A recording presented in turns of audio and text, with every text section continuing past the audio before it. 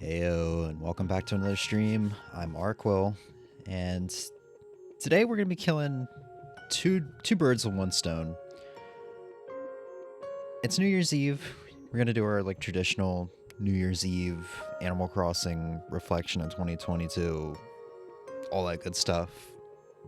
Stream. However, it's only excuse me. However, it's only 6 p.m. right now, so we got a little ways to go before that. I was kind of dragging my feet, hissing, pissing around. I don't even know what that means. kind of meandering around, waiting for the main event to happen tonight. And I was like, you know what? I want to play this one game. I almost spoiled one of my Game of the Year picks, even though it should be obvious. And I was like, you know what? It's going to be on my Game of the Year stream anyway. There's only 4, yes, spoiler, 4 picks for my Game of the Years, games of the year this year. And we're going to do another stream like that, like we did last year, because I really enjoyed it. So why not do it now? Because the soonest I would be able to do it after today is the 2nd of January, 2 days from now. Why not double up today? So that's what we're going to be doing. We're going to be doing my Games of the Year pick for 2022. And then after we do that, we'll be able to, it should be timed perfectly. We should be able to transition into Animal Crossing. It's going to be the first time I've played it since the stream in July. So we'll do a little bit catching up there, and then we'll do the countdown to the new year, and then the 2022 reflection. Maybe not in that order, maybe the 2022 reflection first, but we'll figure it out.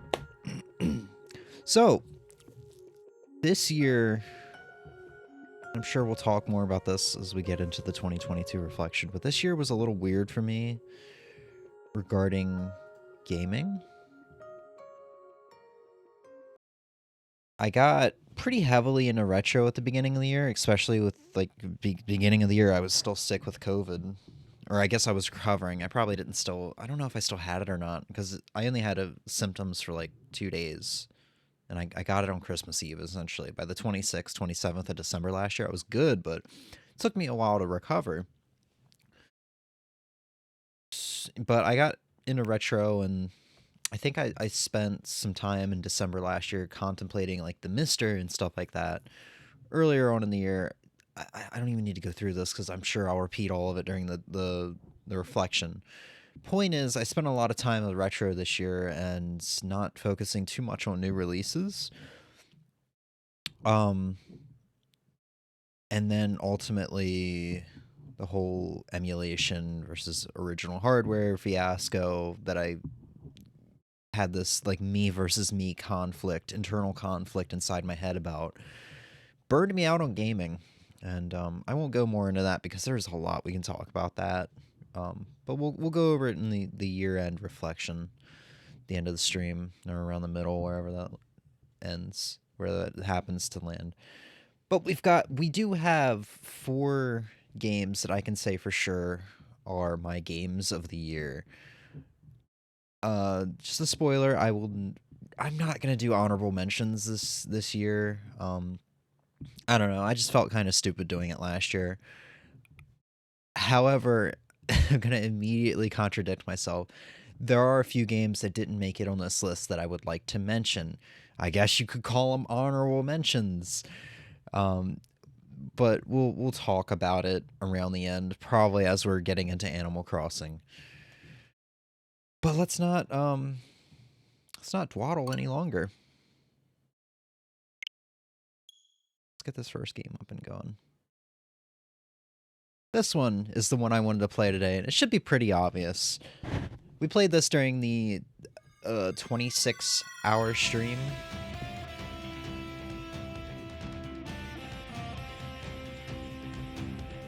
Just want to make sure it's not too loud. We played this in the 26-hour stream or whatever it was, and I was really enjoying it. The game was pretty fresh out, like it was just kind of released.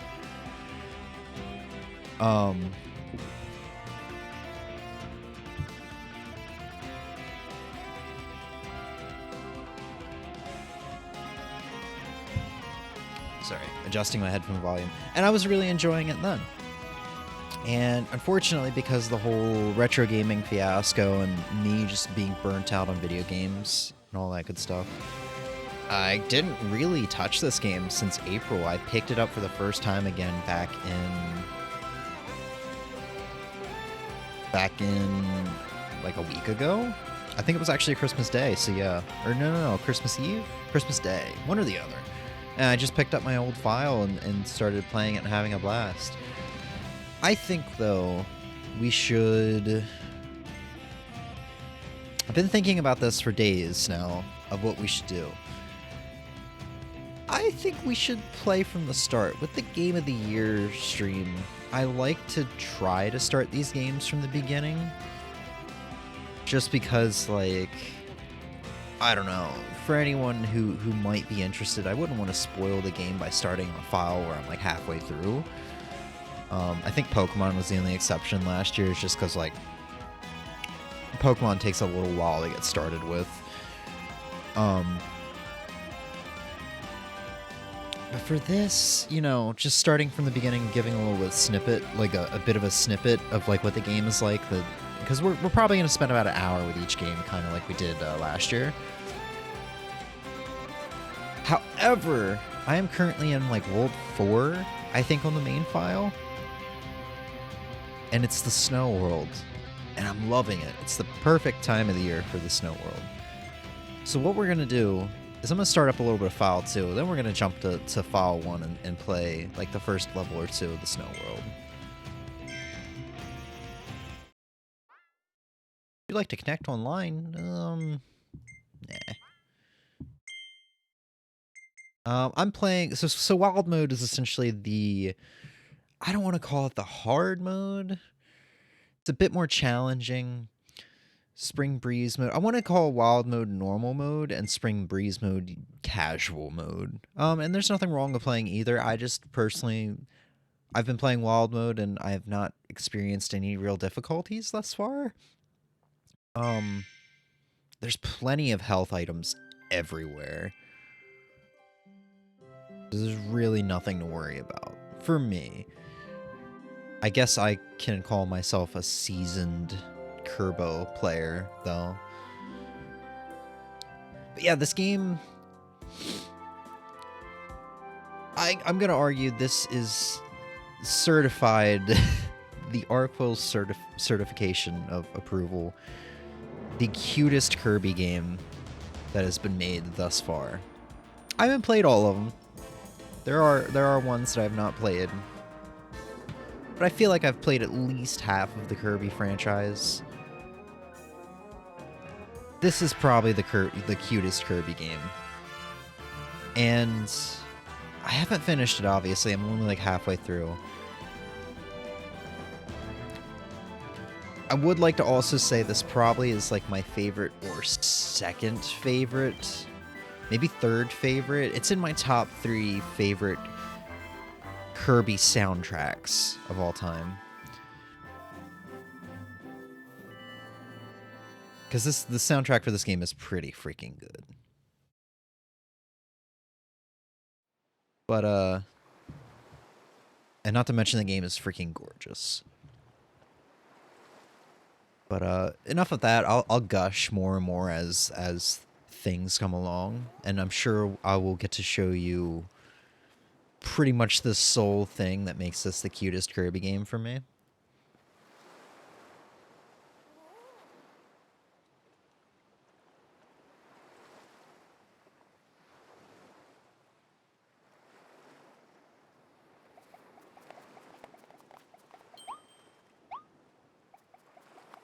Yeah, man, this is Kirby's first...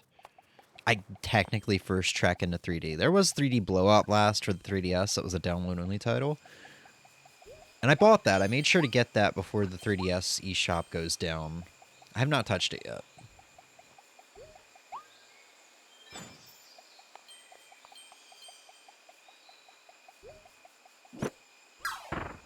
And I love how they do this beginning portion here, where like they zoom out while Kirby's on the beach, and you think to yourself, man, this will be the perfect time for the devs to give the player control over Kirby. And just this, like, ambient, like, it's super chill. You just kind of, like... You're not jumping into the action right away, but at the same time you are. It reminds me of... Oh my god, I just realized. It's perfect because it reminds me of Super Mario 64. Mario's first time in 3D. You just spend time outside the castle where there's the ambient outside noises, the birds chirping and the water flowing and all that, to just, like, get a feel of what Mario feels like in 3D. This is, like, the same thing. This is just the ambient, like, oh, this is what Kirby's gonna feel like in 3D. But, you know, it's pretty familiar. You know, Super Mario 64, I'd say, is pretty drastic, because suddenly he has, like, a jump kick and a triple jump and backflips, somersaults, and punches, kicks. Let me eat this can.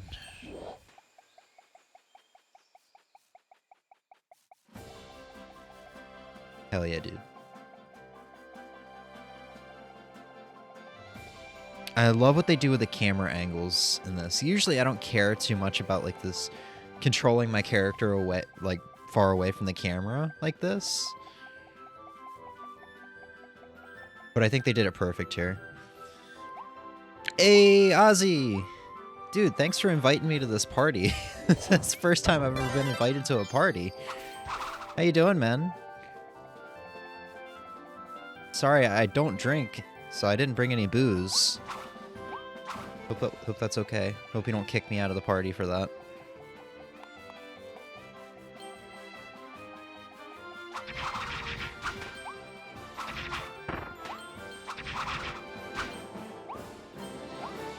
You're doing good. Good. Part of me wanted to be like an English teacher and be like, you mean you're doing well? I was like, you know what? He just got here. I'm not going to be a dick quite yet.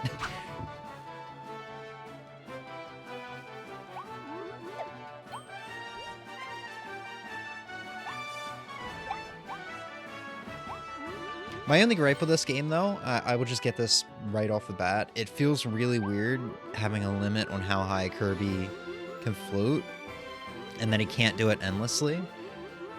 I know Kirby 64 did that, and I get why they did it. It just feels like a handicap, and I don't like it. Regardless, that's not that big of a gripe. All my English teachers hated me. Why? Because of that one single interaction? Hey, Ozzy, how are you doing? I'm doing good.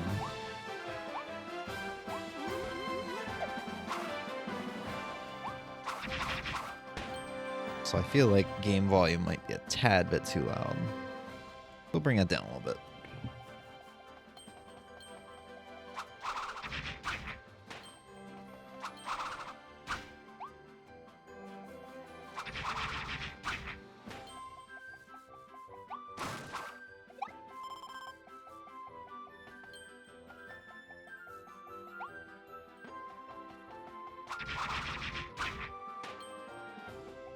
And yeah, man, the environments are so good because, like, they're so fresh and new, but at the same time, they feel familiar, you know? This isn't Planet Popstar, this isn't, like, Greens or whatever, but it definitely feels like a World 1 kind of area.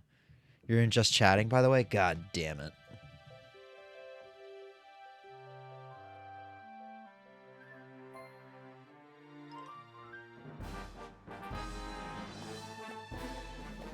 It's cute. It's furry. It's gonna kill Kirby.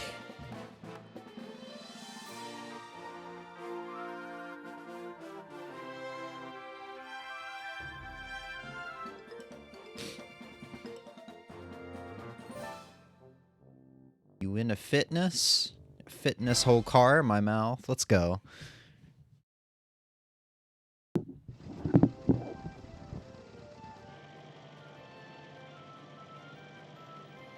See, this was the one thing I was really skeptical about when... Why is...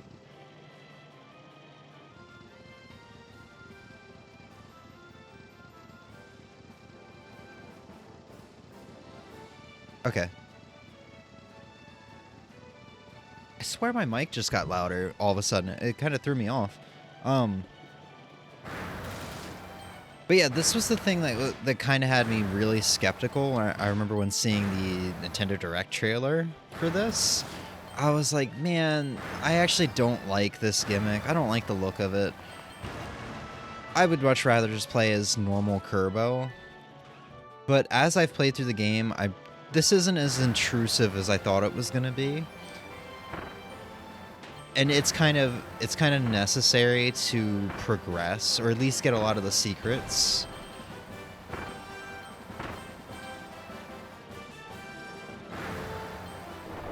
And that's fine. And I'm also pretty okay with it because... Oh shit, you can jump this car, that's right. I'm also pretty okay with it because of another thing I'm going to bring up in a little bit, which is a lot of the power-ups that I've never really cared about in Kirby games, like Cutter and especially Bomb, they made them really freaking fun to use in this game. Granted, you have to do that via powering up the power-ups, upgrading the power-ups. But still, also I love this scene, so I'm gonna shut up. Car Kirby dance.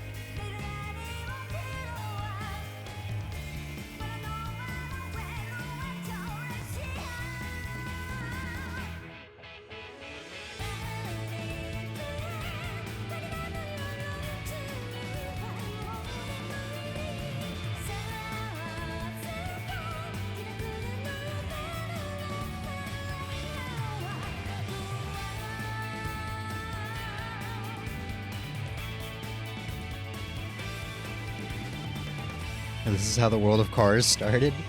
Like Owen Wilson, or was it Owen Wilson, or it wasn't Ben Stiller. It was Owen Wilson, right? Owen Wilson and Larry the Cable Guy just consumed a car.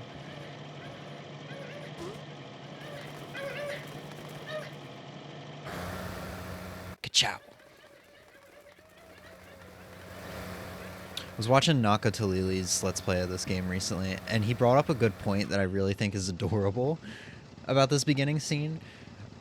Kirby had the option to get out of the car at any moment, to stop being trapped in the car or having the car trapped in it, but he chose, oops, he chose that he was just going to go on a Sunday drive and just see all the sights to see in this new world. And that's honestly adorable to me for some reason. Like most people, you know, get sucked into a strange vortex and go to a unfamiliar world, would probably be freaking out. Kirby's so chill about it. Owen Wilson plays Lightning McQueen, yes, yeah.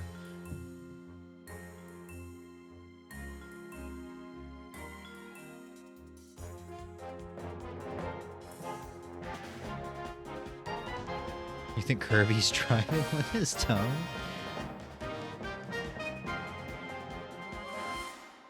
Kirby's brain is the steering wheel. I guess you could say it's a mind-controlled car. Oh, look at it. It's adorable.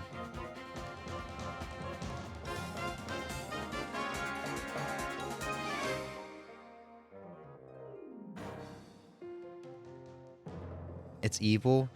Yeah, probably.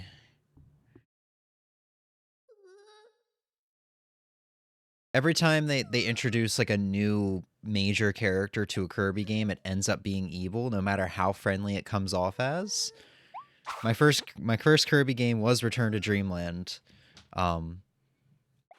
And yeah.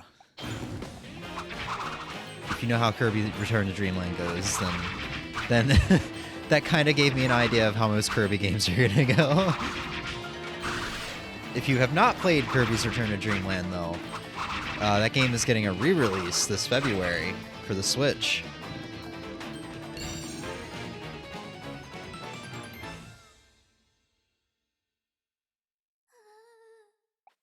It's cute. Let's get it.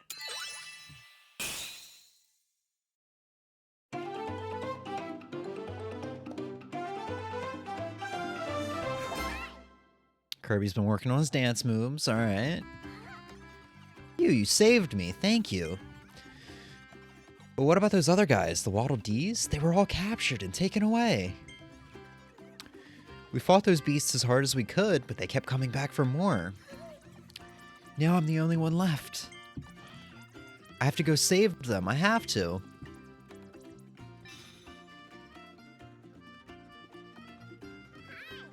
Hi. What? You'll help me save everyone? That's great. Falling right into the palm of my hand. Or cute little spears attached to my body conveniently. So your name is Kirby? I'm Elfilin. Nice to meet you. That's actually, I think, the first time I've ever pronounced that word out, or its name out loud. Elfilin. Yes, we'll nickname you Elf Lad. You've got big ears like an elf, I guess. Hey, it's our boy! Another thing Naka pointed out in his Let's Play, I really like, because I never realized until now. This is kind of the game, or I guess maybe Star Allies was? No, it was more of this game where they like finally made Bandana Waddle Dee like one of like Kirby's best friend. Like, I think they introduced him in Return to Dreamland, maybe a little bit earlier. And it was just like, okay, yeah, here's like a unique Waddle Dee for player 2 to have, right? And now, here we are, like, probably 10, 15 years later. It's like, yes, he's finally Kirby's best friend. That's my favorite Kirby character, by the way. Bandana Waddle Dee. Or Banana Waddle Dee. Can Kirby actually talk, or do people just understand Kirby noises? That's a good question. Kirby's probably got his own language that is mostly hi and ye. I guess people understand that. People being Waddle Dees.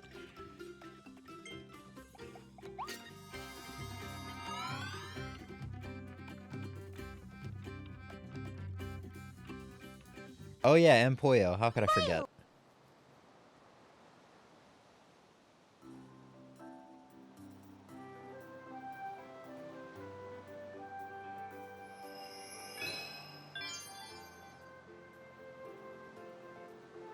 Coolio. Let's check out the first level. I think we'll play 2 levels here, and then we'll jump over to the newer, my current file. And then we'll play 2 levels there. Because the point I just made about, like, Bomb being really fun to use in this game, unlike every other Kirby game, in my opinion. Maybe with the exception of Kirby 64. I did only play that Kirby 64 that one sitting. I played through the entire game last year. So I don't really remember what Bomb has in terms of the combination abilities. But I do wanna show off how freaking fun the power-ups made, or I guess the upgrades to the power-ups are. But for right now, they're all the abilities are just going to be what you're familiar with. Maybe with less, a smaller move pool. Like, I don't think Kirby has the down thrust with the sword in this. You just kind of have this spin in air, and then you have this combo here.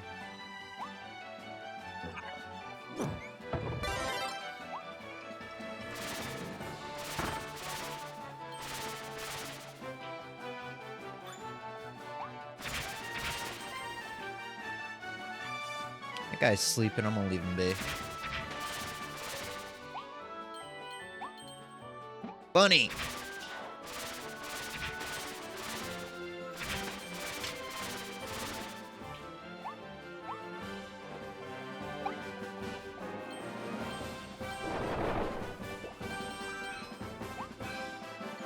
Another thing I really do like about this game is the little side missions. that are in each level. Usually I'm pretty anal about that kind of stuff, and it'll make me even more anal about missing something. But at the end of the level, any missions that you missed will be revealed to you. Well, I guess one at a time. So, like, the first time you beat the level, it'll reveal one of the missions you missed. The second time, if you still have missions that you've missed, it'll reveal a second one. So on and so forth. I really like that. I guess it's not the missions aspect that I really like about it. It's more so what the missions are. It's really...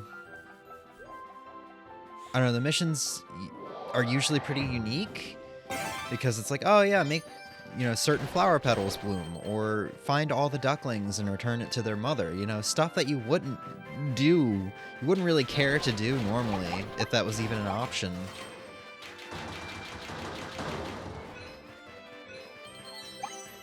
Can you fly in this game? No. I think I was talking about that right before you came in. That's my only gripe for this game. Kirby can't fly infinitely, and he can only go up like a certain height. My only gripe for this game. It's not even a big deal, because platforming isn't a problem. It's not like platforming is hard in this game. It's such a Kirby staple that it just feels wrong that you can't infinitely fly.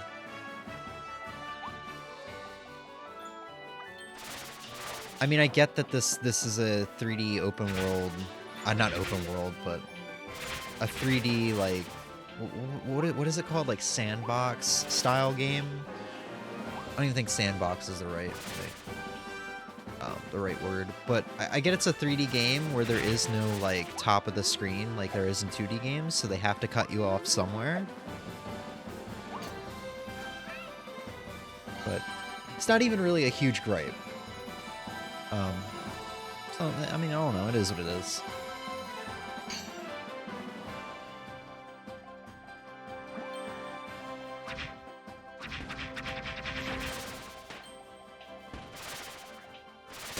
Ow! I'm gonna eat you, you little bitch.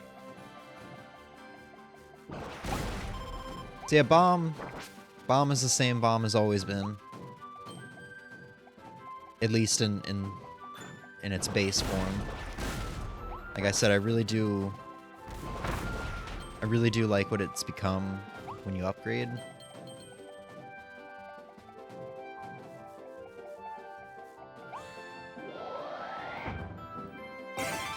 Now Kirby's a Conehead.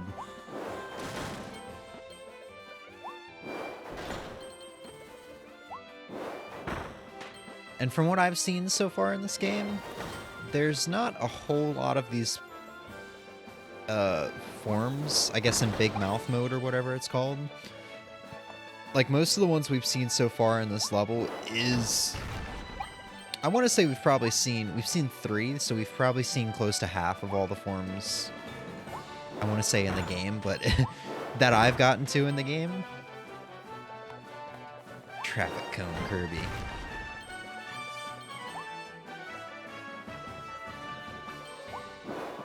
Did you know 30 million Kirbys die a year by being a traffic cone? So remember, when you're driving past construction work, be careful. Don't hit those traffic cones. They are living. They are Kerbos. Be careful.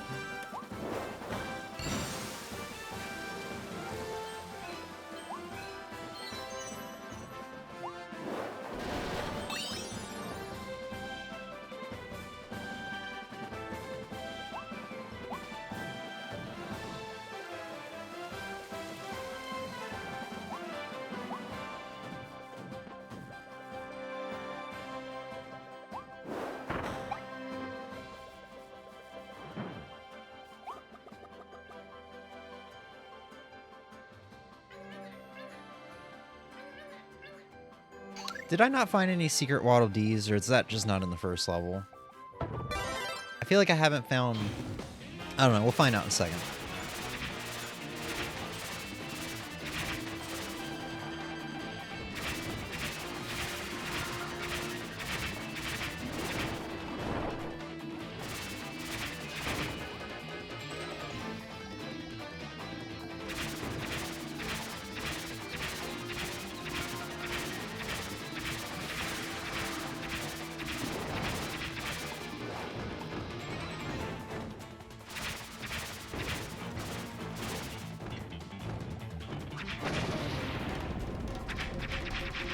Ooh, nice kill. I'll take this. Beware, don't hit traffic cones or Kerbos will eat your car.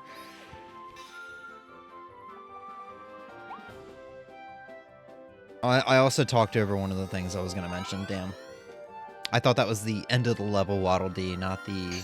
I guess that was probably our first secret Waddle Dee.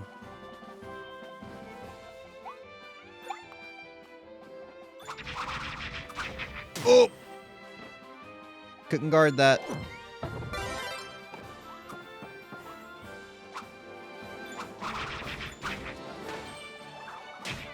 God, I walked right into that. Ain't depth perception a bitch. Yeah, you see what I mean, though? They give you lots of food. Like, wild mode isn't really a problem, at least in the first 4 worlds or so that I've played. Alright. I mentioned that this is probably my favorite Kirby game in terms of cuteness. This is probably the cutest Kirby game. And I don't know why, but this is the icing on the cake for me. After Kirby high-fives a Waddle Dee that he finds, he says "yee" as he waves away. I think that "yee" is the cutest thing.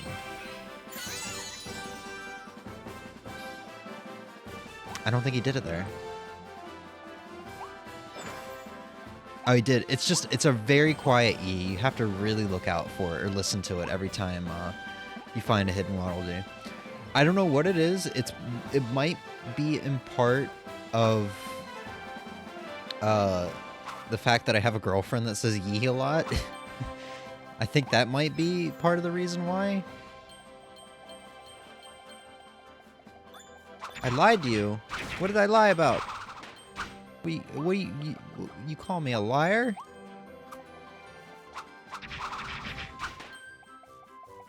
I am not a liar. I am certainly a truther.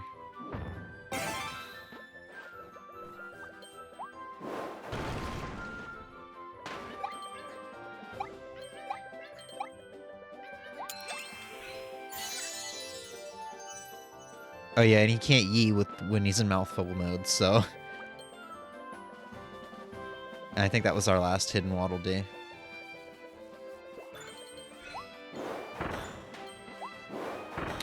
And on top of that, I think I've missed a tulip.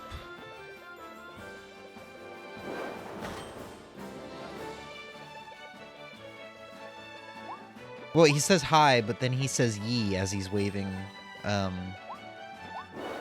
waving to the Waddle Dee before Waddle Dee disappears into the nothingness.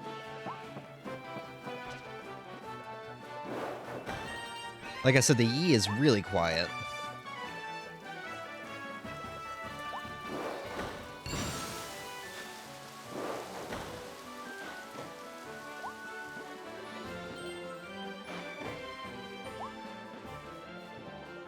Oh!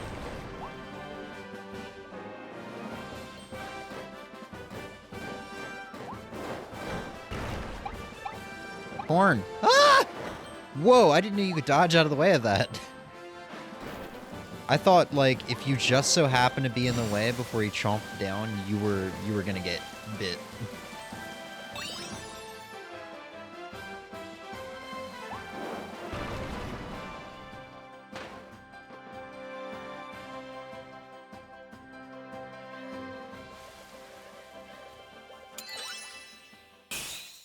Yeehaw!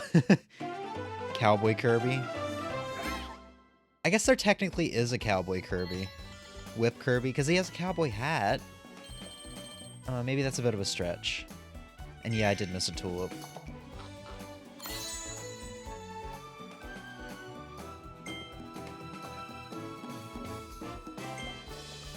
Yeah, one thing I don't know, I was kind of iffy about it at first. Is that these levels are kind of long. Like, we were probably in that level for maybe 10 minutes, maybe between 10 to 15 minutes. These levels are pretty big. There's only 4 levels and then a boss stage, or per world typically. So, I don't know. I was kind of iffy about it, but now I really like it. It's actually nice being in a level for a good while, opposed to past Kirby games where you can just like be in and out of a level in like 3 to 4 minutes if you're sprinting through it. Come on, Kirby, let's go save them per capture Water News. Yeehaw.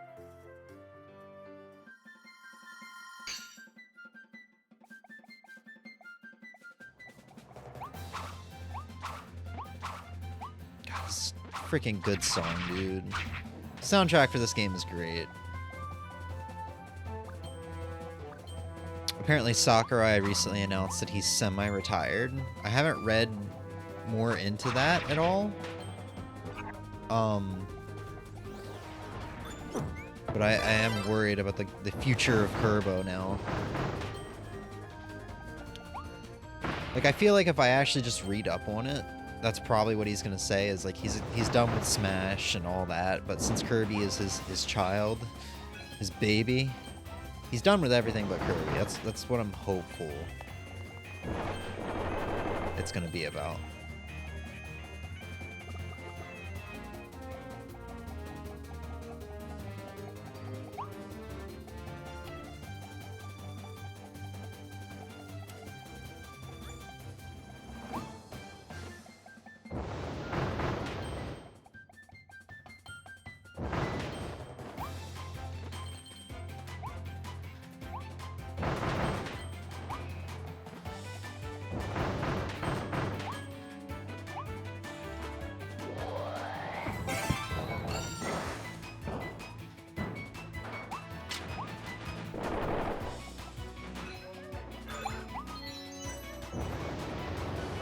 Oh, crap.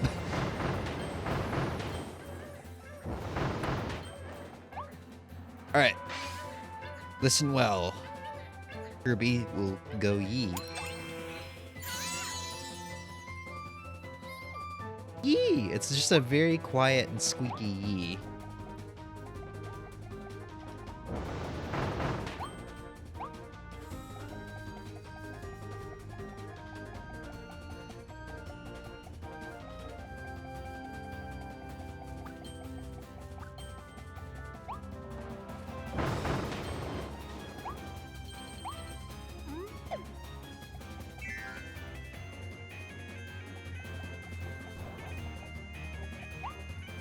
I've also completely forgotten about the oil lamps. Or I guess just lantern. Just regular ass lanterns.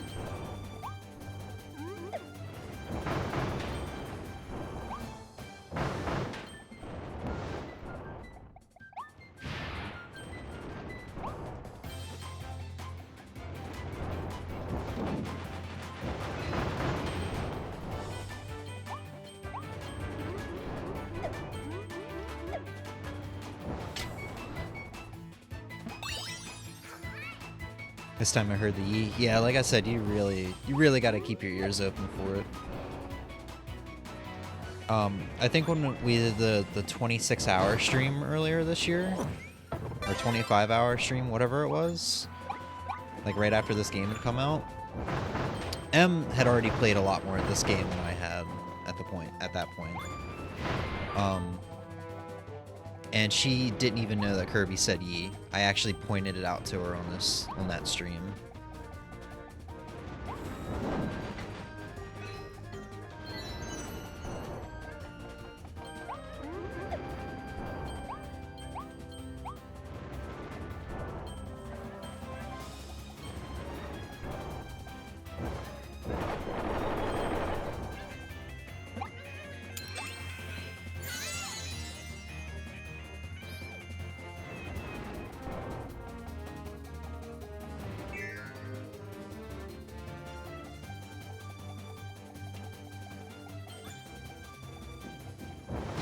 Bitch. Decided I was gonna eat him instead of getting my power back.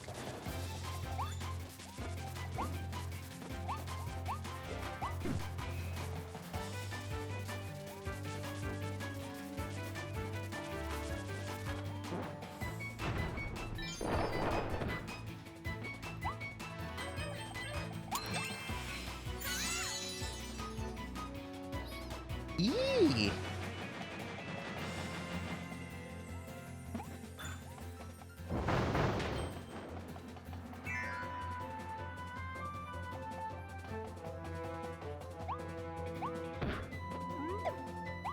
You know, last level I did say that I think... Why can't I get... Okay. I think I did say last level that I was like, man, I think we've already seen about half of his Big Mouth modes, but no, there are Big Mouth modes that I keep forgetting exist. There's actually a pretty wide variety of Big Mouth modes. So yeah, no, that definitely was not about half, because I can already say right now there was 2 of them that I was not thinking of at the time.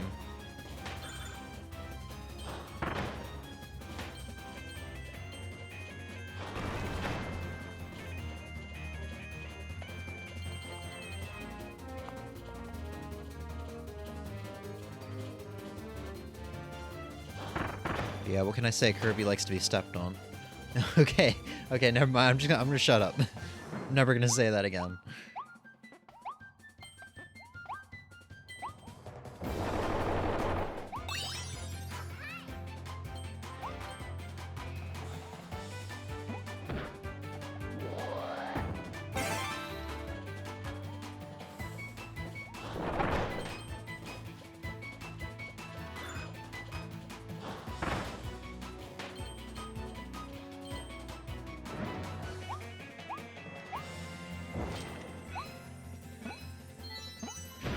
Mr. Frosty is in this game, yeah.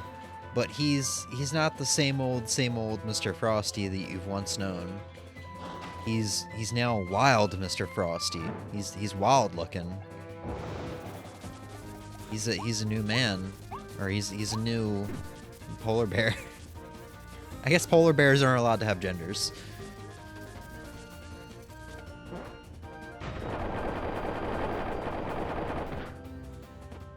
There's your annual, you know, concussion Kirby has to get every game from blasting through blocks with his face.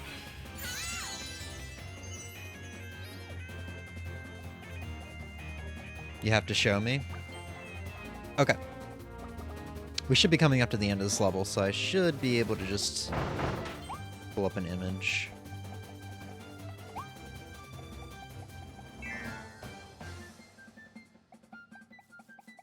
Yep.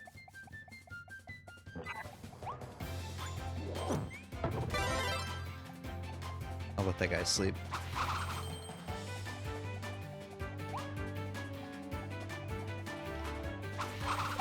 I will be the most merciful of Poyos.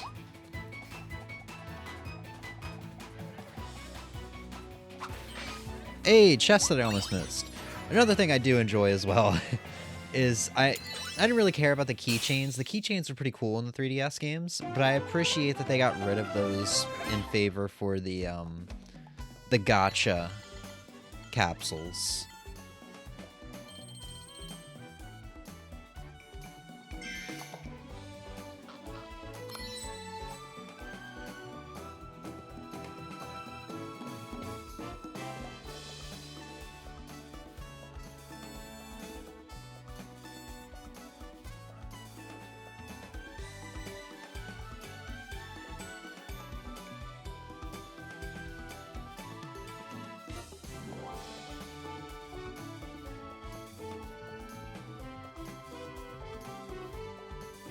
Alright, Ozzy, I almost called you Kirby. Alright, Ozzy, you ready to get frightened by a frightening dude? Yeah, that's Mr. Frosty in this. He's a little wild looking. I kinda like it though. But he's definitely not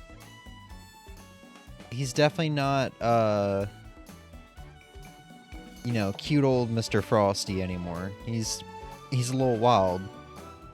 A little wild looking. Oh, you say, oh, so cute anyway.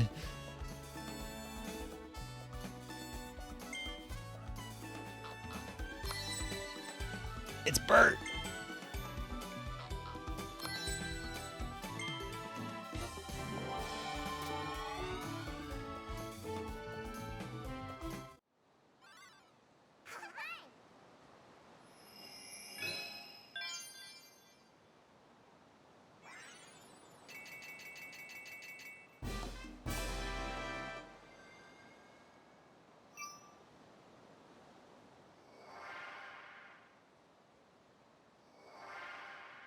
And these challenges open up on the world map in every world. You kind of have to do them to be able to upgrade your weapons, because there are like star pieces or something like that. But yeah, as you collect Waddle Dees, you can go back to Waddle Dee Town, and they'll start repairing the town, opening up shops, all that good stuff. You already see it's been pretty well cleaned up. I thought it was a completely different character. They didn't. No. He's just looking a little wild. I do like that they changed up most of the bosses' designs quite a bit for this game to show that they're like adapting to the wild area here. Like, I guess adapting is the right word, because evolving would not be. All right. Let's open up the other file, my file. Devolving? Yeah, that's actually a better way of describing it. Popstar, Planet Popstar is like, I guess, a pampered area. But yeah, you can see the Waddle Dee Town. It's a nice little upgrade. Oh hey, there's stuff I haven't gotten yet. Oh no, I have gotten it. I guess it just respawns every time you boot out of the game. There's an arena. I really like that the arena is accessible right away and it's not like a post-game thing. Arena is really fun. Let me show off some of the weapons. Because we have a smithy. This is where you go to upgrade the weapons. First off, I want to say how much I love this. You could just straight up be Meta Knight. You get his mask, you get his wings, you get his sword. And you get the I think it was in past Kirby games, so if your health is full, you literally just shoot a beam from your sword. Once again, referencing Legend of Zelda, which is what the sword ability was always referencing.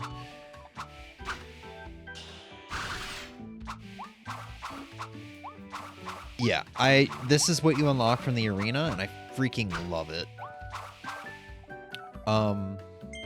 We got Gun Kirby, which they call it Ranger, to keep that E10 plus rating,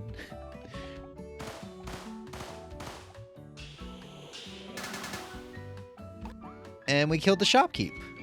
But yeah, this is this ability, I don't know if the other abilities have this as well, but you can do a last minute dodge, I guess for a perfect dodge, and you can just like time slows down as if you're playing Bayonetta, and you can just shoot a barrage of bullets at the target if you do the perfect dodge.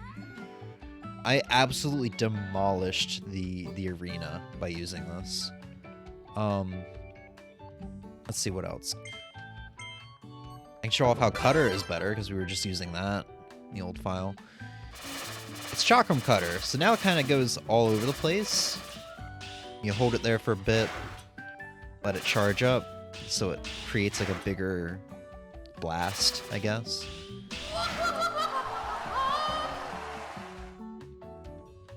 Emix Darling has returned to the pack. Happy New Year. Happy New Year, even though it's still 2022. We got Time Crash, which just takes an OP ability and makes it even OP'er. So we're gonna test this out on Mr. Sandbag. Mr. Sandbag will never see Mrs. Sandbag or Sandbag Jr. ever again, because we're just gonna absolutely kill him right now. But yeah, it literally stops time, and we have like a hurt box all around us. We just keep going for a good while. Overpowered as shit.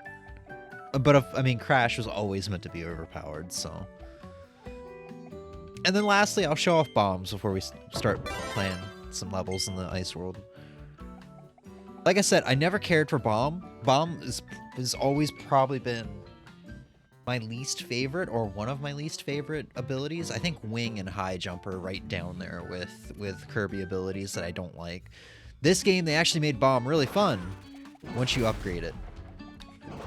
I don't know, you can chain them? And they could just create a fucking huge blast wave. I love that you can kind of set up, like when you're fighting a boss, you can just set up the arena around them with bombs and just chain them for massive damage.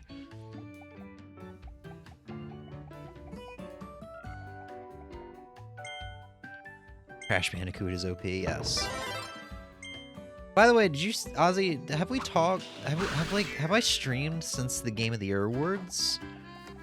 Have you seen the new Crash game? I don't know if we actually talked about that or not. I feel like we did talk about it. My memory is just shit.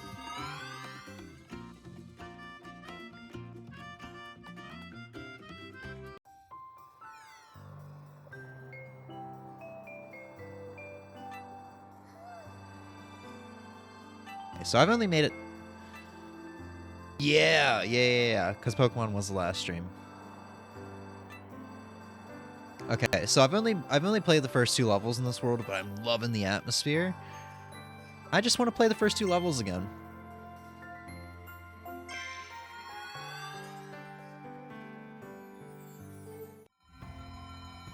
And I love the music in this first level.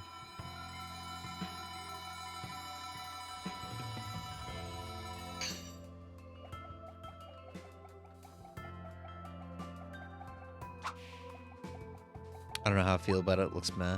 They didn't really show gameplay. Yeah. It just looks like it's kind of Crash Bash, except maybe a little less interesting, a little less fun. Oh! Oh, you can do perfect dodges with any of the abilities. Okay. I thought it was just gun. I thought it was just ranger.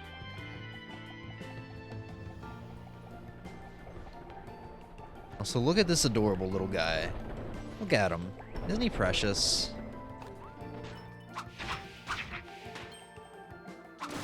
I'm Batman.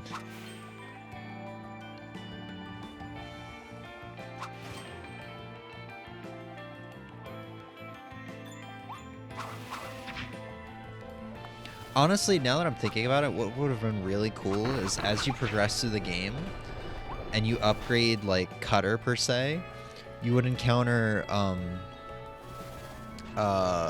what's this guy's name? Sir Kibble? You would encounter Sir Kibbles that have the Chakram Blades too. So like as you become stronger, so do the enemies that share those abilities. I think that would have been pretty cool. That would have made me really scared of Poppy Bros Jr. here though.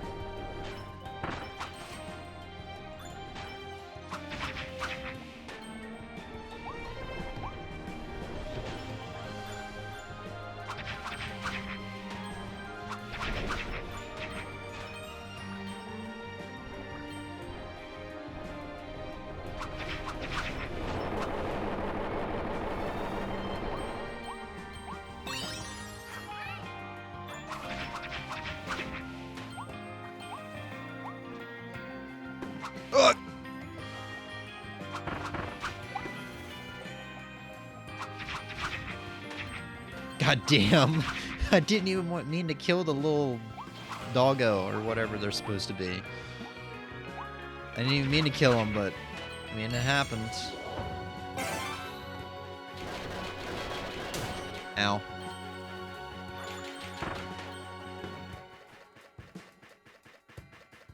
Ah!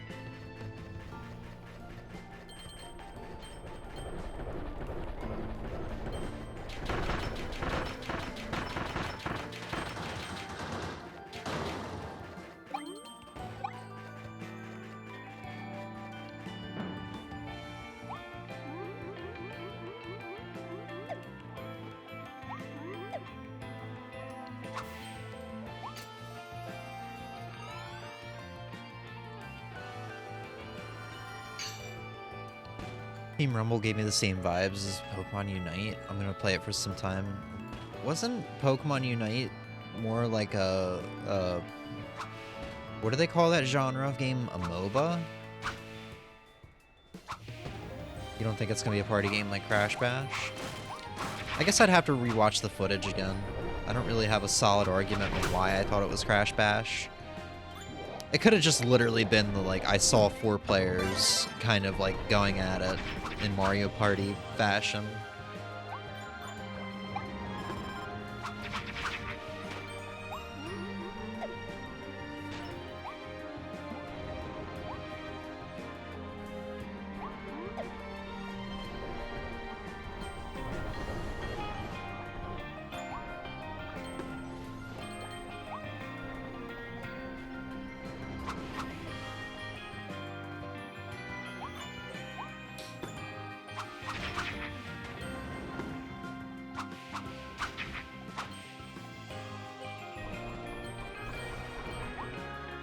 Looks like a team versus game of Crash characters. Yeah. I mean, I will probably watch a review or something when the game comes out, but that'll probably be as far as I go with it. I don't think it's going to be something for me.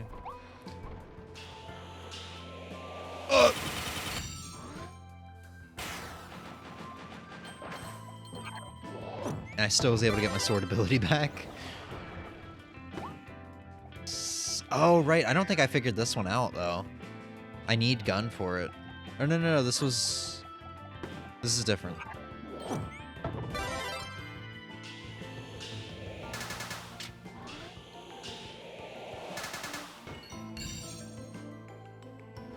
think there was another one in this level I wasn't able to figure out. Emmy, did you 100% this game by chance? Like doing all the side quests and everything? Oh, my sword's gone.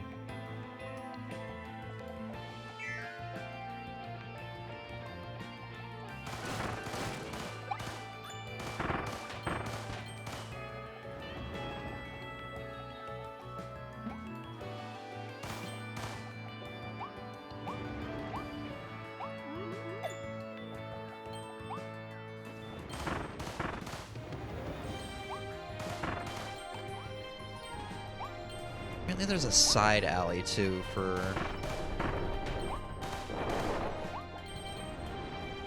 one of the side quest goals. Oh, is this it? I just never...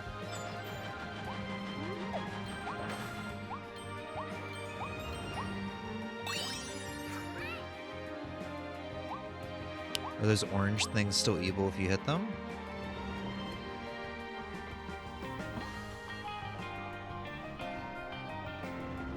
Oh, are you talking about the Scarfies? Where, like, if you would hit them in past games, they would turn into, like, these black demonic creatures? Yes, I do believe so.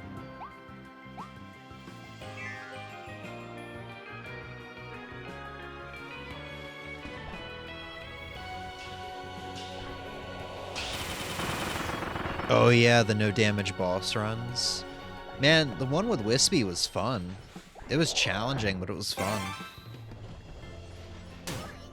Oh right, I can't just tank that even though I'm a giant moving set of stairs. I mean, Em, if you ever do want to do it... I almost said doo-doo. Haha. If you ever want to try and do the no damage ones...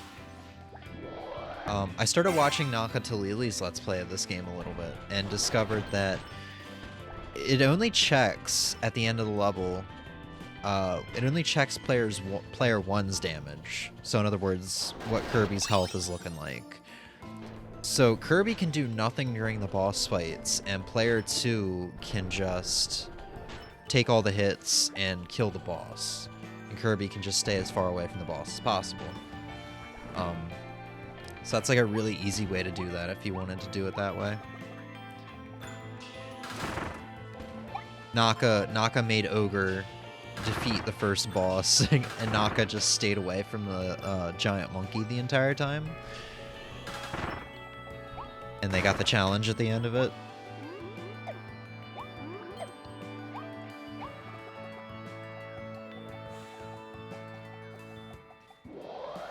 Dang it, I wanted to get the...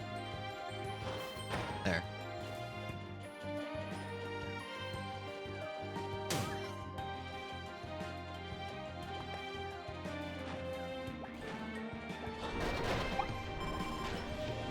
Ow!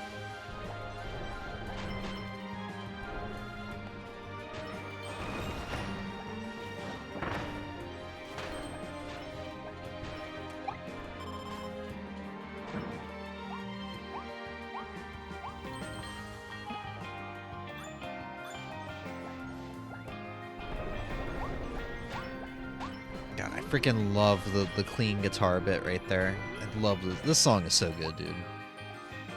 Ow! I got sniped.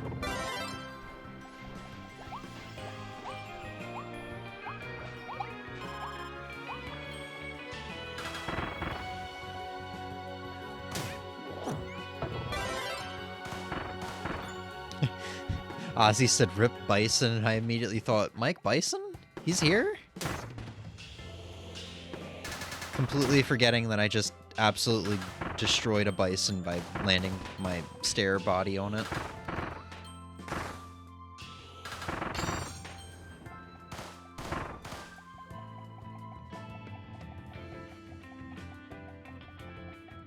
Did all the warp split things.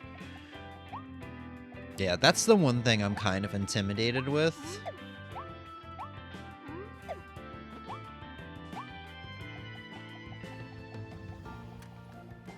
Because I remember getting the... What is it? They give you medals? I think they give you medals like bronze, silver, gold for how well you do. I think getting the gold medal for one of the ones that I did. I don't remember if it was a bomb one or if it was a gun one. I remember that being pretty tricky back when I was playing it in like April. Force James Spear Player 2 Kirby. Yeah, I mean... I will happily be Bandana Waddle-Dee. Also, yeah, dear Ozzy, I can confirm it still turns demonic.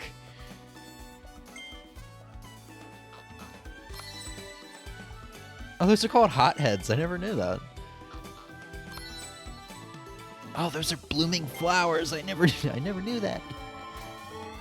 I'm learning so much about the world. My first time ever seeing a flower. Okay. And this level I literally played right before the stream started. Because like I said, I wanted to play this game before deciding on streaming, and I ended up playing a little bit of it anyway before I streamed. I want my ice ability. I didn't get all clears from them. All clears, as in like doing it in the best amount of time allotted or whatever.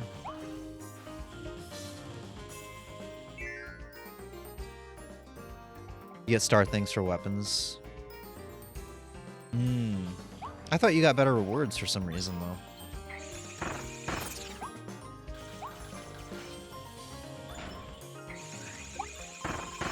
Okay, that was cool. I've never seen Mr. Frosty Jr. or whatever his name is do that before.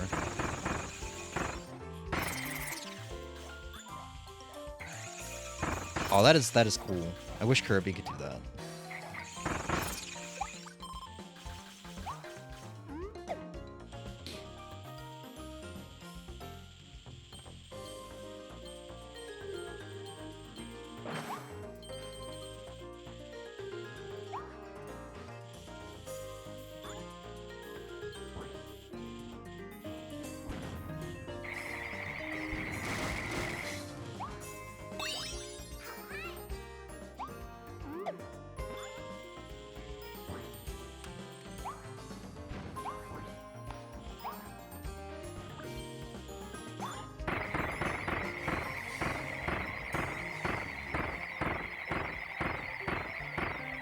I just realized this seal has a bucket on its head for like a hat.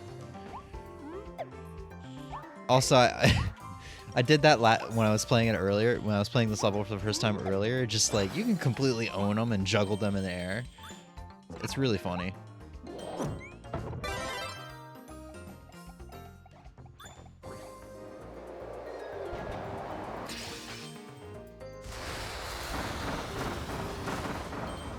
This is my first time ever using this in a level.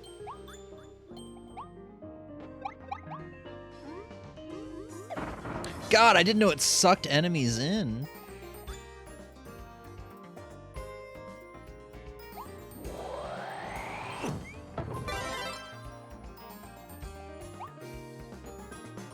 You have to use the stars to upgrade weapons, so you kind of need them to get better stuff.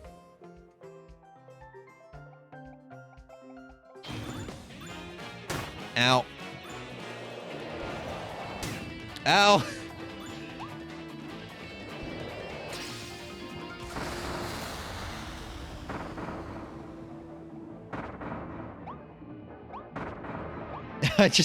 I like the guy on the right side that was flying off in slow motion.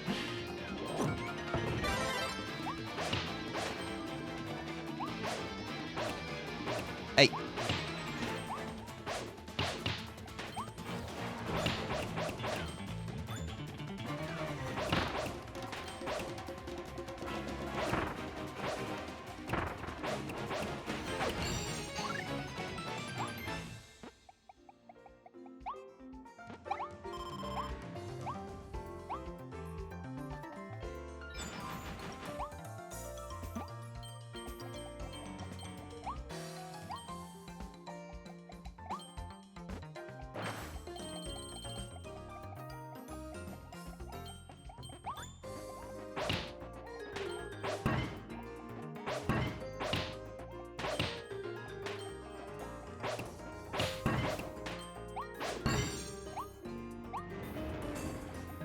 Little monkeys, man. And you call Kirby evil? Monkeys are truly in league with the devil. Look at that smile. Would you trust that monkey? Would you trust a monkey that has that kind of smile on its face? Would you trust a monkey, period, actually? Impossible.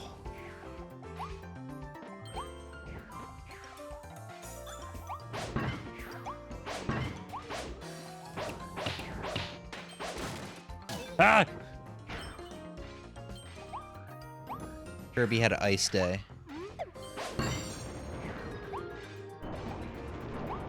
Boo! Get off the stage!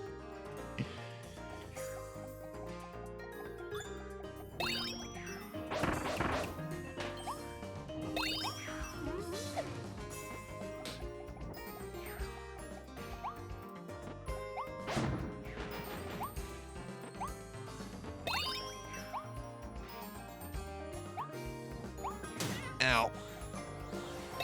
Tank that hit. Oh, I can suck it through. That's pretty dope.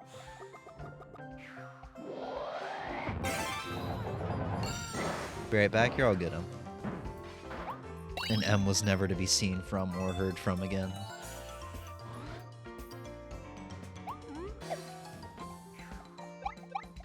Ah yes, milk and coffee. Well, you know what? I'm not a coffee drinker. I guess people do put milk in their coffee. It's probably not as odd of a combination as I was making it out to be.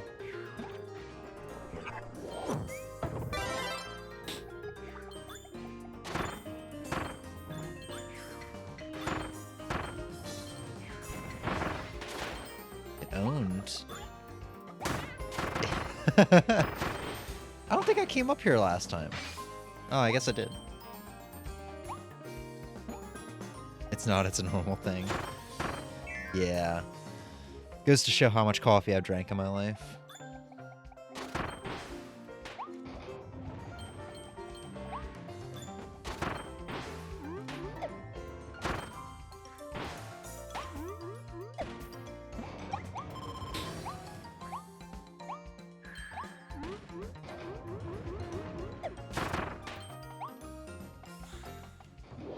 Another thing I do like is that every time Kirby gets the cone ability or like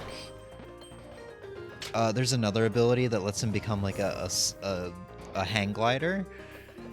Not every time, but most of the time, it's always something different. Like Kirby this time swallowed not a traffic cone, but a like speaker that was like on its side.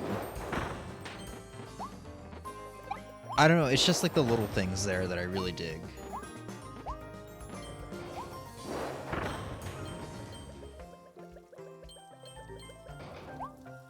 Urgh.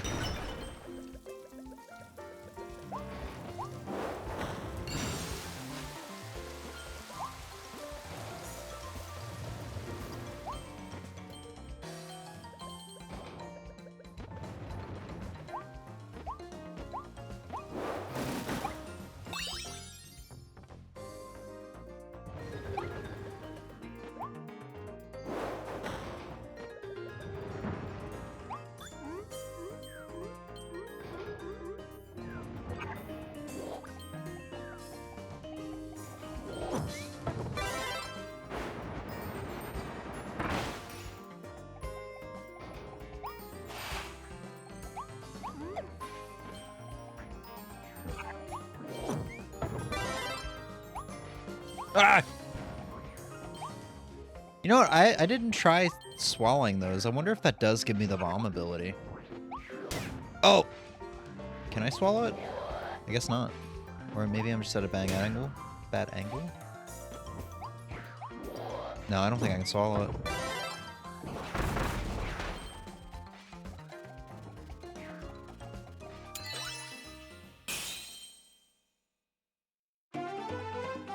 Alright.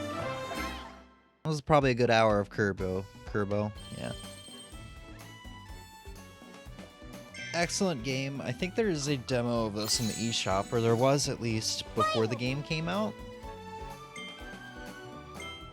The demo is probably still there. You can play... I think there's 3 levels available to you.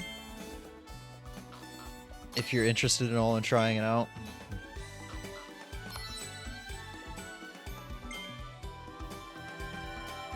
Very good game. I'm not even like all the way through this and can vouch that it's a very good game. Actually, there's only 1 game out of the 4 game of the years that on today's stream that I've actually beaten.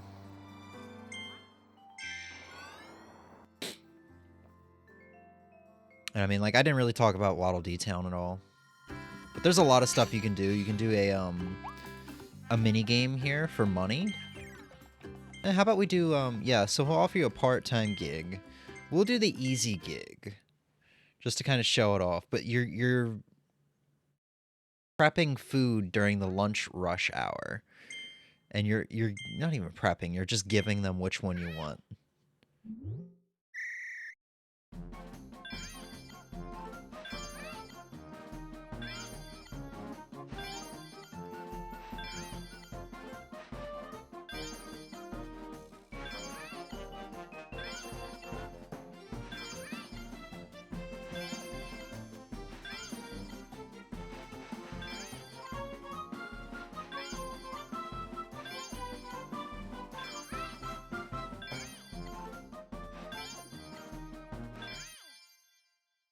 Oh lord, here they come. That's a lot of waddle dudes.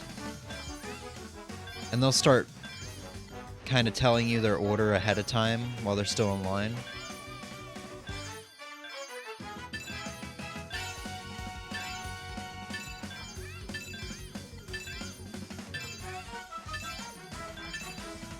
Ah! I missed one.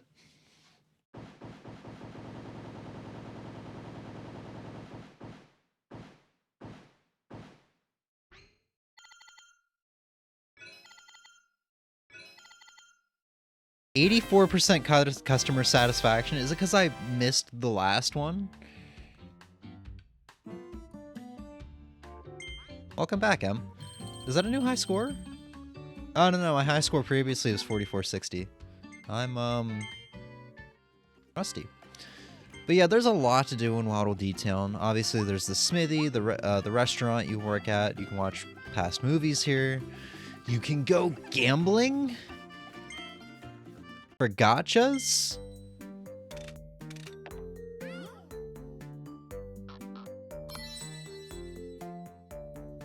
The last one... the last one wrote a very mean Yelp review. Oh, man. He gave me a tomato when I wanted a soda pop.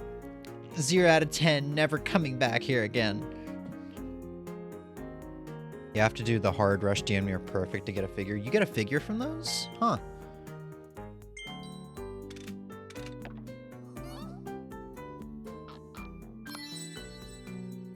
In order of takoyaki? Really? Now we're just getting random food items, which I don't mind. Yeah, there's the gear ring, too, that you can just, like, spit air out with. Oh,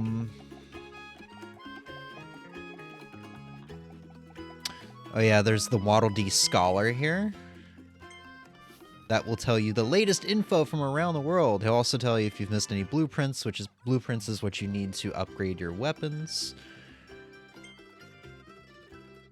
So far, the number of Woofies you defeated is 345.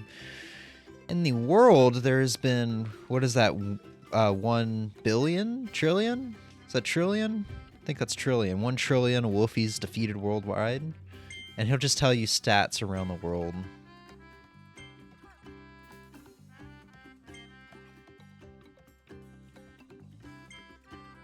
Which is pretty cool that they keep track of that. But I don't think that's of all time. I think that's of only of people who hit yes to letting people, or letting Nintendo collect data from them by connecting to the internet. Whatever option we got at the beginning. Billion? Oh yeah, it's million, billion, then trillion. And then we got Kirbo's house here.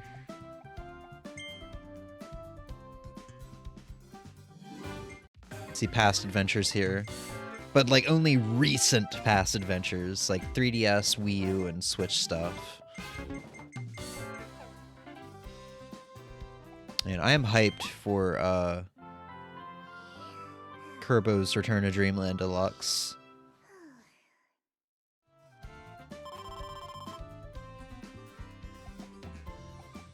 You get a figure from damn near everything in the game.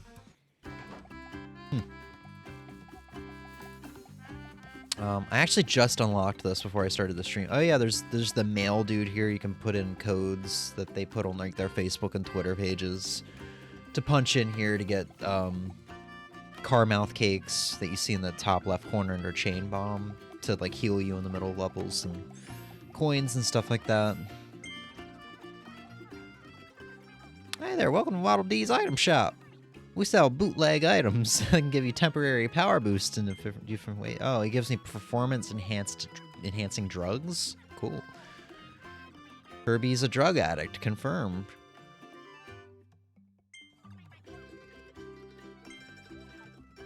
So I'm assuming defense up, attack up, and then speed up, yeah. Oh, this is life, not defense. Close enough. Nah, I'm not really too concerned about 100%ing this game. It seems like it's gonna be a pain. Even though, like, I haven't seen as much of the game that gives me reason to think that. You know what? Honestly, let's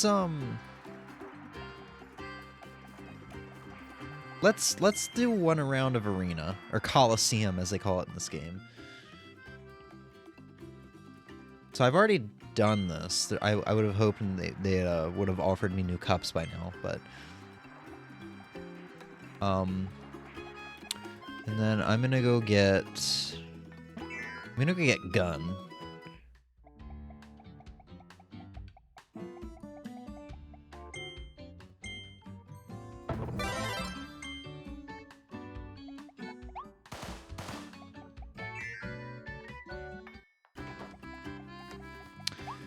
Because I'm basically thinking that the reason they let us do Coliseum so early was because they didn't really have anywhere to put Meta Knight in the main game, so but they wanted him to be in here, which is cool.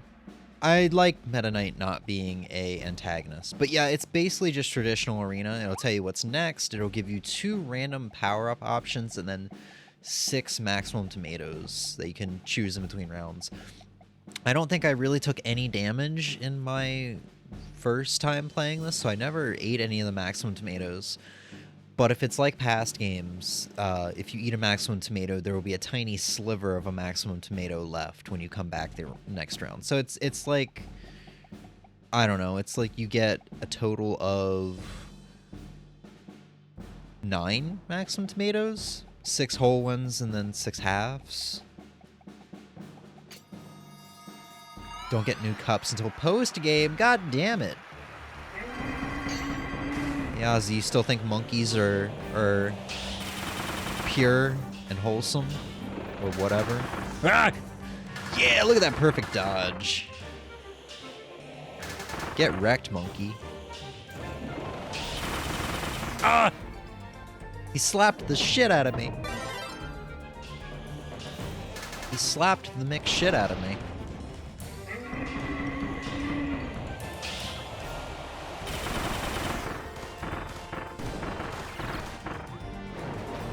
Ooh, he's spinning. I'm gonna get fucked up. Oh god, I got fucked up. I'm scared.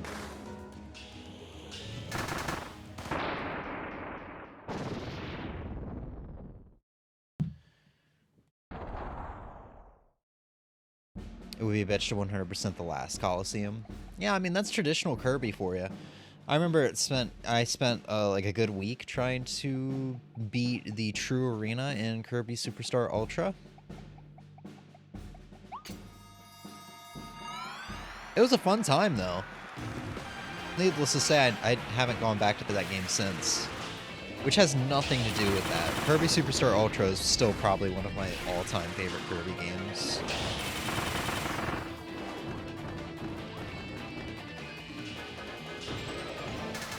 God dang it. I'm gonna shoot your butt. I'm gonna shoot your butt.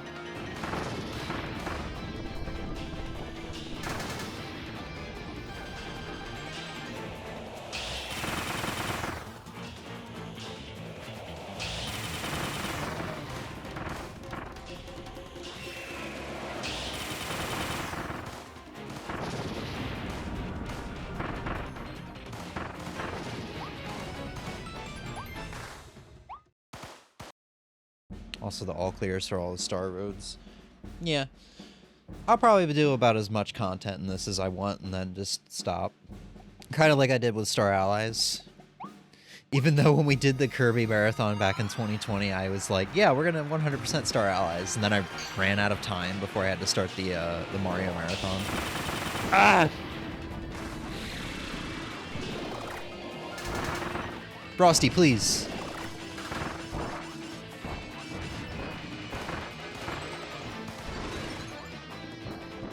Oh no, he's gonna try and give me a hug. I don't want a hug. I don't want a hug. No!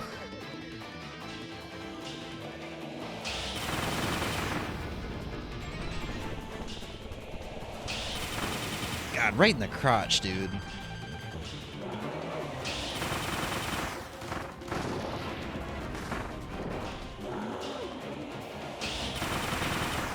Oop. I went right into him.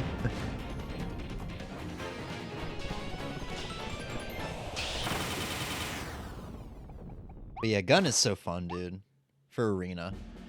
And like when you're going through regular levels, it's alright. But in arena, it's so fun. It's so fun fighting bosses with gun. I mean, bosses are so fun to fight in this game regardless. Alright, I don't remember your patterns anymore. Oh, look at these clean last-minute dodges. Oh, yeah.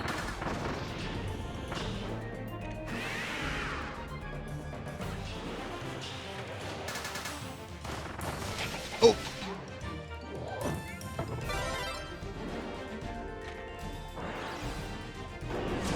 Oh, look at that. Look at that. Look at that. Oh. Get Shrek'd. Oh!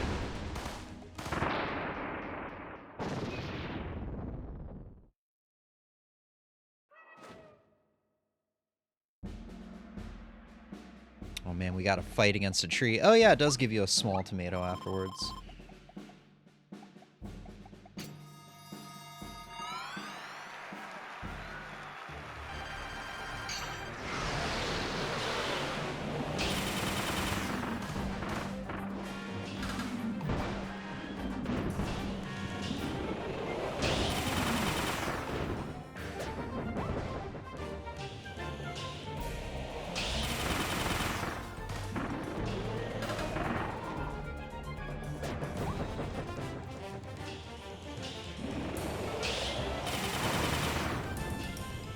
I really love the wispy fight in this game. It's so unique. Oh, I didn't notice the announcer Waddle Dee in the bottom before. God dang it.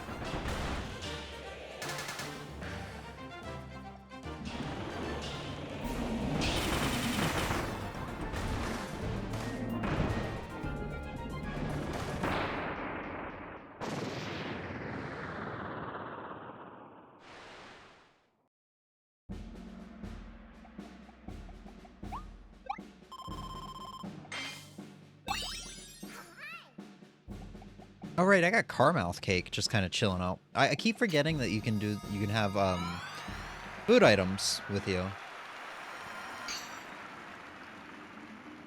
You know what? Last time I didn't grab sword. I just kind of shot it away. I'll actually take it this time.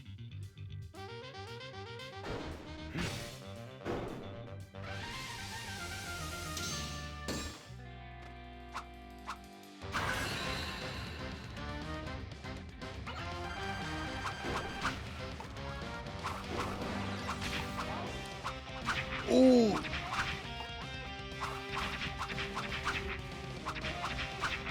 That's not Meta Knight, that's Batman. With a sword.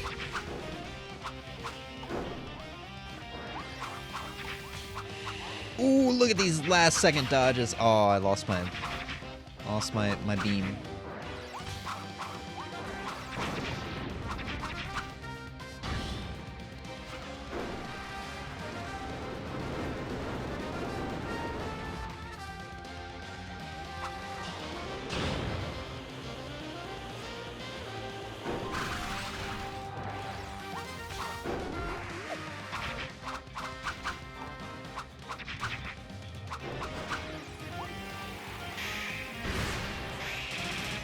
Oh, he actually got me. Oh, that's a cutscene. I didn't know that. Damn.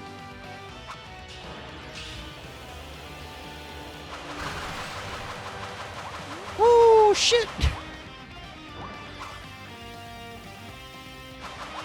Yeah, Meta Knight is harder with sword. Wish I kept my gun.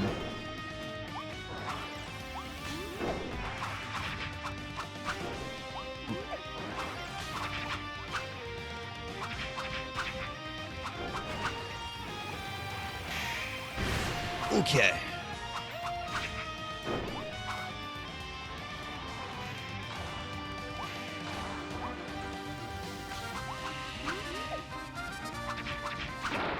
Nice. That was a cool attack with the rocks. That was a cool attack where he did like his little final smash on me.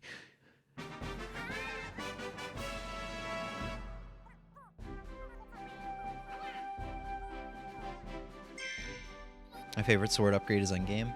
Man, it's hard to believe that I've upgraded the sword twice already and I'm still not at like the final sword upgrade. I really like this sword upgrade though. I really like being Meta Knight, but not Meta Knight.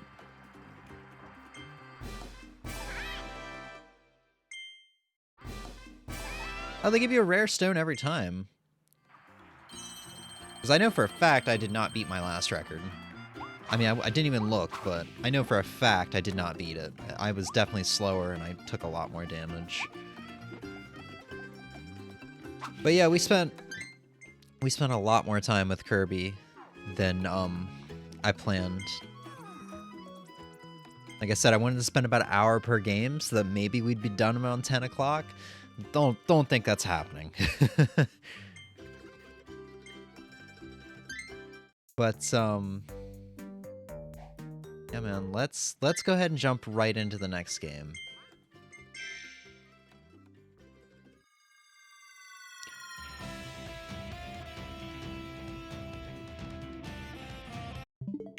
I started to do my little segue with this earlier, but got sidetracked. The Meta Knight sword is a close second favorite E. If that last sword didn't come around, it's gonna be a giant, like freaking massive sword, like they give you in Super Kirby Clash, isn't it? Like a Kirby a sword that's like 3-4 times the size of Kirby.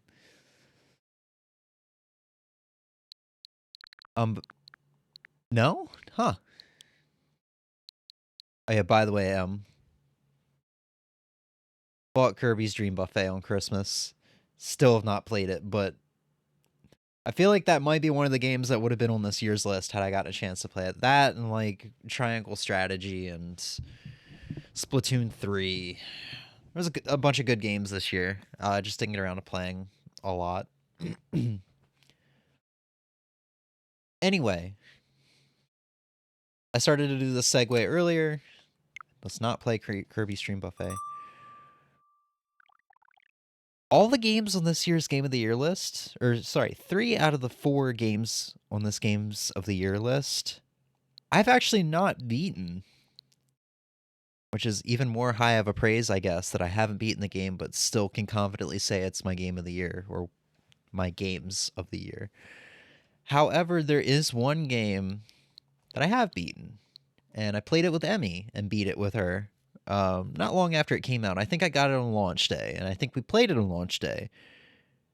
And we played a good length of the game on launch day.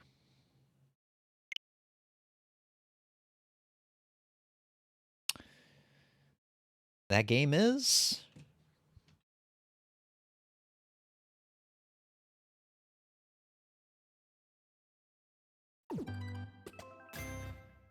Teenage Mutant Ninja Turtles Shredder's Revenge. I'm not a huge TMNT fan,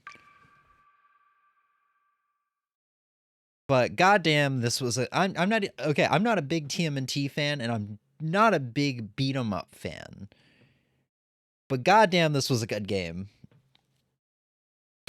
Really good game.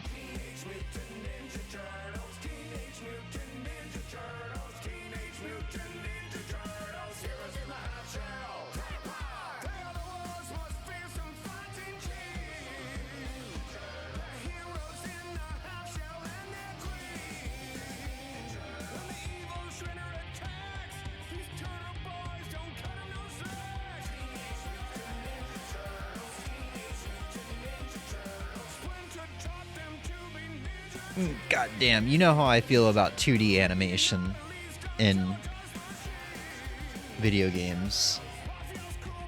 When they have 2D animation, like cutscenes like this. So good. Like really well done 2D animation cutscenes. Like Hades, seeing Hades 2 announced was my favorite thing about probably the Game of the Year awards, even though I've never played Hades 1. It's just that Hades 1 reveal trailer or whatever, where they had the 2D animation, like hand-drawn animation that's beautiful, was so memorable for me, and I loved seeing that they did another one for Hades 2. Anyway, this isn't Hades, this is Teenage Mutant Ninja Turtles. Now, you would think, being a arcade beat-em-up, this game would only be about an hour long to beat. That's not true. I think this game is about 2.5 hours long. So, we could do story, and there's going to be a world map, sort of like Scott Pilgrim vs. the World. I'm going to do arcade and play for a little bit until I've had my fill. Limited lives in story mode. I think you get 3 lives per level. If you lose all those lives, you just start the level over again. I think in arcade mode, if you lose all those lives, you have to use a continue, and then when you run out of continues, you have to start the entire game over again. Typical arcade fashion. Now, before I start the game, Ozzy, let me ask you, do you have this game? And if so, would you like to play together? Because I'm pretty sure you can play online with people.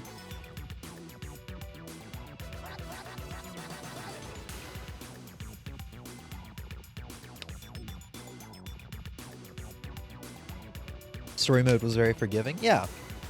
And it's not even like this game is super hard, because you can do a taunt, which will immediately fill up your super meter.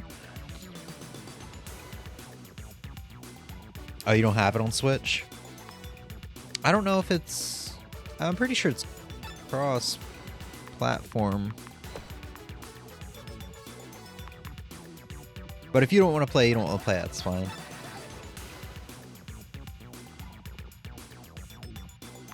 Let's go ahead and play on OK. And then it'll give us a basic how to play. I think I mostly remember how to play, so we should be fine. Select your hero. Dies in the first level.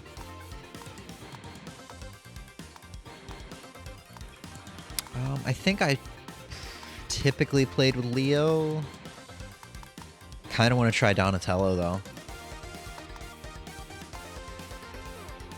But Leo is so, like, middle of the road, well-rounded. He's got 2 stars and everything.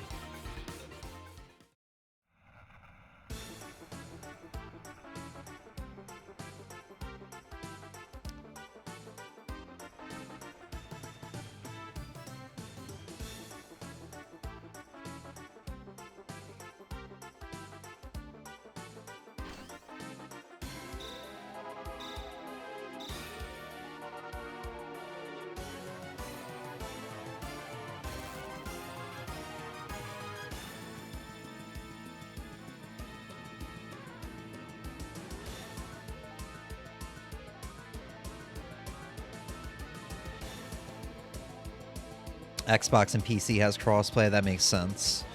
You probably got it on Steam, didn't you?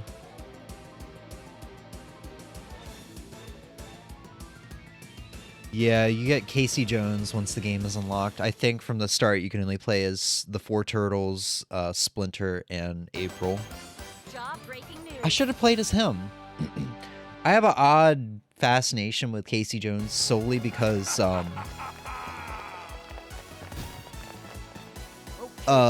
Stephen Amell, aka the guy who played Green Arrow in the Arrow franchise for WB, played as Casey Jones.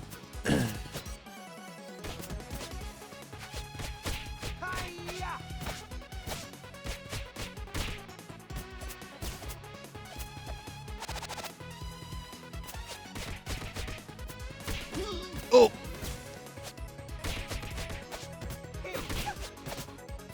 I love playing as April. April got a dumpy in this game. I think they gave her a dumpy.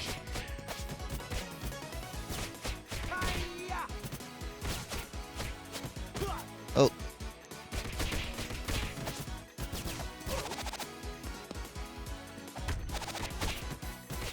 Kind of wish I was using a Pro Controller right now. I'm actually using Joy-Cons. I would much prefer to be using a D-pad right now, but the Joy-Con D-pad isn't all that hot, as we all know.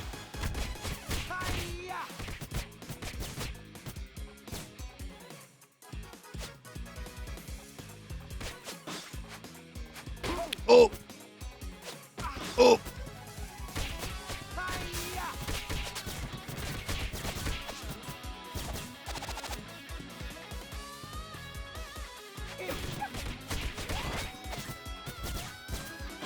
Oh!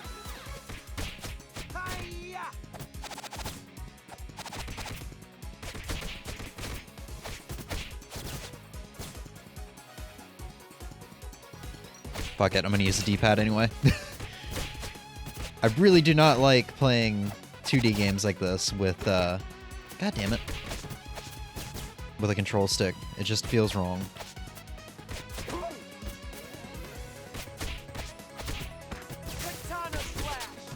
I need a pizza. Pizza! Pizza time! So yeah, I feel like I unlike Kirby, I don't really need to explain myself for why this is a game of the year for me. It's just such a charming, fun beat-em-up. And I'm sure if you're a Teenage Mutant Ninja Turtle fan, it's even better, because from what I understand, the voices for most of the characters in this game are the same voice actors from the original 80s cartoon. Now, obviously not all of them are alive anymore, but I think for the most part they got, like, the OG voice actors, which is super cool.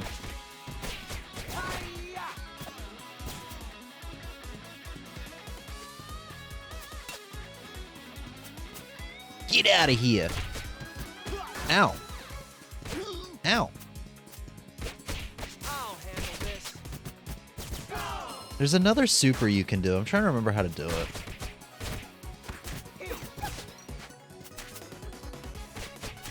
Oh. I think I remember how to do it. Yes!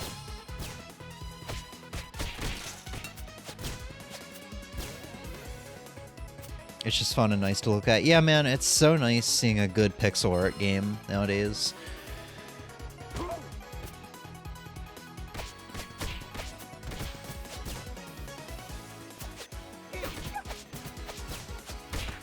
Ow.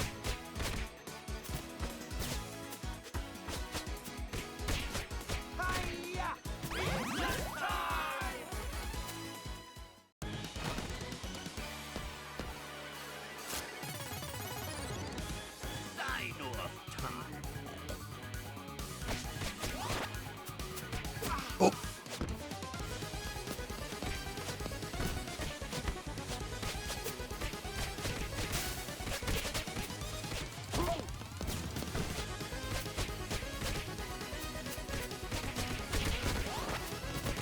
Oh.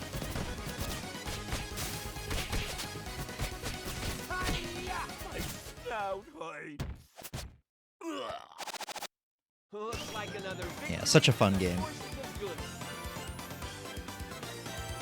Like, I kind of feel bad I don't have as much to say about this after praising Kirby over so many tiny little details, but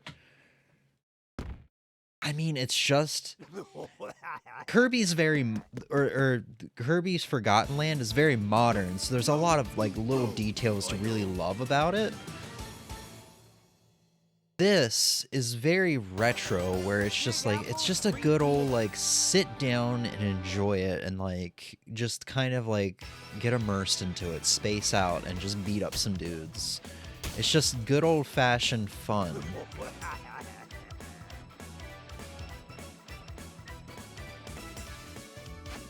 They stole my tire! Oh. But yeah, if memory serves, I don't know if it's in story mode or if it's in this mode as well. Above my super meter bar, there's a like 106 right now. That's how many enemies I've defeated. If memory serves, as you defeat enemies, as that count gets higher and higher, you unlock more moves, or maybe it's more lives, or a second super meter. I can't remember. I think you get various unlocks as that number gets higher.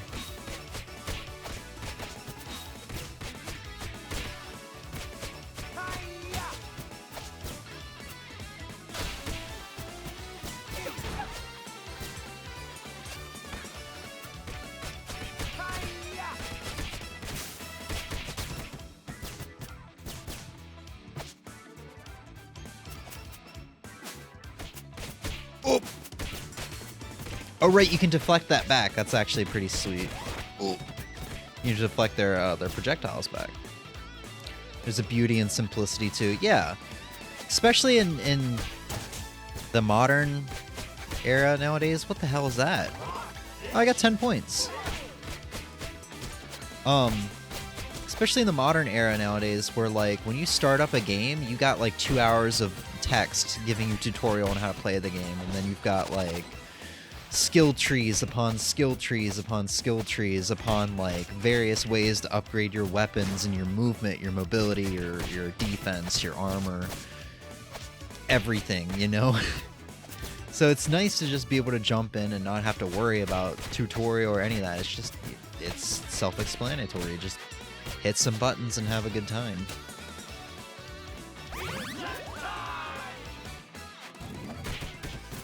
And that's what beat-em-ups to me are. I guess they're just more fun. I don't want to say more fun, because fighting games can be super fun, but like more fun, less frustrating versions of fighting games.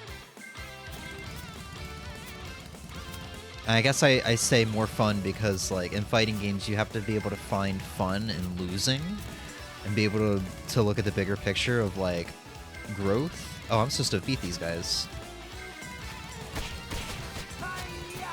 I was like, when are these hazards gonna stop? But yeah, with fighting games, it's like you gotta look at the bigger picture and see that you're growing, or you know, look at the bigger picture and be like, okay, this is why I keep losing this, or you gotta recognize your flaws. Here, it's like you just hit buttons mindlessly and win, and it's a good time. You feel good. You feel like you're awesome. That's kind of what I mean when I say like. Oop. That's what I mean when I kind of say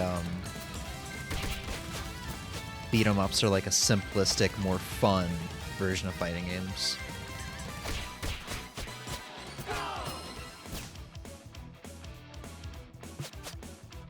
Oh! Shit.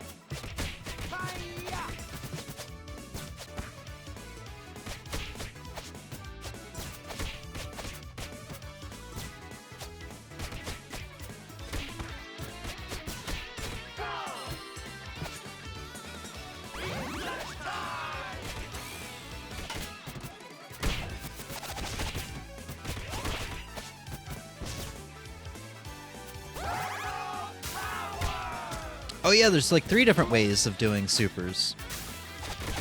I completely forgot you can do a super in the air.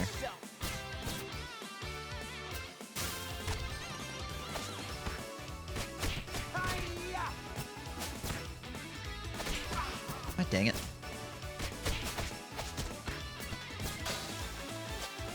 I really need to stop being stubborn and go get a pro controller. I'm telling you, man, these Joy-Cons, they're not super comfortable for this game. Ow. What's his taunt? I'm pretty sure it's the one where he gets the Game Boy out. Give me 1 second and I'll do it. Ow! Let's see. Oh no, he just says deep breath. One of them does the Game Boy. One of the turtles does the Game Boy. It might be Donatello.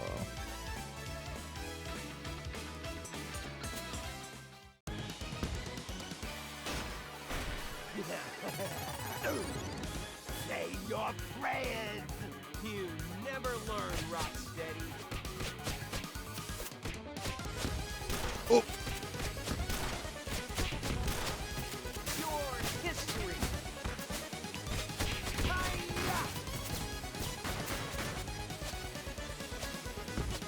God dang it.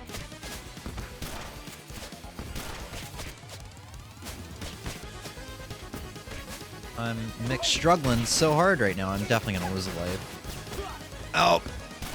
Bitch just walked up to me and kicked me! The disrespect.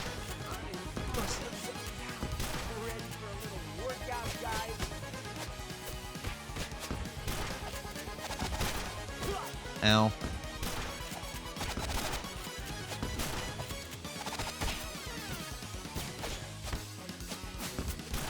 Oh shit, why'd I go that way? God dang it. Get out. I gotta focus. Deep breath. Looks like another victory for the forces of good. Cowabunga! Out of the way, you freak joints!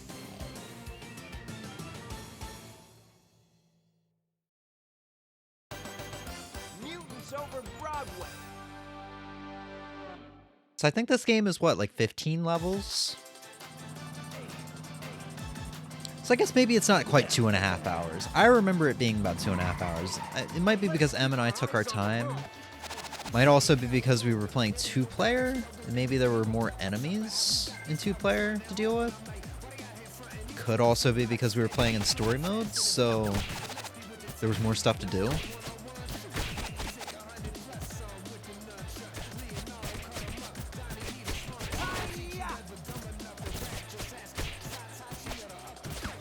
Ow!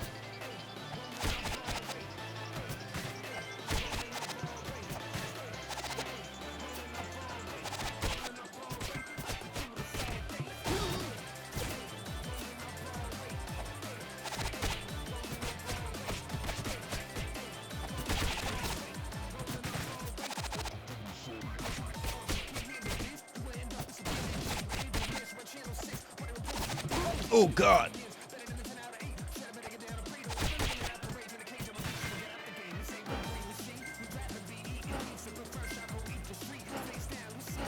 Oh, they had a second one come. Or second and third one come. Just to fools me.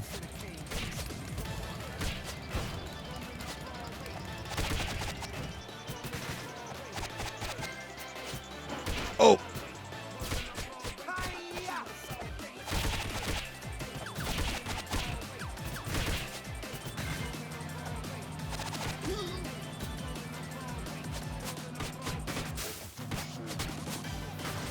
Dang it. I should not try to taunt right now. I'm gonna try and taunt right now. Cool, it worked.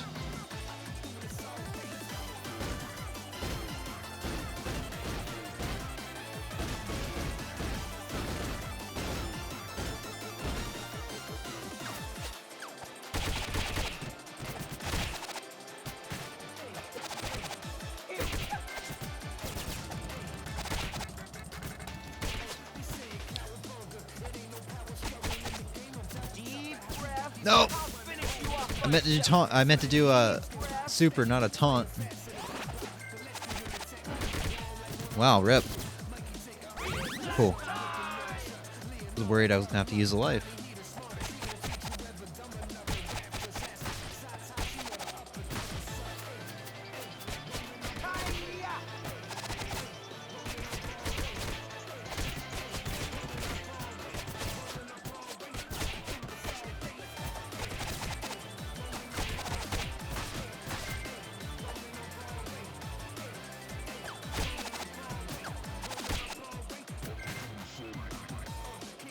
Almost went right into that hole.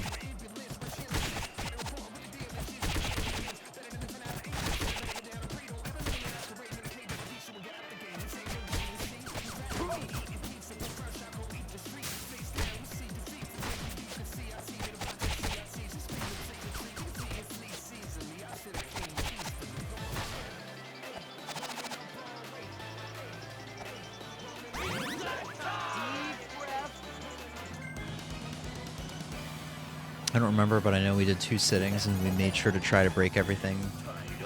Because side quests, yeah. We're gonna stomp you, wimps. I want to say we got pretty far in the first sitting. Like 11 levels or so. God, fuck. Oh my god. I was in the truck! I'm in the truck! Mew must be around here somewhere. Ow. Every time I touch that bumper, I get knocked back, but being in the truck is completely fine.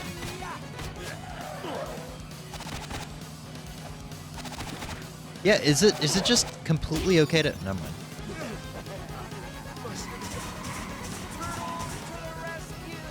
Oh, why did it put me back here?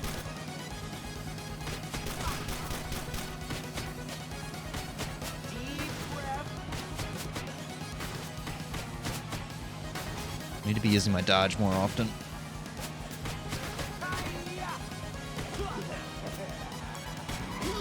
Fuck off.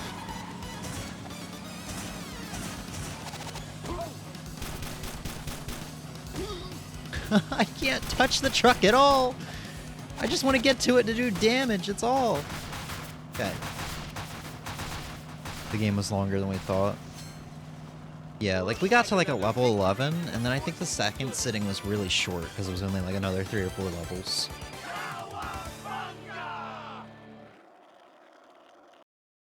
I feel like that first sitting was like an hour and a half.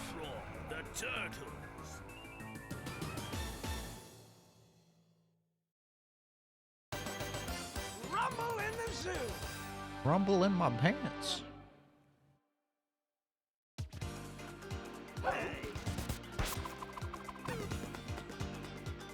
We've got to stop.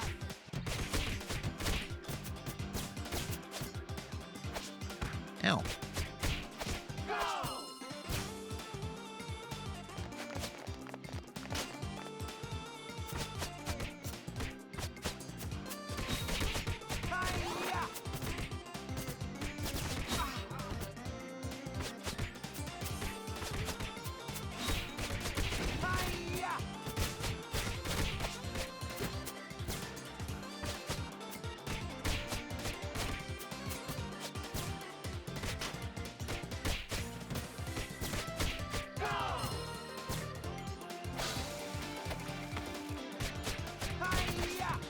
Why does this guy keep falling over?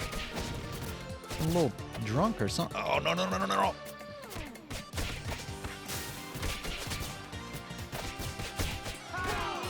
Deep breath. Oops, I did not mean to do that. I also love the various, like, animations, I guess, of the Foot Clan soldiers. Like, they can be sleeping, or you can just come across them and they're eating ice cream. They're stealing tires, stuff like that.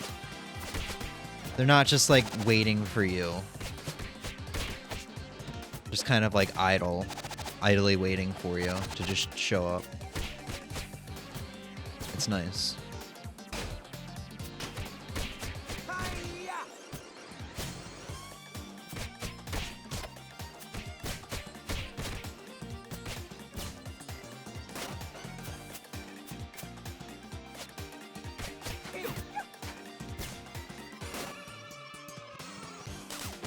God dang it.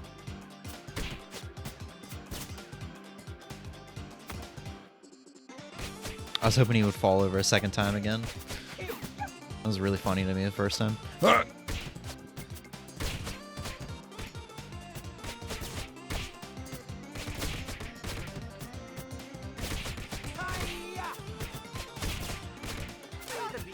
dang it.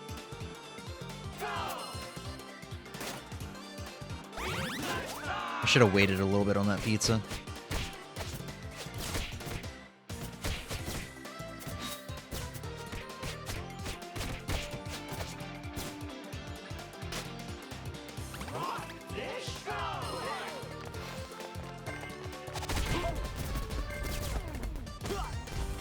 Welcome to the jungle. I guess this is the zoo, not the jungle. Certainly felt like it though with the stampeding animals.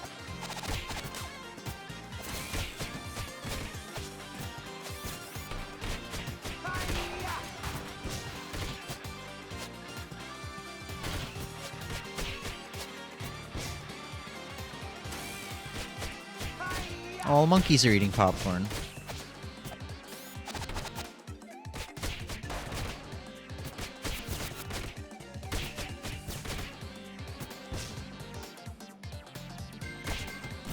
Shit.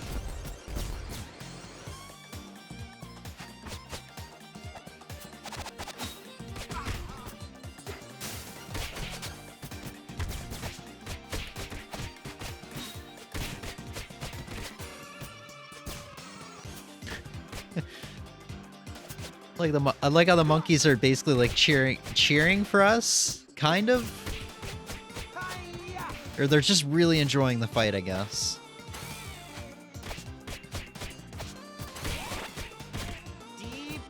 I didn't mean to do that.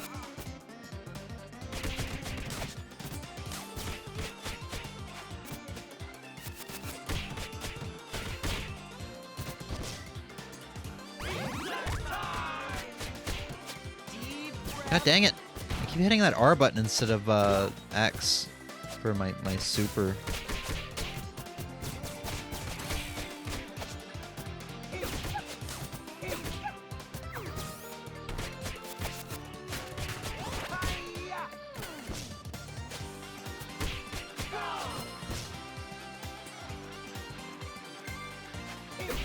Ooh!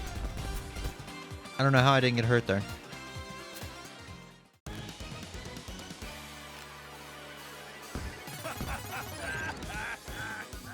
You're gonna get the horns, partner. Can you dig it, suckers? Grab me by the horns, partner, and fuck my ass.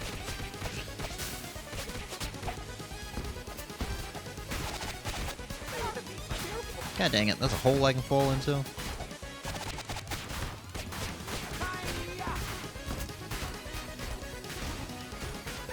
God dang it. Stop standing on the hole your friend makes. Take some of my anger out on you. Ow.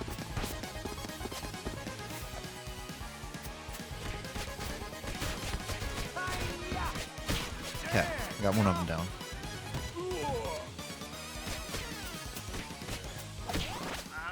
Oh, I did that without dying. Monkeys are just enjoying pure chaos.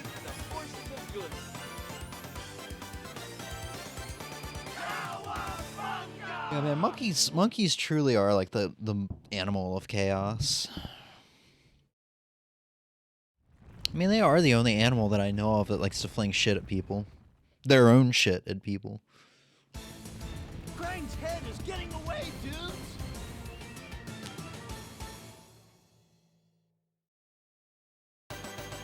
King of the spill!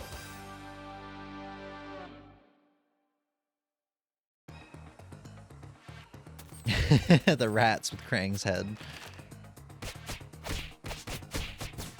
God, I must have less iframes in that roll than I think I do.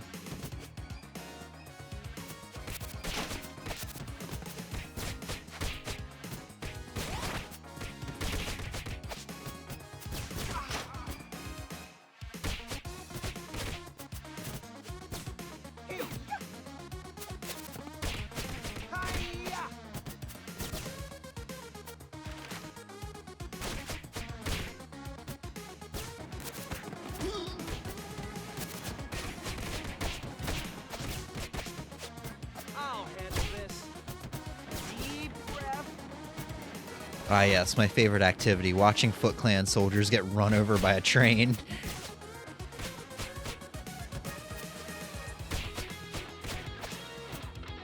You'd say they're going bananas. You could say that. Oh, did I just lose that pizza? Okay, no. Pizzas can survive getting run over by trains, but Foot Clan soldiers certainly can't.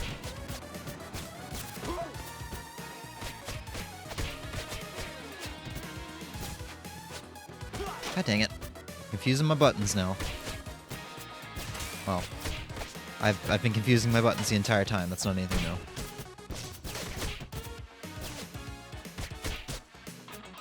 Something up here?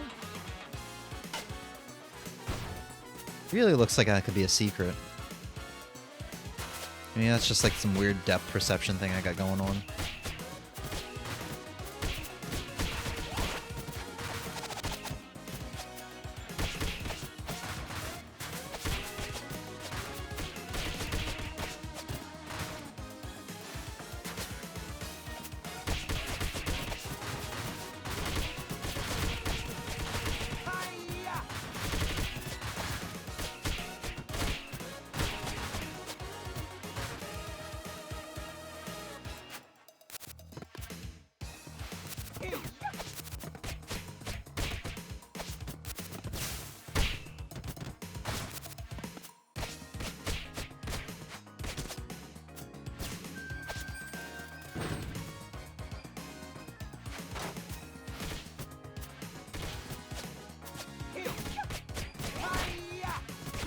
God dang it.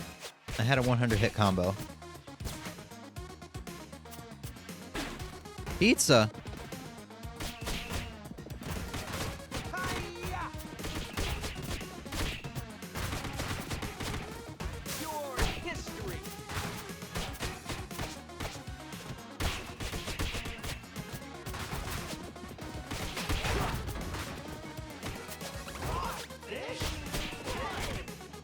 Man, they are...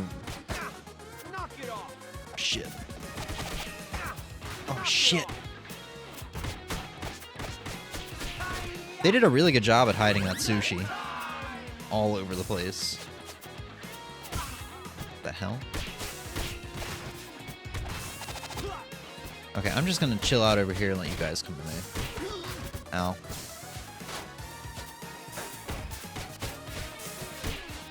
I'll handle this. You know, I can go down here where it's safer. And then that dickweed's gonna hang out up above.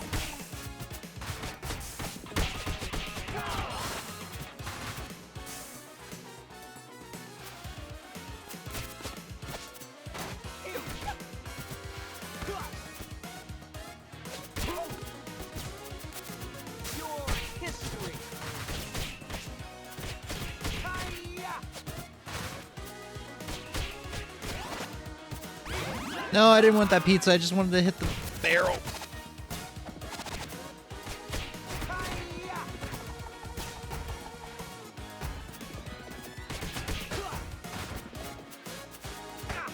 Knock it off. God damn it. Every time I get up here.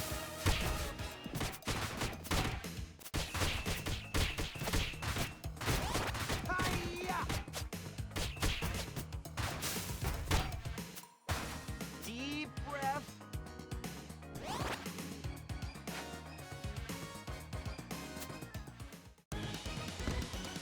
I am Arrquil. You're trespassing on royal grounds.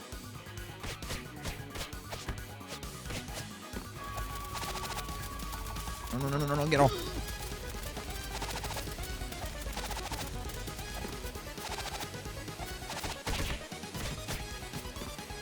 Gotta get off this Oh no. ride. Gotta get Can you guess who's mixed struggling right now? It may be me. I'll finish you off myself. What?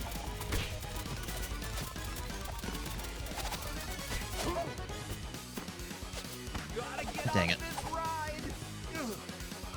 I must have zoned out. Ready for a little workout, guys? Oh my god, I just want to get a hit on him! Oh! Gotta get off this ride. Gotta get off this ride. Oh yeah, oh yeah, oh yeah. I gotta focus. It doesn't help that I'm using the D-pad of the Joy-Con and movement is painful.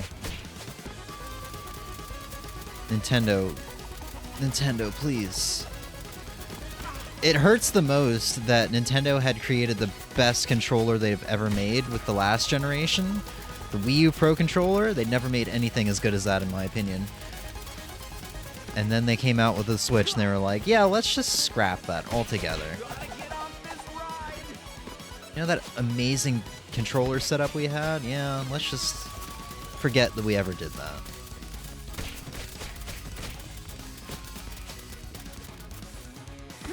God. I'm gonna take another death here. Off this ride. Another life. Must have zoned out. Turn Alright, do I have iframes when I come down? No.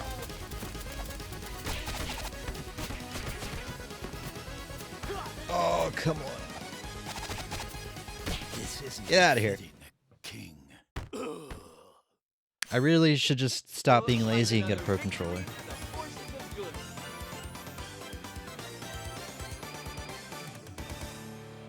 Cowabunga!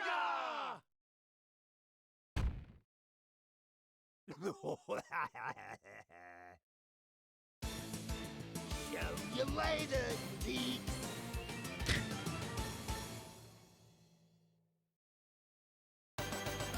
Mall meltdown. All right, let's do one more level and then we'll kick it off to the next game.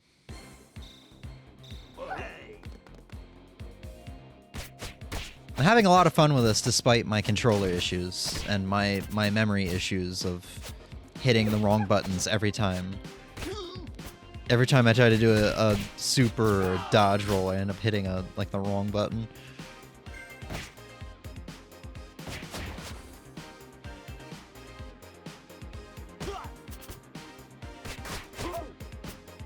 It doesn't help that I suck at beat 'em ups.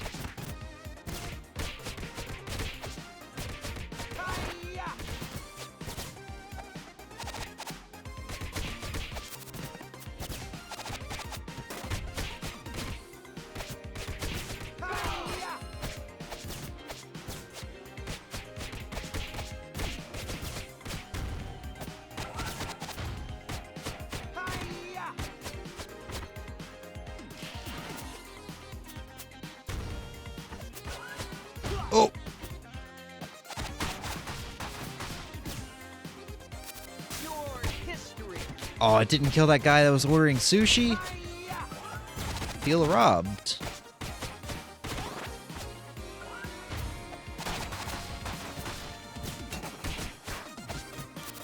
I just killed that guy with a shopping cart. I love it.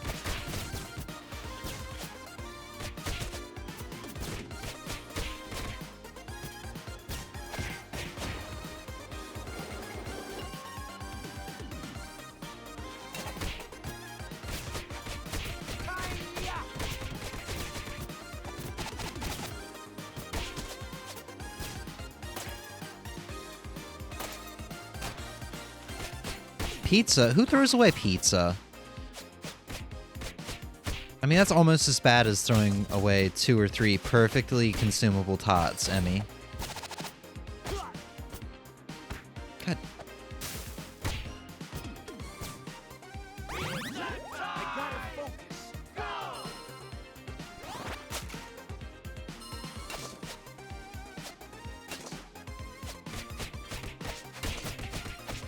I fucking knew that was coming. Am I really that predictable? I mean, I was talking about throwing away a whole pizza, not... Okay. I guess I'm that predictable.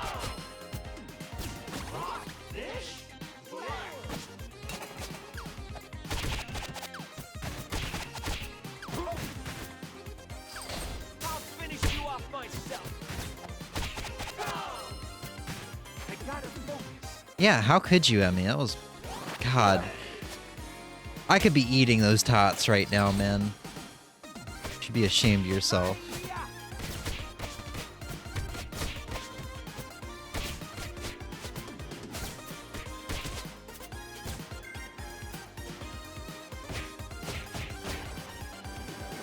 Use anytime there's talk of throwing away food and it's... Well, no. Not when it comes to, like, throwing away perfectly good yogurt.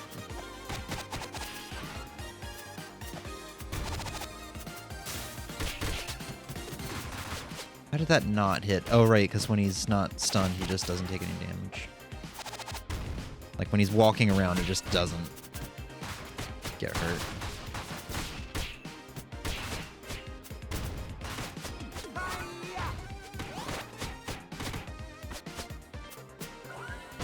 Ah, dang it, I thought I was out of range.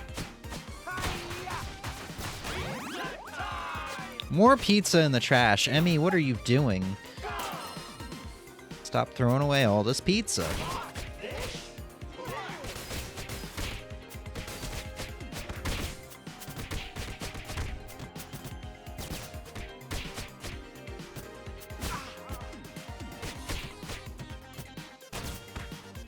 Now there's sushi in the trash. That one I can understand, Emmy. It's okay.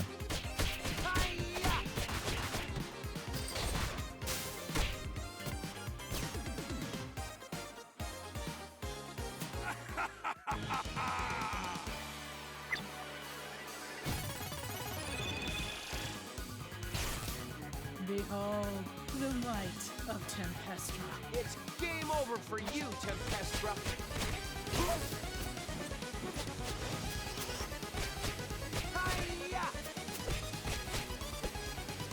Leave me be, sanitarium.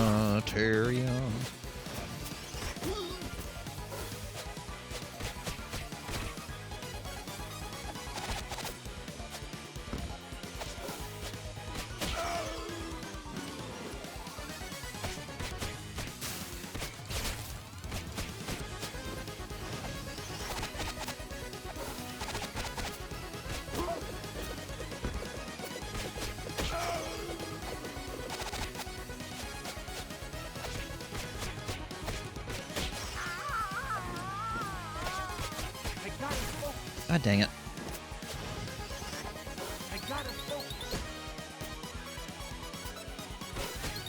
Why are they both burping up storm clouds now? I thought it was only the freaking wolf that did that.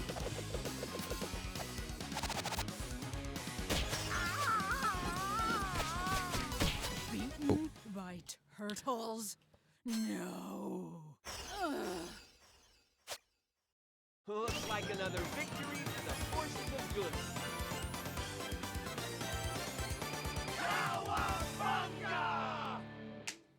Hell yeah, dude.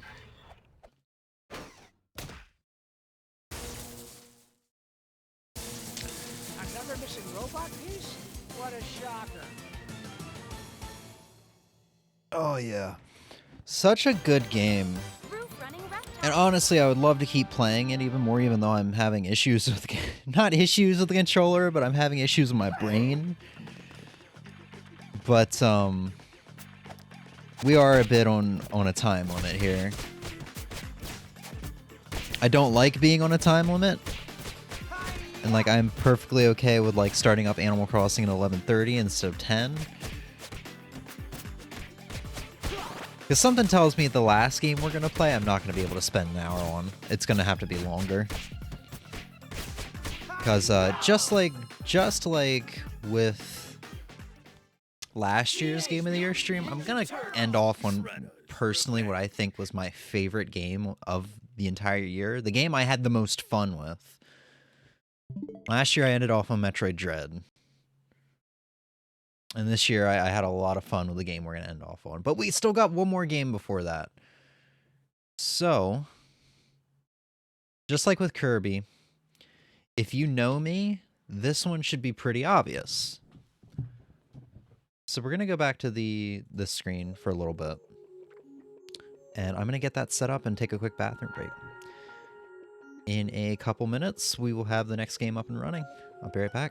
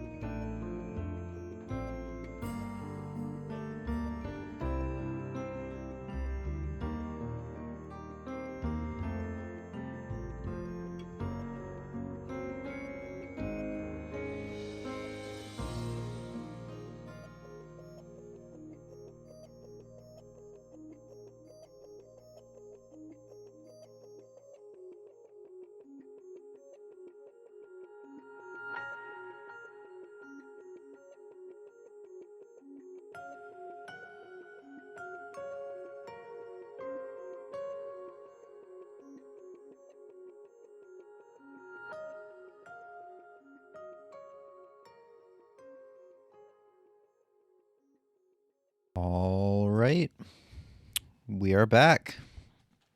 Warning: I might fall asleep again before midnight. So, like, if I stop stop all responses, I may be asleep.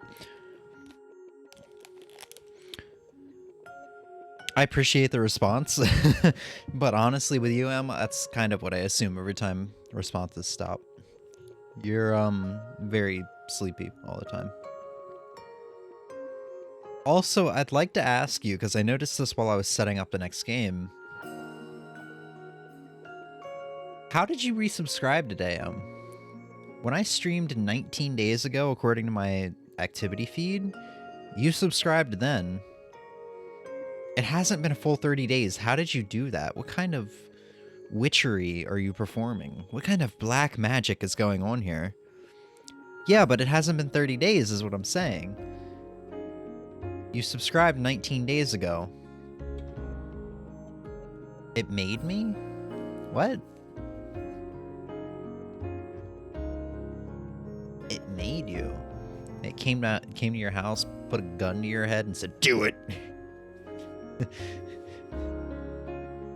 St. Jude be like, "Donate to our charity or the kid gets it."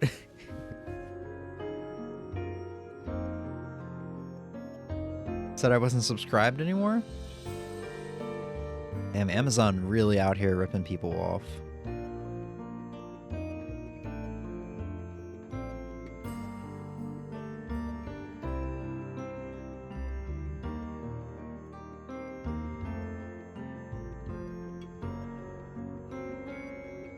Alright. Alright, next game is set up. Once again, if you know me... Sorry, I bumped my mic. If you know me, this one should be pretty obvious. I did a playthrough of this back in 2020, and it is one of my all-time favorite games for the obvious reason of it has a very emotionally driven narrative.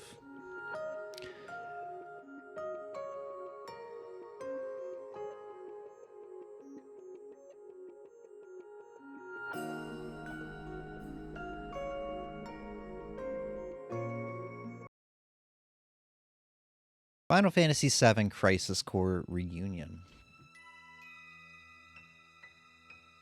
We're going to skip this because it's literally right in the intro. We'll start a new file here. I haven't beaten this one yet, but I'm stupidly close to it. I would have had this game beaten by now had I not gotten sidetracked by the missions. I'm already overpowered. I don't need to do the missions more than I already have, but I'm doing them because I have been having fun with them. Disclaimer, because I've been seeing complaints about this on a couple of different parts of the internet, which is not much considering I don't use the internet much anymore. This is literally just a remaster of the PSP game.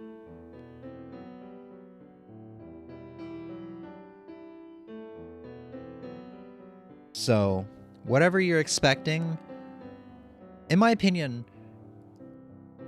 it looks not as good as 7 Remake, but it's up there with it, right?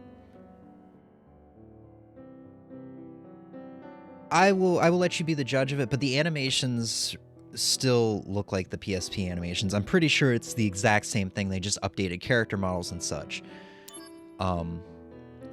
And I have 2 gripes about this game, this version of the game. First of which we're going to see here at the beginning. The pre-rendered cutscenes from the PSP versions, the ones that looked really freaking good, and they weren't the in-game anime or in-game, they weren't the in-game models and such. They have been kept the same. The pre-rendered cutscenes have not been redone, unfortunately.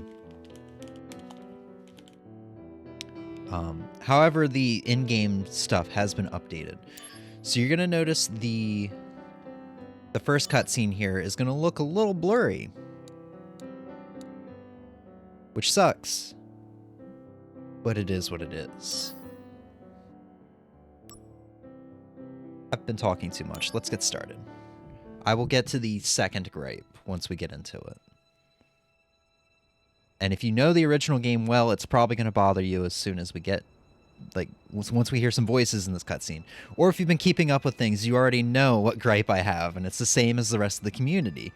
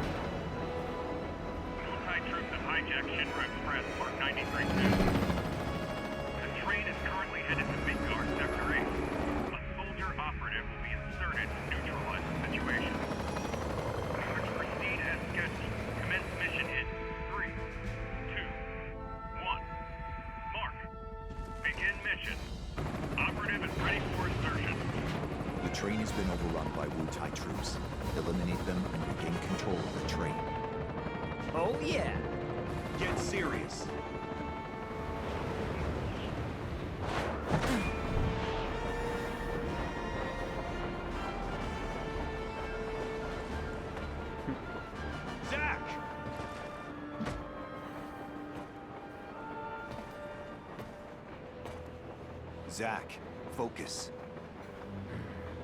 There are no Shinra troops on this train. Understood?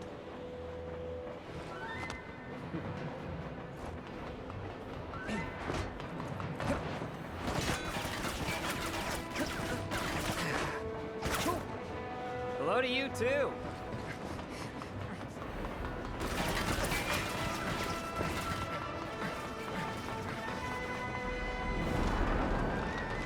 Come and get it!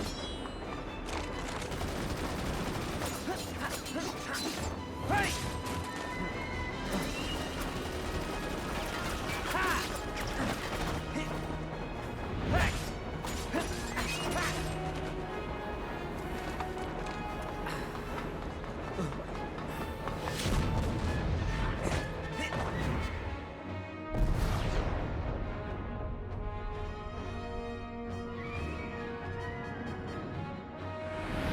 Soldier second class Zack on the job!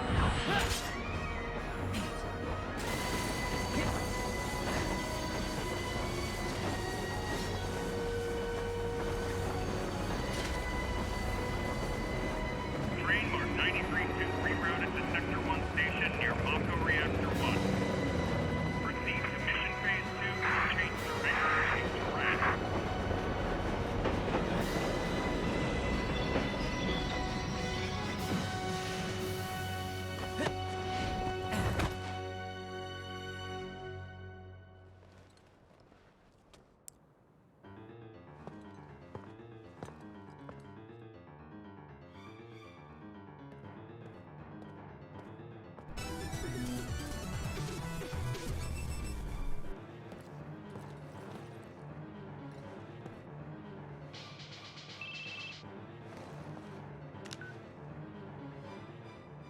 Zack speaking. Making progress, Zack? Arrquil, what's going on? Why are we fighting Shinra troops? They're Wu-Tai troops in disguise. Now, head to the open area above. You mean towards Sector 8? Yes. But first, you're gonna have to clear a path. Clear a path? You'll see what I mean. Be careful. So I can cut loose, right? Within reason. It's showtime. I haven't seen a bot in years. Activating combat mode. Man, you're lucky. So, yeah. If you already, like, if you know the original Final Fantasy VII Crisis Core, you can already tell that the voices, at least for Zack, isn't good. Well, it's not that it's not good, but it has its moments where it's pretty alright, but man, it is really just missing the Zack charm that the original voice actor, I think his name was Rick Gomez, had. And apparently the guy who is voicing Zack in this game, this is his first gig ever. Like, apparently this is his first time voice acting any character. Oh yeah! I want to know who gave this man a lead role without any prior experience, especially to such a big Piece franchise. of cake. I'll make first in no time. Go up the stairs at the end of the platform. Now, to me, it sounds like the You entire got it. cast has been changed. But Zack is really the only one I have gripes with. Arrquil is very hit or miss, but he does have his moments quite often. Sephiroth is hit or miss. Like, Arrquil and Sephiroth are good for the role, but compared to the previous voice actors for Crisis Core, I just think they did them better. Not saying that Sephiroth and Arrquil's voice actors are bad. However, I will outright say Zack's voice actor is not all that great for Zack. He has his moments, but man, I do not, I'm sorry. That's just my huge gripe with this game. This is, it wouldn't bother me if it was most other games, but the thing is, it's exactly what I said earlier. Crisis Core is such a huge emotionally taxing Taxing's not the right word. Stop giving me tutorials. Stop it. It's such a emotional story that is being told, and when you don't have the right voice actors equipped for their roles, it just doesn't hit as hard. Someone is working on a mod, a PC mod, to get the original voices equipped, like the original voices in this game. The gameplay is really good. As you can tell, the combat has changed a bit, and the DMW system has changed and all that stuff. So the game is really good. My only gripe is Showing it just back to the the enemy. voice acting. Overconfidence will destroy Mainly you. Zack's. Because I'm pretty sure this is the same Sephiroth and Cloud voice actors as 7 Remake. What is this?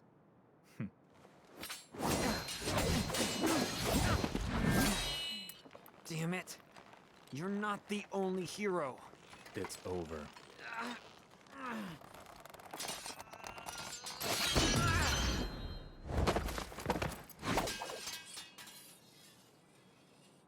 Impossible.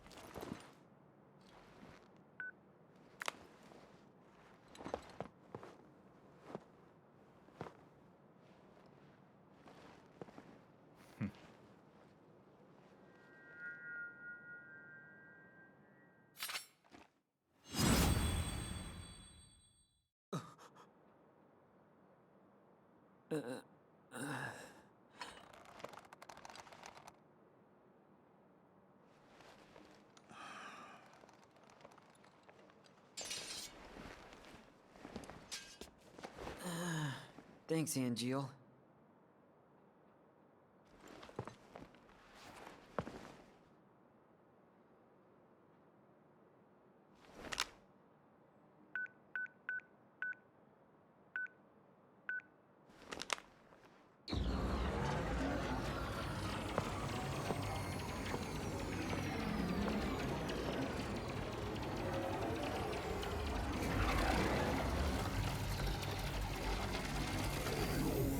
Training's over. Why?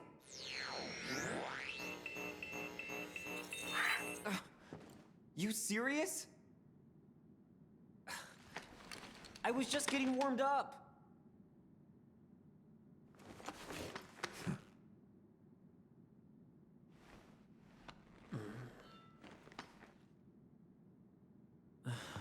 Zack. Embrace your dreams. Huh? If you want to be a hero, you need to have dreams and honor.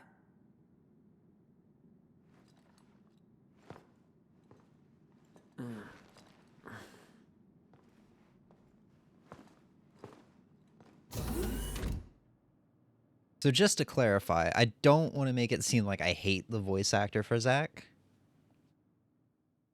I had a lot to say in the little bit of time I had between cutscenes there, because I didn't want to talk over him. He has his moments, right? He has his moments, in my opinion, where I forget that it's a different voice actor. And I don't know, I don't want to make it seem like I hate the voice actor. He has his moments.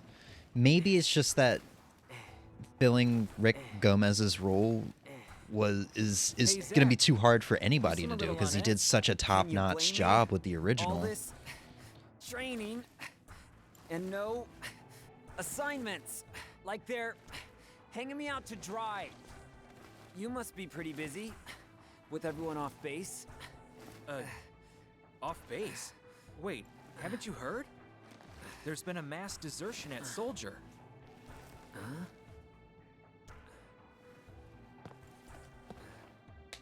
One of the firsts has deserted. Took a bunch of seconds and thirds with him. All from Wutai. Motive, goal, all a mystery right now. This mass soldier desertion is why your training's on hold.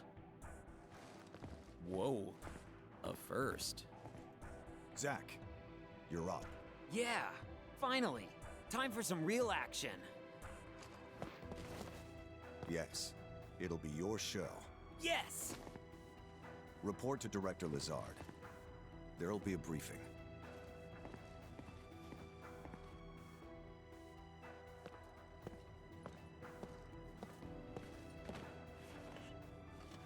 Zach. It's good to finally meet face to face. Lazard, Director of Soldier. Hey, On to business.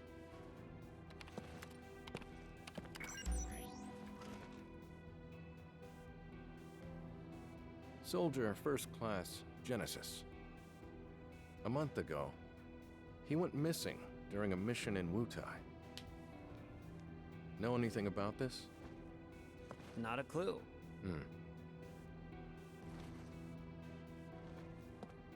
The mission is currently stuck in limbo. That's why we've decided to send you.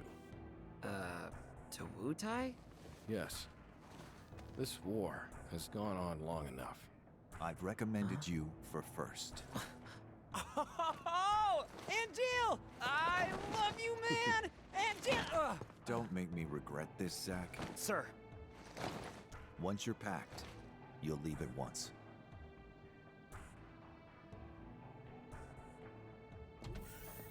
After entering Wutai, we go straight to work. If you have any questions about missions and combat, he can help you. Hey, Zach.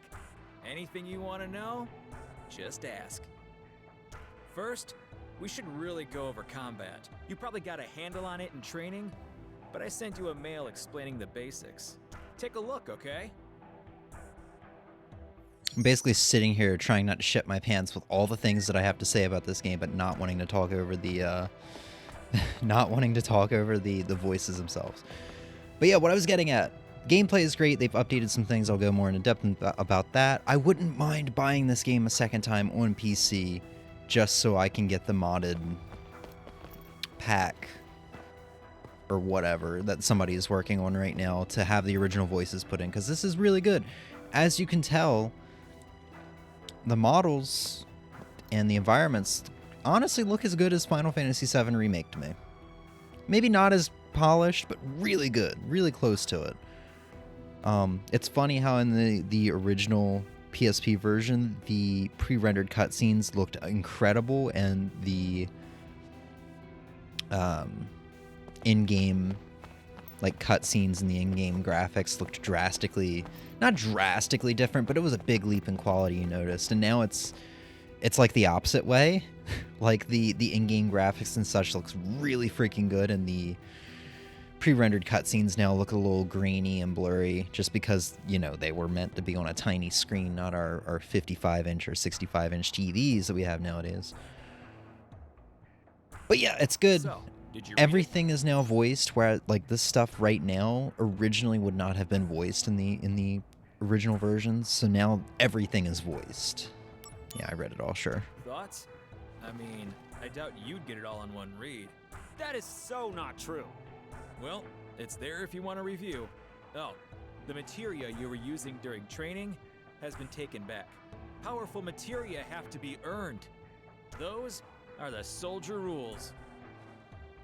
Now, let's talk about missions. The various services Shinra provides for civilians, those are what we call missions. To take on missions, you first have to register your information on the mission board. Once registered, you can look up mission information on your handset. I'll show you how to register on the board. Come on. But yeah, I think Hojo and Hohenheim, the two scientists, are really the only ones that have... They might be the same voice actors, because they are perfect. Genesis, I can't tell if Genesis is the same original voice actor or not, because he's pretty close. He does miss the mark at some points, in my opinion. But he's really close. But yeah, I went back and forth on adding this to my Game of the Year. list because this game just came out on the 15th or 12th of December, one or the other. And Now that you're officially registered, you should try a mission. Oh, yeah. Good idea. and then the The first save point's sitting. that way. Shut up If so you're I can not talk. completely sure about something, read the tutorial mail that I sent you. I don't care about your mail. Shut up. In the first sitting, I played 2.5 hours of it. I enjoyed the gameplay, but man, Zach's voice made me want to just throw up. But I kept playing with it, and I was like, man, this really is just a enhanced version with a finer coat of paint of the original PSP version. They didn't really change much. Like I said, the animations, you can tell how by the stiff way they just kind of turn towards each other when they're talking. The animations and everything are like mostly the same. Just that finer coat of paint over it. Combat system has changed. The DMW system has changed. Whenever you get a limit break, you can choose when to do that by pressing triangle instead of it happening immediately and kind of breaking up the gameplay and forcing you to stop. Same goes with the limit breaks or the super abilities or whatever for the like bosses. They'll actually have a bar appear above their head. You can like attack on that. You can wail on them to make that bar go down so that when their attack does happen, you take less damage, or you can stop it altogether. We're not going to do missions. We're actually going to just... Do I have to do a mission, actually? A practice mission. Oh, okay, yeah, I do have to do the mission. I would like to jump into this first mission, though. Or this first, like, actual mission, not side mission. And I don't mean to make it seem like I'm wailing over the game, It's on my Game of the Year list for a reason. Like, I genuinely enjoy it. I didn't put it on here just to, like, publicly shame the game.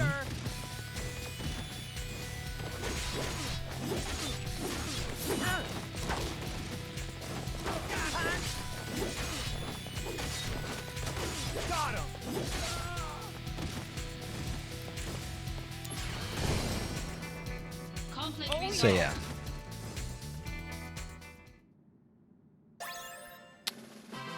And just like with Turtles, I feel like I'm not going to have a whole lot to say in terms of like appreciating or talking about the things I love with this Nice game. work. You cleared the mission. And that's just because I could've did a done whole it playthrough of this game 2 years ago. You're the man. I can't wait to see how you do in Wutai. Oh, I almost forgot to tell you. Let me explain about these supply pods. In these pods, you'll find items that you can use in battle. Compliments of the company. So they're provisions for soldier members. Make sure they don't go to waste. Check the pods before every mission. Ah, I wonder what's in there today. But yeah, I did a playthrough of this game 2 years ago, almost 3 years ago now. And I feel like I just kind of gushed. I got all my gushing about this stream out on, or about this game on stream back then. Like, I got that all out of my system. I mean, I don't know. I love the characters. I love the whole, like, plot point of, like... Alright, looks like you're all ready to head Ansel, out. can you shut the fuck up, please? Let me tell you about mail. Let me tell you about mail again. I already told you about mail. Let me Just now, email. Let me send you sent some mail to your mail so I handset. can tell you You about can also get mail. messages from Director in the Lazar and mail. news about the company via mail. Shut You up. should check it regularly. Shut up. Who knows? Maybe you'll even get mail from new friends you make. I don't have any friends. Shut up. Yes. But don't just read mail that you get from girls, okay? Well, I guess that's everything. Looks like it's time for you to head out. You're with Arrquil, right? Good luck. Yeah. Thanks for all the help. But yeah, I love the emotionally intense story. The combat's even better in this game than it was in the original. I enjoyed the like just mindless hack and slash ness of the previous game. And then like the freaking characters are so good. Like Zach is just like truly just this innocent this person who's managed to keep their innocence while working for a corrupt company and seeing all the crazy things that have happened that would change anybody, but he's stayed true to himself throughout all that. Talking about the plot of this game as if you'd know it. It's time to head to Wutai. I mean, if you know it, you understand. If not, it is what it is. I'll be joining you as well. I'm counting on you. Sir, By the way, what is your dream?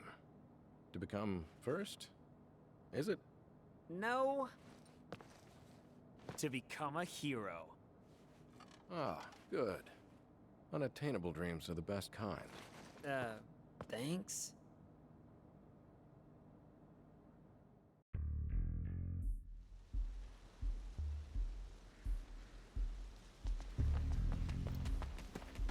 Fort Tamblin is straight ahead. Let's go. The unit is already standing by. You two there! Hold it! Okay then. Leave this to me.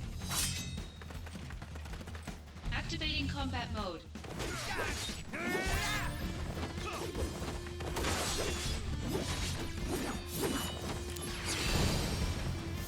Conflict Oh resolved. yeah! Okay, next. Calm down, Zach. No can do. I mean, the director is watching, right? So I have to make a good impression. Zach. Heard of dumb apples? No? What's that? Incredible. You really don't know. Well, so much for you making first. Whoa, wait! What's this dumb apple?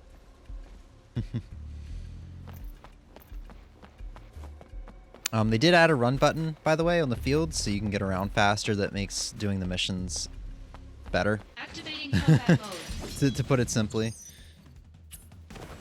You can also now flee from battles. I'm pretty sure you couldn't do that in the original. So yeah, just a lot of like quality of life changes. Conflict resolved. I think you can now lock onto enemies, which I have not done at all. I don't really like doing that just because I'm so used to the original. But it's something you can do now.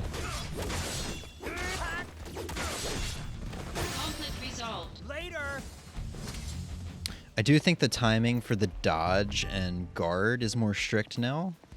Because I was having a hard time at this game with this game when I first started playing it. What's the deal with dumb apples? 'Cause I was so used to the original. official name is Benora White. The trees bear fruit at random times during the year. Because of that, the townspeople affectionately call them dumb apples. The local farms had plenty of them to spare. Oh, really? So you stole them? We were poor, Zach. Nice excuse. But even then, I had my honor. The largest Benora White tree grew on a wealthy man's estate.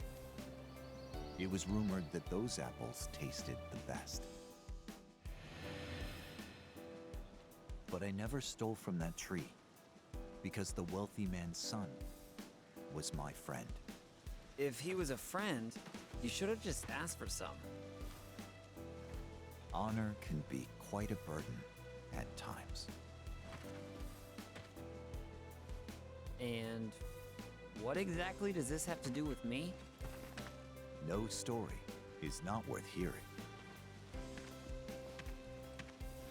What? That's it?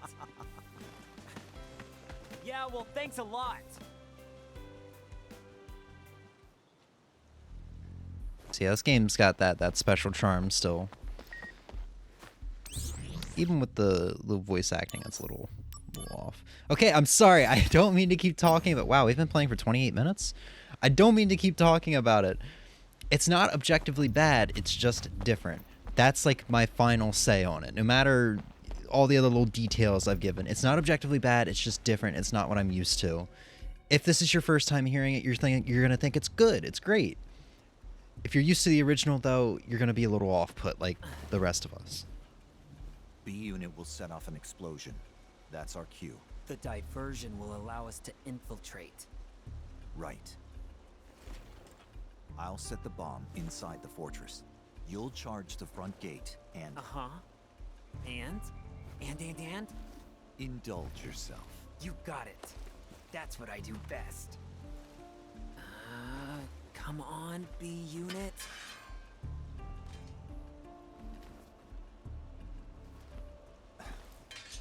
You know, I've never actually seen you use that. Don't you think it's sort of a waste? Use brings about wear, tear, and rust. And that's a real waste. You're serious, aren't you? Yeah. I can be pretty cheap. Yeah, no kidding.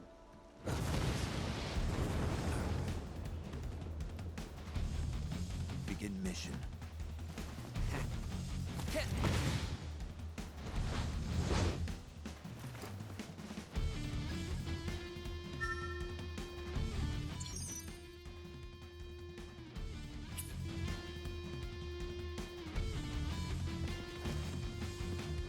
Hold the line here.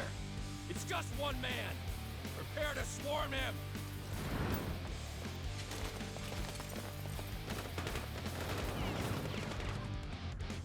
Activating combat mode. Heck yeah, dude, let's go. I wonder if there's a way to turn the tutorials off. I don't really think I'm gonna need that every playthrough I do. I can't even remember if there were tutorials in the original. Ooh. But yeah, the combat is different, like I've said multiple times. And good news, or I guess, yeah, I mean, good news is it remains different once you get halfway through the game and you get the Buster Sword.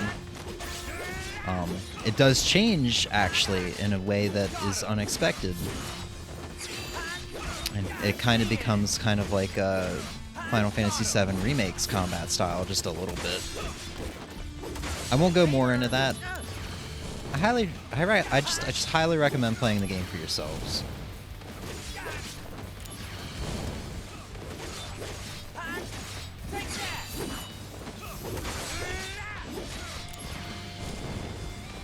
Also, I don't remember if it did this in the original, but it's really convenient that when you're like, when you go to use a spell, you hop back.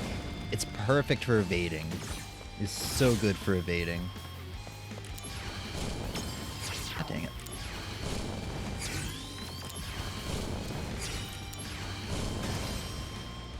Conflict resolved. Yeah, piece of cake.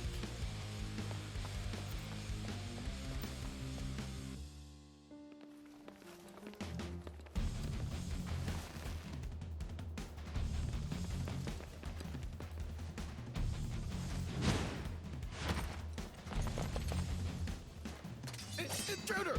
It's Soldier! Damn! Stop him! Activating combat mode. See it!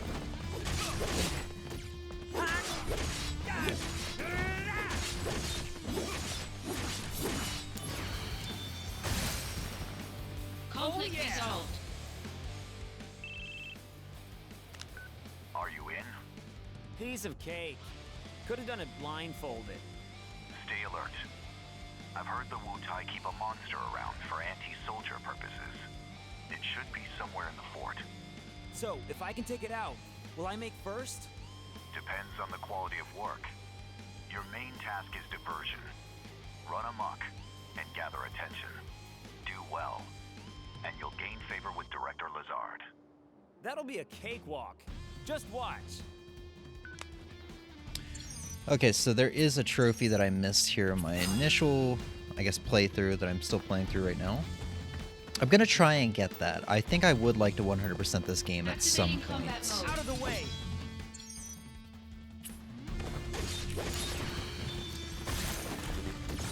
But I don't think the current playthrough I'm doing right now will be the one where I do all the missions, because I think you got to do all the missions to get 100% trophies. Which there are more, as far as content goes, there are more missions in the game than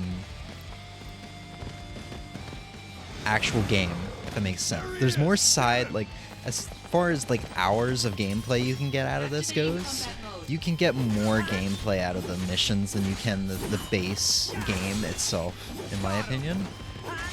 Because I think on my main file, I only have about 15 hours.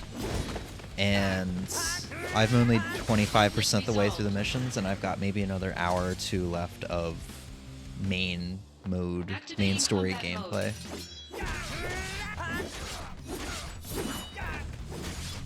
Give me an ether.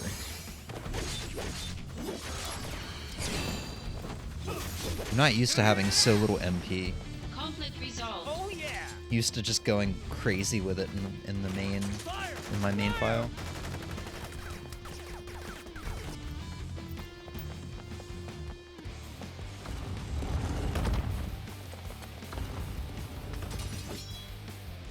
Activating combat mode.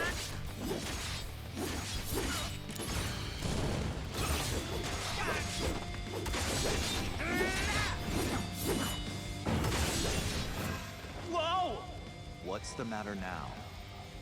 I was looking for materia, and now I'm late for my assignment. I see. But where's your sword?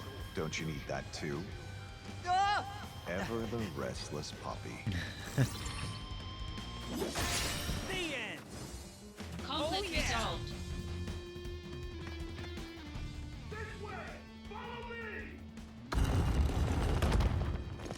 Come and face us, soldier!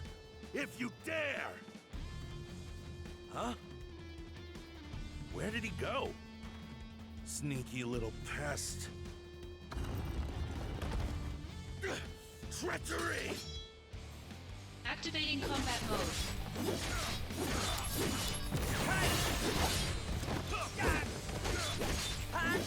Take that! Conflict Oh resolved. yeah! This is Lazard. Enemies appear to be lurking in every corner. This fortress will not fall easily. Yeah. Just now, I was checking out a revolving wall and was jumped. Other walls may be trapped too. Stay alert. Okay.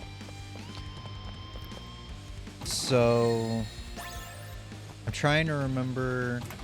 The trophy I need is to get the best evaluation from Lazard during this mission, which I thought I did last time around. In my first file, but I guess not. There must be something I've missed, so I'm gonna try and be. Conflict resolved. I don't know, a little more. Oh yeah!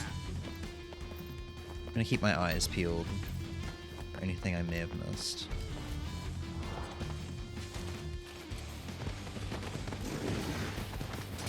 Activating combat mode. Oh, I got both of them. Nice. Conflict resolved. So yeah, you can see the remaining forces in the top left. I did all that last time. I don't know what else I need to do. Maybe I just needed to do it like faster. Maybe I took too long exploring.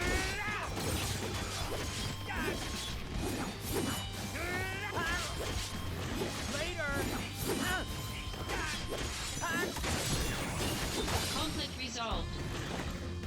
Oh yeah! Activating combat mode.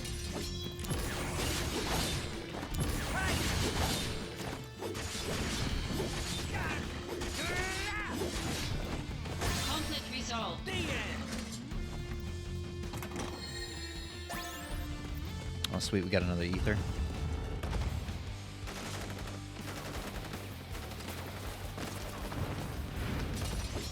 Activating combat mode.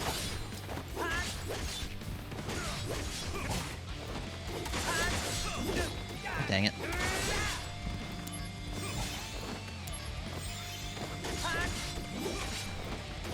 Conflict resolved.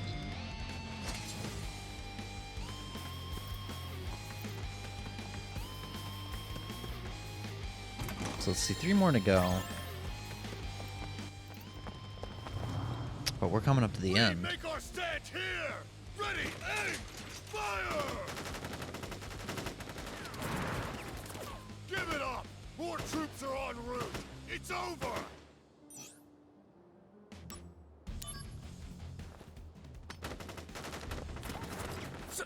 Sergeant! He's charging! Stand strong and charge back! Cowards! I wonder if that's what I was supposed to do differently. I wonder if I was supposed to find another route. Because technically, since those two guys ran away, I wonder if that means I didn't clean out the fortress like I was supposed to.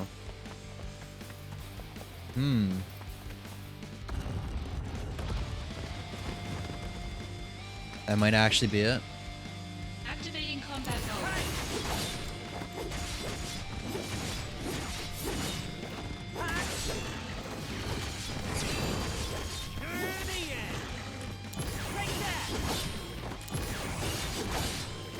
Conflict resolved. Oh yeah! Okay, so we're missing one more.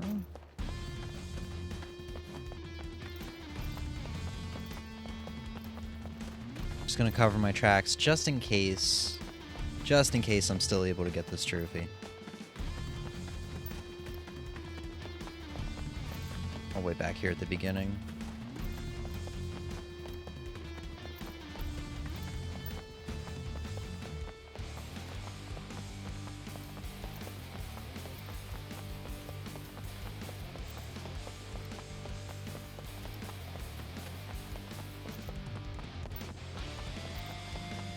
I think the last group is up here. Yep. Activating combat mode. Later! God.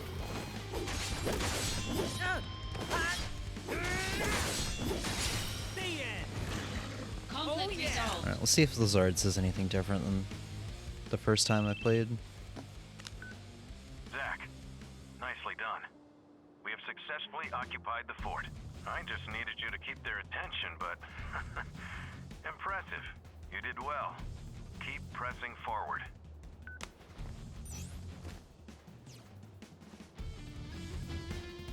Nope. No trophy. I must have screwed something up.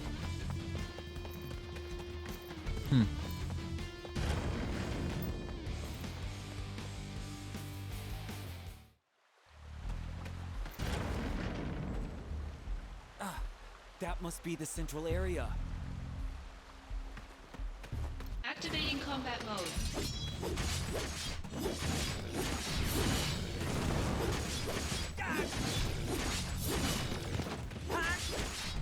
Later! Conflict resolved. Oh yeah! Activating Ah, dang it. combat mode. So there is a trick. I don't know if I talked about this in my original playthrough. There's a trick to avoiding battles in this game. It's very helpful for when it comes to missions. Whenever you see a bigger open room like this, just hug the wall. I guess there's a way to... I guess there's probably like an area you have to step in order to encounter the... I wanted to say Pokemon for a second there. To encounter the monsters. And I guess that is just... that doesn't go all the way to the wall. So if you just hug the wall, you won't get any encounters. Like there's a chest in there, so I can probably demonstrate now if I'm careful enough. If we hug this wall, as goofy as it looks, we won't get any encounters. But if I don't hug the wall, well... Activating combat Okay, so mode. it was further in. I'm terrible. I'm so terrible at giving examples for things. Hey, we got a level up though. Conflict resolved. Whatever. What I said was true. I just did a terrible... I just didn't do a good demonstration of it. Also, time, it's so easy to lose track of time when playing this game because, man, it's already been like 40 minutes. What's this? That is Wutai's guardian deity, the Great Leviathan. We are the Wutai Army's elite, the Crescent. We serve Leviathan and smite Wutai's enemies. Soldier of Shinra, a query. Is the goal of this invasion to spread your Mako reactors? Yes. A reactor here would allow people to live better lives. And that includes you. This better life that you speak of comes at the grave cost of losing our homeland. Pain and despair. That's what you bring. One more question. You have power, so I must ask, why do you use it to cause evil? Is it wrong to spread happiness through Mako energy? Is that what you consider evil? I thought we could reason with each other as warriors. But sadly, I was mistaken. Then let us settle things as warriors. Come forth! Activating combat mode.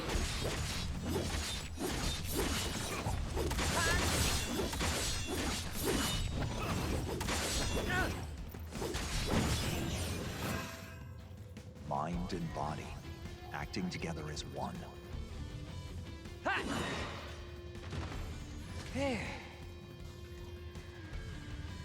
So, what do you think? Pretty good, right? You're focusing just for the sake of it. Your true power hasn't been released. Yeah, it didn't feel quite the same as before. You need to learn to find the right zone in your mind. If you can't do that, you won't make first. Seriously?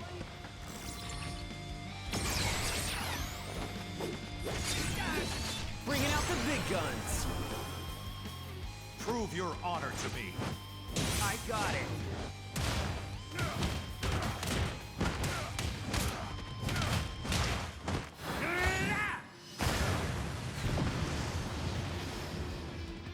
Oh yeah! Conflict resolved. Why won't you finish me? Not in the mood. As long as we draw breath, we will oppose Shinra. Now, finish it. Oh, come on.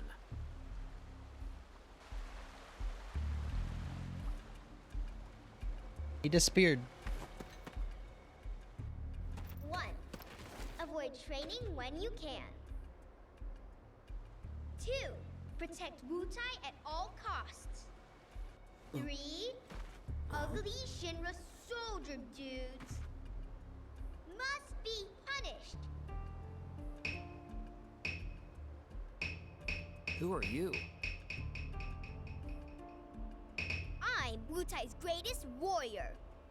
It's over for you because now you have to face me. A little kid? This area's not safe for you. Go on home now. You're the one going home. If you want to go any further, you're gonna have to go through me. Oh man. What am I supposed to do here? Shoo ha! Take that, bad guy! Shoo ha! Ah! No! You got me! Ha ha! That'll teach you to mess with me. Once again, I saved Wutai. If we Naruto run fast enough, they won't be able to stop all of us. That's a lot of energy. Now, back to work.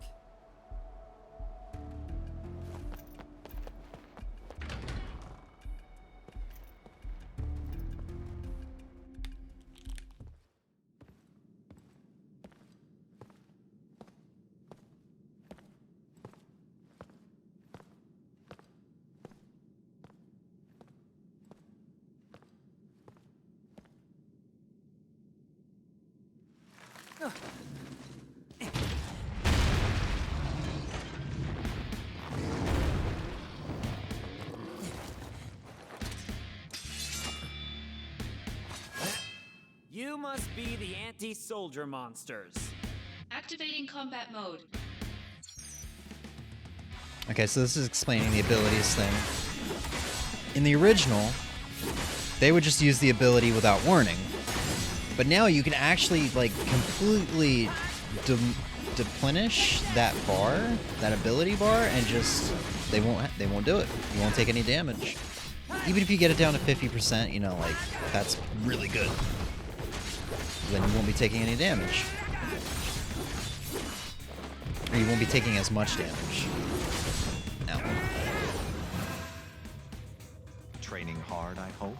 You better believe it. Leveled up, too. All right, let's see the results. There, your data from last month. All right, bring it. Me from last month. Ah! No improvement whatsoever. Training's over. Ah! Maybe I should leave him with Sephiroth for a while.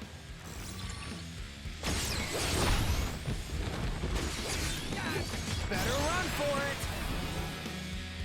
Prove your honor to me. I got it.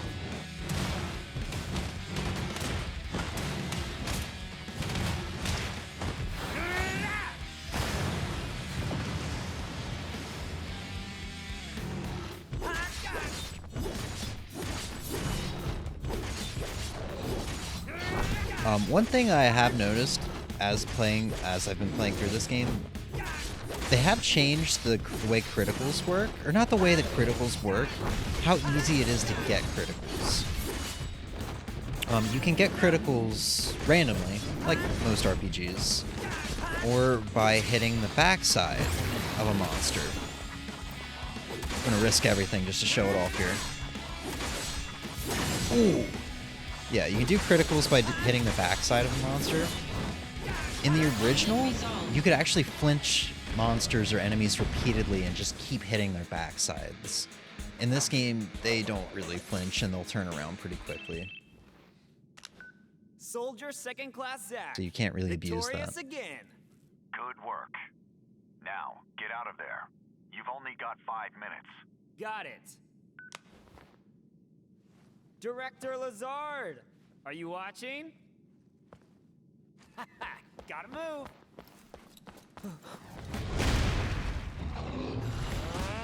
No time to play.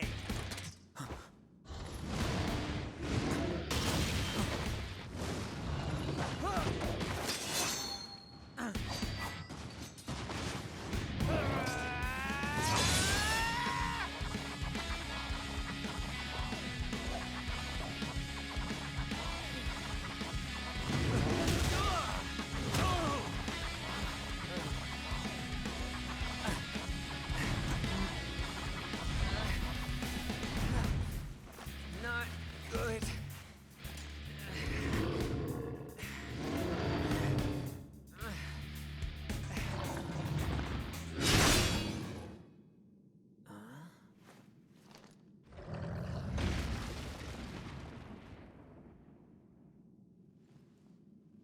That's one more you owe me.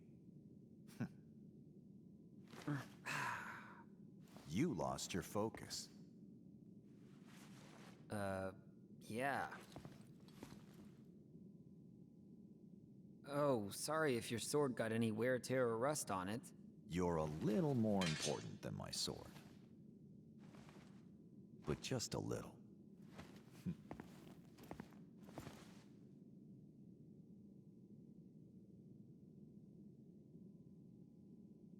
Thanks.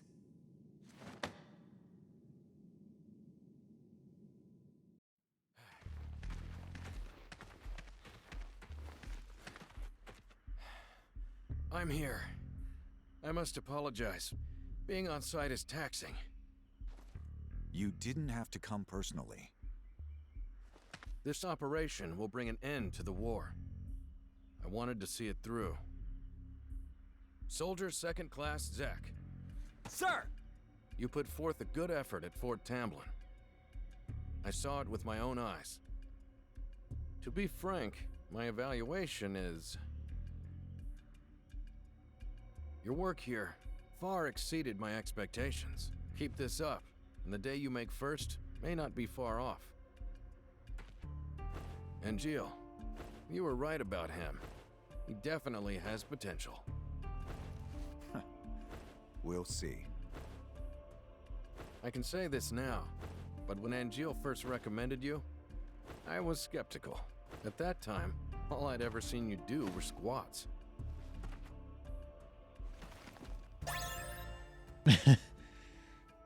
Zach, let's go. Sephiroth is waiting. Sephiroth? The hero? Wow, I'm gonna meet a hero!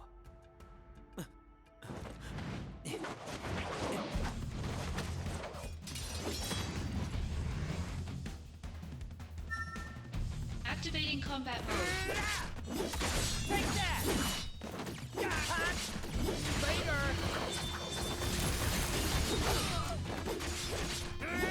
Hey! The end! Take that!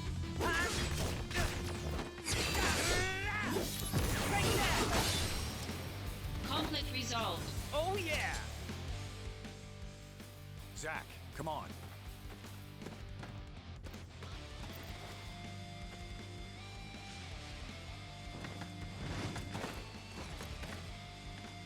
Zach, take the director to safety.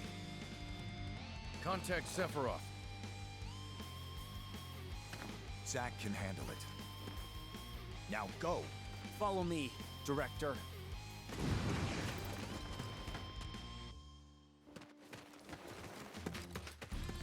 Director Lazard. Oh, thank goodness you're safe.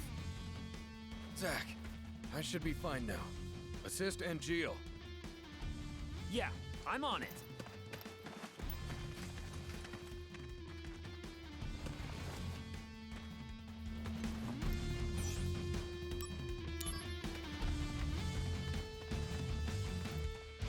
Arrquil!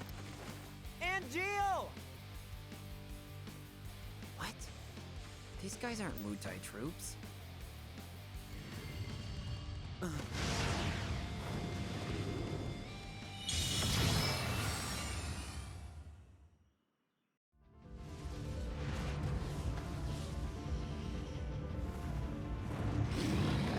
A summon? Who called it out? Activating combat mode. Now, I said pre-rendered cutscenes haven't been redone for the most part. That is slightly untrue, I believe. I think all the summon, like Ifrit's limit break and all that, I think those animations actually have been redone. They look like they're redone to me, and I saw a recommended article that was, I guess, talking about it. I didn't read the article, I just remember seeing the recommended article show up. I'm actually going to let this one go so you can see it. But it doesn't look as grainy. It might be the original, I can't really tell. I think it's Odin's summon. Odin's summon looks really freaking good. Like, this one might be PSP quality, I can't remember. It's a little grainy, so it might be. But Odin's, I don't think Odin's summon is,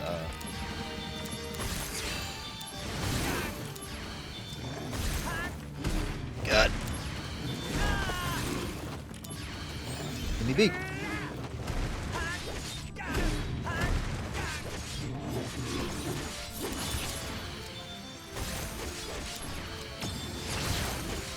You're in for it now. Concentrate. I'm feeling it.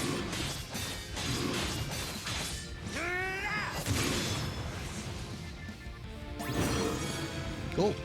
Conflict resolved. But yeah, don't quote me on that. I think that's what I believe based off of what I've seen and based off of a recommended article to me that I didn't read.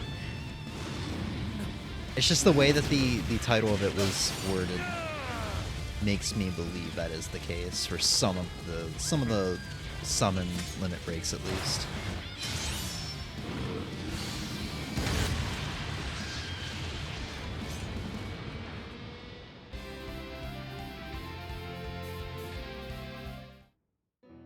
Holy.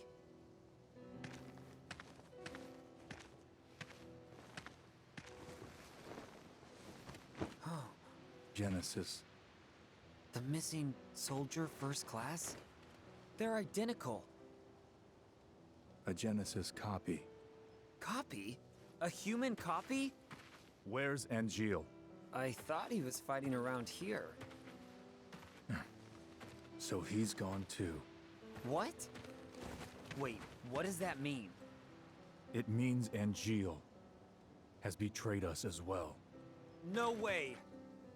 I know what kind of guy Arrquil is, and he'd never do that!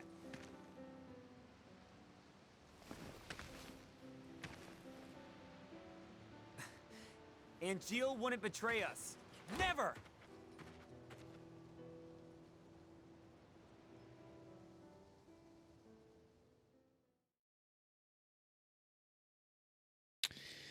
And I do believe that's the end of chapter 1. Or 2. Yeah, it's the end of chapter 1. We'll watch the next cutscene. I would love to play through chapter 2 while we're at it, but man, it's 9:30. We're cutting it close. I still want to know why an electric company needs an army. Well, to build the Mako reactors in foreign territory. That would be my assumption. I mean, that's why that's why there was a war going on with Wutai. You know, like take over foreign lands, build Mako reactors. Once I play more of Final Fantasy VII, I'm sure I will have a solid answer for that, but that's my guess. Also, hi, Em. I thought you were asleep. What's with Arrquil? How long is he gonna slack off like this? It's already been a month. Sephiroth's no help either. Lumping Arrquil together with Genesis. Genesis is a deserter who took a bunch of seconds and thirds along with him. He used copies of himself to attack us. Arrquil wouldn't condone something like that. His soldier honor means way too much to him. Everything's so messed up now. Arrquil, just come back to us.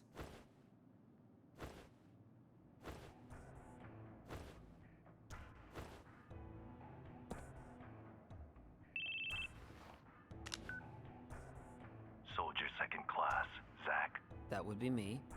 Who is this? Director Lazard wants to see you. Go to the briefing room. Hey, wait! Who was that?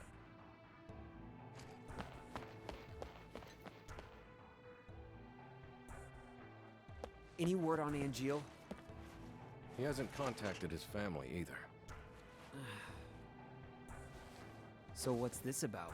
A new assignment. I want you to go to the hometown of our missing soldier first class, Genesis. Huh? According to the parents, they've had no contact with Genesis whatsoever. But they can't be trusted. Why? They're his family. I had already dispatched some staff, but we've lost contact. I want you to go and investigate. He will go with you. Song of the Turks. This job is looking really gloomy. Let me know when you're ready to go.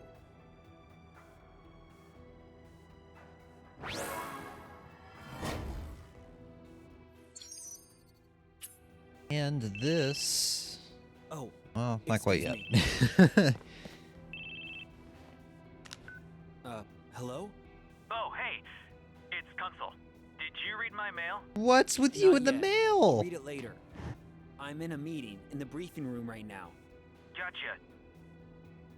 Hey, can I talk to you after that?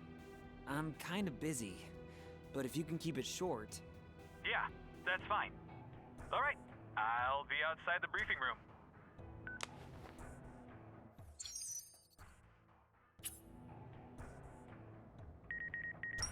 Oh, this mail.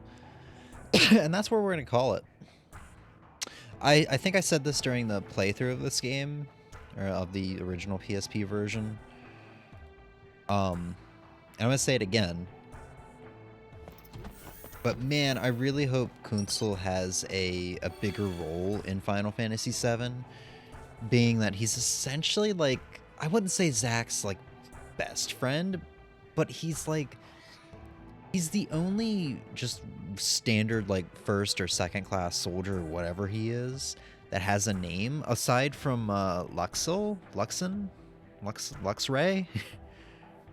Those two guys are the only like standard soldiers that have a name aside from Cloud, but Cloud has a name for obvious reasons. So I'm hoping he actually does have a role to play in Final Fantasy VII, and yeah. I mean, he could have been the one guy at the beginning of 7 that was about to gun down Cloud, but he was like, wait, I know this guy, and then Cloud jumped off onto a train or whatever. It was in the trailer for 7. But I don't know. That's just hopeful thinking. Wow, we played that for an hour. Felt like it was barely 30 minutes. So yeah. That is Final Fantasy VII Crisis Core Reunion. Highly recommend the game, but that's just because I really freaking enjoy the game. It's such a feelsy game, dude.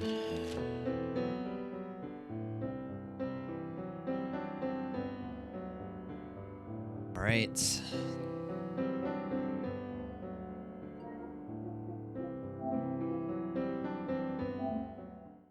Now for the last game. I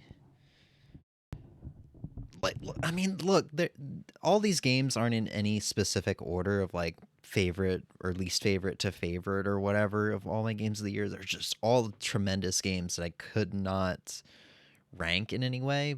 But I feel like I tend to leave my favorite of the group for last.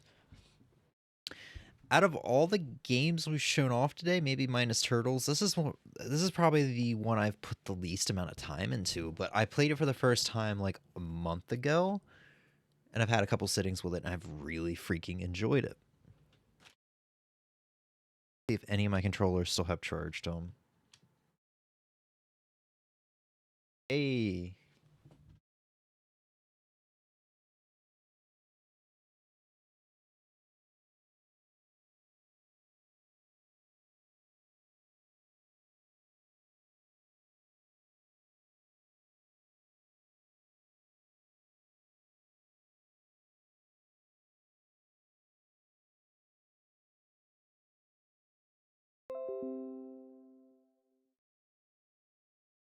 Okay.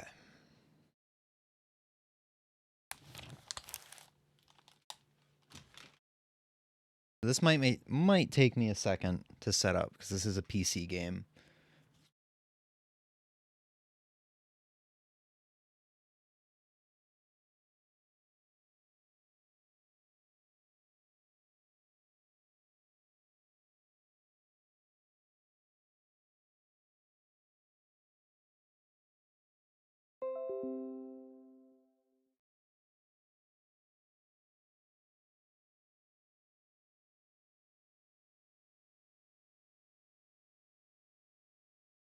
Of course, I'm going to be stubborn and only use one monitor.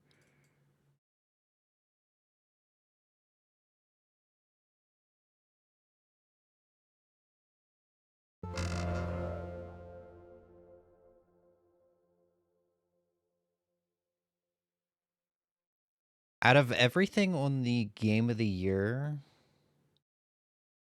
list here, this is probably the least obvious one.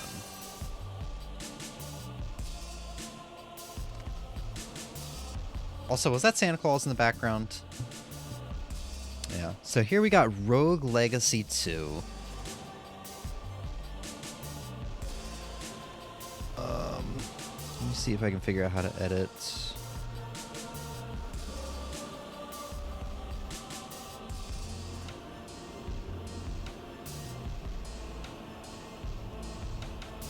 I wish Twitch would stop updating their fucking app every 2 goddamn weeks.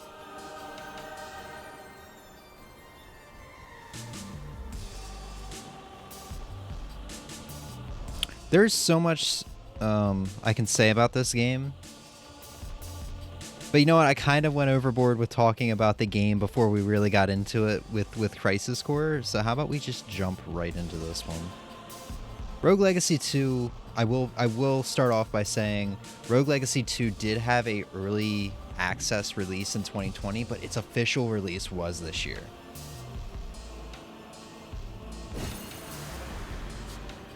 So I put about 4.5 hours into this. Probably about the same amount of time I put into Turtles. How about we do the same thing we did with Kirby? We'll start a new file to kind of see what it's like at the beginning, and then we'll go to the original file, just so that we don't overwhelm ourselves with all the stuffs to talk about.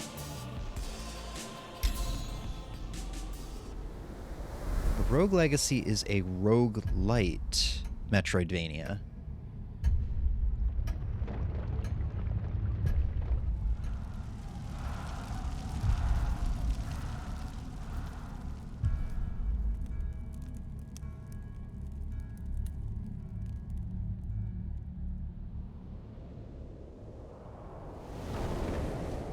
And a damn good one at that.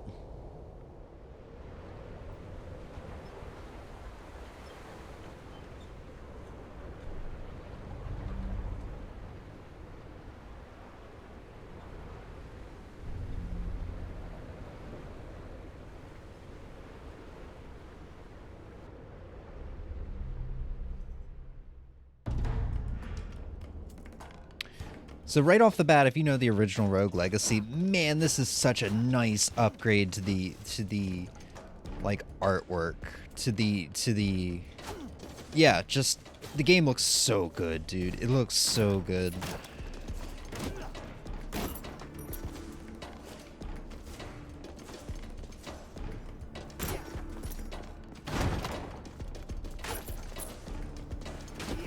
Oh my god! Okay, so it's acknowledging that it's the Christmas season.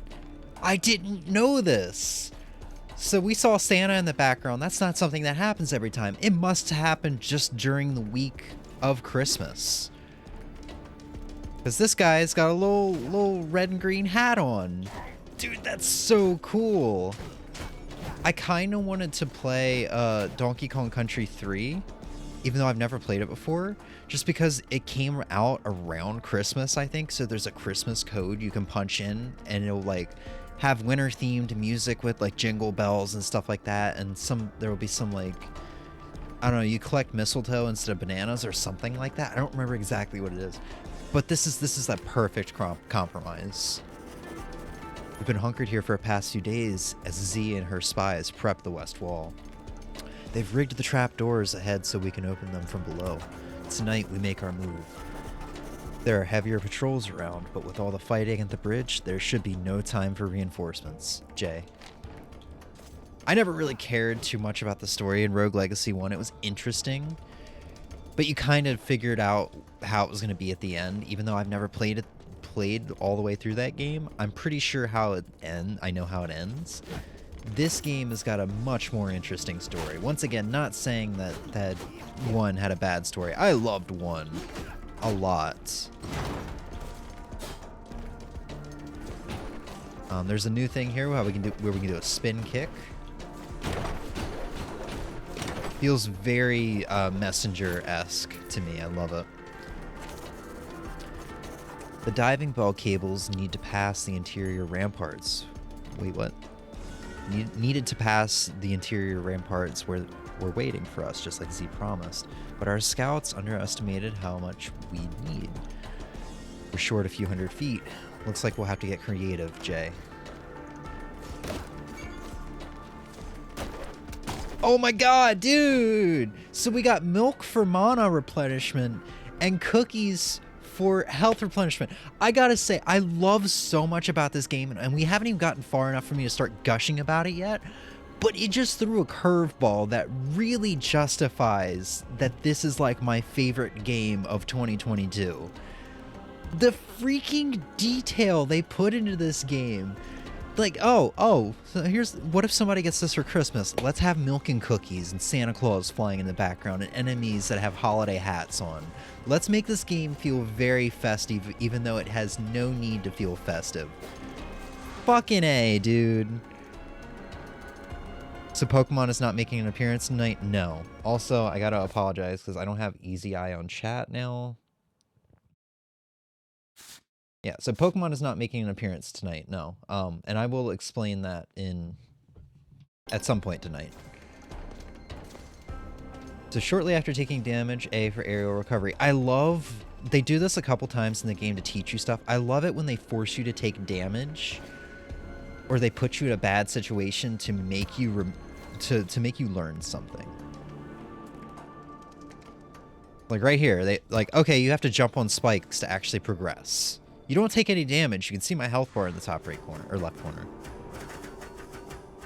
Dude, the mannequin's got a Santa hat on. What? Stop doing that.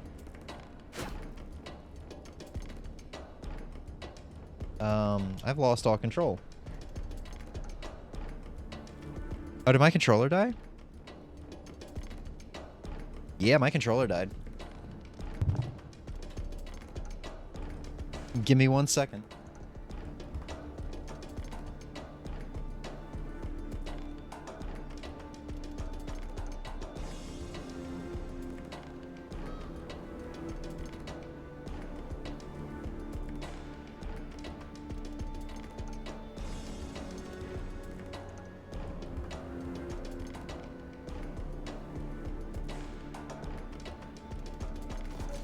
All right, we're back in there. We're back in there. Looks like I've underestimated Z's charisma again. Below me, I can see all the misfits that have joined our ranks. When did so many rebels join? From here, it seems like an endless sea. This was supposed to be a suicide mission meant only for a few. She's unwillingly raided these souls to a lost cause, and my sins keep growing. Now, in the original Rogue Legacy, if memory serves, the only journal entries you would read was one particular guy who was trying to make his way through the tower and the surrounding areas. I think to find the king or something like that. I don't remember what it was all about. It was just his journal entries. In this game, you find multiple journal entries from multiple different characters.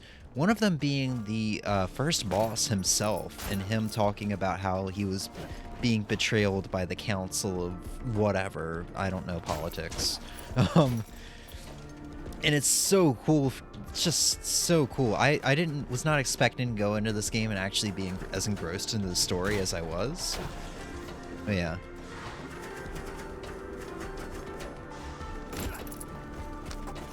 This is it, the end of the line. Below us, there's a trick wall, which can only be opened with magic. Z said it should lead us straight to the estuaries. I don't know what an estuary is. I assume it's a political position.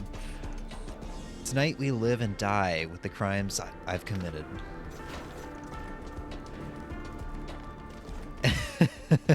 I love that. Trick walls only open when struck by a spell. Now, I think this was the same case in 1. They never told you, though. So I think this is the first time they explain it between the two games. And now I need to go back to the first game, because there were so many times where I wasn't sure how to get through a room with treasure in it. That was probably my answer. And it might have explained it somewhere, I just probably forgot. I don't know.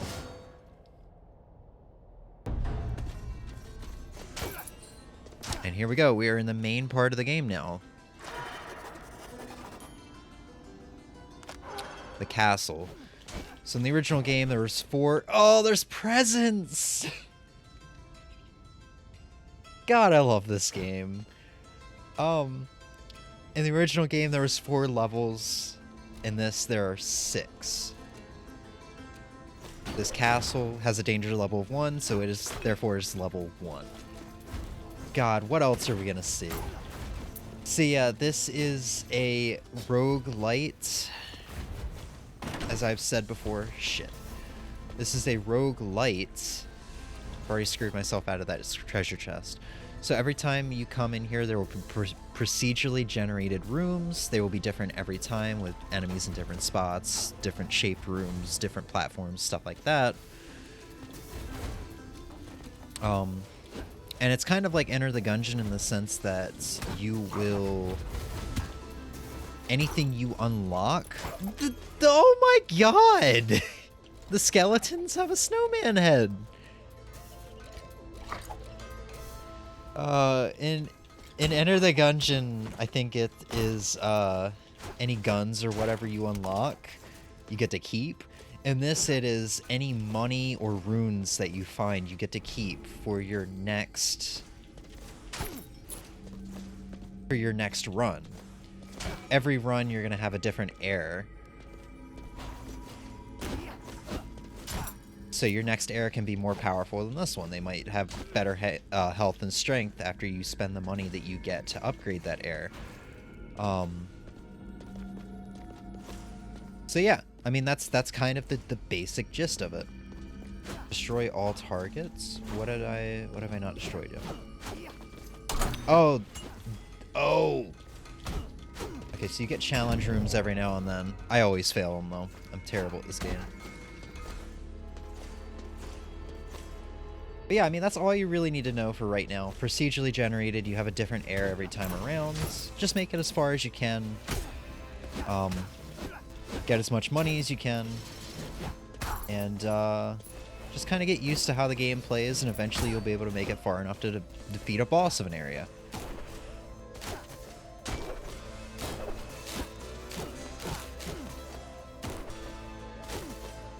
Also, if you know Rogue Legacy 1, this music is going to be so nice to hear because it's got a slight bit of the level 1 area in Rogue Legacy 1's theme going on.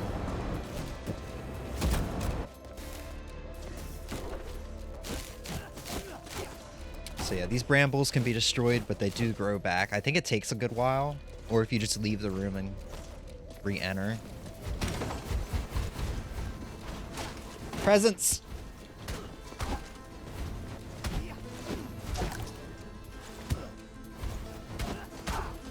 I'm also feeling so lost without some of my skills that I have on my file, like dashing in air.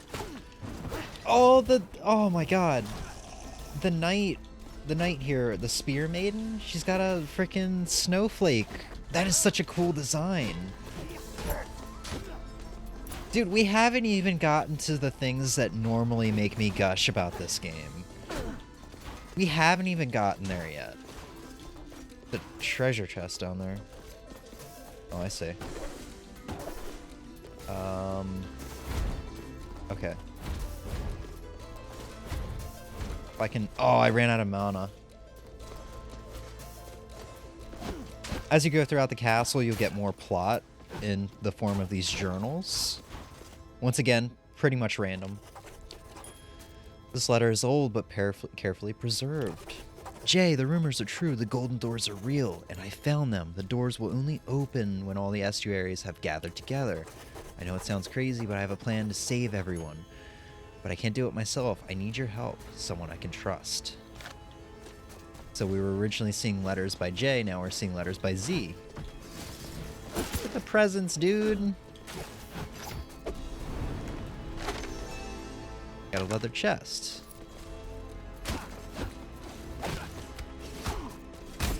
I'm starting to worry now a little bit that we're not going to be able to get to Animal Crossing before midnight rolls over.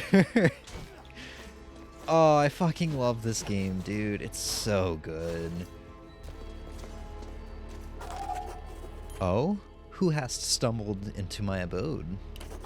Sweet child, hast thou lost thine way? I am Anaki.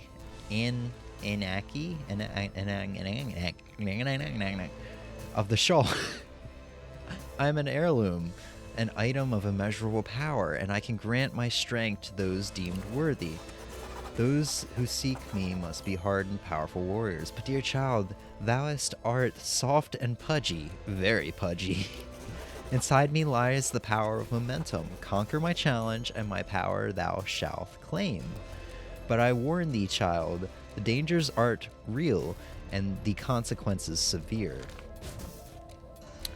So these are challenges. This is how you can get permanent upgrades without actually spending money to buy them after each run.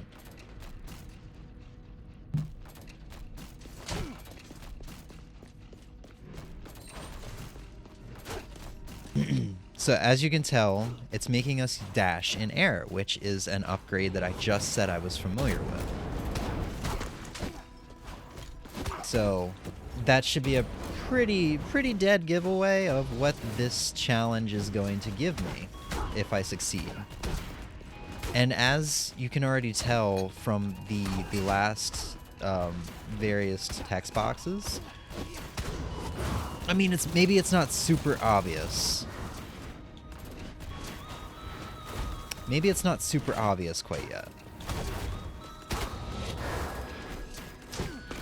But the text is like the messenger. It's really well written with a bit of comedy in there. It's very fun text to read. I am very soft and pudgy.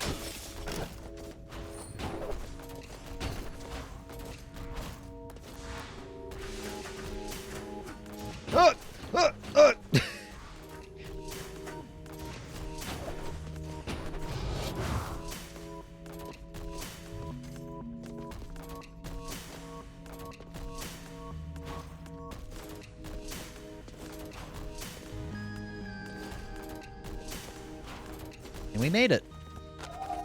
Congratulations, sweet child, thou hast proven thine self worthy. Now come and claim thine inheritance, the power of momentum, and let our souls bind together.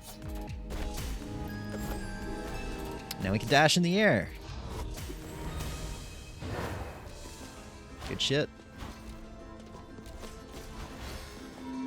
Alright, now every now and then you'll get into a room like this where you're given the either the choice of Nectar or the Blessing of Life. The Nectar will restore 25 or 75 health and 150 mana, or you can take 90 damage by doing the Blessing of Life, but you'll increase your max HP by 36. Depending on what my health usually looks like, I tend to choose the Blessing of Life. I prefer to get max HP and eventually eat some turkey or chicken. Or I'm sorry, in this case, Christmas cookies. I love that they did that. And yeah, that's what I do. I'll eventually get the Christmas cookies or the turkey or the chicken and get my health back up to full, and my max HP will be higher. This is the boss room. I might come back to this in a bit. Maybe. Depending on how well this first run goes.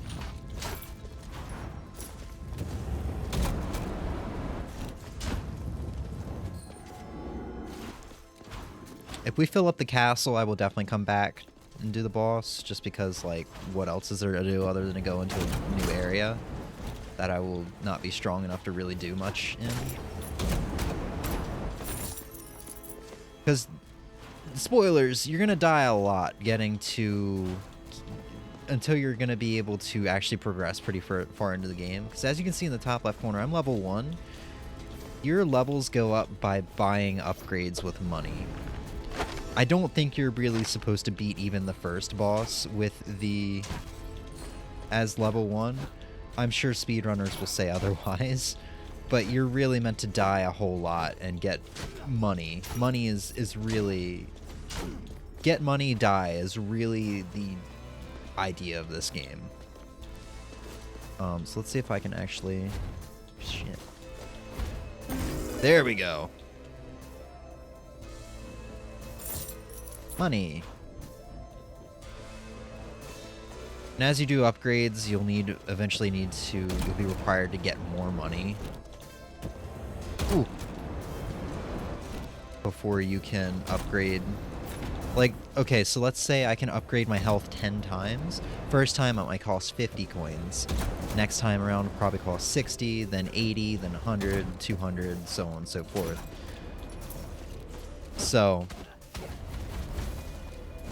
yeah, it'll get harder and harder to upgrade, but the further you go into this game, like once we get to the second area,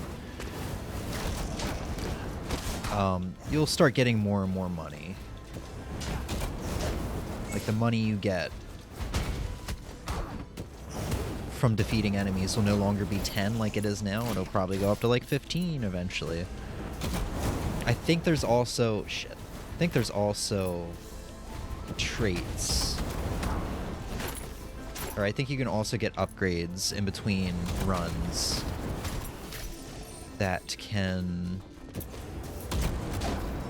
up the amount of money you just get normally. There's a lot to this game, and I know I'm not going to be able to explain it all, and even if we do spend 2 hours with this game. What time is it now? 10:04. Yeah, we can have some good time with this game, but I really need to stress that I want to get to Animal Crossing.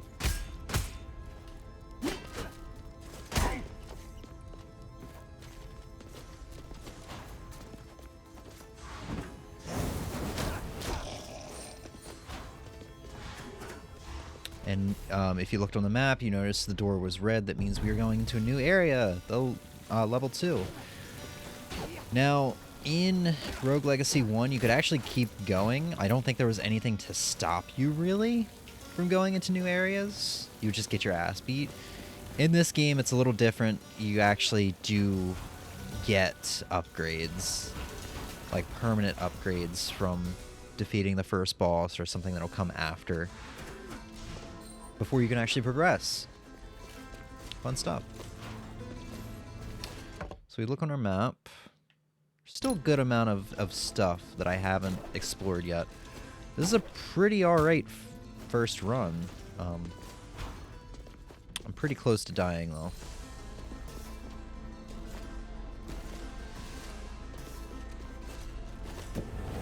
I will say that in my opinion, I feel like they equip you a bit better in this game than they do in Rogue Legacy 1. I don't think this game is as hard as a result. I needed to go down. I had a really good run that I'm super proud of in this game.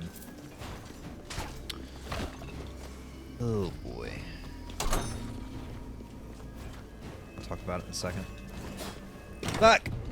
Okay, I'm out. Fuck. It wasn't even worth it.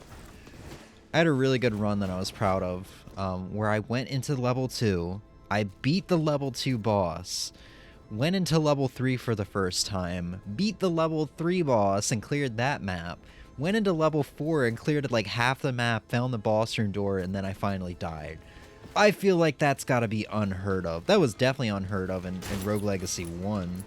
You would like usually beat the first boss and then pretty much die as soon as you went into the next area. At least that was my experience. Oop. Was that worth it? I don't think it was. But I'm so proud of that run. That was just the run that would not end. Cookies. Something tells me I will die there. The chest up there, though. Yep. That looked about right. What else we got? We got the boss room, and then we can go up at the very top. Can't go this way.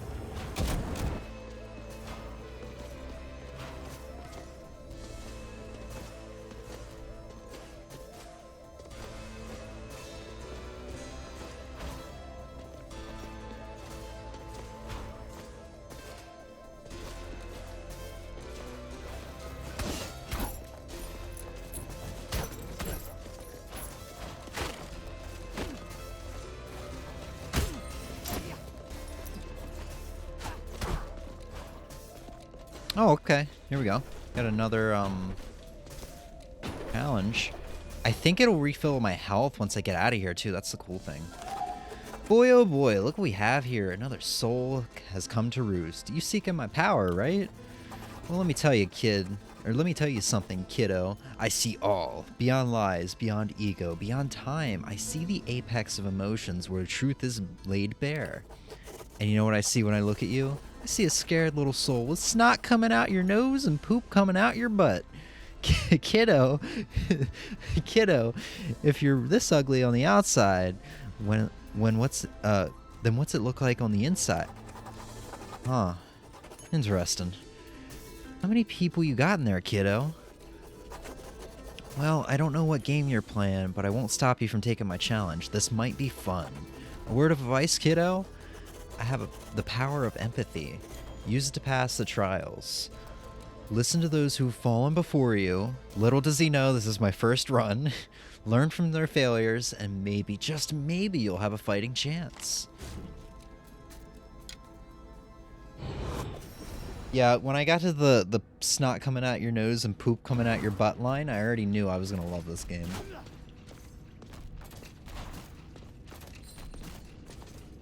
Oop! RB to attune to memory fragments to hear subconscious thoughts. Oh, right, that's what he meant by that, not like past runs you've done. He meant this. Lost again. Every path I've taken has been wrong. Alright, Demetrius, calm down. Remember the lessons your elders taught you. He who gives you only 2 choices always hides a 3rd.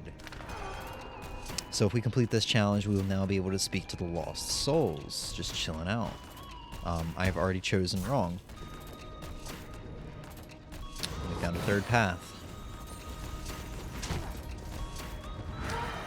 Been down here for hours, not sure what to do. Obstacles are just hidden opportunities. What did the elders mean? Could I use these spinning chains to my advantage? I'm too scared to try. Oop. Basically the same thing the tutorial taught us. Just take that hit. Except this time we actually do take damage. You kind of have to do it first try.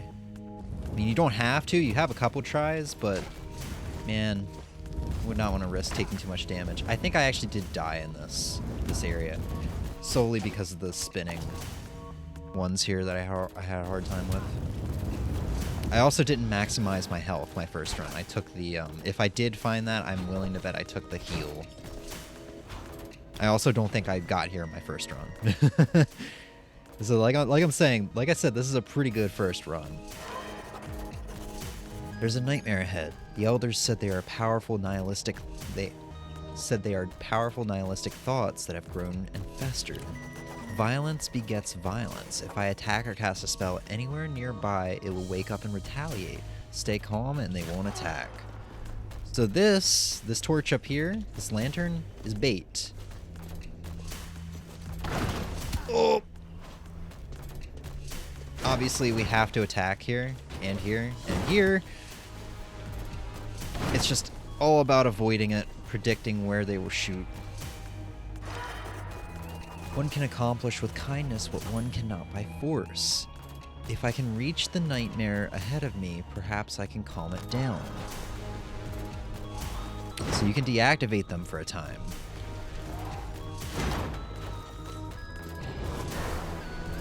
And now we gotta do some fights with nightmares. Just kind of chilling around. Well, they will reactivate after a little while. No! I failed to reactivate it! Or deactivate it. God damn. Alright, we'll just... I see it pop up for a second, man. Okay. Just drop everybody down below, because I remember there were spikes down here.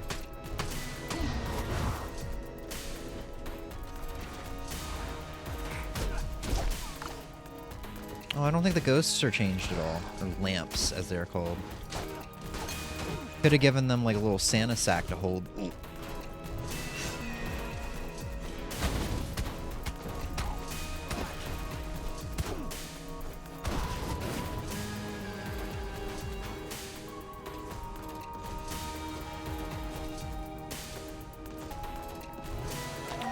Haha! Congrats, kiddo!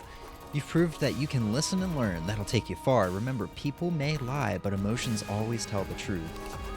Oh, and one more thing, kiddo. Sometimes it pays to find an emotional connection with your enemy.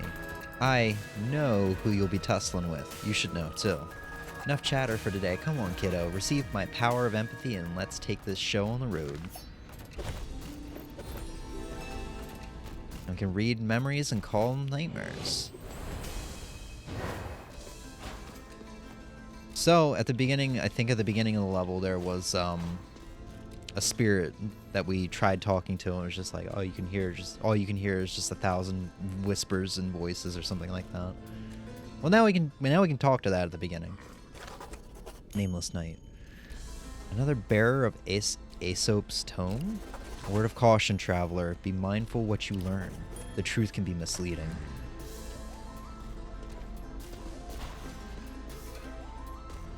Okay, so I was hoping we'd leave there with full health, but since we had to take some damage to actually get through, not exactly the case, unfortunately.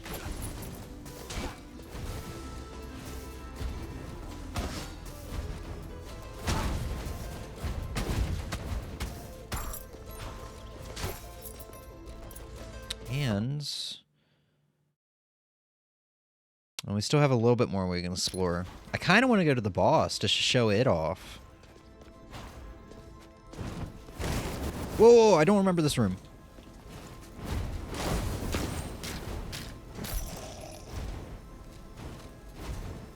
Ah, dang it. I'm playing a very dangerous game right now.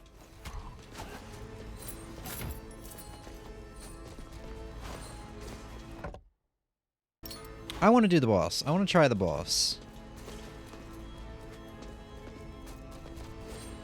Instead of going all the way down to those one set of rooms that I haven't done yet. I think... Also, I think we needed to get the last upgrade to be able to do the boss anyway, because we needed to talk to the spirit. I don't know how he does it, but I keep losing Lamech's trail. There's no other choice. If we want to leave this island, we'll have to enter the throne room. Only his royal retinue can open them, but I have to see how they do it. There are 2 torches beside the doors. Both torches must be lit with the strike of a foot to open the doors. If the fire goes out fast, so we'll have to be quick. There must be a way to swiftly get from one side to the other. Yeah. Ugh. It's genuinely not easy. Ugh. There we go. Now, I think I have an upgrade on my main file that restores my health when I go into one of these rooms. I don't think I have that on this, so I think I'm going to be pretty screwed immediately. Let's see how far we can go. Yep.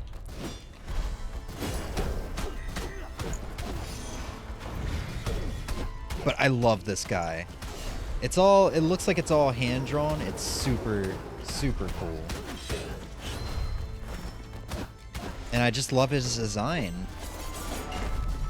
Because literally like he said, or I guess we haven't seen any of his, oh no, I jumped into him.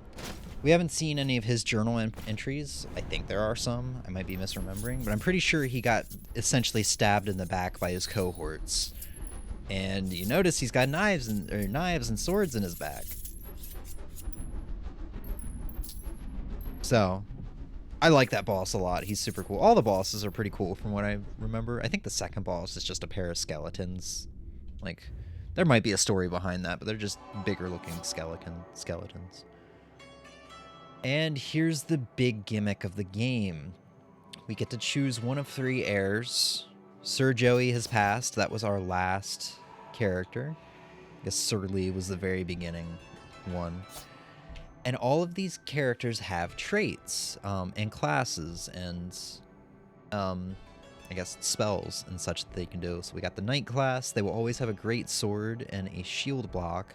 And then the last one will be randomized. So Gravity Beam, which is a spell, is what this Lady Beatrix has. We also have another Knight and another Knight. We haven't unlocked any classes yet, I don't think. And sometimes the traits are pretty funny, which is one of the other things I like to gush about Rogue Legacy. Emotional dysregularity. There can be funny traits like being homophobic? No, not homophobic. Homosexual, I think, which literally don't do anything. There's ones where you have like glaucoma. I think it's where you can't see well, or where everything is dark. I guess where your blood sugar is really low or something like that. There's one where you're a drama queen, I think it is. Where I think it's pretty similar to being glaucomic, where the world revolves around you, so you can't really see everybody else. Or I think everybody else is just blurred out. And when you kill an enemy, people cheer and throw roses onto the screen. There's so many great traits. There's also giganticism, where you're giant, and dwarfism, where you're a dwarf. But what I really want to show off is a certain class that is overpowered as shit. So, let's jump into my save file here. I'm already level 49, or level 59 with 4.5 hours in.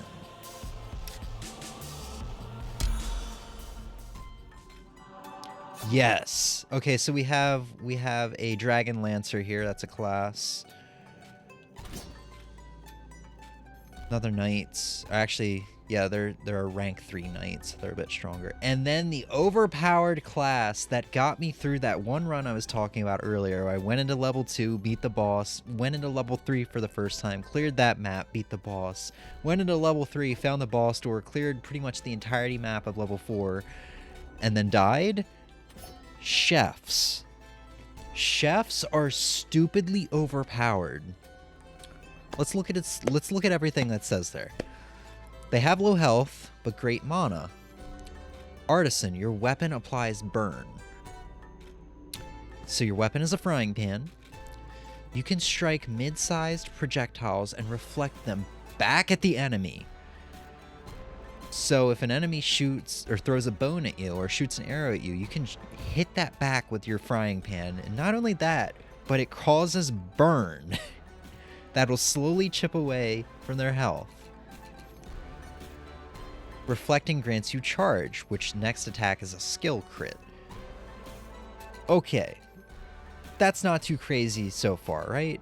Well, we've also got Stew, which is our permanent skill. This restores your health and mana, not fully, mind you. But it recharges by collecting health drops. It can hold up to 3.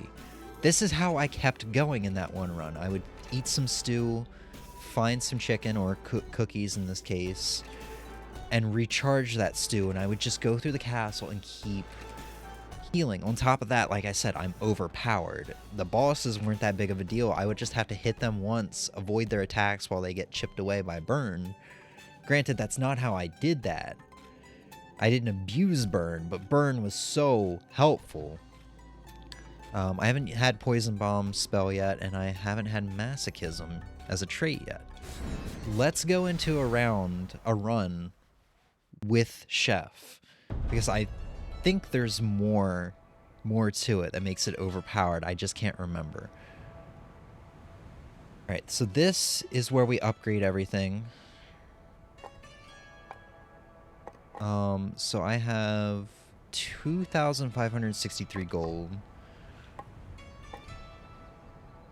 Yeah, restore health and mana when entering a boss chamber. I don't think I'm going to spend a whole lot of time upgrading, because I would like to show off more than just the upgrade screen. So let's just up our health, and then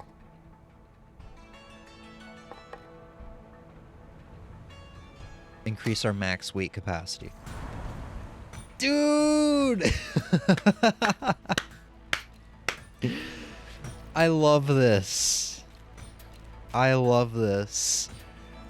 Christmas lights. The Smithy is wearing a Santa hat. He looks a lot like Santa. So these are the docks. This is where you go through every time after you spend your gold. You can spend more gold here if you want to save it. And this is where our runes come in handy. We can find runes, we can find weapons, armor, stuff like that. I think we found a leather chest last time. This is where that comes in handy. We can buy it here and we can have it forged. Just keep in mind your the weight. Like right now I have 140 weight on me out of 160. So yeah, this is where you find blueprints, or this is where you use your blueprints. Enchantress will let you apply permanent, I guess, skills. Or I guess they're just outright called runes. We have this guy who will permanently fasten down the castle. So if you die, you can fasten down the castle. He will take 20% of all the gold you find. And the castle will always be the same when you go in. Or not always, but at least this one time. You can also set it to always, so it'll always be the same. That way you know you know the castle layout. That way it essentially no longer becomes a roguelite, because the levels are no longer procedurally generated. It's going to be the same every time. We got training dummies that will give us advice. This is the knowledge I have retained. This is your worth as a person reduced to a number. The other one will give me advice. Hello, chef. Are you ready to roast some bad guys? You may not be as strong as other heroes, but what your frying pan lacks in damage, it makes up for in utility. Did you know you can strike most projectiles and send them back to your enemies? Crazy, right? Just avoid the super big ones and serve up a fireball sandwich. Serving up a fireball sandwich doesn't just look cool. You'll deal extra damage with your next attack. Chefs can also cook anything any time, so attacking with any weapon will burn baddies. So don't be afraid to charge straight for ranged enemies. They should be afraid of you. Now I'm gonna hang out for a second because there is an idle animation I really love for the dummy. And I guess I can explain this as well. Once you get into level 2, you'll find a pizza shop. And you'll find this character. Maria, the pizza girl. I like it down here, stranger. The docks are nice. You can rescue her, and she will, I can't remember what her thing was. Yes, chef is OP. You find her in level 2 at a pizza shop, and you can bring her back with you. Yes, that animation, I love it! Let me go up here. Maybe it'll do it for this one now. Just keep an eye on this guy while I'm explaining. Or girl, Lady Quinn. You can bring her back with you. And she will ask to go on the boat ride with you to the castle every time you leave. You can find her, I think, at the entrance of every level. Yes, this animation! It's so cute. I don't know why. It's just like a piece of pizza falls on her head, and she's like, oh no, can I eat it? No, I can't. Let me just wiggle it off my head. I don't know why. I love that animation. Those animations obviously only start once you bring the pizza girl back to the town with you. I don't know why, but when I saw it for the first time, I was in love. Obviously, I'm in love with this game, period. I'm going to try explaining this for like a third or fourth time now. You bring the pizza girl back to this area with you. She will take the boat ride with you to the castle, which is the main meat of the game, where we were just at. At the beginning of every area, the beginning of level 1, the beginning of level 2, that area we walked through that I said we couldn't go through without the boots, you can find her. And at one point or another, she does tell you that being a pizza delivery girl, she understands that the castle and all the areas move, which is another way of saying all the areas are procedurally generated, so things will be different every time you enter the castle. But she has come to understand how the teleporters work and how to manipulate them or something like that. So if you pay her a lump sum fee or something like that, like 2,000 gold, she will set it so that you will be able to use the teleporter at the very beginning to teleport to level 2, level 3, level 4, respectively, every time you enter, so that you don't have to go through level 1 in the castle every time just to get where you want to go. I don't think that was a thing in Rogue Legacy 1. I think to get to level 1, or to get to level 2, 3, or 4, you had to go through level 1 until you found it, which wasn't that big of a problem. There was only 3 levels, so if you wanted to go to level 2, it was always on the far east of the castle. If you wanted to get to level 3, it was to the north, and level 4 was to the south. Now there's 6 levels, and it's not that simple, because I think you can only get to level 4... Or no, you can only get through level 3 by going through level 2 or something like that. So she's kind of like there was one guy in Enter the Gungeon that would lock the elevators for you or something like that, so you didn't have to keep going through floor 1 every time. That's the gist of her. A lot of little details in this game, like so many, I swear. Yeah. I'm guessing you're saying you like the little details in this game. God, I can't fucking believe they made it snowing and put Christmas lights up and shit. And you know what? I'm experiencing this for the first time essentially with other people, because I'm going to assume... I haven't played this game in about 2 weeks, but I'm going to assume it started probably last week. It's probably only from like December 23rd to like January 31st or something it runs. Maybe like a week and a half there. Oh, it's so good. Inside this house is something I haven't messed around with too much.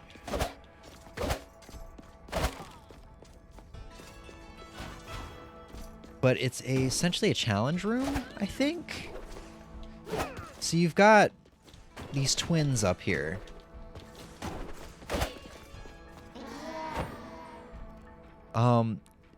You can earn souls from the sleeping grandfather over here. There's some gimmick to this. You're revealing scars from people's pain or traumas of past or something like that. And you'll go through these challenges, defeat them, you'll earn souls. As you go throughout the castle, you can upgrade these challenges so they'll be harder. Therefore, you can get more souls. Come over here, spend the souls to the twins. I think these are called the Elders or something. I can't remember. I obviously haven't not spent a lot of time in this area. But yeah, obviously you can see increase the max level for the following skills. Display your true level or true power, max level. So you'll upgrade skills essentially. I can't really explain this one too in depth because I haven't spent a whole lot of time here. That one has cat ears. Yeah, honestly, I don't find kids or children adorable in the way people do, but these two are adorable. Just look at them. I know that smile of the shorter one on the left is a mischievous smile, and they're just smiling to make you think, oh, they're so innocent. That's kind of adorable to me. I don't know. I think it's just because they're not human I find them adorable. And last thing in this area I can explain is this safe that they also gave a Christmas hat. The safe is pretty cool. You can upgrade it through the previous screen over here. Are you sure those are kids? Not like short? I think I'm pretty sure they've mentioned the guy over here is grandpa and these are their grandchildren. I know that doesn't mean they are kids. I'm pretty sure. I remember. It's a shame I can't get any text with them right now. I do remember chatting with them, and they talked in a very kid-like manner. Anyway, there's this safe here that's floating. You can upgrade it from the previous screen we were at. And every time you go into the boat, Chiron, who was also in the previous game, Chiron will take a toll from you, or forces you to pay a toll every time you go into the castle. So we still have our money from the previous run, 128 or 82 gold, as you can see on the left side there. He will take a toll from us, which is all of our money. However, we can sneak some into this safe every time around. It's a small percentage. And we can have this Yeah, we've given Chiron a lot of gold, 1,500. And this is like our rainy day funds. So if there's something, I have 182 gold right now. If there's a sword over here, that I wanted to buy that was 200 gold, I can take 18 gold out of this, so I can get an even 200 to buy that sword. Like right now I don't have enough, but thankfully I have my rainy day fund here. I get the thinking there, yeah. You know I fucking love a game when I can gladly explain and gush over everything just in the main hub that has nothing to do with the castle. Sorry, I was trying to remember if there was another animation that Lady Quinn does. Lady Quinn is my favorite because I love her idle animations, mainly the pizza one, but still. I feel like there was another one though. But God, this fucking game, dude.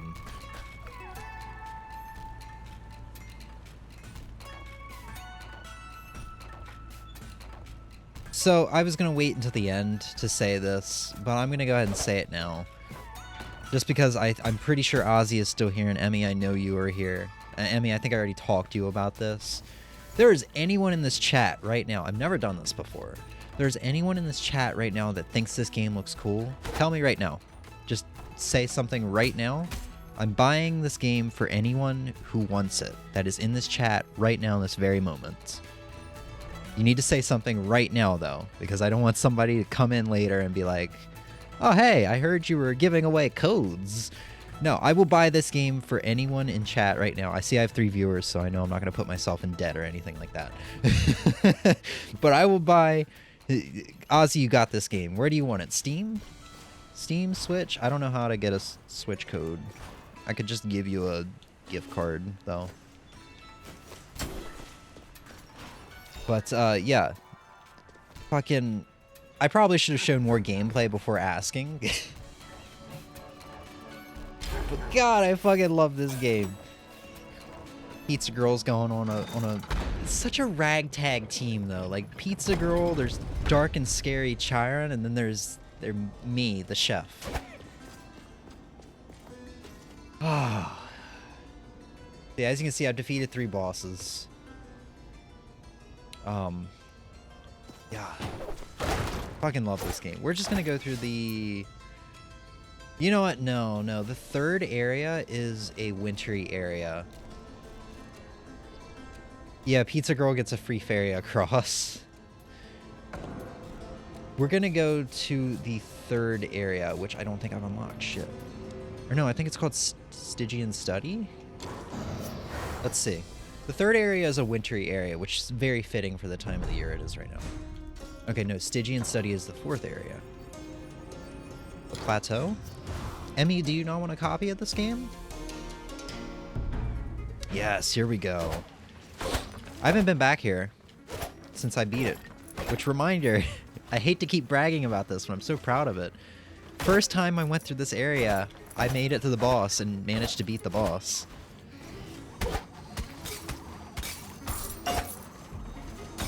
Oh right, those blue enemies you can only defeat with the kick. Oh yeah, and these snowflakes keep growing. But just look how fast I kill stuff, dude. And once I get into trouble and my health has been lowered... Also, the frick... Look, I just killed that dude with 1 shot of deflecting his own attack. Oh, this game is so good. I keep interrupting myself, but yeah, once I get into trouble and health-wise, I get 3 heals, dude. And if all I have to do is find a piece of turkey or chicken, or once again cookies in this case,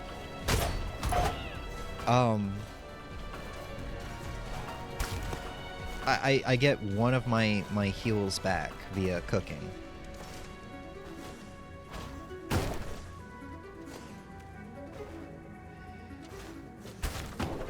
Oh no! I think I have a double jump. I do! we go.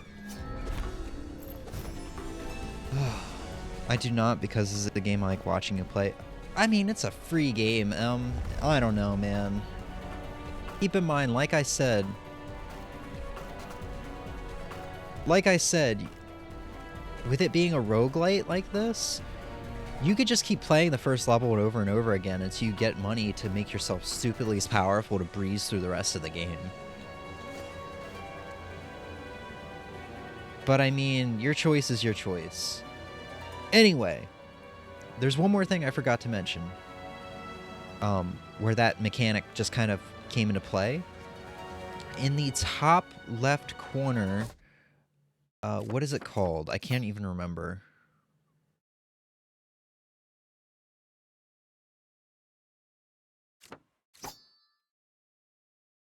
I can't remember what it's called. That silver flame that says I'm at 125%. That is called willpower, integrity. I don't remember. It's... You know what? We'll explain it once I find another thing that actually tells me what it's called. Which shouldn't take too long, I wouldn't think. Ow. Look at that. All I need to do is just hit these enemies once. And they die.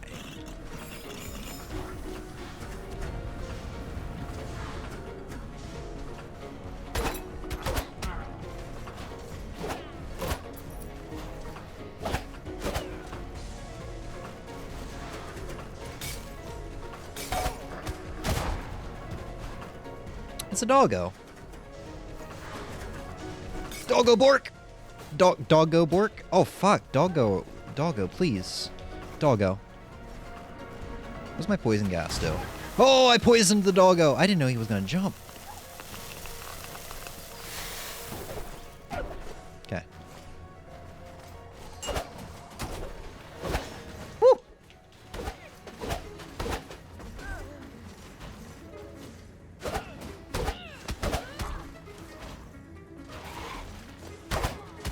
Oh my god, the zombies have a Santa hat on. God, what a fucking game, dude. What a fucking game.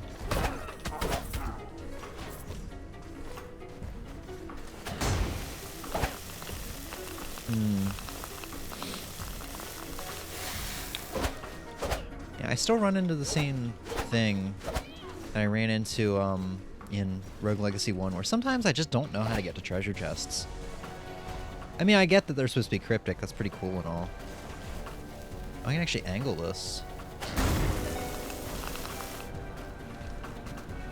Yeah, if you can't tell, like I said, procedurally generated rooms, which means they are pre-made and can be preset pretty much anywhere. This is that same room that was in the castle. But this is a rarity. This is a rarity. You usually don't find familiar rooms, at least back to back.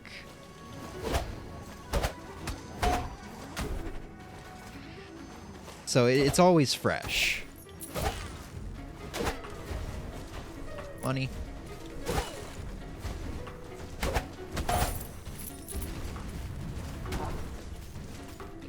I just realized these enemies are called mush booms.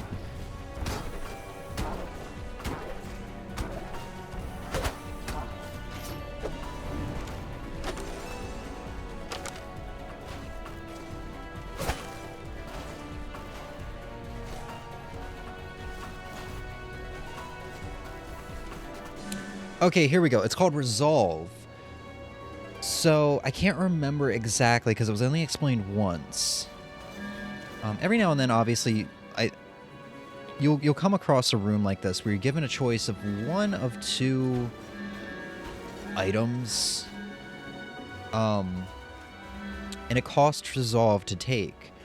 If your Resolve dips below 100%, your max HP will also go down. So I have 402 HP right now as my max HP. Once my Resolve goes down, I do believe my HP will go down to like 350, for example. A primer on relics and Resolve. How about we read this? Relics are powerful items that cost resolve to wield. Going below 100% resolve will lower your maximum health. Gain bonus resolve based on your total weight. Staying light can grant an extra 125 bonus resolve. Raise your maximum equip weight to help keep your weight class low. So let's take Limek's Whetstone here, and we're gonna go below 100 resolve. Weapon skill crits now apply a magic break for 3 seconds. And my resolve, or my max HP went down to 362. Got another room? Damn.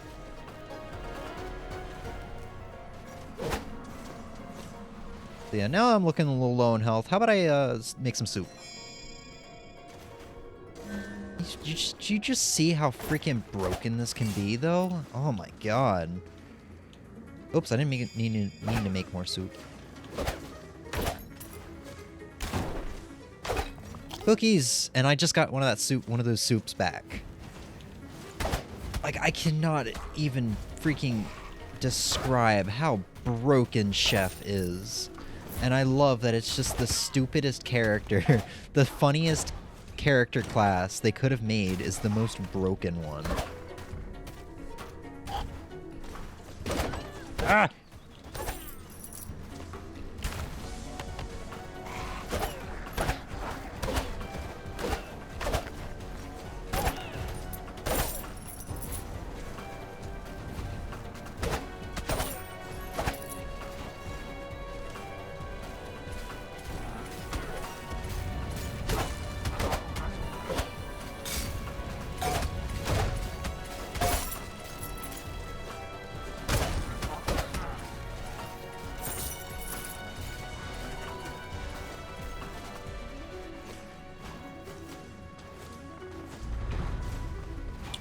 I don't think I can fight the boss multiple times in this game. No, you can't.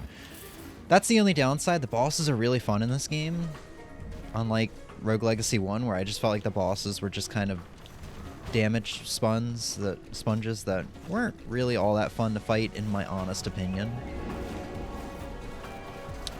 But at least in Rogue Legacy 1, you could rematch them. Harder versions of them. I wish we could do that in this game. So... Ah! Oops.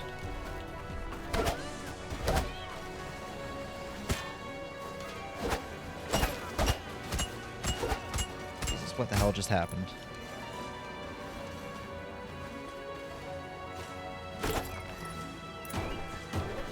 Also, Ozzy, I don't know if you heard me. Do you want this game on Steam, or... I think it recently came out on Switch. Whoa, that is a big doggo. That is a powerful doggo. Holy shit. Oh shit, this doggo is gonna fuck me up. I'm being stupid right now.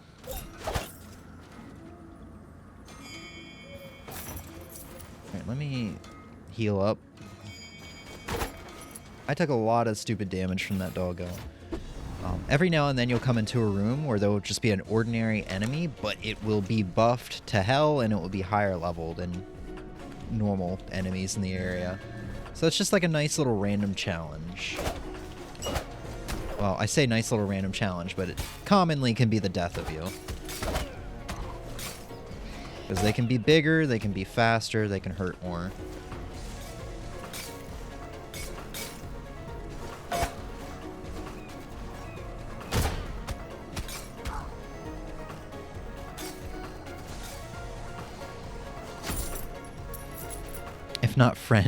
If not friend, then why friend shaped? Ah! God damn it.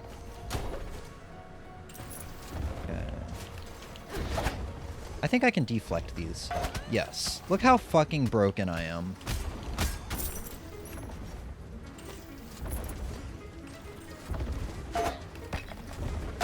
Look, I don't even have to get near this guy. Look how broken I am.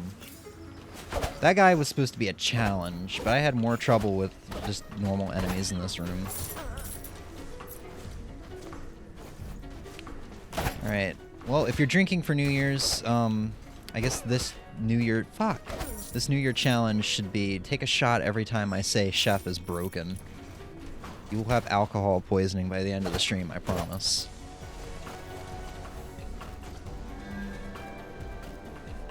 Opening chest to restore health.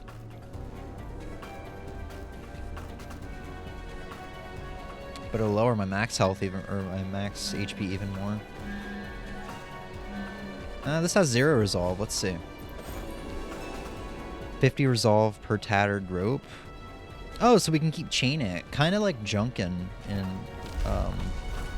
Enter the Gungeon. I don't know why I keep referencing Enter the Gungeon, because it's been like a year and a half since I played that game. Which, also, by the way, no, I have not forgotten that I'm still doing a playthrough of that game. It's just the playthrough that never ends.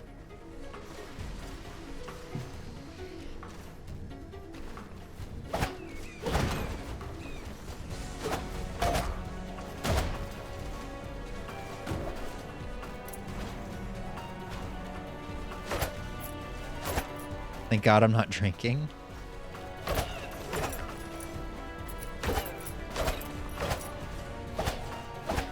So I guess Ozzy's not here anymore. I'll have to shoot him a message on Star Sling. Oh, I have 140 resolve now. Alright, let's see what it does. Casting your talent or spell will fire 1 starbolt. Alright, next time we find an enemy, we gotta see what that does.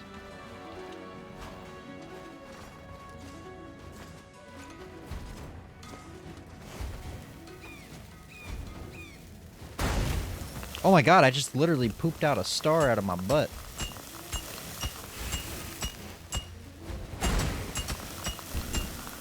Oh god! I'm gonna kill myself! Why won't I turn around? There was a fireball that just went through my head.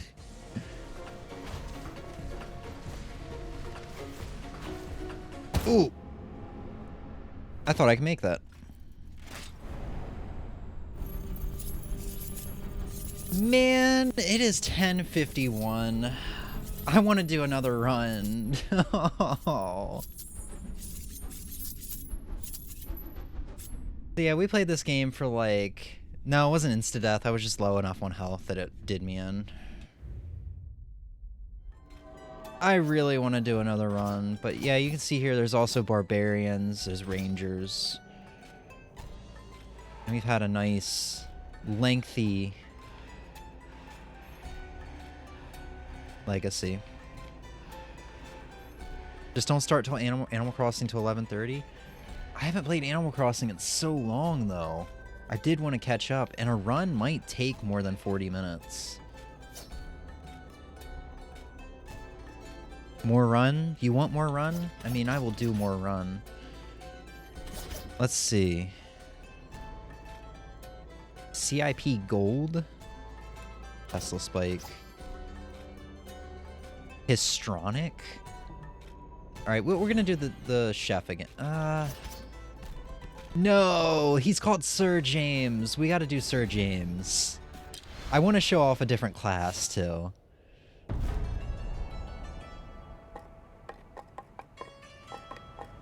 But yeah, we played this game. We've been playing this game for an hour and a half. We only had 2 runs. Like, this game is so addictive. How about we unlock Gunslingers? Gunslingers all about popping and the stopping. All about the popping and the stopping. You may be wielding the most versatile weapon in the world, but you are lacking... But the lack of a strong knockback means you need to stay on your toes for enemy counterattacks. Find good angles, stay moving, and always keep an eye on your ammo. Cool thing is, when you unlock a class, it actually lets you switch to it right then and there. Astromancers? Oh, this looks sick, dude. Create black holes, become a comet, absorb the pain of others, and convert it into magical energy. You've spent your life discovering these arcane secrets. Now it's time to unleash them upon your unsuspecting victims. Oh, should I switch to that? That looks awesome.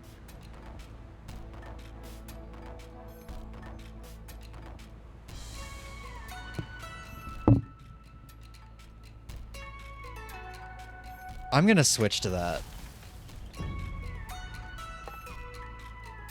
We still have 750 gold. I don't think I can do anything with it here. You can't see your health. Oh, no.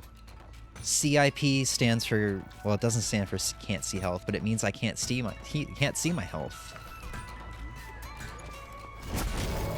Oh, dude, that is cool. Okay. This is actually really good and bad. The marble statue trait. Landing creates a small shockwave that destroys mid-sized projectiles and deals 75% magic damage. I remember this was really good, but I think it was the death of me in a run. Because I think I landed by an enemy and it knocked an enemy forward into me. That killed me.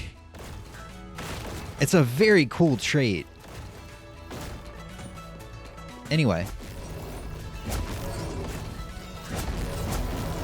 I can just keep myself in the air.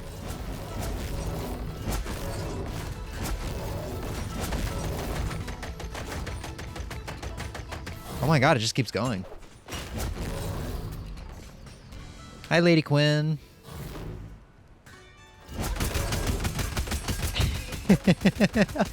I'm so sorry.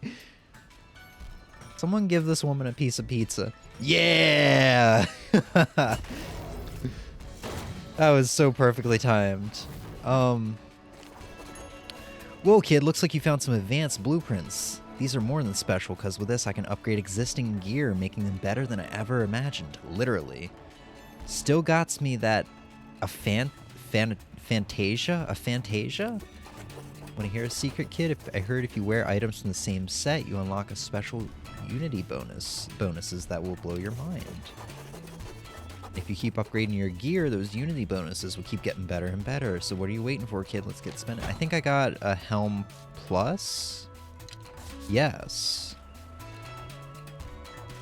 I have exactly the perfect amount of money to upgrade that. My Warden Helm is still stronger than it, though.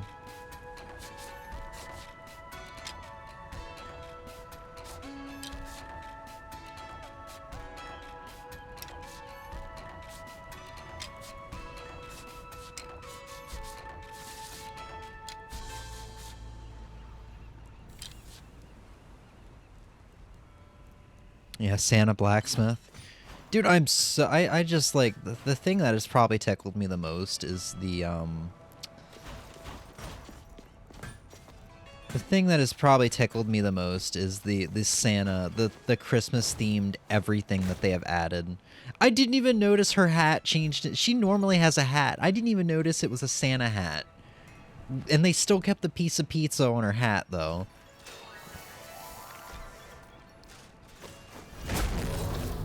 Dude, I fucking love this game. Two shall travel together. I never noticed Chiron acknowledged that.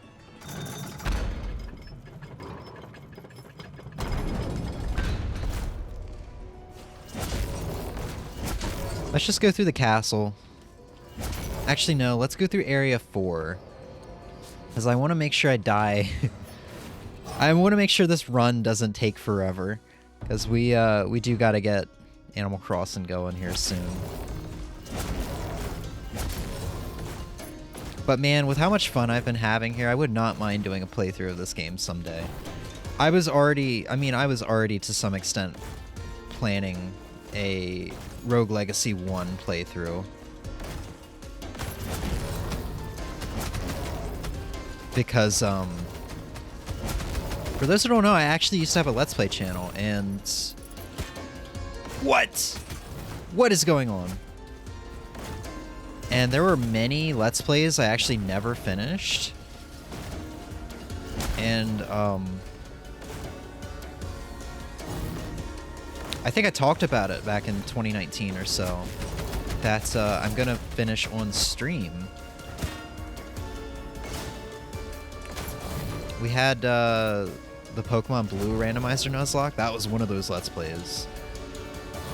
The other was Final Fantasy. Five Nights at Freddy's. And there's 2 more. It's No More Heroes and Rogue Legacy 1 that's still on the list. So Rogue Legacy 1 is something I'm gonna do a playthrough of eventually. But man, this would probably be a better playthrough. I mean, Rogue Legacy 1 could be shorter, potentially. And I'm gonna do it eventually. But this just kind of lit a fire under my butt. It's like, man, I really want to play through Rogue Legacy 2 on stream at some point now, so I gotta do Rogue Legacy 1 first. It only makes sense.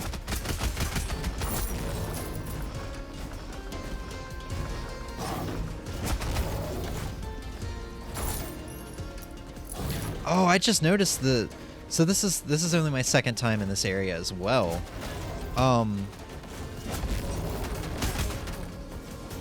But the chests... Oh, that's a real chest. The chests leave off like a toxic... Like, they leave off green coins that hurt me. That's what hurt me earlier. I was confused about that. Never initially finished my thought.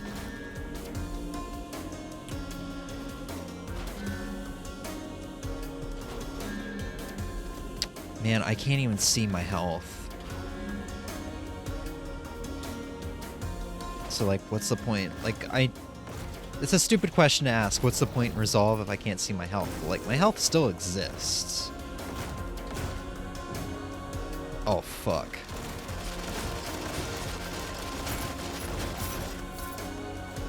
Oh, shit.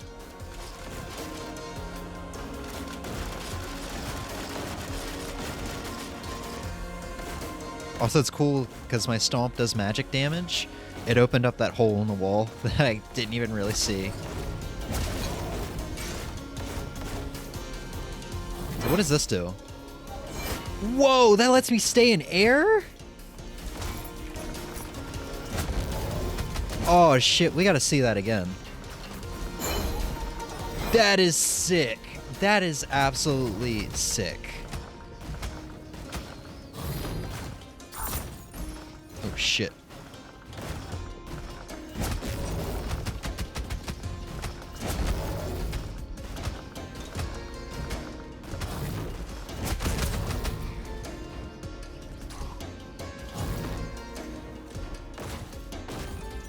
Right, I can't go down.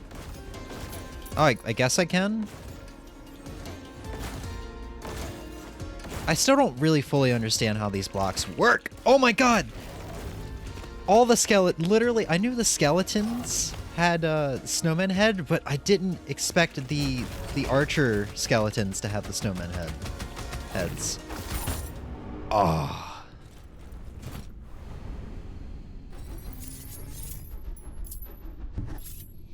All right.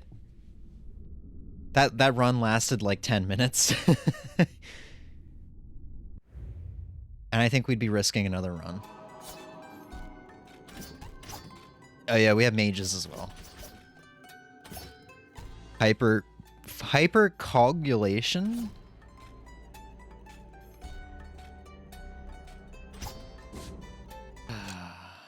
But yeah, goddamn, man. What a fucking game.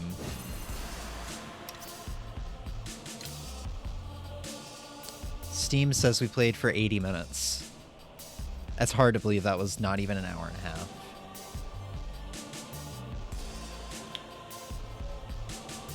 Quick blood clotting? Huh, I don't know. Maybe if you damaged, you start taking chip damage? I don't know.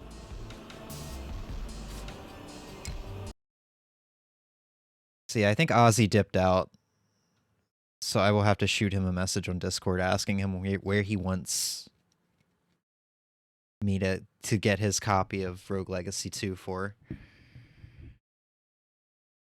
But yeah, man, I always leave the... Maybe you heal faster? Maybe. But man, I always leave the best for last during these streams, whether I intend to or not. Like I said, I hadn't touched this game in 2 weeks or so. Good goddamn, it's so good. Such a good game.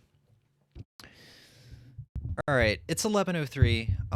We will get Animal Crossing started shortly. I know I know I said I was retiring honorable mentions, but there are 3 4 games I would like to give an honorable mention to. And I like I said, I was gonna retire honorable mentions, but these 4 games are pretty important and honestly deserve to be on my Game of the Year list. But there's some things that are keeping them from being on the list, mainly my lack of time with them. And then one of them has some flaws. You know, like heal a cut and it won't bleed anymore. Maybe. And then we'll do Animal Crossing Countdown to the New Year. After midnight, we'll reflect upon the past year of streaming and I guess my personal growth, changes, something like that.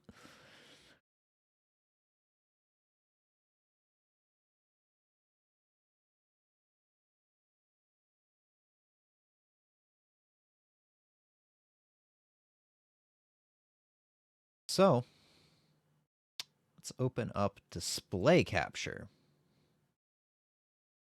There are 4 games, like I said, that we're gonna give an honorable mention to, even though I really wanna, you know, retire the honorable mention thing. This first game, we're just gonna show videos, trailers of it. This first game was actually on my Game of the Year list ever since like March. But as the past month has gone by and I've added Crisis Core Rogue Legacy 2 to it, I decided maybe this isn't really going to be on my Game of the Year list because I haven't put enough time into it. I feel like if it was Game of the Year worthy, I would have wanted to keep coming back to it, especially with how short and simple the game is. I haven't beaten it yet, but it's an indie game. I bought it for like 99 cents off of Switch. It was a steal. Well, not 99 cents, $2 probably.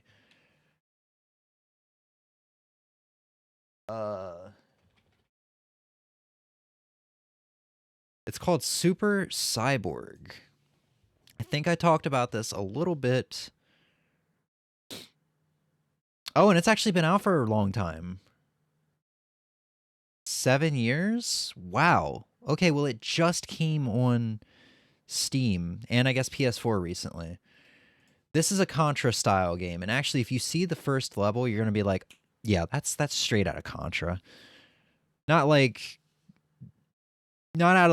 plagiarism straight out of, but it's so heavily inspired off of the level 1 Contra jungle that it hurts.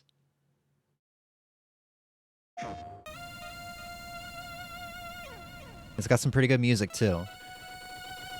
Which you can see just by the movement, the jumping. There's spread shot. It's so Contra that it hurts. And it's a really fun game. And it was going to be on the Game of the Year list, but I don't think I've ever made it past level 4. So I haven't beaten it.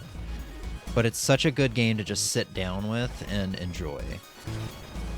And it hurt me that as soon as it came out, it was like $2.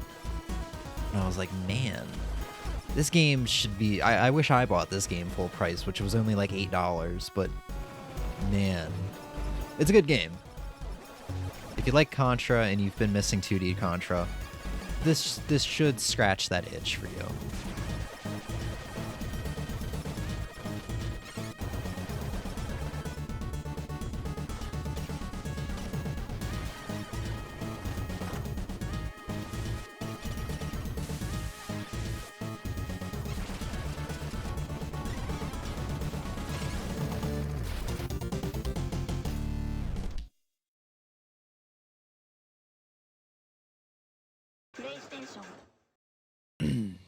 Next game, I'm actually not even going to look up a video for. We can just straight up go to my previous videos on the main channel.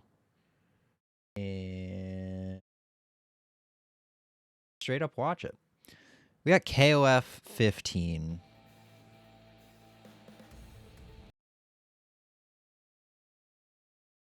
Just like Cyber Shadow, I didn't spend a lot of time with this one, but it's really good. It's not that I didn't spend a lot of time with it because it wasn't good.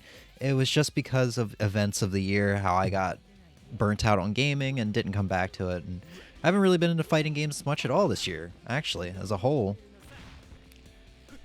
But it's a really good game, really well done, huge roster of characters as soon as it came out. And I actually picked it up again for the first time about a week or two ago, and I've been playing it somewhat consistently every now and then. Once or twice a week is like the new consistently for me. And man, I forgot how fucking hard KOF is, especially with combos and such. But yeah, it's a good game. It's got good music, beautiful visuals, lovely stages. I think that the announcers are better in this than KOF 14, although still not perfect. They're still a little weird to me. Overall, fun fighting game. It's great. I mean, they had Rock Howard as DLC, which makes it even better. Yeah, and they had a Metal Slug stage too, and they recently, we haven't been talking much fighting game news, but they recently, I guess maybe not recently at this point, it might have been a little while ago, they had the Samurai Showdown team. So Hamaru and 2 other Samurai Showdown characters are actually now in the game. And I think they announced new teams recently that were kind of crazy. I don't remember what it was.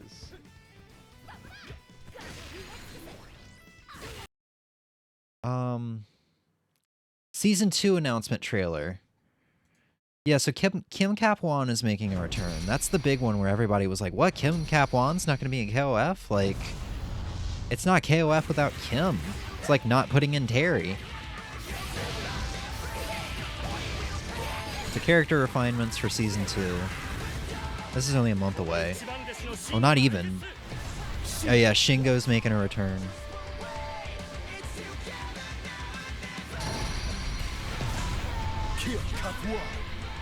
Yeah, they don't have a 3D model. They don't have like real official art for Kim Cap-Wan yet.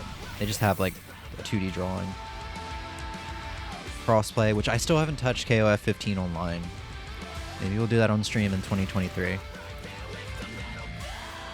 More new DLC characters.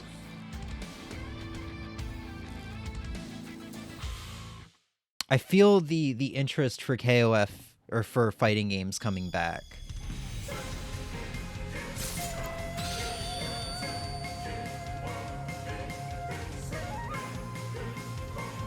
Well, I guess Samurai Showdown is getting rollback, because I know KOF already has it. But yeah, I feel the interest for fighting games coming back, so maybe 2023 will be the year we do fighting games more. We're going to talk about it more when I do the reflection, but I think 2023 is going to be the year I come back to streaming more often than I have, and I think 2022 was just like the year of me taking a freaking break.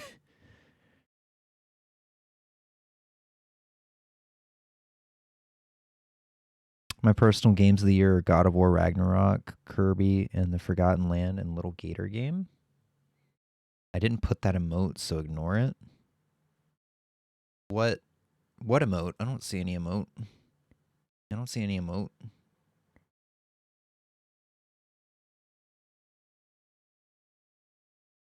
Yeah, I don't see any emote. But Little Gator Game, is that good that you've only been playing it for a couple days and you're already like confident enough that it's like a game of the year for you? I mean, that's really good if that's the case. I can see it on my phone. Oh, okay. All right. Next 2 are like the big ones that I really wish I could have put on the game of the year list. The first one, same thing as all the others. I just didn't play it enough. I put 5 hours into it in one sitting. It was a great game. Just didn't play it enough. Pokemon Legends Arceus. Let me change the game name to just chatting real quick. Wait a second. Okay, that did get changed to Rogue Legacy too.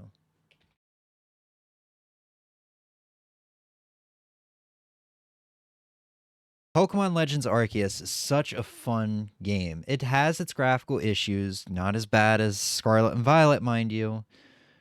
Let's just put on this IGN review and mute it. But so fun. It just kind of, it's like Breath of the Wild, man, but with Pokemon. I only played it for one sitting, 5 hours or 6 hours straight, I think it was. This was about a couple days or a week before Scarlet and Violet came out, and at the time I was already playing, I was getting back into Pokemon Brilliant Diamond a whole lot. So, and I think I started Pokemon Red shortly after that, and then there was Pokemon Scarlet and Violet came out. I'm currently still playing all 4 games, by the way. I'm still currently playing 4 Pokemon games. Which now might be a good segue to bring in that we're going to be doing our next stream playthrough, probably on Monday, the 2nd of January, which is going to be a Pokemon Yellow Randomizer Nuzlocke. What an interesting segue. I'm playing 4 Pokemon games right now. Too many Pokemon games, to the point where I haven't been able to touch this one that's playing on stream right now in about a month and a half. How about we start another Pokemon game? But you know what? I grew up with Pokemon Yellow. It's short. I think we can do it in like 20 to 30 hours. Granted, no game overs happen. That's like a couple streams. But yeah, this game is great. The graphical issues were... I mean, it distracted me a little bit at first. Really, they're not as bad, especially after I played Scarlet and Violet, or mainly just Violet, which I guess is also a good segue to the last honorable mention.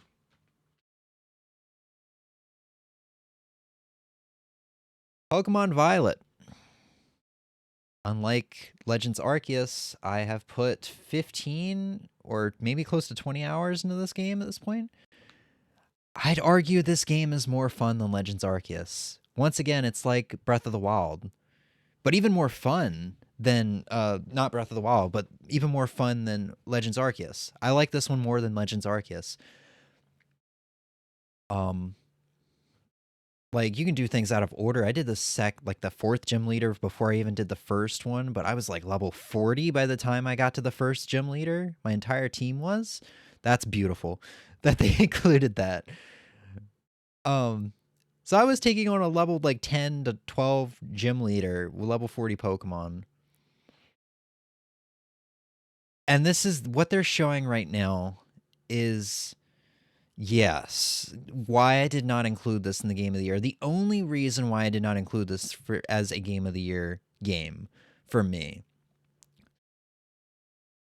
is as a statement. Honestly, no, the game should not have been released in this condition. They should have delayed it and polished it more. The pop-in is terrible. The graphics are not all that great. The pop out of the texture models, like when you go to throw a Pokeball, sometimes your character model isn't even there. The Pokeball just levitates and you throw it. The low frame rate is really hard on the eyes, to the point where I would stop some play sessions with a pretty bad headache coming on. It's not great. And then when they at the very beginning of the game, when they had a zoom out like this is a Pokeball right here that my mouse is over, and it was rotating. It was rotating at like 1 frame per 2 seconds. I was like, man, are they trying to show me like a beautiful scene here? Like look at what we created, this beautiful graphical presentation. Is this what they're trying to do right now? Because this is bad. And just like Crisis Core, I did not really feel it a whole... Well, no, not like Crisis Core, because I enjoyed Crisis Core my first sitting. It was just the voice acting threw me off so hard. But with this game, my first sitting, I did not enjoy it at all. I was going through the same thing I was going through with like Sun and Moon, where I was like, man, I'm never buying another modern Pokemon game again, knowing that full well I will probably give the next generation another shot. I came back to it, and this is when the area kind of opened up to me, and I spent the time capturing everything and exploring, and it was good. It was just, once again, I had to stop playing after about 2 hours. My head was hurting and my eyes were feeling like a migraine was coming on. But I feel like I trailed off there. I forgot what I was talking about. But yeah, this game, they need to stop releasing yearly Pokemon. They need to polish their shit. I understand it's a small team. Some slight issues, I guess, make sense. Especially considering they're making AAA games. But yeah, this game is so fun, going around and capturing Pokemon, and just, it's open world. I love this right here. The Pokedex. The Pokedex is no longer like a digital database that you scroll through. It's more of a physical database where, as you can see, there's a little bookshelf icon up here. That's what it is. I wish they would show it. When you catch a Pokemon, you literally get artwork filled out on a book, and then that book slides into a bookshelf where you see the spines of the books of all the Pokemon that you've either seen or caught, and you're literally filling in a bookshelf and getting artwork filled out for each book. That's so fucking cool. The glitches can be really funny though at times. Yeah, I don't know. At first I was genuinely confused if I liked it or disliked it. Game Freak also has the money to have a bigger team if they want to stay on their yearly releases. Yeah. And keep in mind, the first generation of Pokemon Red and Blue, was a team of, I think, 4 or 5 programmers. And granted, those games do have their issues. Oh, trust me, they have their issues. Maybe it's just because it's a Game Boy game and they weren't as noticeable. I don't know. I feel like the team of 4 programmers I don't want to say did a better job in this, because we're talking about 30 years of technological evolution. You know, that's a pretty big gap to compare media, especially video games, with how much they've evolved in 30 years. But yeah, this game has a lot of fun things going for it. It's great in many ways. And I just love that you can break the game at points. Look at me complimenting the brokenness of it. And go into areas you're not supposed to. And just you can find, like, man, as soon as you get out of the school, which is like the beginning area, the first town you go into, essentially, I guess technically the second, you can go into areas where you can find Riolus and the Pokemon, the poison electric type that was in an egg from Sword and Shield. You can find so many good Pokemon to add to your team. That, man, I really hope they fix this game, because future playthroughs of this game is going to be so fun with the wide variety of team members you can have. I hope they fix the pop-in and such like that, like the memory. I don't know exactly what it's called. I'm not a game designer. But where if you walk too far away from Pokemon, they will pop out, and the game will not remember what Pokemon was there before, so it will load in new Pokemon. The only reason I say this is because it is too easy to find shinies in this game. I've already found 2 shiny Pokemon, and I've only been playing for about 15 to 20 hours, I think. They don't feel special in this game, unlike every game where it's just like, whoa, there's a 1 in like 18,000 or 18,694 or something like that. There's a really low chance of finding a shiny Pokemon. And I found one, you know.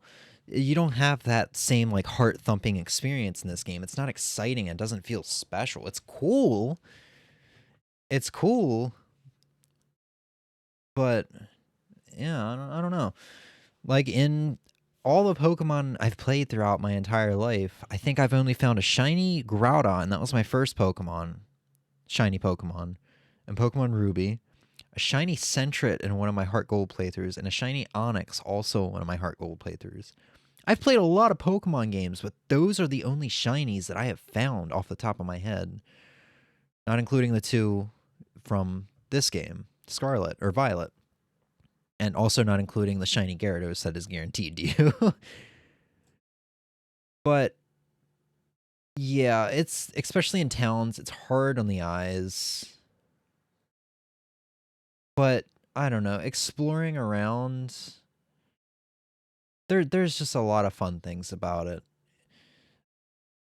One thing I do miss that I realized when I picked Shining Pearl, no, Brilliant Diamond. When I picked that back up a couple days ago, there's one thing I realized I missed, and it was battling. Because you actually don't do a lot of battling in this game. The trainers, you have to talk to them to actually fight them. They don't see you and immediately walk up to you and like, hey, let's battle.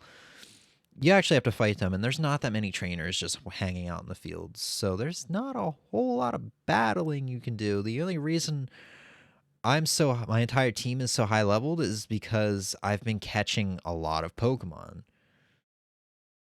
I think maybe the issue of the Pokemon being left out of the national decks or whatever that people were complaining about in Sword and Shield, I don't think that's an issue anymore. I think like every Pokemon is here with how often you can find new Pokemon. But yeah. I just want them to fix the frame rate. Honestly, I can ignore the graphical issues. I just want them to fix the frame rate.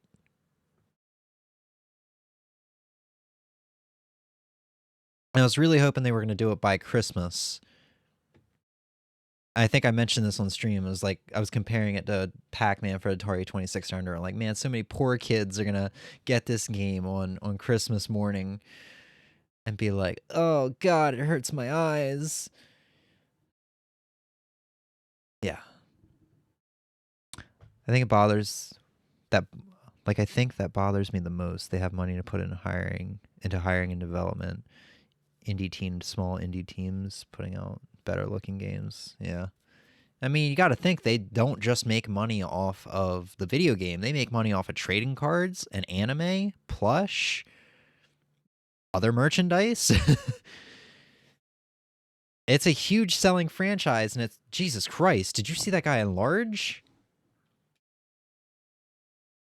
Oh, that is frightening. Yeah, they're getting income from a lot of different sources. I'm sure Nintendo pays them a good amount to keep their games exclusive or to publish onto their publish exclusively onto their hardware or something. So, yeah, this one I really, really wanted to put on my Game of the Year list. But honestly, I just don't want to give this game the publicity of being a Game of the Year type of game because there's so many issues that I just don't think it deserves that. But man, I will say this is the most fun I've had with a Pokemon game in a good long time. Excluding Brilliant Diamond, because let's be honest, I would honestly contemplate breaking the rules of the Game of the Year thing, of it being like, oh, I can only choose Game of the Years based off of games that were released in 2022. And I would have just said, Brilliant Diamond is my favorite game of the year. End of story, even though it came out in 2021. Because, man, I had more fun with Brilliant Diamond this year than I did any other game. Well, Rogue Legacy, honestly, after the sitting, Rogue Legacy is probably like tied with Brilliant Diamond. But I had a lot of fun with Brilliant Diamond this year. Brilliant Diamond kind of got me back into video games after being burnt out on it. Or being burnt out on video games, period. And being burnt out on Pokemon. It brought me back. Like, it hardcore brought me back.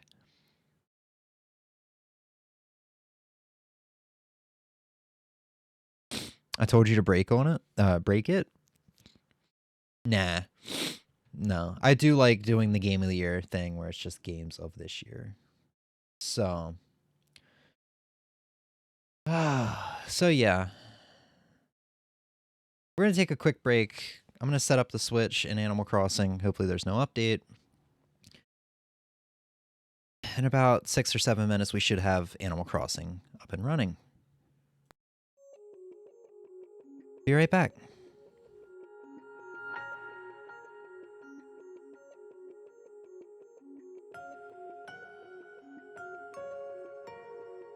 Also, Emmy, you're still awake and it's almost midnight. Congratulations, you made it. Almost. Don't bitch out on me now.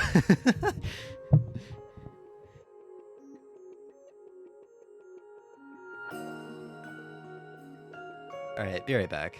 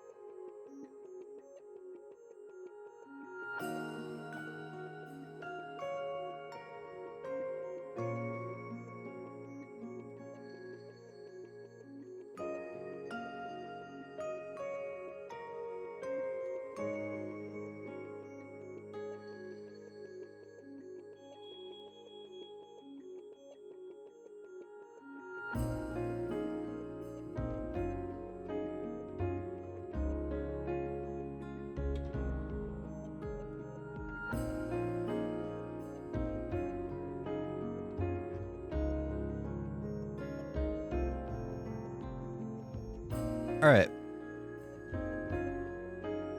Should be good to go. And I'm going to be blunt right off the bat. You're going to hear a little bit of munching and crunching because I'm going to be eating some pirate's booty. Because I need sustenance. I'm so sleepy, but I'm also in pain, so me no get to sleep because pain. I'm sorry, buddy. Well, that's okay, because I got to see the runs in Rogue Legacy and bitch about Game Freak. Yeah, man, and let me know if you want a copy of Rogue Legacy. It's on Switch now.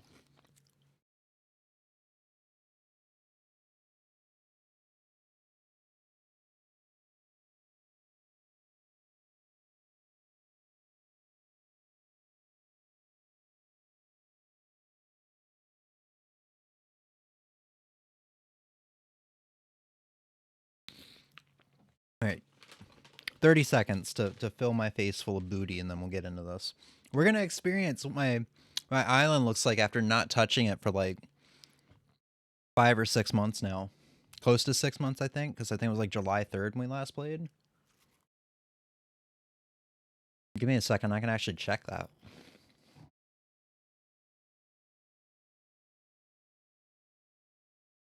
Yeah, July 7th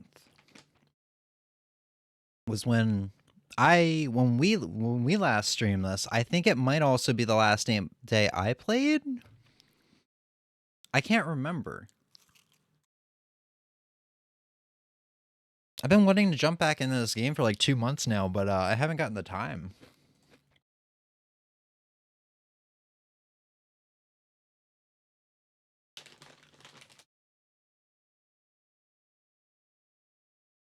Alright, let's see the damage.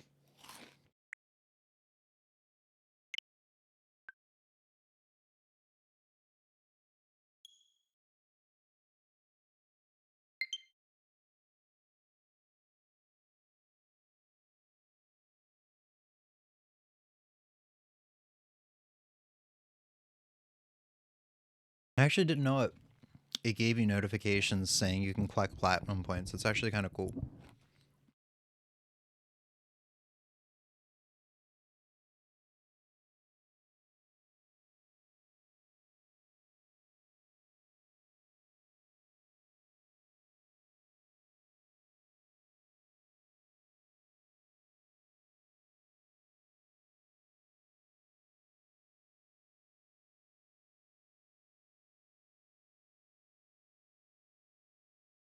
It sure is taking a long time to load. Oh, there everybody is!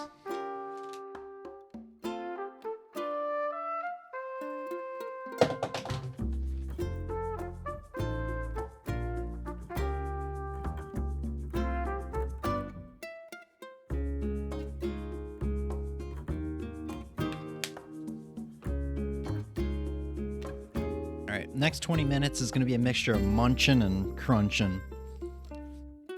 I have worked up an appetite, I guess.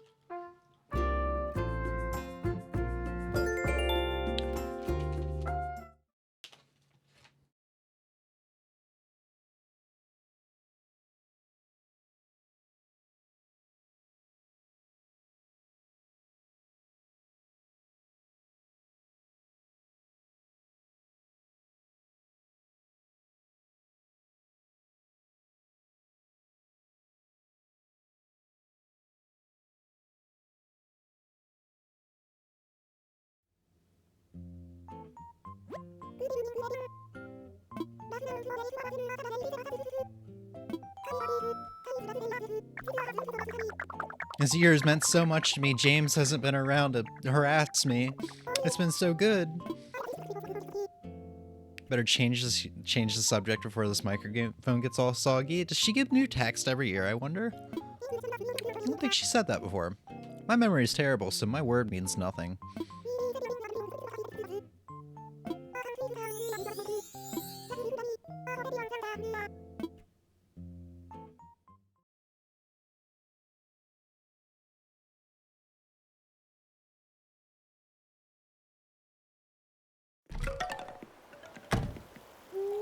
Oh, man. My first time seeing this. Oh, Okay, so they have the throwback and then they fix it.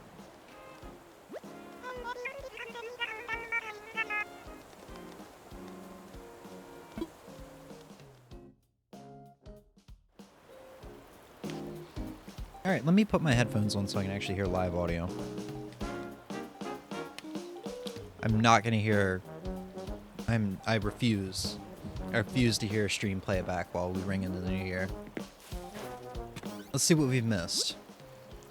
Not much. I guess the villagers stop... I guess the villagers won't, like, message you if you... or send you... letters if you don't log in? Oh.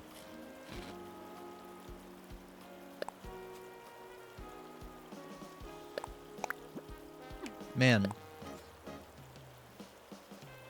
After...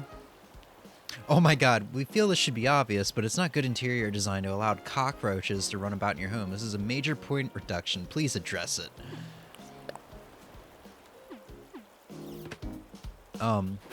Yeah, man, playing for like, what, 2 years in a row or whatever I played? It's been a while since I played this, but at the same time, it feels like I just haven't played in a couple days. Like, it does not feel like I've been away for a long time. Look at me doing my daily routine stuff right off the bat without even thinking.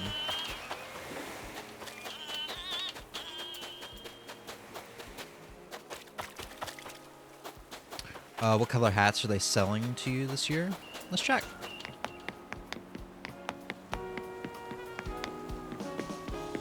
Oh man, I want to talk to everybody first.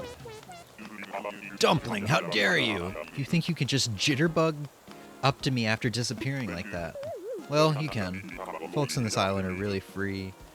Are free to come and go as all willingly as they please. I have been good, I hope. Healthy, okay. Alright, Mr. Nook.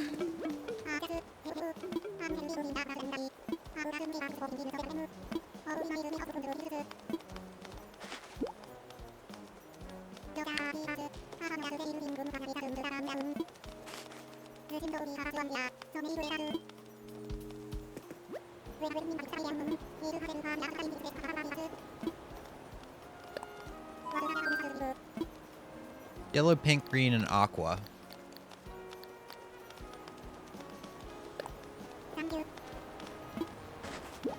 Are they, what, do the hats, like, rotate every year?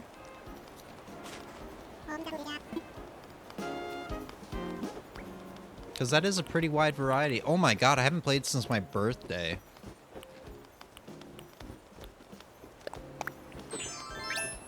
Dude, I have cupcakes that I can still give everybody.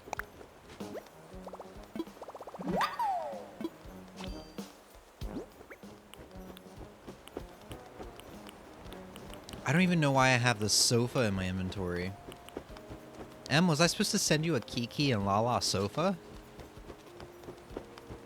Or was I planning on giving that to someone? Like Rosie.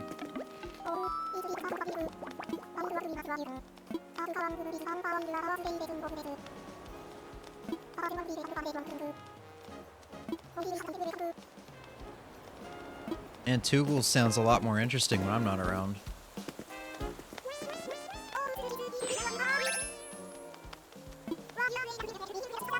Eating potato chips? No, but I was playing guitar a lot. That is not my favorite hobby, I guess, but it was a hobby I re-picked up that got me out of video games.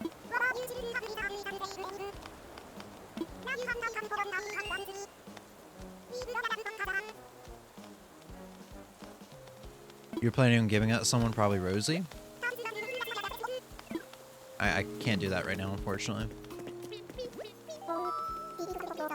Did I eat some bad pesto pizza, or is that platinum in the flesh?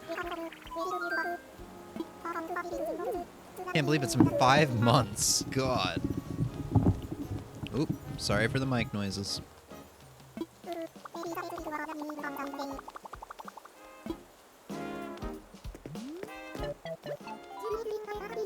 Hey, I didn't see Sprinkle. Look at her.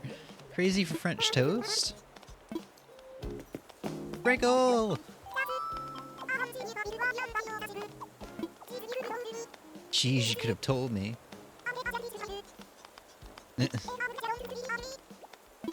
No promises.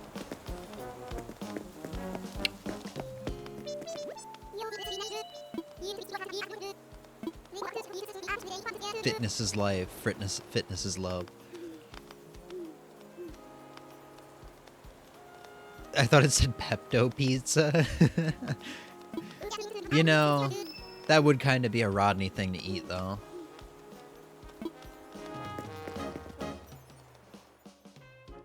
January 4th, we celebrate the birthday of Diana. Did I not miss any birthdays?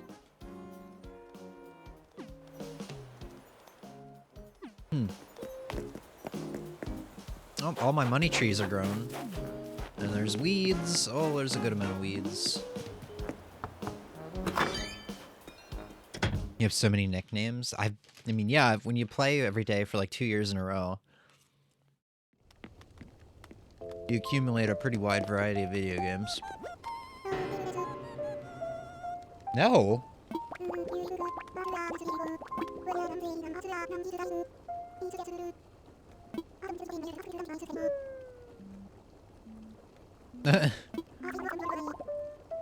Aw.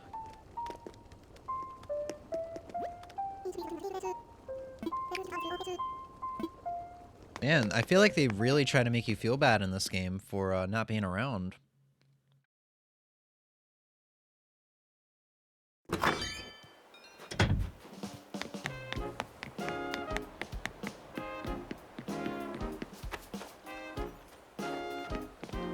Accumulate a pretty wide variety of video games? No. Nicknames. I'm sorry. I think I was more concerned about the pirate's booty that I had in my mouth than what I was actually saying.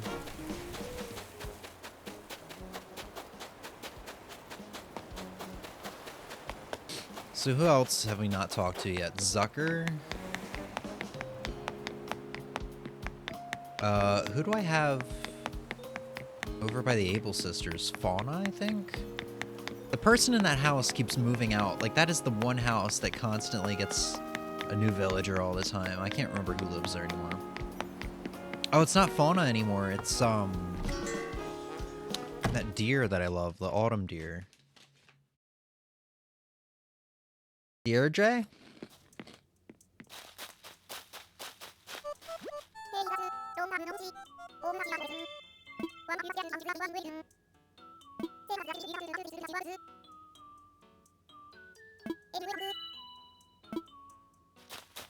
Cool. So Zucker. Is it just Zucker we haven't talked to?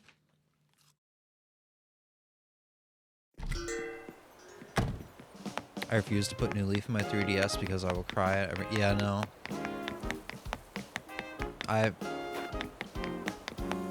just sad thinking about it.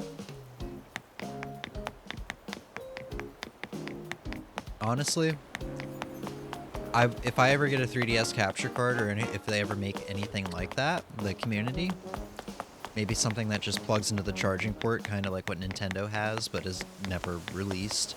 Holy hell! Oh my god, look at all these. I like how all the weeds just grew in the one area. But yeah, I think going back to New Leaf for me is something I would only do as stream content.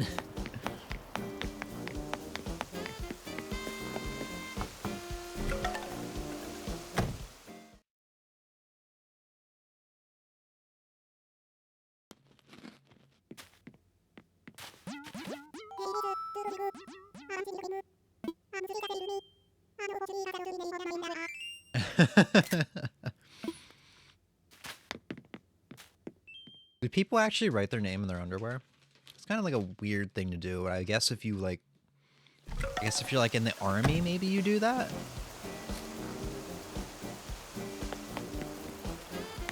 Like if you're sharing a room with a couple people, I don't know.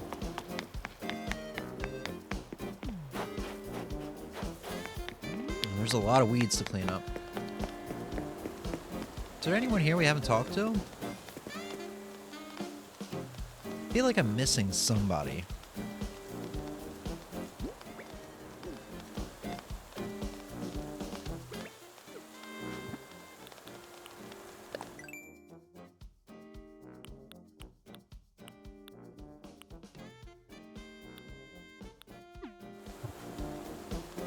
Did I talk to Aurora?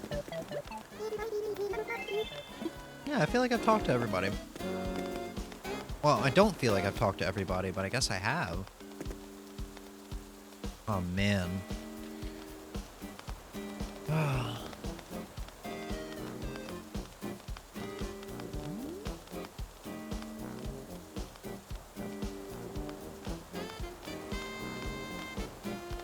You lived in a dorm with shared laundry sometimes?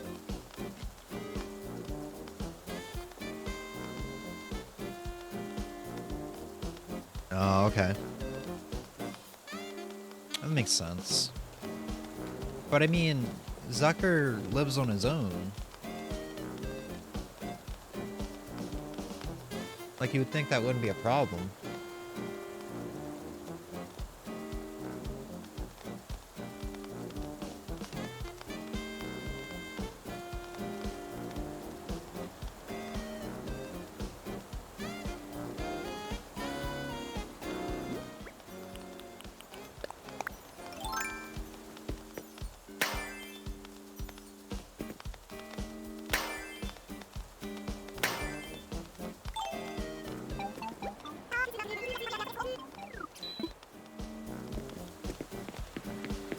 Man.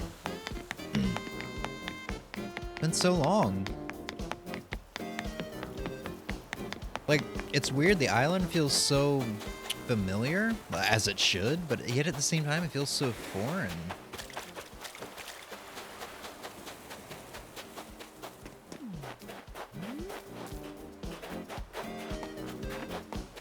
Part of me wants to go around and just pick up all the weeds, but the other part of me is like, don't even bother. Like, you're just... What's the odds that you're gonna play after today anyway? Also, there's a lot of digging spots. I mean, I guess there's a lot of gyroids chilling around.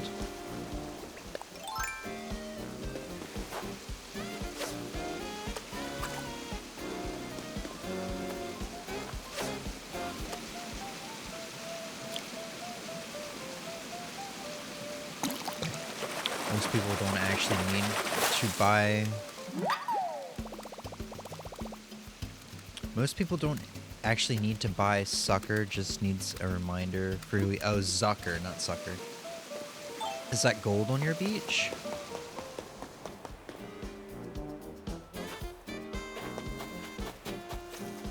What, gold turtle? Or something else I passed? I don't think gold washes up ashore.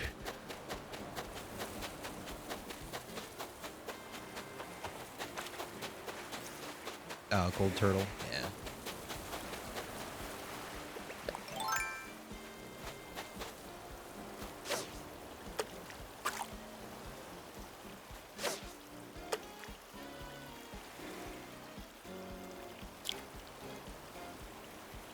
Couldn't tell it was a turtle, yeah, because you're probably watching like 480p or something.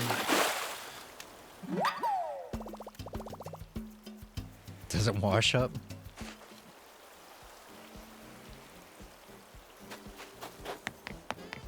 I mean, in the older games, you can hit gold or various ores out of rocks, so maybe it's not a stretch.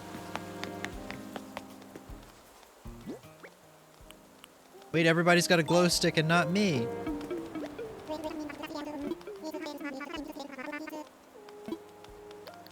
Oh, Nook, you're a terrible person. Are you not gonna give me a glow stick?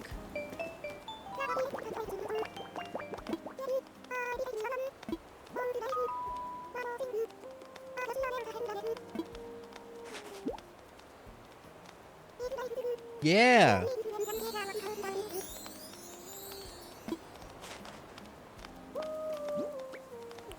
Isabel's always looking out for me, man.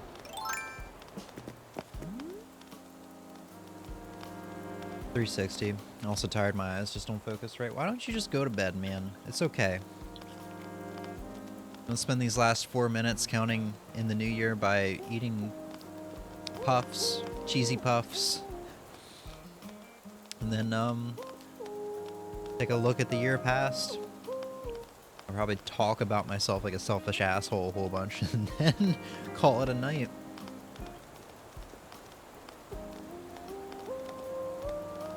But, honestly, The decision of me doing Game of the Year stream simultaneously with the New Year's Eve stream, I think was actually a good idea. It was very spontaneous and impulsive. But it's nice having the huge like hype of all these great games that came out in 2022 just to kind of like calm down with Animal Crossing as we go into the new year. I don't know. It just feels right somehow.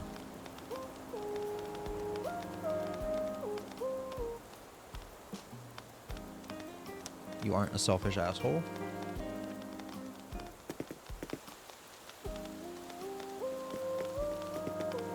Hey, and guess what?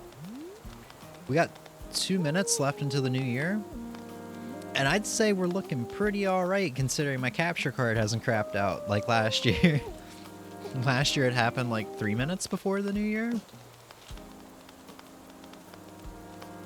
What, you like the munchin'? Hold up, Em.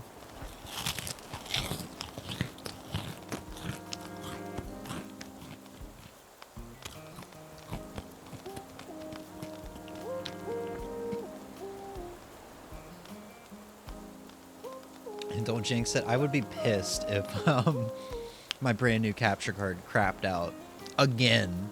Well, not again, but if my capture card crapped out, period, and worst off, it happened again, like a capture card generally crapping out before the new year countdown, or before the new year. I can't talk.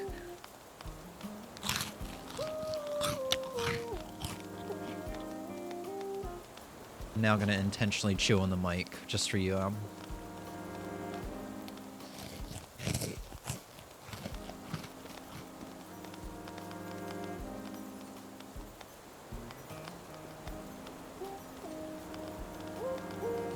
You want me to lick my lips and smack my lips a whole bunch? You want me to do? You want me to do a whole bunch of that? I'll do it.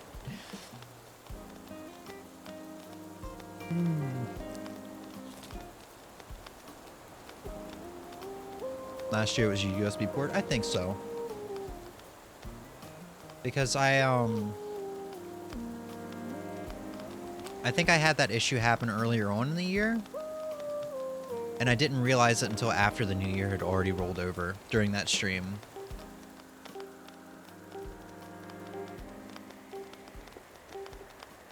So, and I think it happened maybe once or twice again this year. But I've got my capture card now hooked up into the back of my PC, so that should be an issue no longer. I'll come over and delete your whole channel.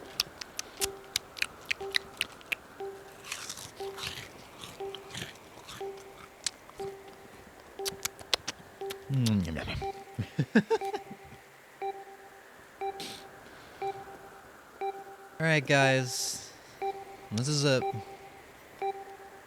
Another year of our lives are coming to an end. I don't know if that's a good thing or a bad thing.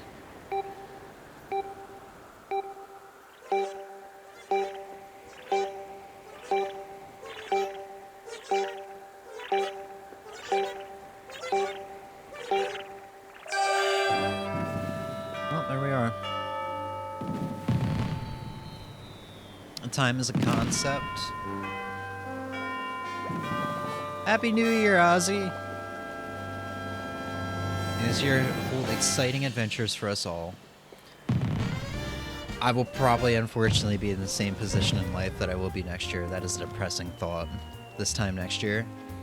That is a sad thought. Happy New Year, though, guys.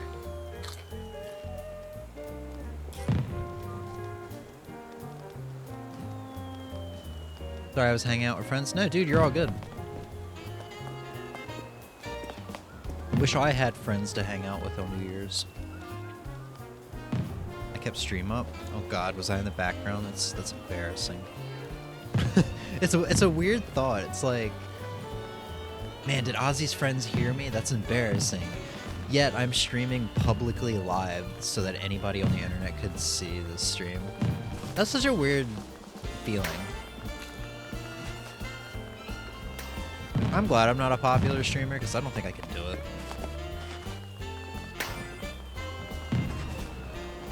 Like, whenever I used to get raided, I would feel the anxiety of having multiple people in chat and noticing the viewer count going up.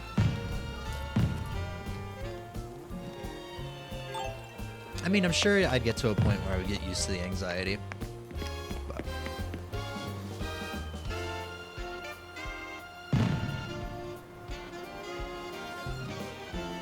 Oh, you don't even know what you said now to Ozzy, do you?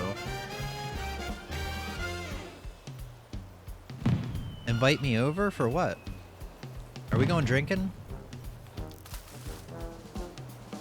That little shit, I wasn't even looking at the screen. That little shit just pushed a freaking snowball into the water.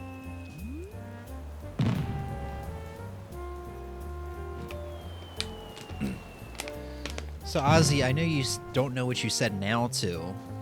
Would you like me to tell you? It was actually a good thing that you said something. Hang out for New Year's Eve? I mean, it's no longer New Year's Eve.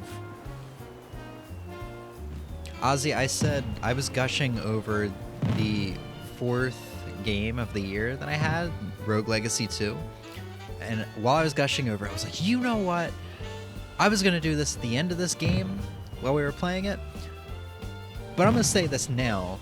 If there is anybody in chat right now that wants a copy of this game, I will give it away. I don't ever do this, but I love this game this much that I will give away codes for Rogue Legacy 2. And you said now, I'm like, Ozzy, you want one? You got it. Tell me what platform you want it on. And I never got a response. I just assumed you said now and then immediately went to sleep or tuned out or something. I was like, okay, I'll just have to message him later. It's a good thing you said something, because I would have messaged you and you would have been really confused. Don't apologize, dude. You can get a copy of Rogue Legacy 2 if you want it. You just gotta let me know what platform. It's on Steam, it's on Switch. I don't know what else it's on.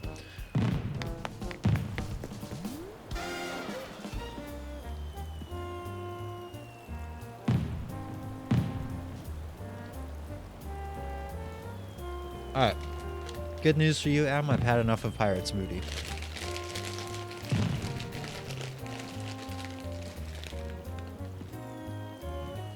I feel pretty filled. Unfortunately, I'm out of water, and I'm probably gonna go the next hour without water.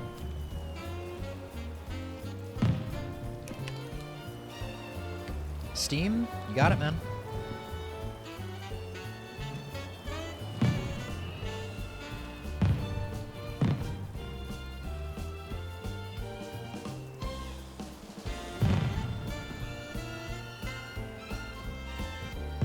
Hey, it's even on sale.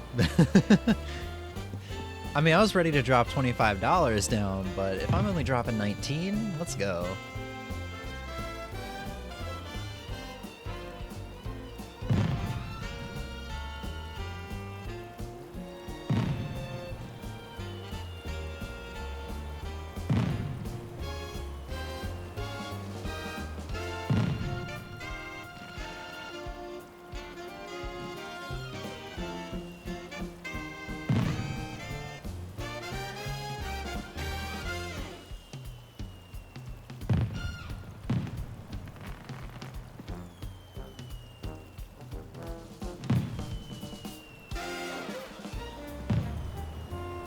Go get water? I don't need water.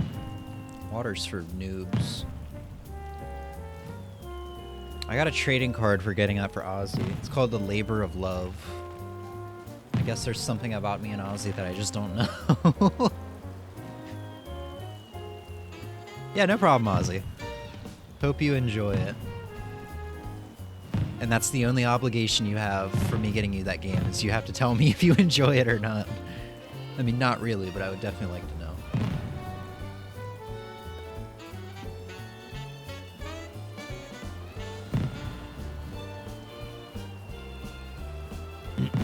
Just give me 1 second, because I keep track of all my purchases.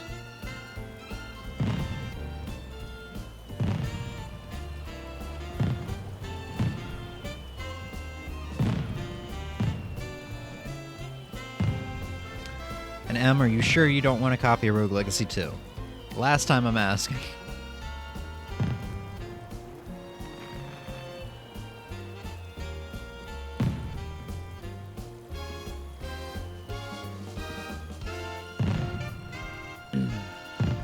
sure? Alright.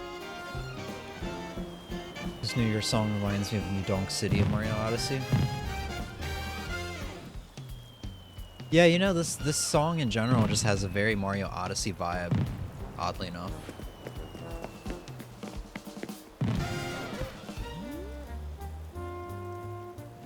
Alright guys, I'm gonna play the shit out of that game. Is that something that you actually wanted? Like, is it actually something you had your eye on?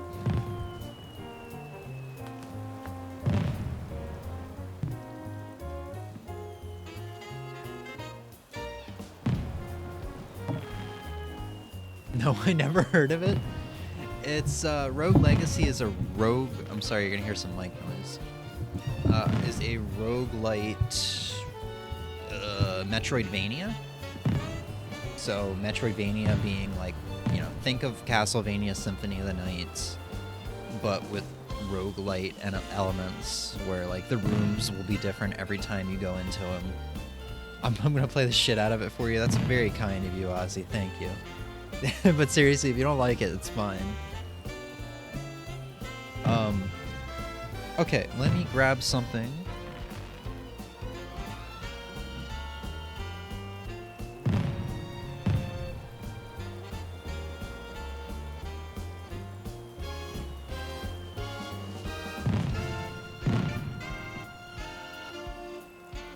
All right. We're gonna go ahead and get ready with the reflection here soon.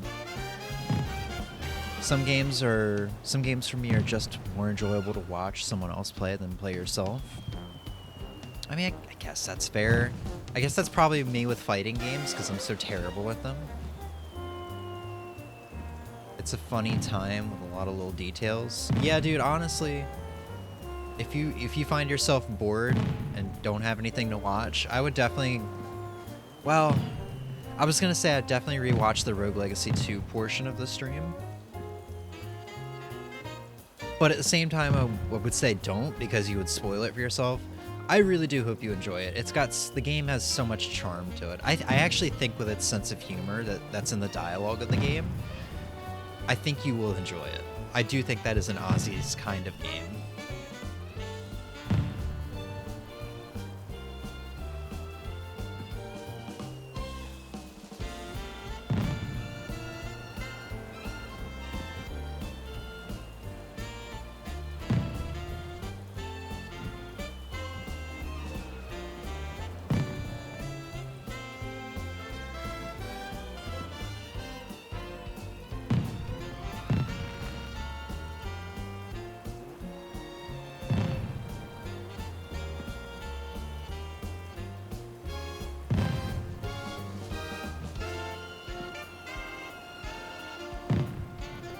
It's not my birth month? Oh, that sucks. I thought it was. It looks like a cute game. It's a really fun one.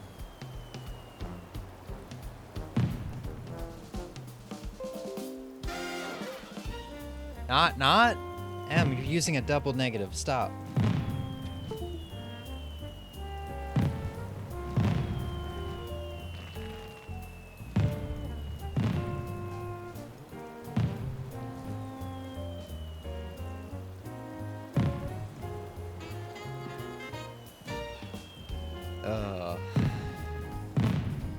Alright. Let me set up a new scene. Emmy, you're leaving? I mean, that's completely understandable.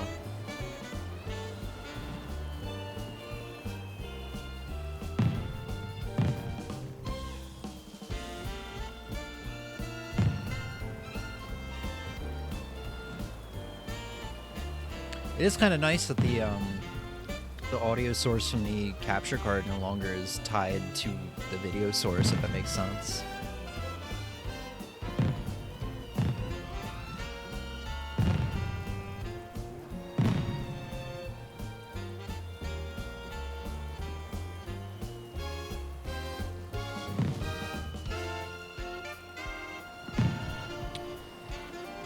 Yeah, have a good night, Emmy. I'm hopeful I will see you in a couple days. Well, no, because I'm streaming on Tuesday. It'll be like middle next week. Close enough.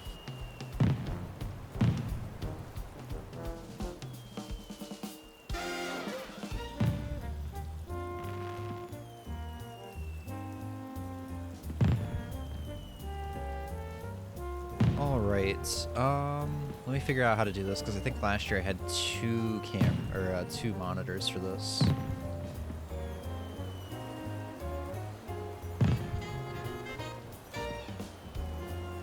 So yeah, Ozzy, if you want to go hang out with friends, go do it, my dude.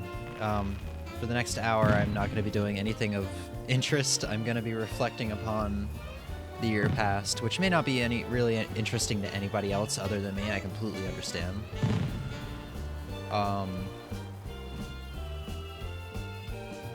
So yeah. The year of 2022 was not a year for a lot of streams anyway. So, friends went to sleep. Damn, did they even make it to midnight?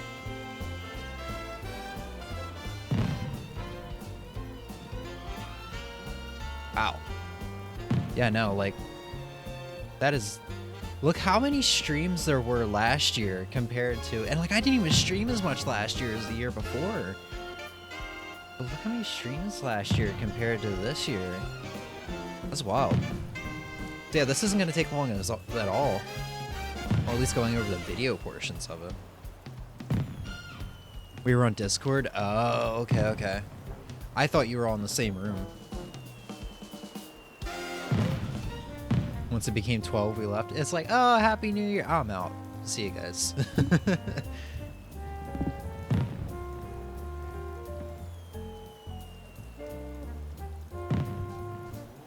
Alright. Let's reflect. 2022 was a pretty big year of change for me. Especially with the hobby of gaming. And I guess in work life. Went from being a part-timer that worked like 40 hours to a full-timer that worked 40 hours. So I have a little bit more flexibility over my schedule now. I have 3 days off a week instead of 2 days off a week. So I guess that looks promising going into 2023, as I'll be able to possibly stream more. I'm really hopeful for that. We are going to start a new playthrough on the 2nd, which is now tomorrow. And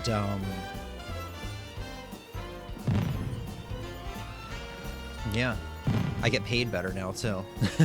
Being a full-timer, PTO looks a lot nicer. Yeah, this happened back at like the end of July. I guess I haven't talked about it on stream. But I'm a little less miserable now. But yeah, we'll talk about how things changed in gaming for me. Let's just kind of go through it. So let's see, first of the year, 1 year ago today, we did our Game of the Year stream.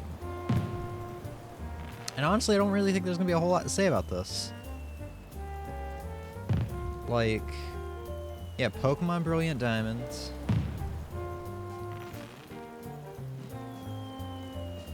I played this for a little over an hour, I think.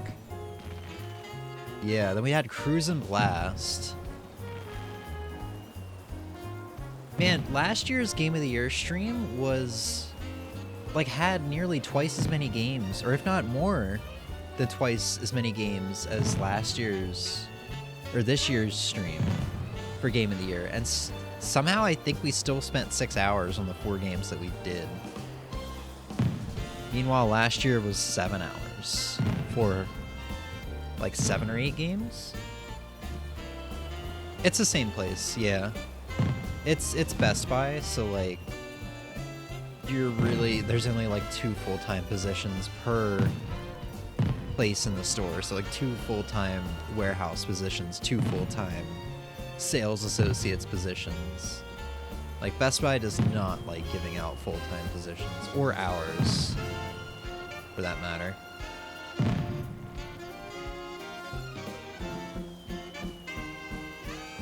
Yeah, Monster Hunter Rise, that's 3. Final Fantasy 1. Cyber Shadow, so we're at 5. Guilty Gear Strive. Man, it's hard to believe Guilty Gear Strive came out last year. Or I guess 2 years ago now.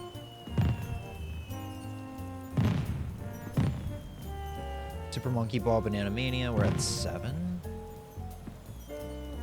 Centipede Recharged. Monkey Dread. Metroid Dread. So we had 9 games squeezed into like 7 hours, whereas this year we did what, 4 games squeezed in 6 hours? Not even squeezed? Dang.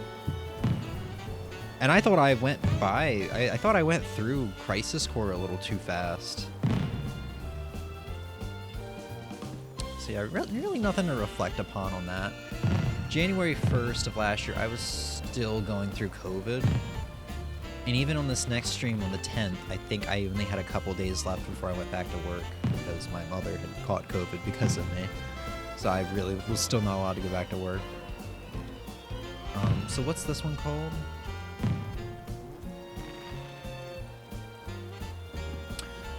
Liquid Kids, Cotton 100%, Space Harrier 2, Altered Beast, Ghouls and Ghosts. Had a lot of fun with this one. Oh, and Super Fantasy Zone.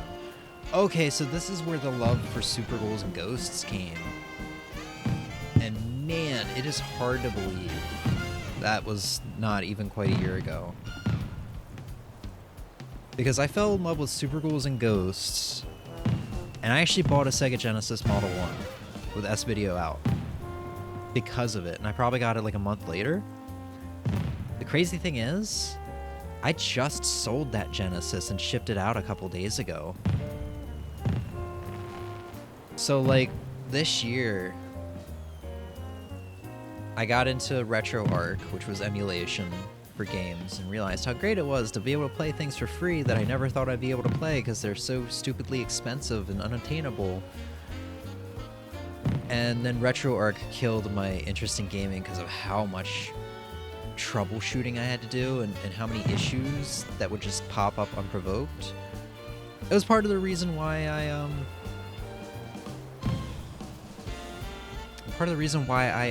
what's the word? Got burnt out. Also, I feel like this is a little low.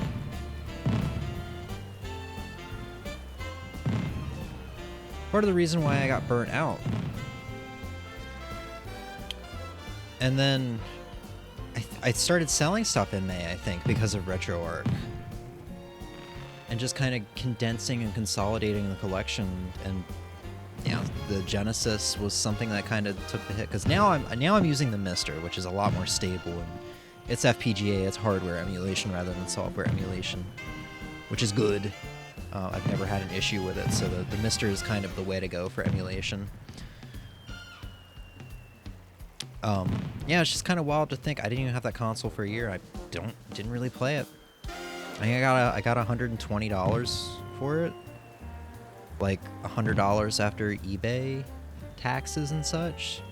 I think that was worth it. I think I spent a little bit more to get it, but it's a lesson learned, and I got to enjoy it for a little bit, so I can kind of think of it like I rented it. Liquid Kids, man, I was really enjoying this from December onwards. I was playing my Switch a lot at the beginning of the year because on Christmas Eve I had purchased a OLED Switch. And because I caught COVID on Christmas Eve last year, I actually didn't get to open the Switch for like a couple days. So, but I purchased it at the right time because I spent so much time in bed with COVID that I was like, man, this is perfect. The longer battery life and the better screen, I'm enjoying it. But I feel like this is really the beginning of the end for my enjoyment of like video games for the year.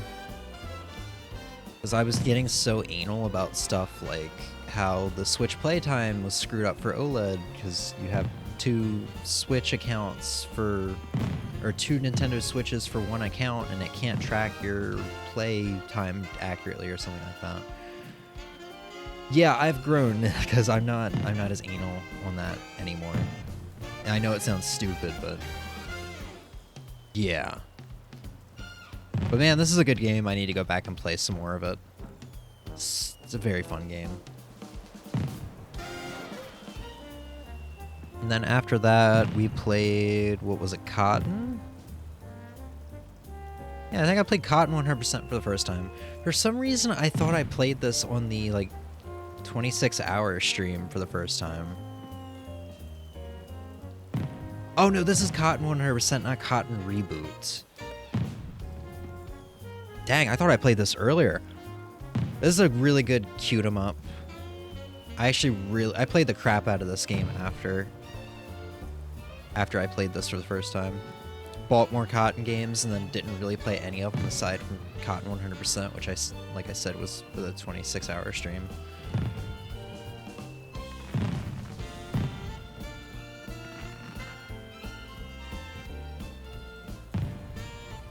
Also, I just realized part of the video on the stream is kind of cut off.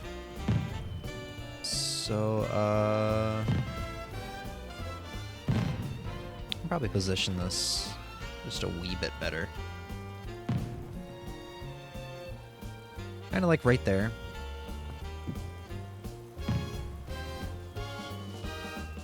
Yeah, that's a bit better. Cute 'em up, yeah.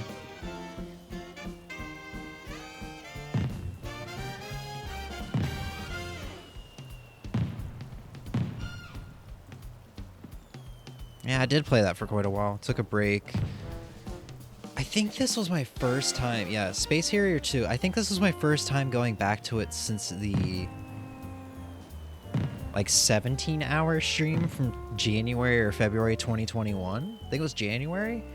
And I'd been wanting to go back to this game since then. I had a lot of fun with it then.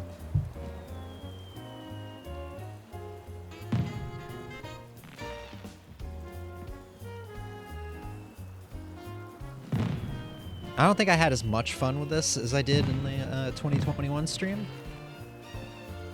And I think it's just because, bear in mind, my mindset now is once again different than it was back then. I was really worried about this game because I cared about my backlog and what was beaten and what was unbeaten. And this was one of those unbeaten games. And I was worried that I was not going to be able to get this game beaten easily and off the backlog. Thankfully, that mindset is gone, and now I can just play games and enjoy them without worrying about seeing an ending. Like, man, I played Devil May Cry Reboot, the Devil May Cry Reboot, DMC, probably in like August or September, or maybe it was even like June. This is when I was burnt out on video games, but that was one of the few video games I actually did pick up. And I think I got pretty dang close to the end, and I just stopped playing it. And that, in the past, that would bother me, because I got so close. I put in so much effort, and just didn't finish it. Now that doesn't bother me at all. I played a good chunk of the game. I had a lot of fun with it. I wasn't stressed about beating it. And when I did put it down and without beating it, I felt guilt-free. Em and I really enjoyed that game, though. And I'm sure I will be able to go back to it someday and start a new file, and even then, maybe I won't beat it again. And that's fine. I'm just confident that I will have fun with it. I'm glad I picked up this new mindset. We played Alter Beast. Once again, I think I had the mindset of, can I beat it and get it off the backlog? Because this is a short game, like 4 stages.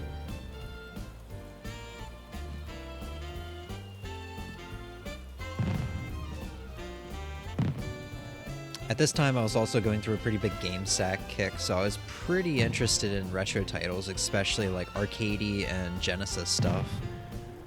Because, you know, I've always been very much a Nintendo guy. GameSack definitely picked up my interest on arcade and you know, TurboGrafx games and Genesis games, stuff that I didn't really hold too much interest in before, but yeah. And GameStack probably was the prerequisite to me getting into emulation because of just the fact that I was suddenly interested in dozens upon dozens of games for a bunch of different new consoles that were expensive or just, you know, with their age don't really work anymore without modding. or once again was expensive. And then I played Ghouls and Ghosts for the first time, which I played because Joe from GameSack, this is one of his all-time favorite games. And I never really cared for Ghouls and Ghosts, or the Ghosts and Goblins series as a whole.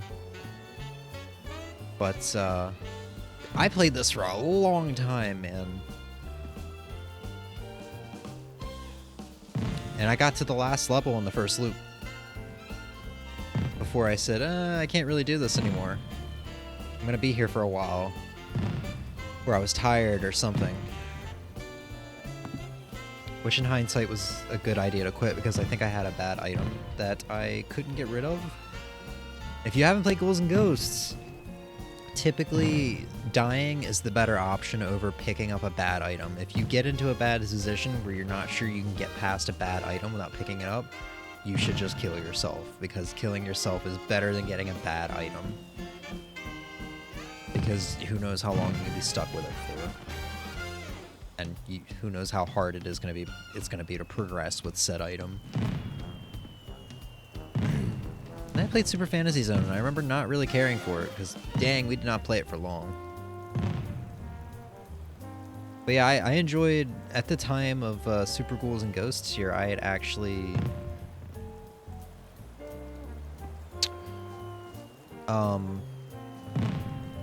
I was pretty into like my main YouTube channel and just uploading edited videos and stuff like that. I was actually making an edit on this video for a while there, and I had some pretty funny ideas for some crazy edits that were going to challenge me and force me to learn how to edit a bit more, but I sat down with it one night and did it for a while, but at the end, like, nothing really, I never really sat down again with it again. I think I still have the ideas and all the like pre-cut out photos, the edited photos, the photoshopped photos, I should say. I think I still have those saved on an external hard drive in case I ever wanted to go back to it. It is a shame, because that would have been a really funny edit if I had actually finished it. But I started the edit like when I was sick with COVID, or when I was recovering from COVID, before I'd gone back to work. So I think it's just the fact that I went back to work and then I lost all of my free time, essentially. That's kind of the reason why I never got finished.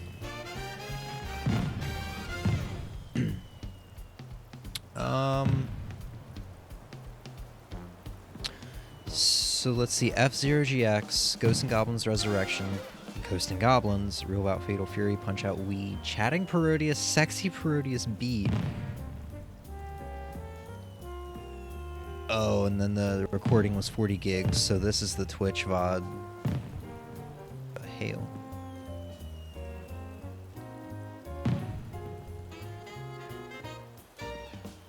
Sure, we can squeeze this up a little bit more.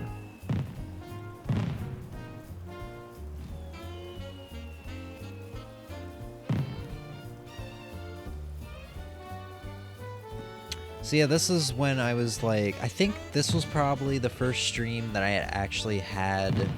What day was this? The 8th? Oh yeah, because man, for some reason I was thinking it was just like the middle of 2020 is where there started to be the big gaps in streams, but no. It was ever since the very beginning. We went from January 10th to February 8th for this stream. So there was a whole month in between. This must have been the first stream where I had after I'd purchased F-Zero GX. I was having a blast with it. I still do, but man, I really ruined it for myself for a while there. Because of RetroArch. Because this was the game I would boot up all the time when trying to fix GameCube issues, which GameCube was like the most finicky emulator on RetroArch. That is a really good game, though. Not played it in a while. And I even enjoyed this game so much that I really wanted to get a standard definition CRT with composite inputs. Or sorry, component inputs, so I could do 480p for this. And man, I really put myself in a hole here. Because I I think 2 CRTs in the year 2022. One of them just straight up didn't have component inputs like I was hoping it would. Took me a long time to get rid of that one. The other one, component just straight up didn't work. And I'm still trying to get rid of that one now. And I'm about to just say I'm just going to recycle this CRT. Say screw it, because it's taking up way too much space. Pretty dang happy with the CRT I have now, though. I'm genuinely surprised the one I impulsively kind of picked back in 2019 is the best one.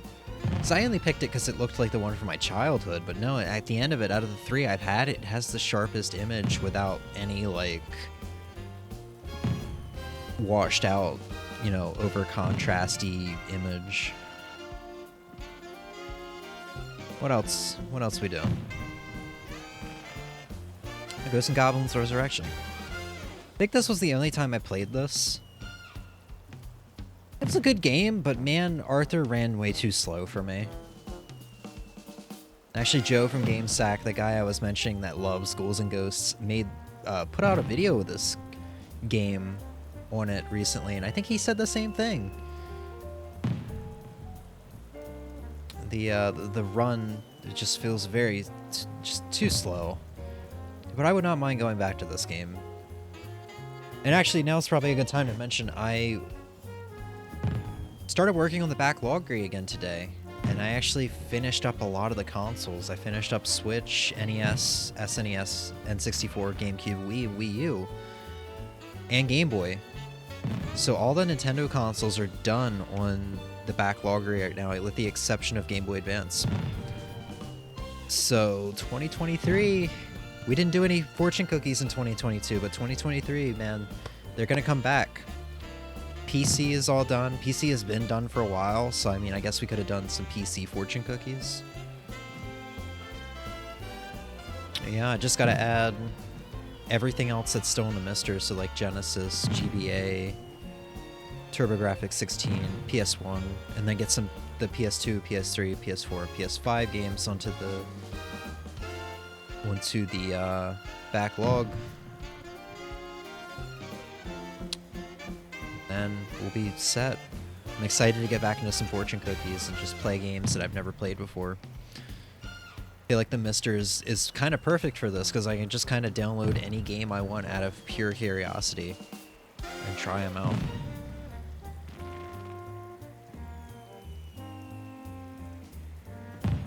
Oh yeah, the original Ghosts and Goblins that we played.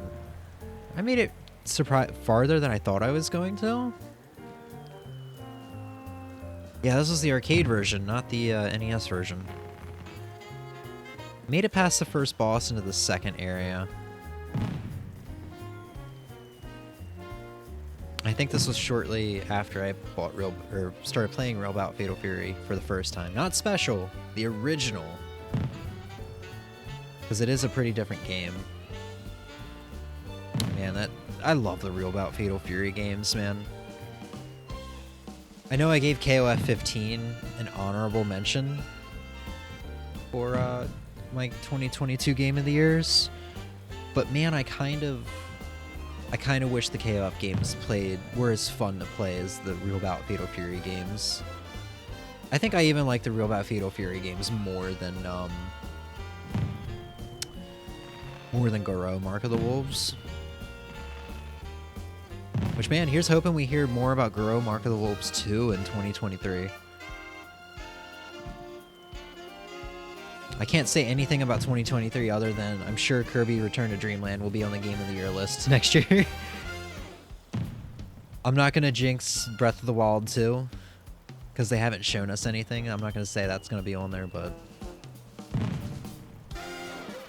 And I don't really know if anything else will be on the list. Street Fighter 6 might be a miss.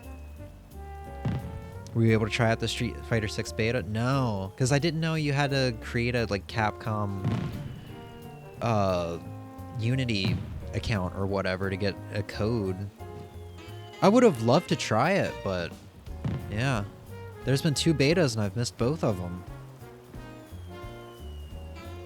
But like I was saying earlier, I think that was when you were with your friends. I just really was not all that into fighting games this year. But I do feel the passion for fighting games coming back. Yeah, I do hope they have another one. Ken looks stupid fun to play. And even the one dude, Jamie, I think his name is. Even Jamie looks really fun. They even made Yuri look really fun to play. Yeah. Luke in Street Fighter V has been out for a year and like 2 months now. And I still have not... I haven't played Street Fighter V since like a few weeks before Luke came out. I still have a stream planned for like the... for like the past year and 2 months, 14 months. I've had a stream planned for Street Fighter V to show off Luke and the new like graphic filter that they have on the game where it makes everything look cel shaded. That's gonna be a good time when we go back to that. I just have to get better about not taking fighting games as seriously and not getting as frustrated as I was, because man, learning Ryu, I really got like so frustrated.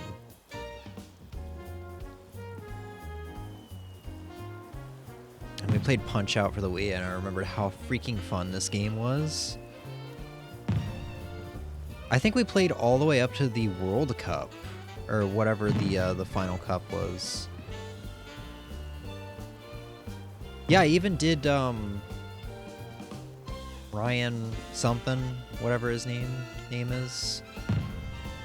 I even went up to this fight, which is the first one.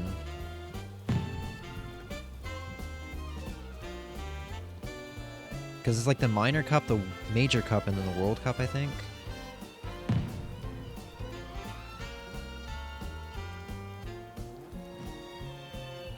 I tried the second beta, and they have 2 control types now. Classic controls and modern controls. That's weird. What is modern controls considered?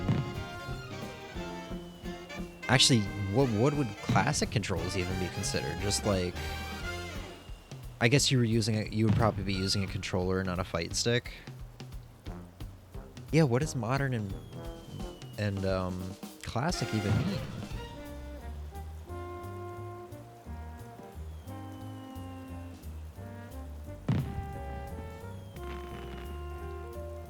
Oh yeah, and then we played Parodius games off the collection, the PSP collection.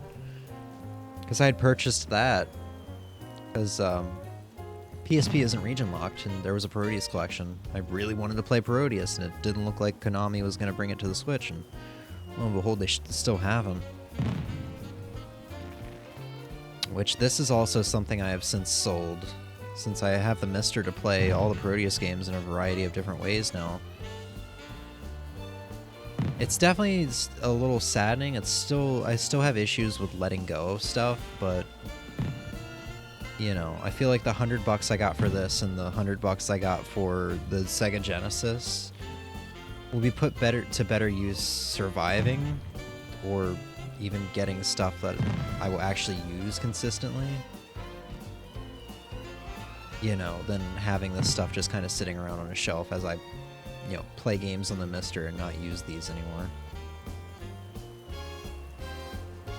I think we beat one of the games.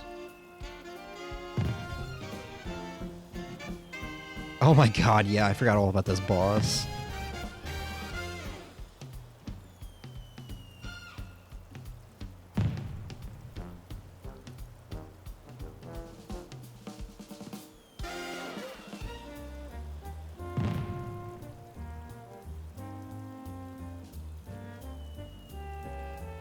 Oh, lewd. Okay. Let's see. So that was February 8th. Now we have February 19th. The 10 hours of beating games. We beat KOF at 15. God, that was a pain. I remember that. Guilty Gear 1, Ghouls and Ghosts. This was the Genesis copy. Right after I'd gotten my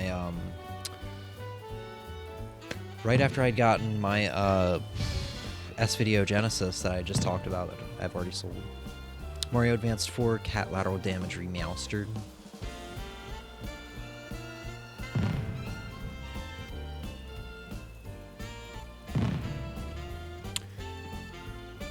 Classic is your typical 6 buttons. Modern controls makes it easier for newer players, so it's just light, medium, heavy attack instead of punch and kick. Oh! So it goes from a 6 button for classic to 3 button for modern? Modern controls also has some auto combos if you hold down the combo button. Ew. I mean, good for those modern players, I guess, but I don't know.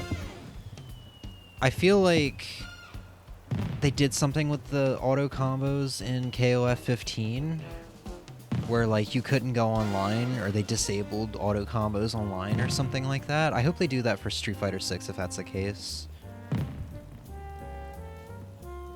7 buttons technically?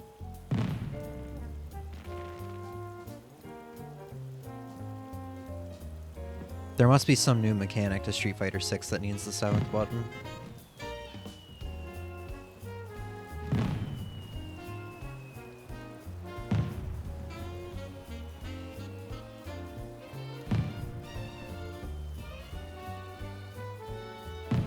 Man, I was so much better at... I know I'm getting my butt handed here, but I was so much better at KOF 15 back then than I am now.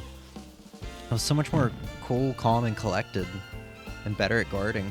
I need to get better at video games.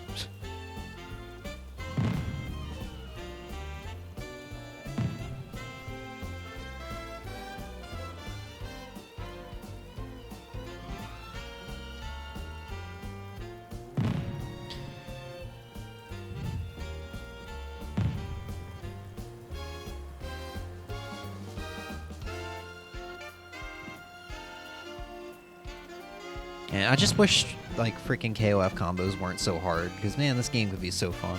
Also, learning 3 characters at once seems really difficult, considering I have trouble learning one character and remembering everything. So, light, medium, heavy, special, parry, impact, drive. Oh, this is for the modern, though? So you have a button for parry instead of just, like, a button or a motion input? I don't know how parrying works, actually, in 6. I assume it's like Street Fighter 3, where you just press forward right when the attack would land. Impact drive replacing V-trigger. Yeah, I do remember they were talking about impact drive. I still don't know how that works yet. So instead of 6 buttons, the casual controls have to worry about 7? I don't know. I mean, I'm not going to be using that. It's not something for me to worry about, but I just feel like that wouldn't be as easy to deal with as, yeah,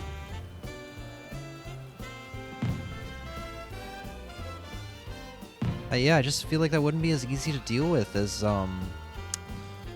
just learning the game how it, I don't know, how it normally is. By classic controls is what I mean. I don't know. I don't know. Yeah, we spent a long-ass time on this boss, though. Yep.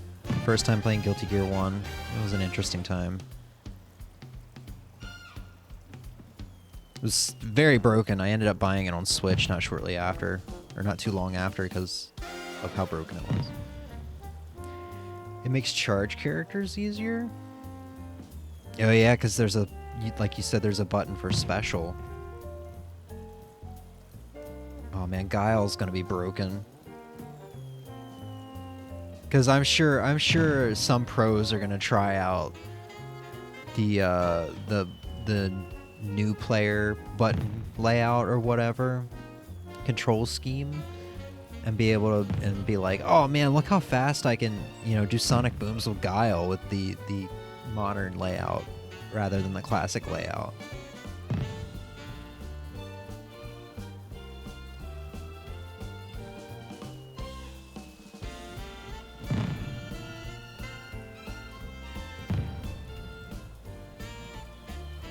think I was having interlacing D issues here on this stream. I didn't really notice. With Ghouls and Ghosts specifically. That is the one thing I'm not going to miss about streaming retro games with the Mister now, is I don't really have to worry about interlacing. I just hook it up to HDMI and there's no issues.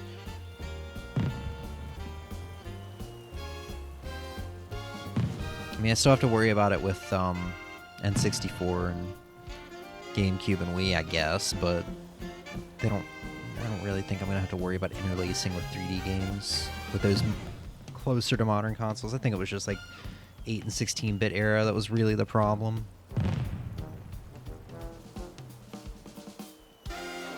You still need to charge, but you don't have to do it in the other direction. Interesting.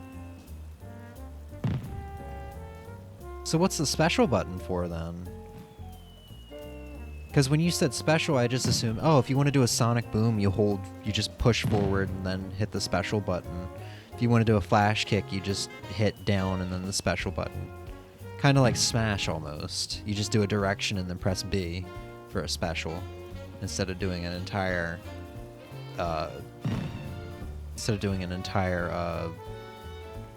motion input. Sorry, my brain is crapping out on me all of a sudden.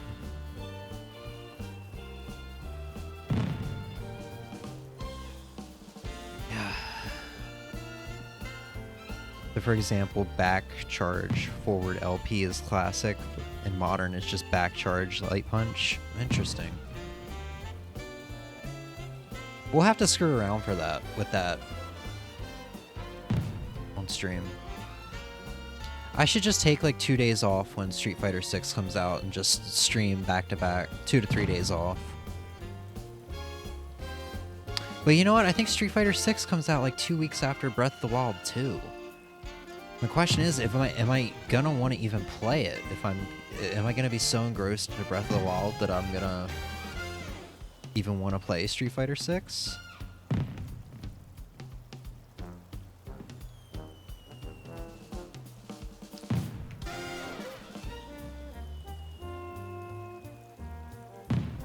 You have 2 supers, I believe. The special lets you do the supers. Oh, cool! They brought like 2 supers back. That's good. Because Street Fighter V, what? You had to choose your supers, or was there only 1 super? I don't remember. It's been too long since I've played Street Fighter V.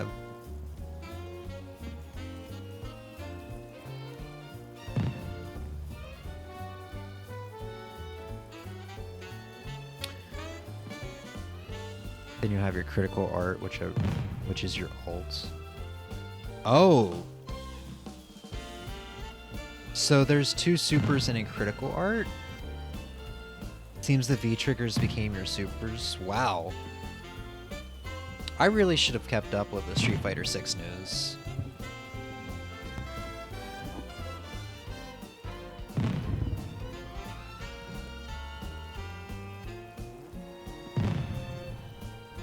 Dang. That sounds really interesting. I really hope they do another beta and I actually get to try it out.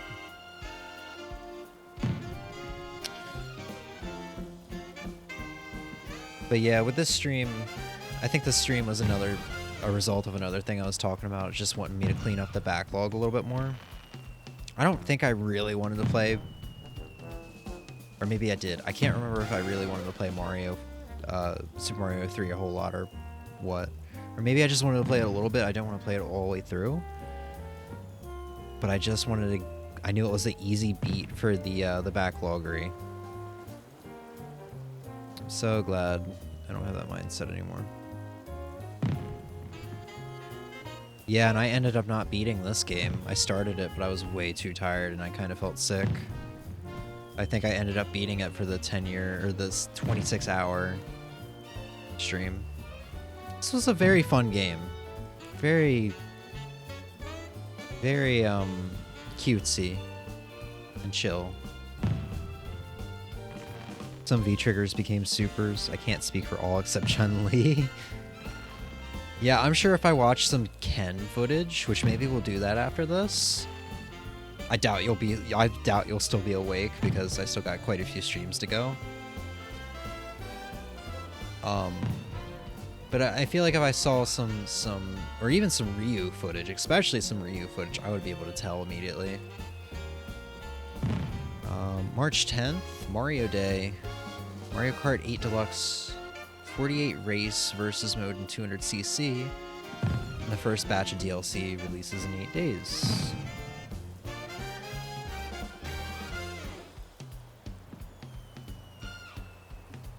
Man, I was so excited for the Mario Kart 8 DLC.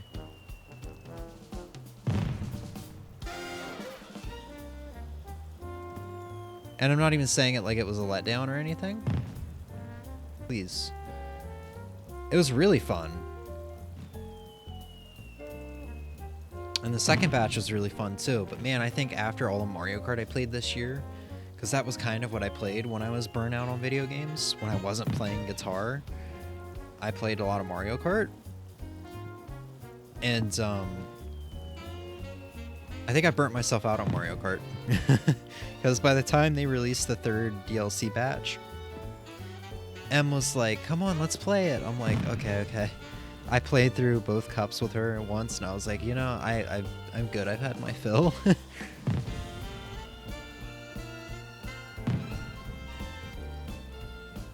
Like, the courses were great. They were fun. It's just, man, I was so burnt out on Mario Kart. But I think I did this right after I had beaten all the, or maybe not long after, maybe it was a couple months after I beat all the Grand Prix Cups on 200cc, which was like a big accomplishment for me. Yeah, I think I did that at the beginning of January or late December, so this is a couple months after. And I think I did all the, after I did all the 200cc courses, I think after I did all the 200cc courses, I was burnt out on Mario Kart for a little bit. So this was probably like when I was finally getting back into it. Not burnt out anymore.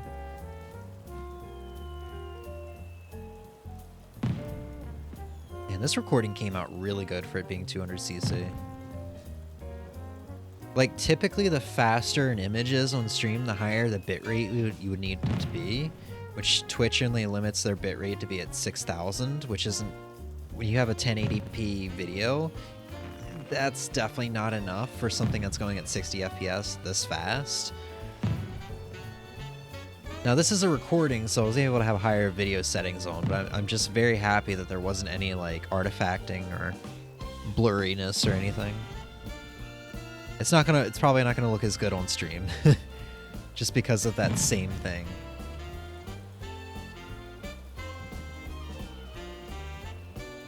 Yeah, this was a 2.5 hour stream for all 48 races at 200cc. Probably next December when all the Mario Kart DLC tracks are out, I will probably do a 96 race versus race on 150cc. That will probably take like 6 or 7 hours.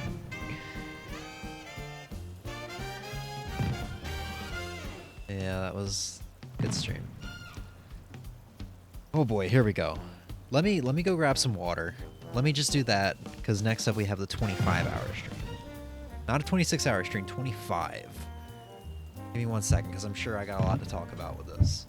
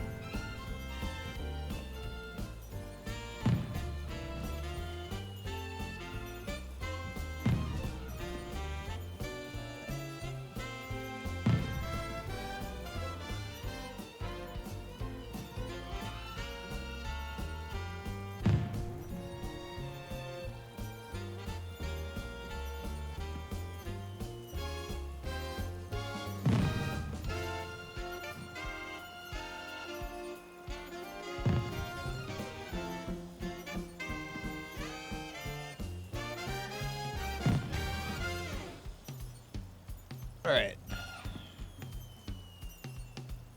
So let's see. March 29th, so 19 days after the previous stream.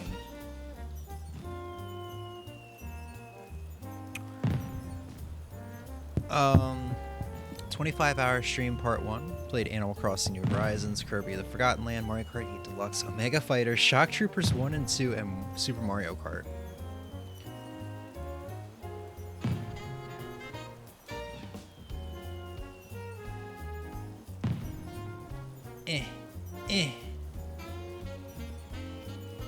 So, even though I ended this stream off really miserably... Oh, they must have, this must have been the same day they did the launch timing update for the Breath of the Wild sequel. I don't even know, I think it was just a video of Anoma standing there talking about it. I don't even think they showed any footage of the gameplay or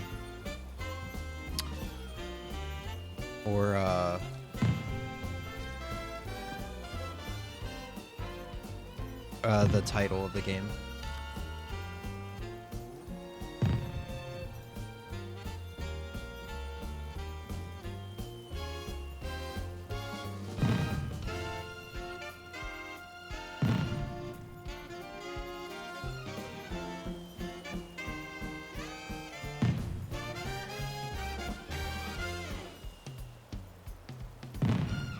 Yep, and this is like... what, Kirby probably came out like March 10th? So this was probably like a couple weeks after the game came out. Yeah, like really enjoyed it. Typical stuff.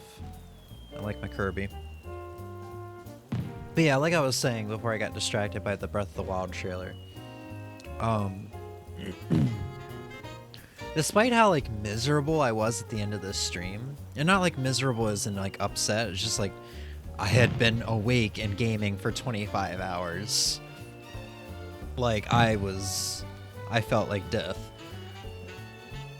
This is, I swear, it's just, like, these long streams are always so fun to look back on, and, like, as some of my favorite streams. But doing them is so... Just the idea of doing them is so anxiety-inducing. And, you know, worried about getting sick and all that stuff because of it. I would love to do these more often, but...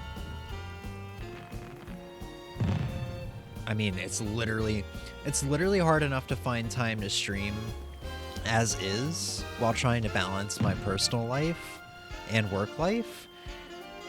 It's hard enough to just pop in and do a like 3-hour stream every now and then as is. But just popping in and doing a 24-hour stream or whatever, yeah, that's not... I would love to do it.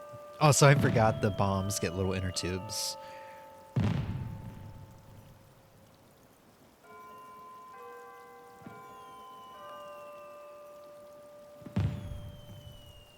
And we've been at this for like an hour. We've only gone through 6 streams.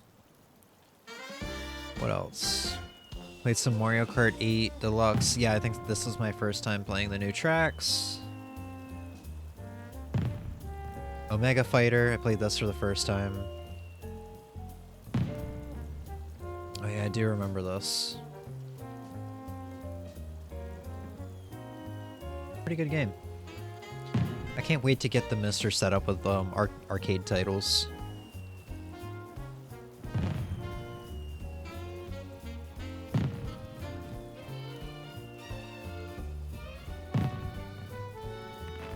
Yep, this is where we played the Cotton Reboot for the first time.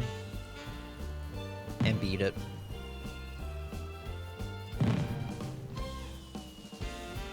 Shock Troopers. I remember we had a kind of like a heart-to-heart conversation during this. It's embarrassing to look back on. I remember I kind of spilled my heart a little bit here about just like feeling like a failure and all that crap. Shock Troopers 2. We got to play with Milky or whatever they called her. Because, damn, she had some Milkies. Super Mario Kart. I remember this was Yeah, like 11.5 hour stream. I'm like, okay guys, say goodbye to the recording. It's gonna come back in a second, but say goodbye to the recording.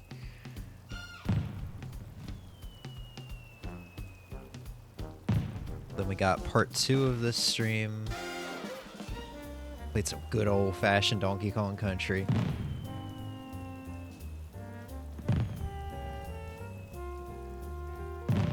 I think I pretty much just went through the I was gonna say I went through the emotions and I went through the motions for the rest of the stream,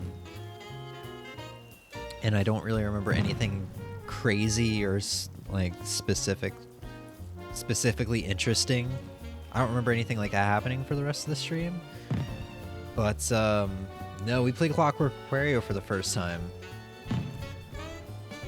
and I remember really enjoying it. And then I don't know how this popped into my head, but I was like, man, I should speedrun this sometime. I don't think I came with that idea during this stream, but I know it wasn't long after that I started speedrunning Clockwork Aquario.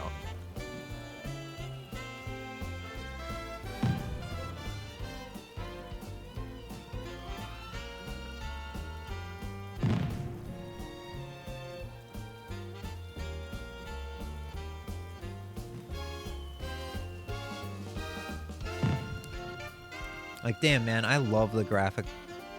Just how, like, bright and vibrant and beautiful everything is in this game. I love the graphics in this game.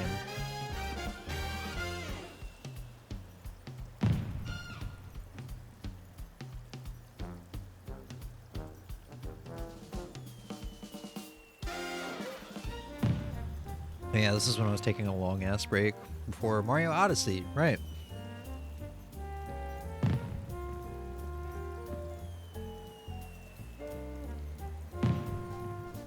This is another game I've been wanting to go back to.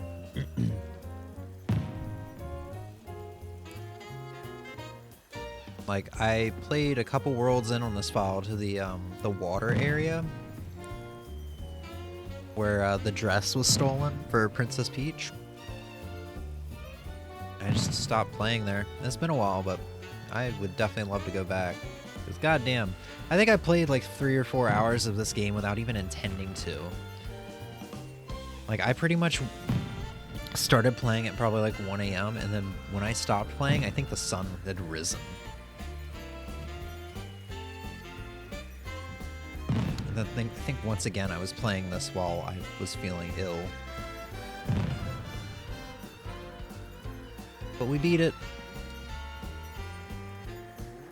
And then we played some Cruis'n USA.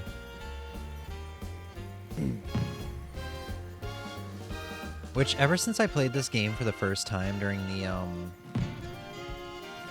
the like box of miscellaneous games stream from November 2021 or December 2021, whenever it was, whenever I got all the childhood N64 games from my brother, I've been playing this pretty consistently. I'll still pick it up, like, even now, like once or twice every month, if not like once or twice a week. And I've been meaning to do a sequel to that stream for a while, because there's still one game that I've had sitting off to the side. Well, a couple games, but one game in particular, Blast Corps, I have not touched since childhood, and just like with Cruis'n USA here, I want to play it for the first time on stream. I'd definitely love to capture my reaction to remembering potential childhood memories.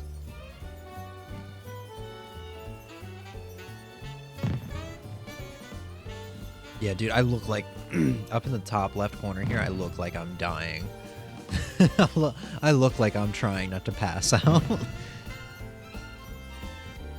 Played some Mario Golf. Oh no, and then we have some Guacamole Gamer Fart, Gamer Subs. It's crazy looking back at my shelves here. Man, that guy is going at it. It's crazy looking back at my shelves here and seeing how many video games there is, because it does not look like that anymore. Like, I have a shelf and a half of NES games. Now, I just have like 8 or 10 NES games in one small stack. stuff that I've kept that I love, like the Mario games, the Castlevania, the Ninja Gaidens.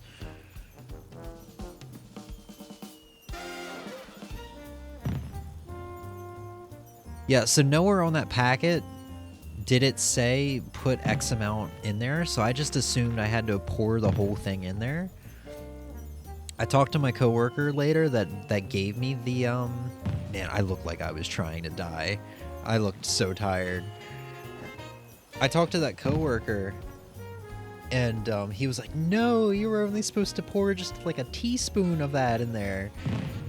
And I showed him like the video from the stream, and he said, Jesus Christ.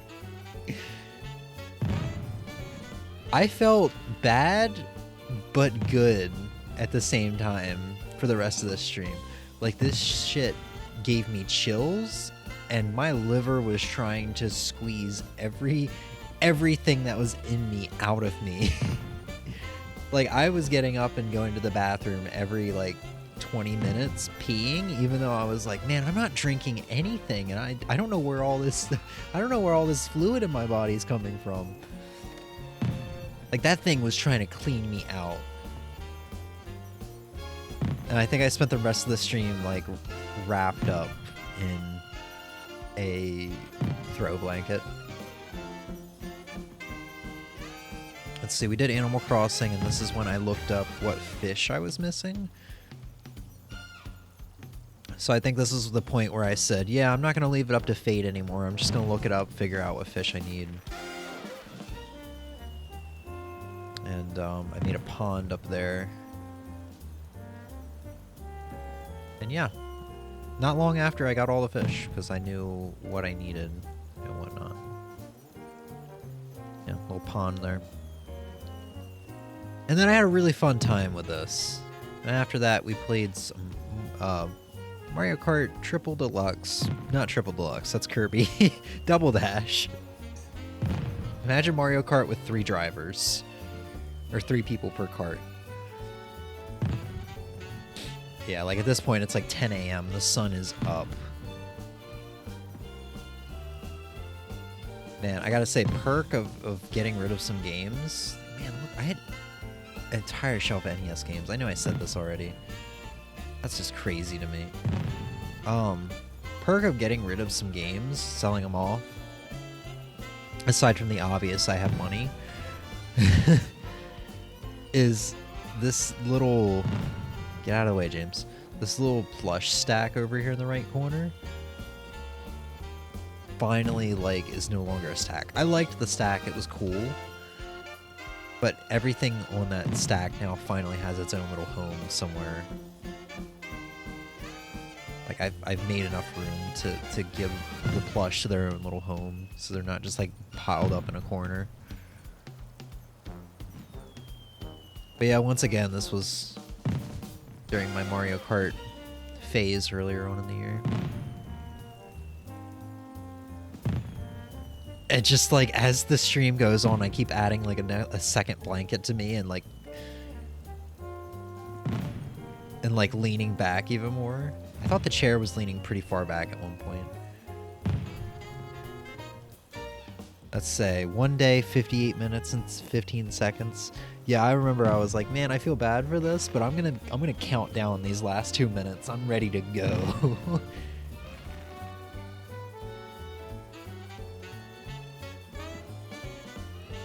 And I think I spent the last little bit talking about something. I don't remember.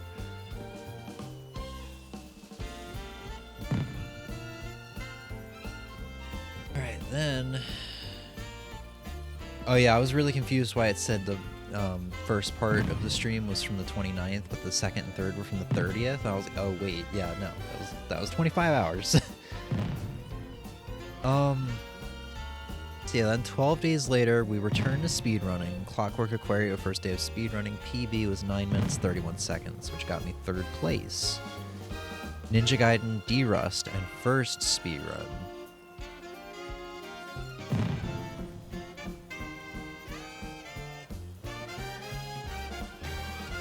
See, I think I was catching up on how things had changed in the Ninja Gaiden community since last time I played it. Because the world record holder that was the world record holder when I last speedran the game like 2 years prior was no longer the world record holder.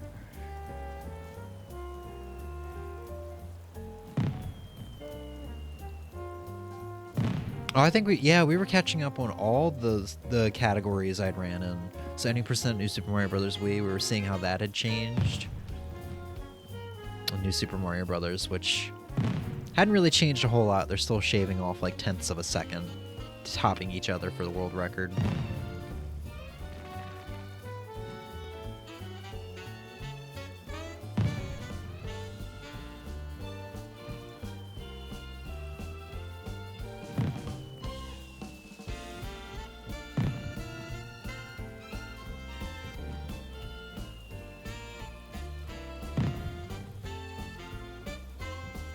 I can't imagine playing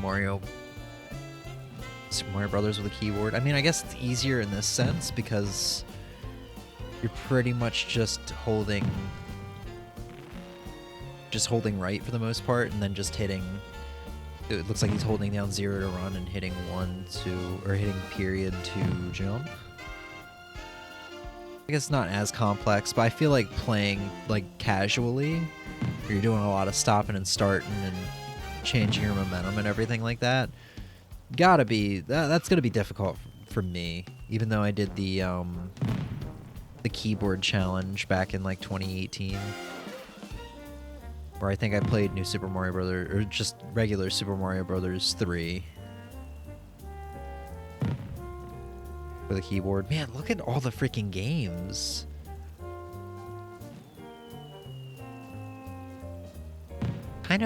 Man, I kind of regret getting rid of a lot of this.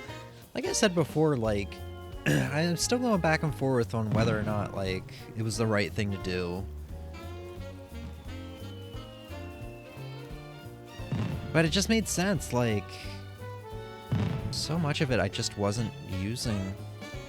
And prices were skyrocketing, and it was just like, man, if I keep going down the path I'm going down now, will I ever truly be satisfied? Will I ever truly have everything I want? Or am I just going to continue to want more and more? You know, should I think my mindset was like, man, I should just get good about being content about what I have and stop wanting and start enjoying and appreciating.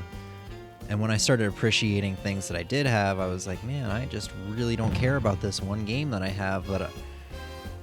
Why have it when it's going on sale for eBay for like, or when it's selling on eBay for like $200 for just this cartridge, you know? It's definitely nice to look at as a whole, but as a single item, I didn't really care for it. That's just for some things. Like the very first thing I sold after I put a lot of stuff up on eBay was Final Fight for the Super Nintendo, a game I never played, and when I did play, I really did not care for it. It's just one of those things, it's like, it looked good to bulk up the collection. It looked good because it made the collection kind of bulky looking. Just kind of, I know, a pretty scummy thing to say. But man, it's kind of the truth. I guess that kind of was my mindset after all. Yeah, I had NES controllers for the Switch. Right, I still have them, but I guess I forgot that I had, was de-rusting on here. Because I still hadn't found RetroArch at this point. I still hadn't gotten an emulation, so I wasn't using emulation to practice.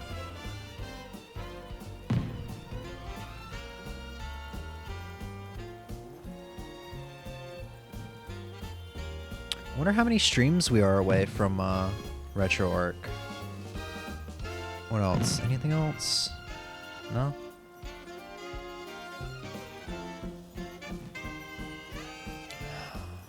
April 14th. Clockwork Aquario Day 2 of speedrunning. PB was 8 minutes 43 seconds. It's got me in second place, and it was my first time playing Sonic Mania.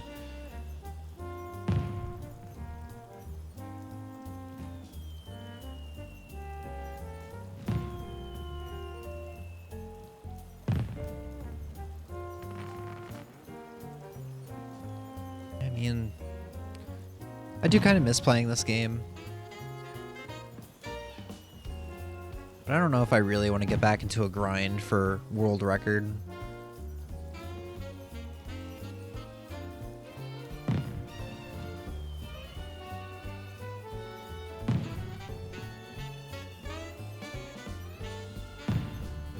I played Sonic Mania for the first time. That was a pretty good time. Minus, I remember there being issues with this game on PC. I don't remember what it was. Maybe I just couldn't run it full screen or something like that.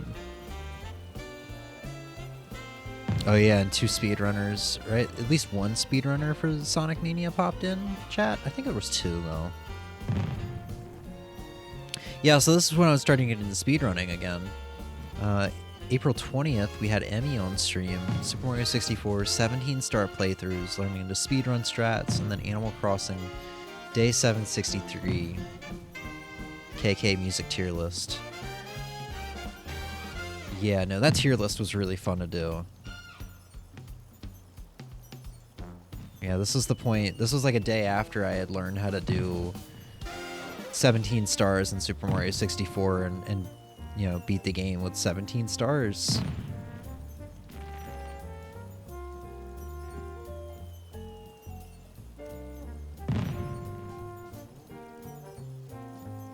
A part of me would still like to do just a quick speed run, just like a one-time speed run, see how well I can do. Publish it to the speedrun.com leaderboards, and then just like that be it. This is cool that I can know how to do this now without ever really doing any research on the game. This is like my childhood game, so it'd be pretty cool to have just a it'd be cool to just have a, I don't know, what's the word? Just kind of leave my mark on the game. I don't know. I spent so long trying to get this front flip while Emmy and I was just chatting.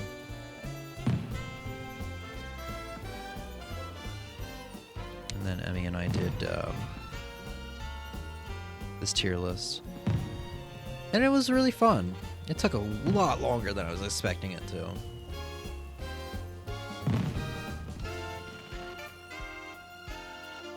April 25th, some more Clockwork Aquarius speedruns. We got the world record, technically. Which was like 8 minutes and 7 seconds. And I only say technically because for anyone who doesn't know, I submitted the speedrun the next morning when I went to go check. It got accepted, but I think what had happened was the world record holder at the time had seen that I had beaten it and was like, I'm going to go do a couple attempts before I accept his. He beat my time before he even accepted it, so it looks like he just beat his own record. Because it looks like he submitted and accepted his own before accepting mine. So technically, I never had a world record.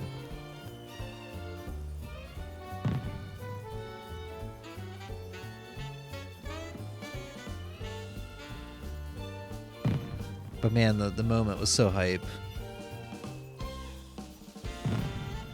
What the hell was I talking about here? Oh, we were comparing like my collections over time.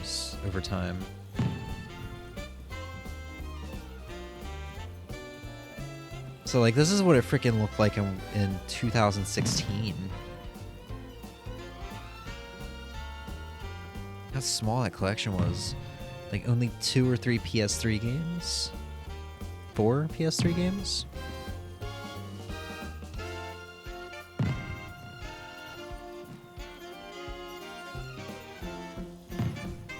And then this was like 2018 or 2019, I'm guessing. Might even be late 2017. Judging by that Naruto DVD, it was probably early 2018.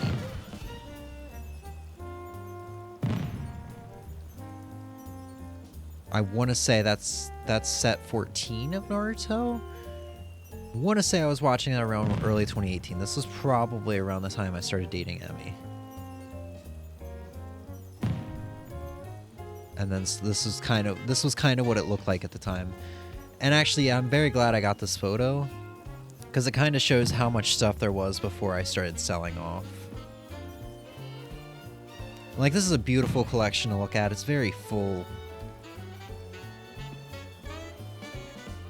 So, but at the end of the day, I guess it is better that I got rid of stuff and cherishing when I have more. And this is what I was talking about, yeah, because I started making piles of what I was contemplating selling. This was April, yeah, I think it was late May when I actually started selling stuff. Started listing and selling.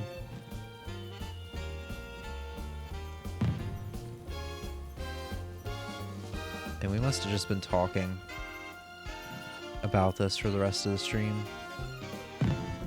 Playing music. Did you keep all your Kerbos? Oh, yeah. So, like, when I say I got rid of stuff, I'm saying I got rid of, like, ATV versus MX. You know, ATV versus... What's the game called? ATV versus MX or something like that? Or Motorbikes Unlimited, or just these random games that I didn't really have any attachment to. The Pokemon stuff, the Kirby stuff, the Zelda stuff, Metroid, The Messenger, stuff that I truly do love, I kept, but stuff that I just didn't really care for, I got rid of. Like Teenage Mutant Ninja Turtles, there's a fighting game, Tournament Fighters, Teenage Mutant Ninja Turtles Tournament Fighters for the Sega Genesis, stuff like that I didn't enjoy playing, and I don't have any attachment to the Turtles. It's like stuff like that I got rid of. And then I've gotten rid of the Turbo Duo and the Sega Genesis consoles and the games that were with them, just because, like, getting games for both of those consoles are pretty expensive now. And I had very small collections for both of them, like 5 to 6 games for each console. It just wasn't worth keeping, especially when I was already looking into emulation for those consoles. But like I said with earlier, like, I went from a shelf and a half of NES games to just like a stack of 8 NES games on a single shelf. You know? And they're all just games that, like, the Super Mario Brothers trilogy, and then the Ninja Gaiden 1 and 2, and then Castlevania. Just a couple games that I really love that, even though I'm emulating those games on the Mister now, I still want to keep the original cartridges because I love those franchises. And, you know, there's still a little bit of that collector in me.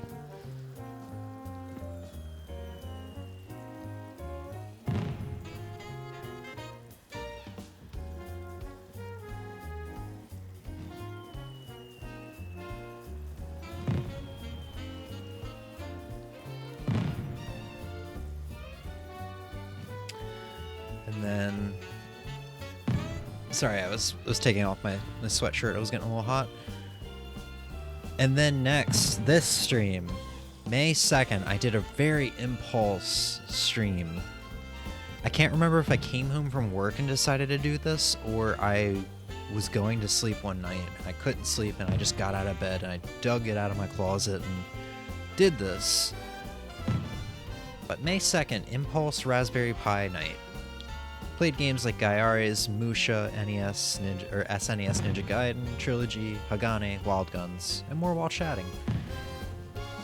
And this was the stream that was kind of an eye-opener to me, so how liberating it would be to get out of my current mindset at the time of just, like, you know, building up a collection of games and then only caring about the backloggery of, like, whether or not I've marked them as beaten because I have beaten them. It was nice to just download some games, even if it was illegally, and just play games and not care.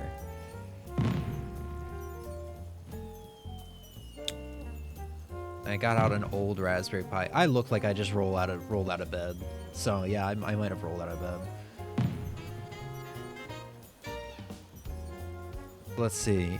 Yeah, we played, what is this, Alien Soldier, I think it's called?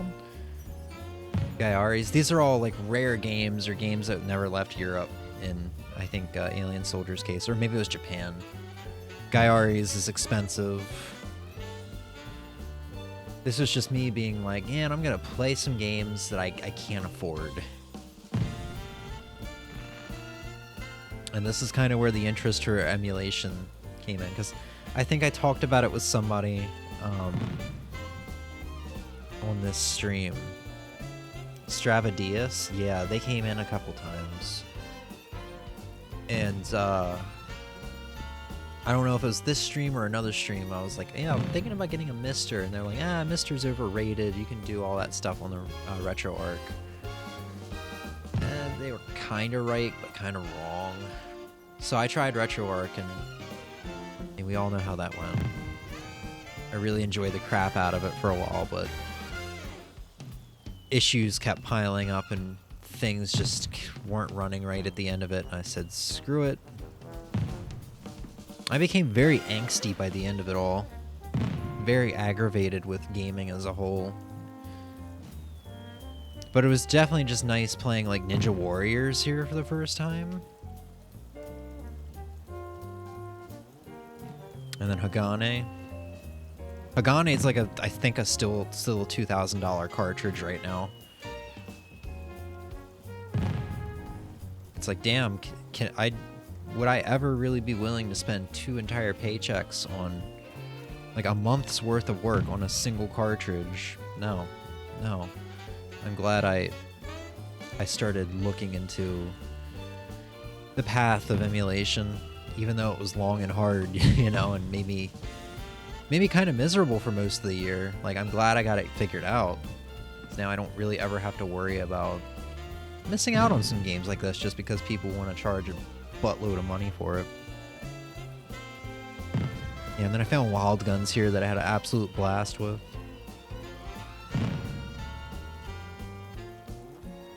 And I have Wild Guns Reloaded or whatever it is for the Switch, because Natsume keeps releasing some of their like old SNES games for the Switch, but like remastered, and they're turning out to be really good. I haven't played that version yet. I really should. Because the Ninja Warriors game that they put out on Switch... Or no, I don't think that was them. I think that was another company that put that out. I don't think it was exactly the same game as the Super Nintendo one either. I think it was kind of like a reboot. Yeah. Ooh, almost there. Well, kind of, like halfway there. 2 days later, another Raspberry Pi night. Played Ninja Gaiden 1, 2, Ninja Gaiden for the Master System, Ninja Gaiden for the PC Engine, Final Soldier. Okay.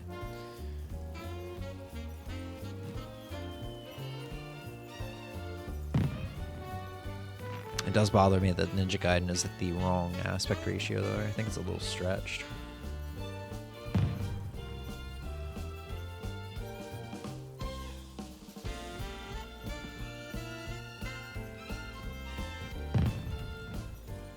Yeah, this was like the beginning of many nights where we just had Ninja Gaiden streams, essentially. First time playing Dragon, what is this? Dragon's Curse for the TurboGrafx 16, or is this the Master System one? I think this is Dragon's Curse for the TurboGrafx 16. Yeah. Hattress. Yeah, we were definitely playing TurboGrafx 16 stuff right now.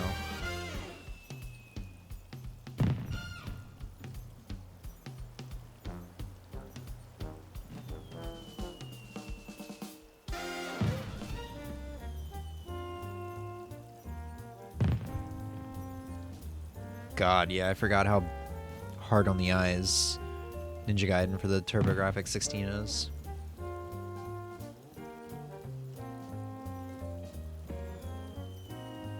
Final Soldier.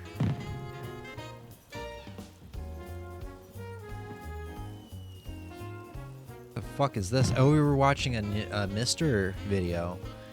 See, as you can see, like, man, I was really looking into the Mister, and I was really researching it for a good while there.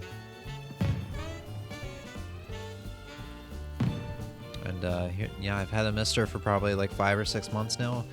Very glad I invested in it. It's been such a good investment. Like any console from the 80s, the 70s, 80s, or 90s, I don't really have to worry about for right now, with the exception of N64 and Dreamcast. I don't have to worry about, not for right now, I don't have to worry about it all, like ever again. Pretty much does everything. And they're still getting arcade games like working for the whole system. Oh yeah, and then Ozzy, you and I were talking about like various accessories for Game Boy consoles.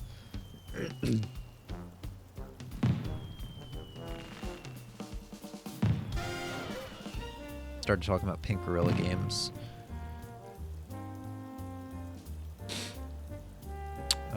Oh right, we started doing second chance stacks. So like, before I would put anything on eBay, I was giving them a second chance on whether or not to keep. This was we were working on PS2 stack while listening to Barry Tomorrow, Clockwork Aquarium remix album. So we were listening to music, chatting, and playing some PS2. And you can already see the shelves are starting to slim down. Actually, this is kind of like what the shelves look like now, minus some of the NES and some of the SNES games. So yeah, I must have had all the stuff stacked over here.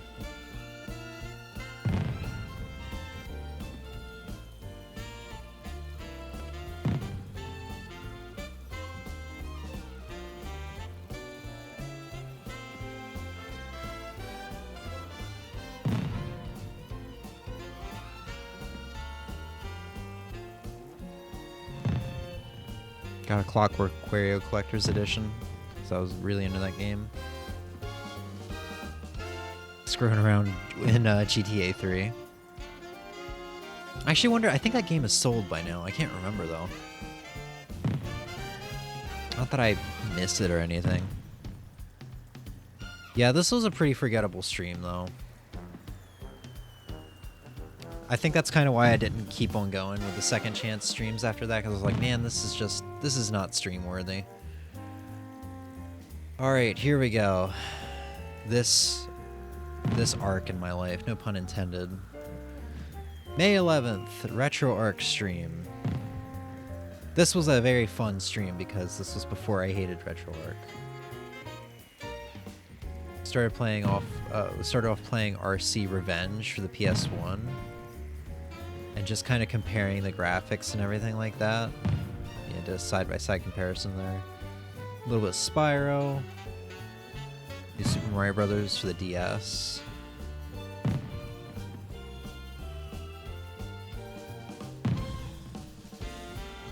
Man, why couldn't RetroArch just keep working incredibly like it did this one stream?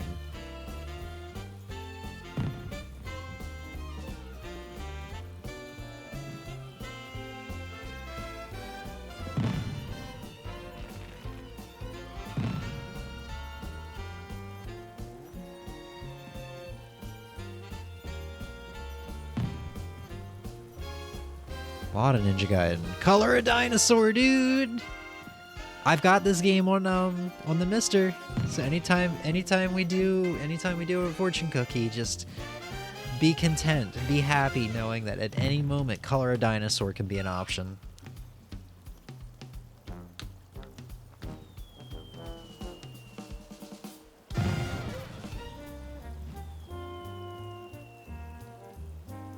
Oh yeah, I loaded up the Bubble Man theme to play, just for nostalgia.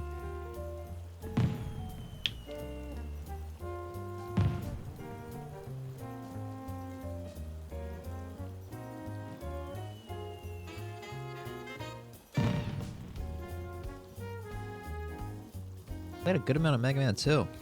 Some Ninja Gaiden 2. Final Soldier. So yeah, we were trying out a bunch of different cores. Let's see, 2 days later, return to Ninja Gaiden 1 speedrunning. I only finished 2 or 3 runs, but no new PBs. I don't really think there's anything worth talking about here. See, here in the middle of the year, I don't think there's just a lot to talk about. Aside from what I've already talked about. Let's see, more Ninja Gaiden derusting, rainy, chilly day, chatting with Ozzy. I think it was just a lot of like chill streams, you know? Just kind of living life and trying to figure out what the hell to do with the collection. Whether I should stay original hardware or should I go full retro arc, all in on the retro arc?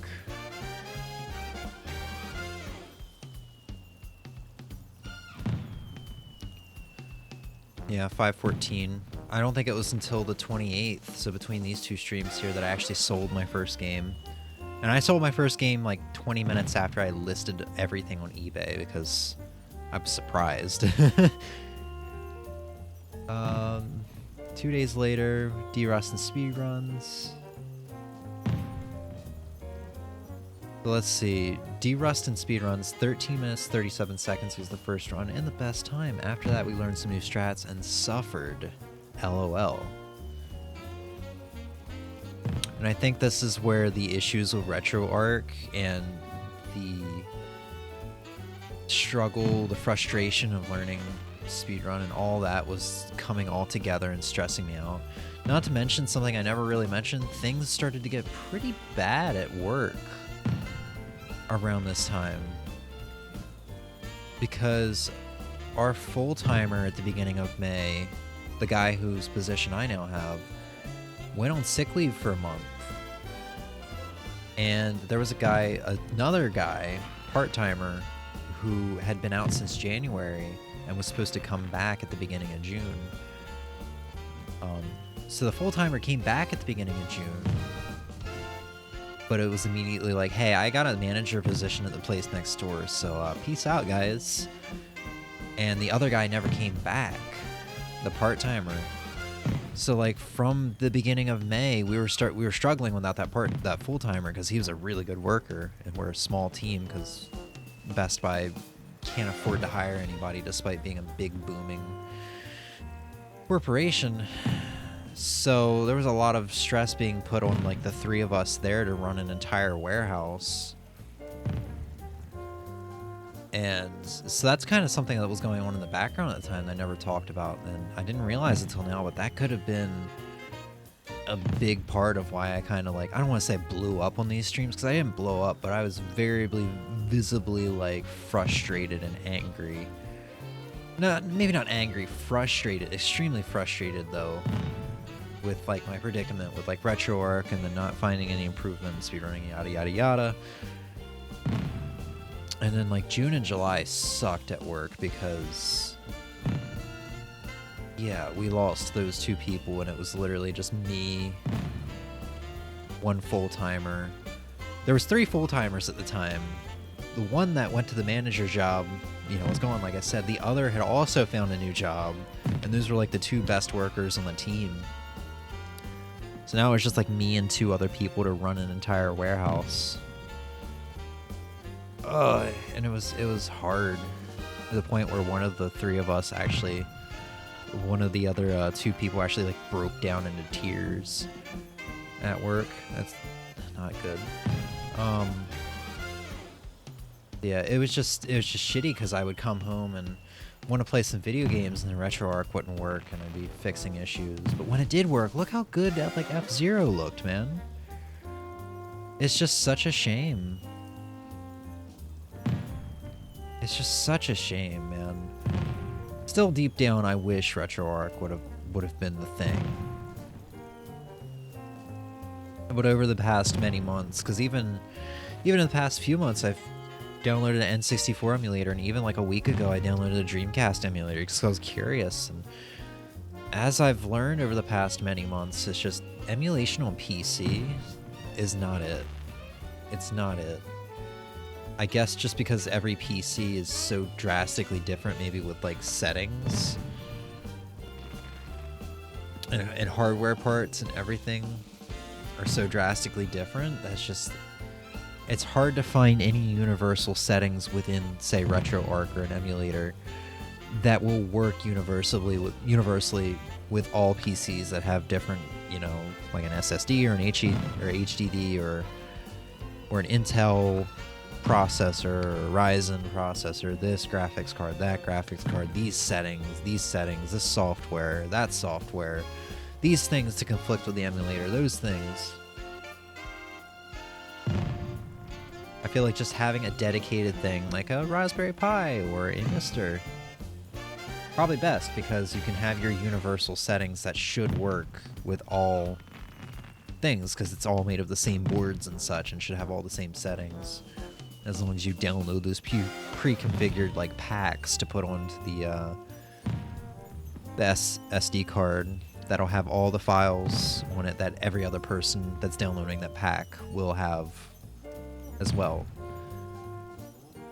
But man, like I said, when it worked, it worked. This stuff was beautiful.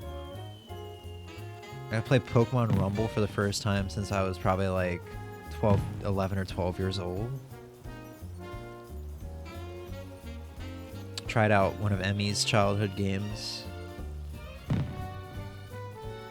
I'm still holding out for a bigger, beefier Mister that can do like Dreamcast and N64, PS2, and Xbox One, or like OG Xbox. I still curse Microsoft for having terrible naming ideas for their systems. Right, what was this game called again? Second Sight? Yeah, I think this was something Ozzy wanted me to play. Definitely interesting concept. I got Blood Rain, which was surprisingly fun. I'm just like, it kind of boggles my mind going back through these past streams and like, man, how did we go like 2 to 3 streams with everything working perfectly, and then like after this, like everything shit the bed. What was that full title? Chatted with Ozzy and Stravadiris at the end. Oh, I think I know this one. Dude, we had the Neo Geo Battle Coliseum game, which was pretty alright. I haven't gone back to it since. I did keep this because I enjoy my Neo Geo stuffs. And you get to play as Rock Howard, which is awesome. We got Cars, Ka-Chow, I think has been sold since. I don't know if I kept Paragon or not. Oh yeah, the Sega Tennis game. This is Max Payne. Aggressive Inline. Miss Pac-Man for the Super Nintendo. Super Ghouls and Ghosts for Super Nintendo. Turtles in Time. Street Fighter 2, Star Fox. Oh, Smash Melee. I forgot I was contemplating getting rid of that for a time. And Mario Golf Toadstool Duel. As you can probably tell by my tone, I did not get rid of the GameCube games. Yes. So this was the stream where I discovered oh yeah, the world's largest video game collection. But yeah, no, yes, this blew my mind. $366 for just the bubble mailer that Poop Slinger was shipped in. A bubble mailer that the limited run company probably went to like a dollar store and got in bulk. Yeah, like this, there's 40 minutes left in the stream, and I spent that time. Like, even now, I'm just kind of like awestruck. Like, what the hell? Where do you think that... Look, this is the same bubble mailer, too.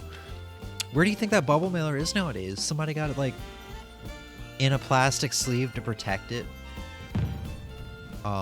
Just sitting on their shelf? Or do they have it framed? Or did they just buy it as a joke and just threw it in the trash as soon as it came home?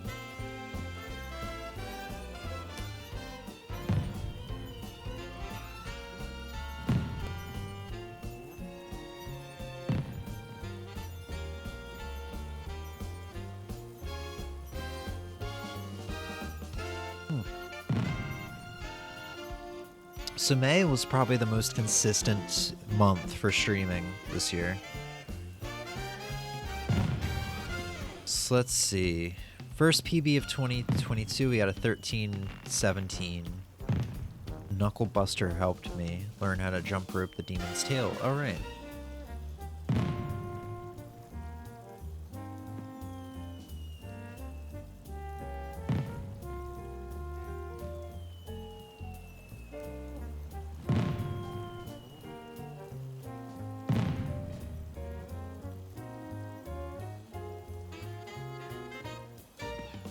Yeah, I mean, and then we booted up the emulator here.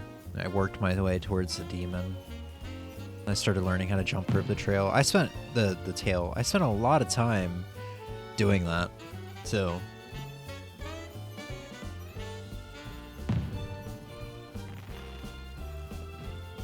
Like, I got pretty immersed in that.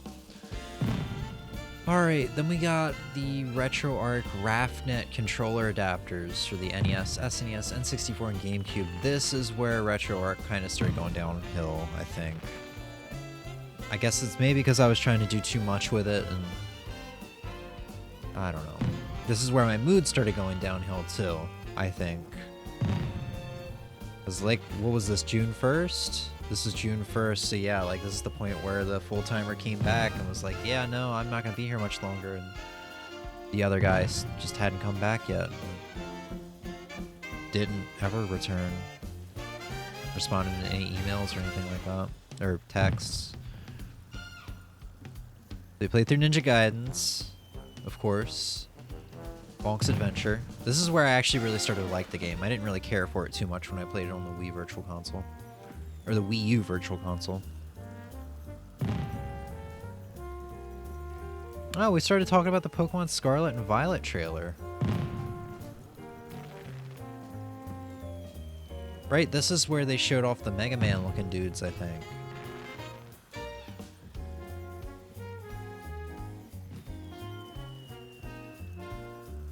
Looks like I was gushing over Flaffy. Man, this game looks a little bit better than it does in the actual game.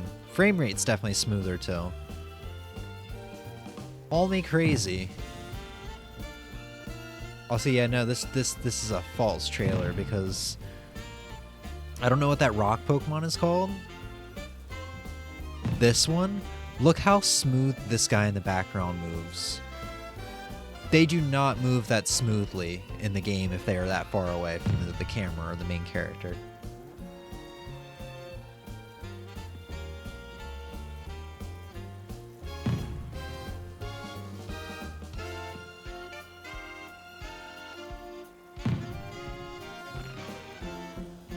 Yeah, this is May. I'm pretty sure the game looks like it was pretty much done at this point.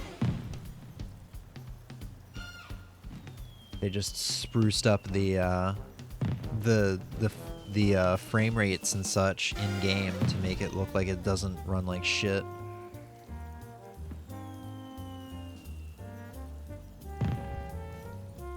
Mario Sunshine, Mario 64 F-Zero, Wave Race, Mario Kart 64. Yeah, we spent a lot of time trying to figure out the N64 controller issues. It's a shame I spent that much time in my life just for it to not be worth it. Okay, then I was like, I think I devoted myself back to original hardware because I was frustrated with RetroArch and all that shit. But I was like, no, I'm gonna be different. I'm not gonna just buy any game. I'm just gonna like have a consolidated collection stuff, something that's unique to me, a collection that's unique to me and my interest, and not just buying whatever for the sake of collecting. So I got Ninja Gaiden 3 on cartridge, which is a rare game. Which, if you don't know about that, I did not like the game. And it's actually sitting on eBay waiting to be sold now. But yeah, we played the original NTSC cartridge. Or no, it's not that I was done with RetroArch, it's that I just wanted to only own physical copies of franchises that I loved. I decided what I wanted to do with collecting, which is kind of like what I do now. And yeah, for those who don't know, the NTSC version had its difficulty severely ramped up, where Ryu takes double damage, there's new enemy placements that are in dickish spots, there are limited continues. I think I got to the 4th act and I was like, God damn, this sucks. So then I booted up the Famicom version to see how different it was. And I was like, wow, Ryu only takes 1 point of damage from most enemies instead of 2, and he has unlimited continues. And there's some enemy placement that's missing here that was in the NTSC version that makes it a lot easier to make certain jumps, because, you know, like I said, the enemy placement was kind of dickish in some of the spots in the US version.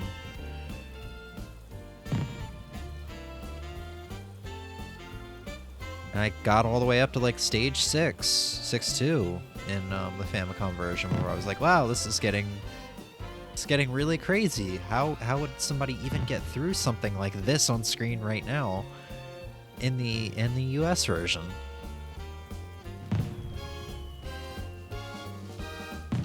Then I go back to Ninja Gaiden 1 and I'm like, something's wrong here. The scrolling isn't right or something like that. And this is just, yeah, OBS crashed. We watched the Ninja Gaiden 3 cutscenes, Arceus Ninja Gaiden 3 cutscene, and just got depressed. Yeah, that's literally what I was about to say. This is just where I started going through a pretty depressed time in my life, because video games just were bringing me nothing but unhappiness. And yes, part of it was because RetroArch constantly not working, but it was also part of because I was so stubborn that I just didn't want to pull away from it until it was all fixed. And then 5 days later, Arceus got an 1135 and Retro Runner got a new world record of 1134 in Ninja Gaiden. I thought I'd be able to PB2, but no. So I got overhyped. I had high expectations, and ultimately I became frustrated with myself. Kind of depression just kind of kicked in again, and I want to say this is the last time I played Ninja Gaiden in a speedrunning sense. I've played it since then casually just to enjoy. So let's see, nearly, I think 2 weeks to the day off of streaming, June 23rd. N64 stream. Yeah, this is not RetroArch N64, this is actual N64. And I do remember I came on here this stream and I was talking, I was like, yeah, no, I've made my decision, I'm done with RetroArch, I'm done with emulation. I'm sticking to the original thing. And it's been 2 weeks since the previous stream. I was like, to prove that I'm devoting myself to like original hardware, I bought a Turbo Duo, a modded one with some TurboGrafx 16 and PC Engine games, PC Engine CD. And all of that together was like $800 because, yeah, no, like that console is expensive and sought after, and so are the games because they didn't sell well in the early 90s because everybody either wanted a Super Nintendo or a Genesis. And now here we are 20, 30 years later or whatever, and people are realizing, wait, that was a really good console with some really good games. And yeah, since then I've sold off that Turbo Duo and a couple of the games. And yeah. But yeah, this was the day that that console was out for delivery. And we were just playing some N64 games. I was playing the N64 games that I hadn't yet played, on top of some other games that I'd been wanting to play, some Mario Kart 64, some F-Zero X. Yeah, here's a picture of the stack. Trying to figure out, like, if there's anything here that I wanted to sell, or anything that I just didn't want to keep on the shelf because I'd never play it again, like Glover. Battle tanks. Oh god, NFL. And this was a fun stream. Oh man, the Rush games are really fun too. This was definitely a good vibes stream. That South Park game was definitely something. Can gladly say I will probably never play it again. Played some Rampage here. It was a good time.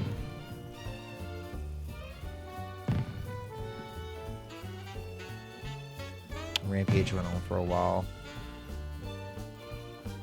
Good goddamn. Forgot about her.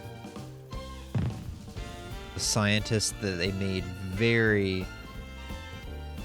Where is she?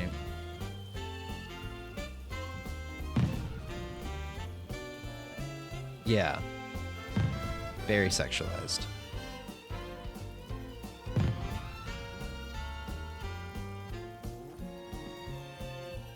What was that? Tom Clancy's Rainbow Six? Something like that for the N64.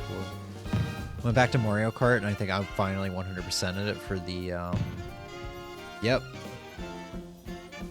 For the new title screen. That was a very fun stream. I'd planned on following it up with more N64 games and just hadn't gotten around to it. Here we go. Damn, it is hard to believe I've not done that many streams since the 4-year anniversary streams. This is where I was really getting burnout on streaming. 4-year anniversary stream, part 1, Crash Tag Team Racing and Crash Bash. This was June 28th.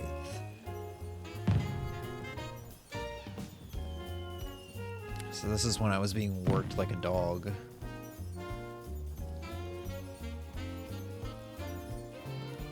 And not full-time yet. For some reason, it took her a month, took my boss a month to promote me. She was really dragging her feet on it.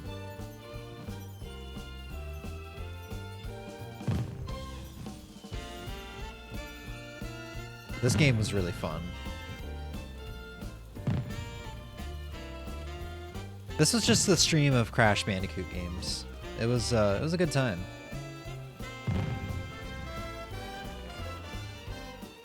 I really enjoyed this one. It's a shame I didn't really enjoy the other two streams as much. Like this second one, I enjoyed a good amount. I really enjoyed that Scooby-Doo game, obviously. Honestly. It was very fun. And then we played Wario Land 4? Yeah. And it was okay. It was just okay. It must have been pretty dang good if I played it for nearly 2 hours. Wow. I don't remember playing it for that long.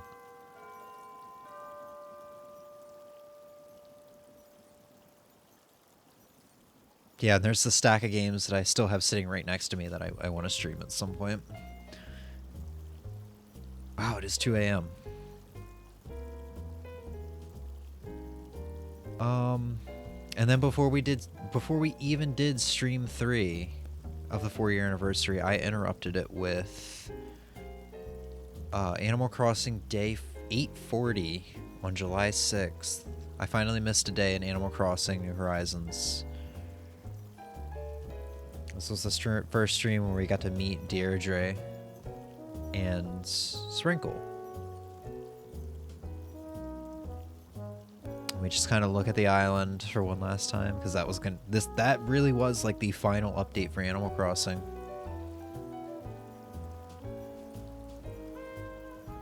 Because now I'm pretty sure we're just only going to stream it on New Year's until the next Animal Crossing game comes out. And then, yeah. Stream 3 of the 4-year anniversary stream. Yooka-Laylee, The Impossible Lair. Man, that game was not as good as I thought it was going to be. Definitely a big letdown. And then I couldn't get Ultimate Marvel Curses Capcom 3 to work on stream. It just kept crashing. I think it was because it was in full screen, so I had to get in a windowed mode to actually work. And then by the time I got to work, I was just so frustrated. I was so easily frustrated back then because of all the stress of everything. That I was confused by how the game worked, and I just didn't get it, and I gave up quickly. Good news is, I'm pretty sure I went back later that day, or maybe a day later, and I spent a good week playing this game and really enjoying it. Played a little bit of it with M. Like, it was a good time. I never really got super good at it to the point where I was doing like big combos or anything, but and I didn't even beat the arcade mode final boss, but it was fun. It's definitely it's like Smash Brothers, just kind of a fun button mashy game to go into for me, and just not treating it as a serious fighting game or anything.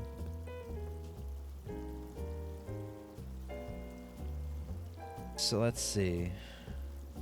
The 20th. So we're still, this is the point where we're at, like kind of like we are now. Where, yeah, so we went from July 6th all the way to August 20th. So in between here, I became full-time at work, and things got a little bit better, I guess. Still a little easily frustrated though.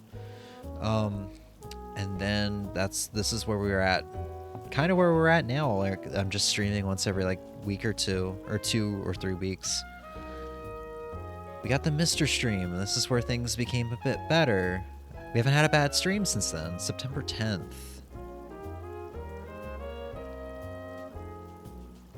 Got the Mr. Yeah, man, we had a good time.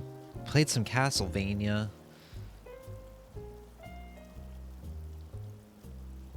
A lot of Castlevania. Some Ninja Gaiden. Super Mario Brothers. I remember I think I came home from... I either did this late in the day or I came home from work and did this. Or I did this pretty... Let's see. Yeah, no, there's sun. There's sun out. This was a day off. I must have gotten pretty hungry or something. So we kind of ended it earlier than I wanted to. Because there was a lot of games I wanted to play. Some F-Zero. Right, and this was shortly after I had saved up a bunch of money and purchased the Mark Holcomb 7-string electric guitar, the PRS SE. Kind of see it in the background. Beautiful guitar. Very happy I bought it. And yeah, like video games, I guess I really hadn't talked about it at this point, but yeah, the good thing that came out of like all the RetroArch shenanigans was that I picked up music. Well, I guess it came earlier in the year. It was around March. I picked up music again as a hobby and started playing guitar again for the first time in freaking years. I got back into it pretty hardcore. And like when I got burnt out on music, when I got burnt out on video games, like music was really kind of the thing I fell back onto. I was playing guitar like every day for weeks and just not touch. I'd go weeks without playing a video game. It's kind of good that I fell out of or I accidentally missed a day in Animal Crossing, because if I felt obligated to keep playing that daily and seeing how long I could go, I don't know if I would have gotten the break that I needed to. And this is when I was starting to talk about doing potential music streams.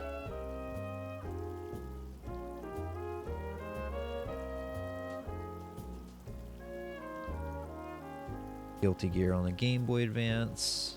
Fun time. So things are starting to look better here. God, I forgot how good Mario Kart Super Circuit looks on the Mister.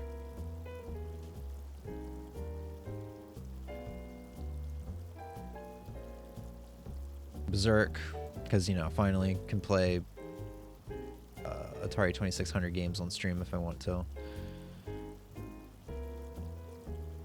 Oh god, what's this game called again?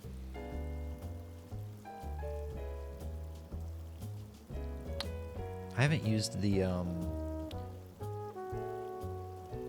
Overtop. Yeah, I haven't used the Neo Geo Core in such a long time on the Mister.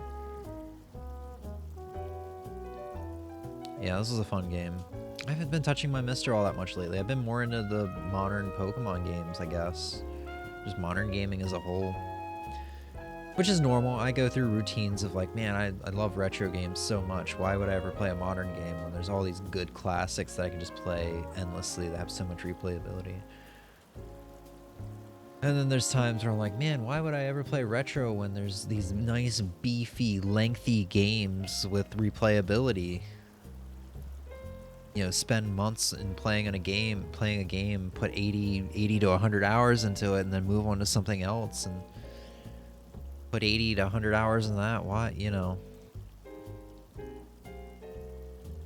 I'm at that weird point right now where I'm in the middle where I just love both retro and modern games, and I'm not sure which way I'm about to dive into the deep end into. I can't tell if I'm about to hardcore fall back into retro or hardcore just stick with modern for a little while. It'd be nice if I could just stay in the middle, but I feel like that's not what I do most of the time. I think this is Strikers 1945. Yeah.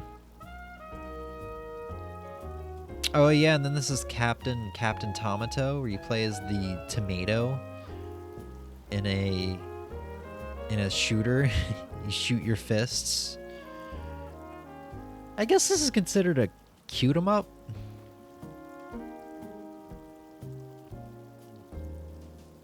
Also realized they stopped doing fireworks in Animal Crossing. They probably stopped doing that at 1 a.m.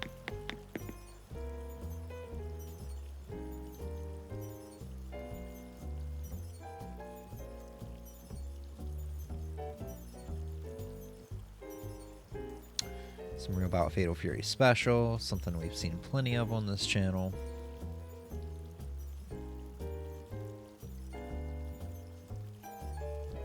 Splatterhouse for the PC Engine, or I guess TurboGrafx 16.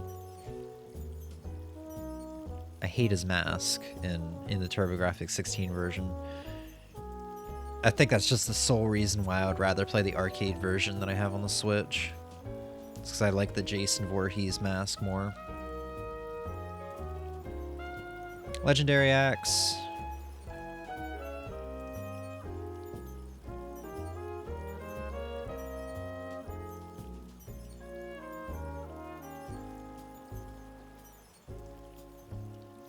Was this Wonder Boy 3? Monster Lair, as they call it on here.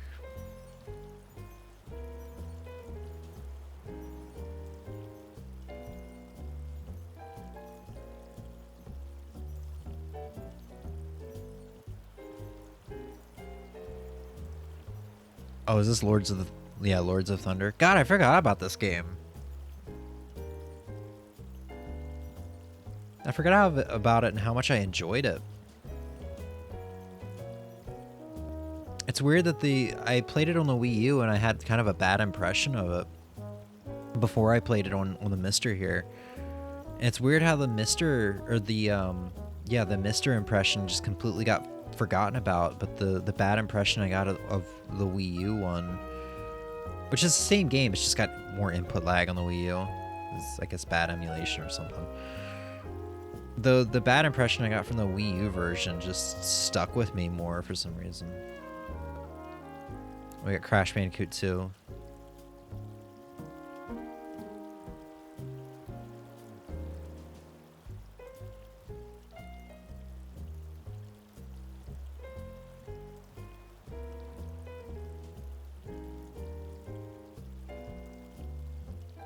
I'm getting there. 4 more streams. Yeah, so we did another stream of testing stuff out before getting rid of. Oh yeah, and then there's another new guitar. Yeah, I joked about it between the 2 streams. Yeah, so September 10th and then this was October 12th. So a whole month gap.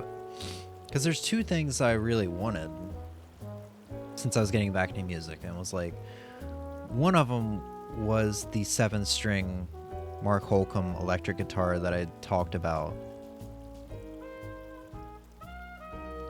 and gotten in the previous stream. You know, kind of rewarding myself for getting back into electric guitar or gotten back into guitar, period. Rewarding myself and just making sure that I stuck with it. And then the other thing that I wanted was a acoustic with cutaway so I could access the higher frets. That's something I had wanted ever since I started on an acoustic guitar 10 years earlier. Because I've been playing for 10 years now. October 2012 was when I started. This was October 2022, so 10 years later. And treated myself to one. That guy's beautiful. Unfortunately, I have lended that out to a friend right now because he's interested in getting into guitar. I miss that guitar so much. It's only been a month, and I say it as if I'm never getting it back. I miss that guitar, dude. Yeah, I got sidetracked. We started playing Axiom Verge here before I sold it off. Because the game went for like $200. I think I sold it for $180 just to get it out of here quicker. And I have the game for free on Epic Games Store right now if I ever wanted to return to it. And I didn't really have a good opinion of this game going into it. I remember not enjoying it, but I went into it this time around and I definitely enjoyed it more. I think I kind of did the same thing I did with Crisis Core today, where I think I spent more time knacking on it. Or nagging on it, knacking, something, you know. But I was still enjoying it. I just couldn't help but, like, talk about the things that I didn't really like about it and remember not liking about it more than I spent talking about how much I enjoyed it or whatever.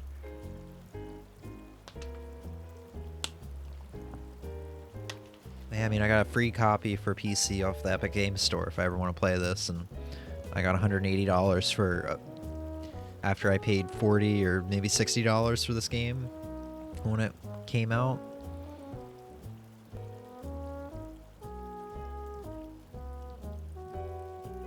And we played it for a while, man. I didn't realize how long we played it for.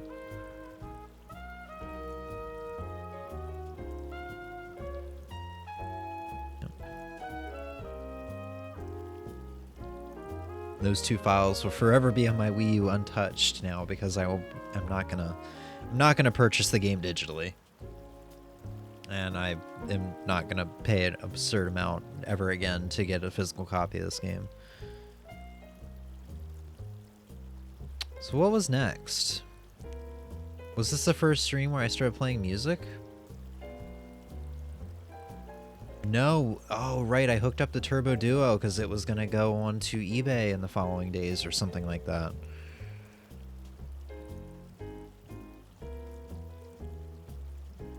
The Turbo Duo was the other reason why I wanted to get a CRT TV with component output. Because this Turbo Duo was modded for RGB.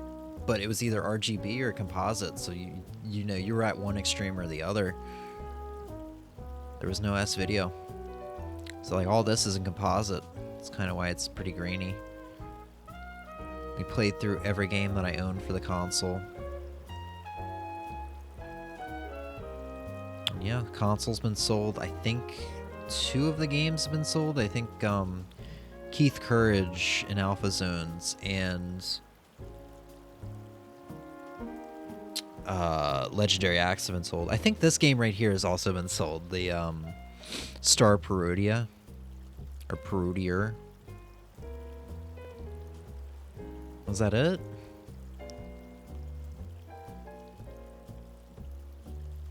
Oh shit, we actually played the guitar a little bit.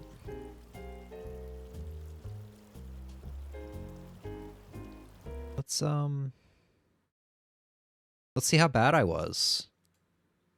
It was pointless. Chatbot was still working, but everything was outputting to my interface, which there is no output. Shut up, James. And it sounds good. Pretty good. It's an acoustic electric, so, and it's a thin one at that, so the sound is pretty thin. It's not as loud as acoustics that I'm used to. But the idea of this setup is Should be able to play guitar whenever I want.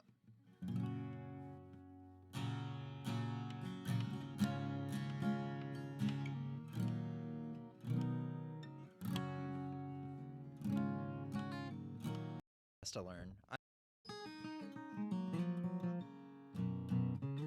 Yeah, and the one thing I never did realize about my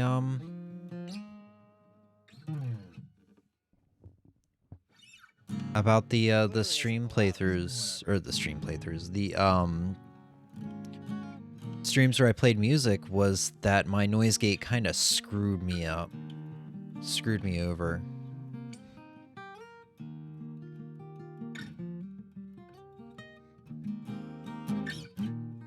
I guess maybe not so much on this one.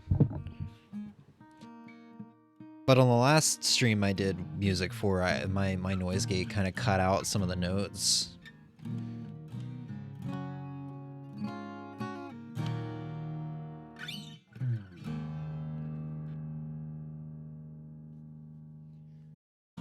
Would definitely love to stream some, like, play-alongs of some songs that I know. But I feel like that's gotta be a bit of a nightmare to set up. To get, like, the backing track of the song to play at the same time as me playing through a mic or through the interface. And not have the other track drown me out. And try to listen to that at the same time as trying to concentrate on playing. I feel like that's gotta be a bit of a nightmare. Yeah, I mess with the digital audio workface.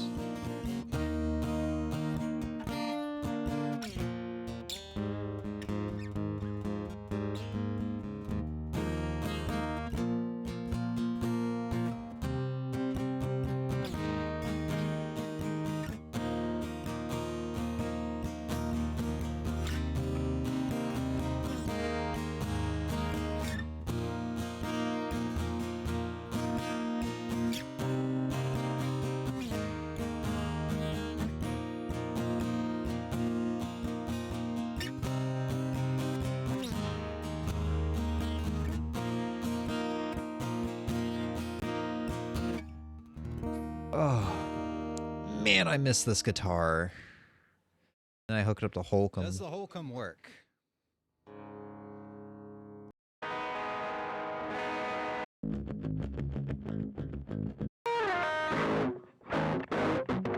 me grab the drop C tuning guitar.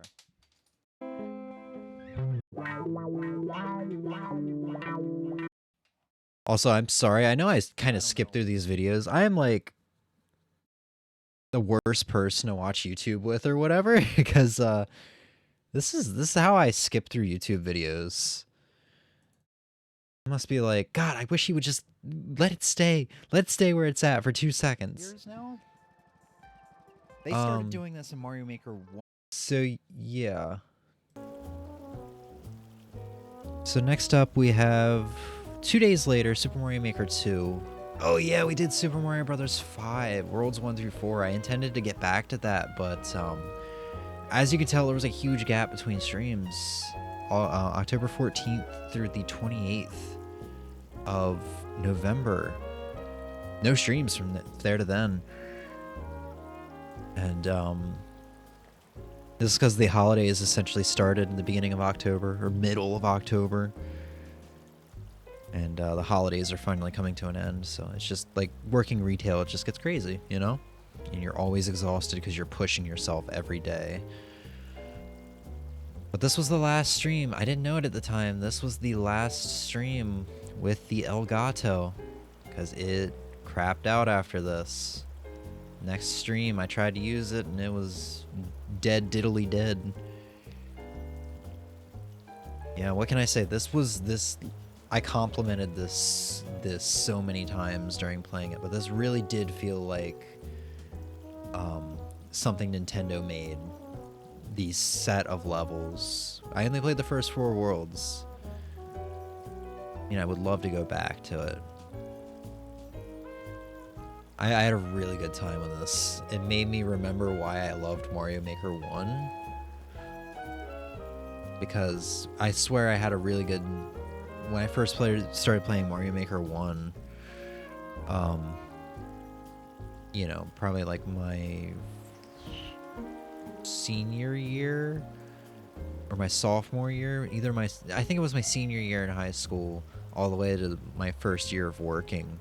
So probably like 2016 through 2017. I remember I feel like I had a really good time of not stumbling across Mario ROM hack, Kaizo E levels, you know, when playing Mario Maker 1. Or as after that, I swear it was like all I found was Mario Maker E levels.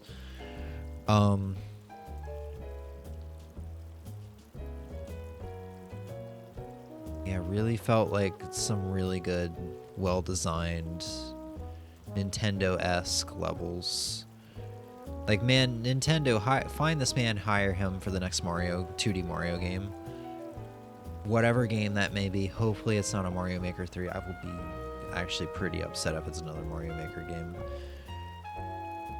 I wouldn't mind it being another new Super Mario Brother game. I know a lot of people would not like that, but, you know. So yeah, we went one stream without me showing off a new guitar, and then here we are, end of November, got another new guitar. But this time it's not a whole situation with the video games again, how I was just buying. This is a new instrument. This is a bass guitar, not a, you know, traditional guitar. And I didn't even start off by showing it. Yeah, this is the last time we did music on stream, and I had a good time with this one. It's just a shame I didn't realize that my noise gate was screwing me over.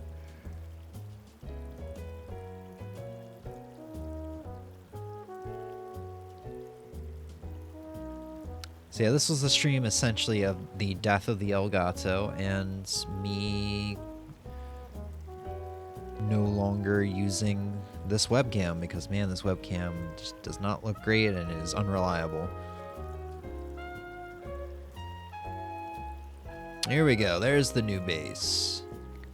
My first bass guitar. And man, I gotta say, I've had a lot of fun playing this instrument. It's gotten me... I've always felt like a lead guitar player, but this bass has gotten me to appreciate how fun rhythm guitar playing is. How simple it is, but it's so fun to do. It's just find your favorite track and just play in rhythm and just mainly listen. You just get to listen to the guitar while playing.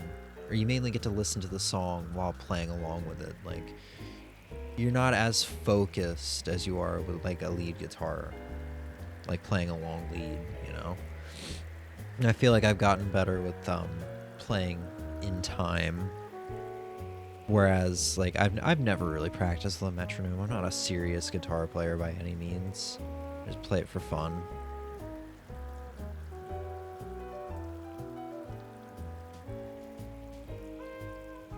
God, what a beautiful instrument. And yeah, that was the last time I got an instrument, and will be the last time for a long time, because I don't need any more instruments. I'm pretty set. I got that 6-string acoustic with cutaway that I wanted. I got a 7-string instrument, so whereas all my other electric guitars are 6 strings, so. And then I got a bass. Essentially, everything I got last year was a new instrument. It just looked like I was going down a bad rabbit hole of constantly buying instruments because I got, I got one in September. I got one, or no, did I get it in August? Showing off the new Holcomb. I think I got it at the very beginning of September. Maybe I got it at the end of... I don't remember. I got it for a Labor Day sale, so I don't know when Labor Day landed last year. I want to say it was actually at the end of August, because I think I was waiting for the last weekend of August to come up so I could go buy it. I don't know, but it just looks like I bought instruments 3 months in a row: September, October, and then November.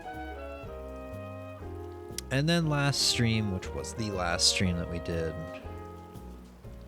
was a result of the new capture card, testing it out, make sure it worked, and just enjoying Pokemon Brilliant Diamond the same way I have been. You know, just doing post-game stuff. And then we were in the underground. Just like I said, kind of the way I have been.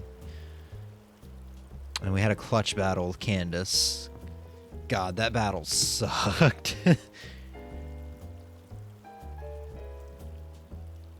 And then I didn't even mention, we did 2 events that I will never be able to do again. I'm very happy I got to record those.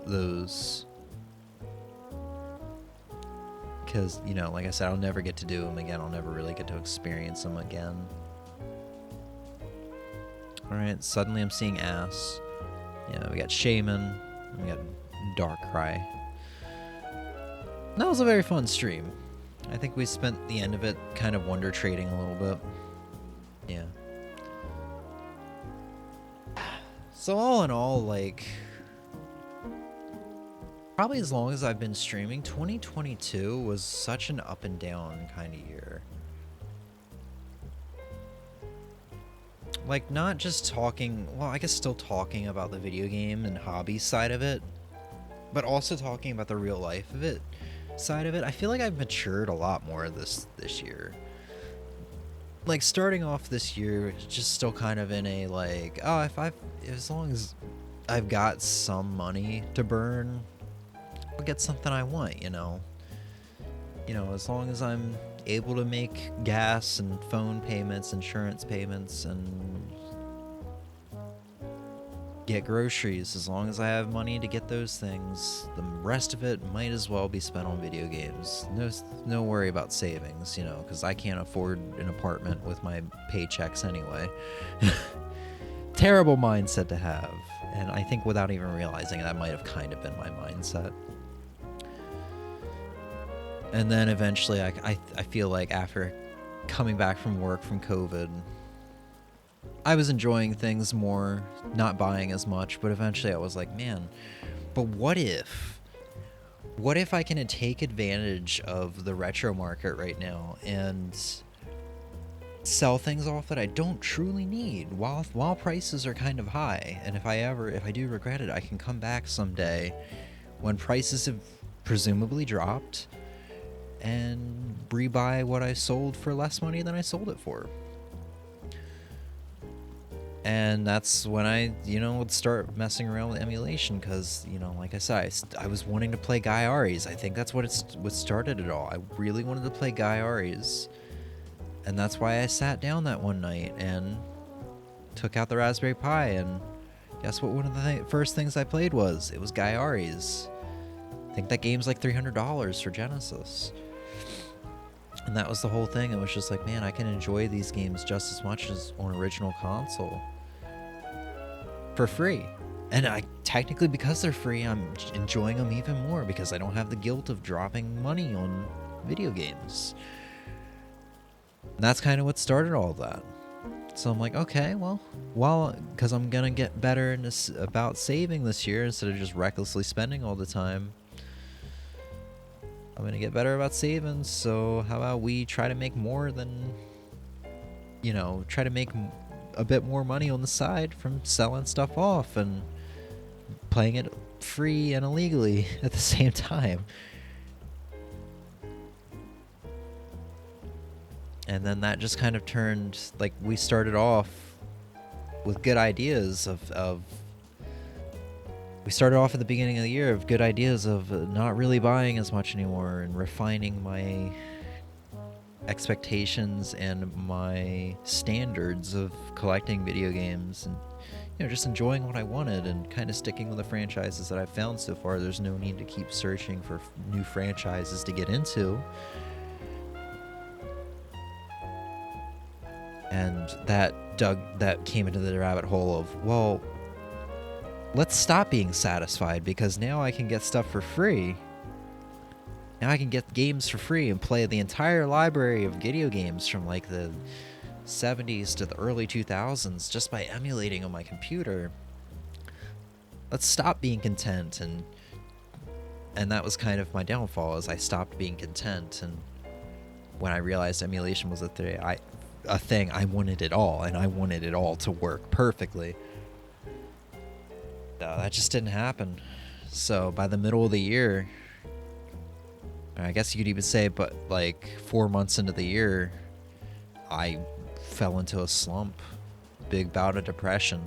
Fortunately for me, only a month earlier, I had gotten back into a long-lost hobby of video games. So like April all the way to what? April all the way to the beginning of September, like I was just in a pretty bad slouch of depression because my job was killing me. I mean, I don't literally mean that, but for all I know, I literally meant that, man. I was exhausted. You know, 3 people running a team full of what, like 9 people should have been doing, because 2 people in our team were out because they work at a summer camp, and our boss lets them do that. It's like, she's like, yeah, it's cool, you know, you're going for the summer or whatever. So we were out 4 or 5 bodies. It was rough. On top of that, video games just weren't making me happy, and I don't know why, but I was stuck with it until I got RetroArch to work, or I found some kind of solution that made me happy, instead of just doing the thing that I should have done, which is just put the video games away for a while, because I acknowledged that they were upsetting me or stressing me out, and just get back into a simpler hobby, you know, enjoying some music, playing some guitar, maybe watching some anime on the side, just getting away from it all for a while. Yeah, it took until September for me to get happier because of the Mister. I should have just gotten the Mister to begin with. That was the thing I was researching about, like back in November or December of the year prior. And I'd say as far as hobbies go, I'm in a pretty happy place right now. I'm still, I think, being completely blunt, I'm going through a pretty bad batch of depression with a hint of suicidal thoughts on the side. I know that's not something you should really say, being a content creator, but I don't like to think myself as a content creator. I like to use these streams, as I keep saying, as a personal diary that I like to look back on every now and then to see how different life was, or how my mindset was, and how I approached issues that I was having at the time. Because who knows, it could be helpful in the future, talking about these things. And future me might look back and be like, man, I approached this issue with this mindset. Why did I lose this mindset? That's great, you know? But what I'm getting at is, like, in the realm of hobbies right now and saving and all that, I'm good. I think my depression right now is just coming from the fact that I'm 24 years old, still living at home, and only making like $16.50 an hour, which is not enough for me to be able to survive on my own, renting an apartment, which sucks because I'm making making like $4 above minimum wage in my state. So like, people wish they could make the amount of money I'm making and have the position where they could only work 4 days a week and then have 3 days off a week, which is nice. I will admit, I feel less like a slave to my job working 4 days a week, even though I do have a 2-hour drive round trip every day for that job. Speaking of which, it's 2:30 and I think I have to be to work at 9. So I have to be up at like 7:30, and then work until 7 o'clock or 8 o'clock. Get home at 9 p.m., 10 p.m. tomorrow night, something like that. It's exhausting, but like, yeah, I just wish I could understand why I'm feeling as depressed as I do, other than I'm 24 and I've made poor saving choices over the years. And just trying to think of like, man, if I had just like saved money over the years, I would probably have like something ridiculous, like close to 100,000 in the bank. But at the same time, I'm like, man, but I've really enjoyed gaming and all the things I've purchased money on over the years. It's sad to say I don't really have any regrets. At the same time, I just feel like I'm not going anywhere. So I can't survive off of retail, and feel like, you know, too scared to go back to college because I don't know what I want to do with life. But at the same time, my inability, I guess, to just take the leap for something is killing me. I'm literally just a slave to the anxiety. And yeah, I'm just so lost in life right now that I'm just depressed and honestly a bit suicidal because of it. I'm not suicidal because I'm not partaking in any actions of just, as the kids say, I definitely have a itch on the roof of my mouth that I feel only a shotgun can scratch. Definitely fantasizing a lot. This is getting dark though. I'm just saying, it was definitely an up and down kind of year. Started out great, and then took a pretty big dip downwards, and it's been doing great lately. It's just, I feel like I'm taking a bit of a downward spiral again.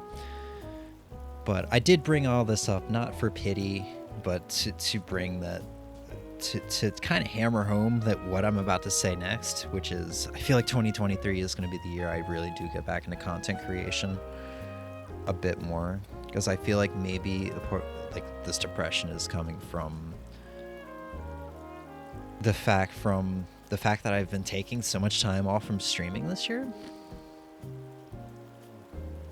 So I feel like, you know, maybe if I dip back into the creative side of streaming for me and not just streaming as just kind of like a, hey, it's been a month, let's just play some video games and catch up. You know, if I do it as like, let's do a playthrough, or let's do this creative idea I've had, or whatever. So I think 2023 there's gonna be some playthroughs, some more consistent streaming. Hopefully it'll bring me out of this sadness slump and maybe help me figure out what I want to do in life. Maybe, I don't know. Or at least to the point where maybe I can make streaming a part-time job on the side. Maybe I'll be able to survive, you know, be able to have an apartment and survive off of a full-time retail job, and which I am content with. It's a retail job, so it sucks at times, but I'm content with it. Partially because the pay is pretty alright. The work isn't all that bad outside of the holiday seasons, and the paid time off is incredible. How fast it accrues. And you know, also most importantly, I only work 4 days a week and I have 3 days off a week. Like, I don't feel like a slave to my job. I know I said that earlier. But that's 2022 in a whole. What is this? 37 files. So 36 files, because I think 36 files because this one got cut into 35 files because this one got cut into 32 because there's 3 parts to the 25-hour stream. So like 30 streams this year. Probably like 33 in total after you count this one. So yeah. It's been a heck of a year. And this stream has been going for 8.5 hours. Jeez, I talked about only 30 streams, and somehow I still spent 3 hours on it. Just like last year when I had probably 3 times the amount of streams. Yeah, I wish I got to play a little bit more of this today, but like I said, I think I have to be up for work in a couple hours. I'm not entirely sure what time I have to be to work tomorrow. It's gonna be interesting though.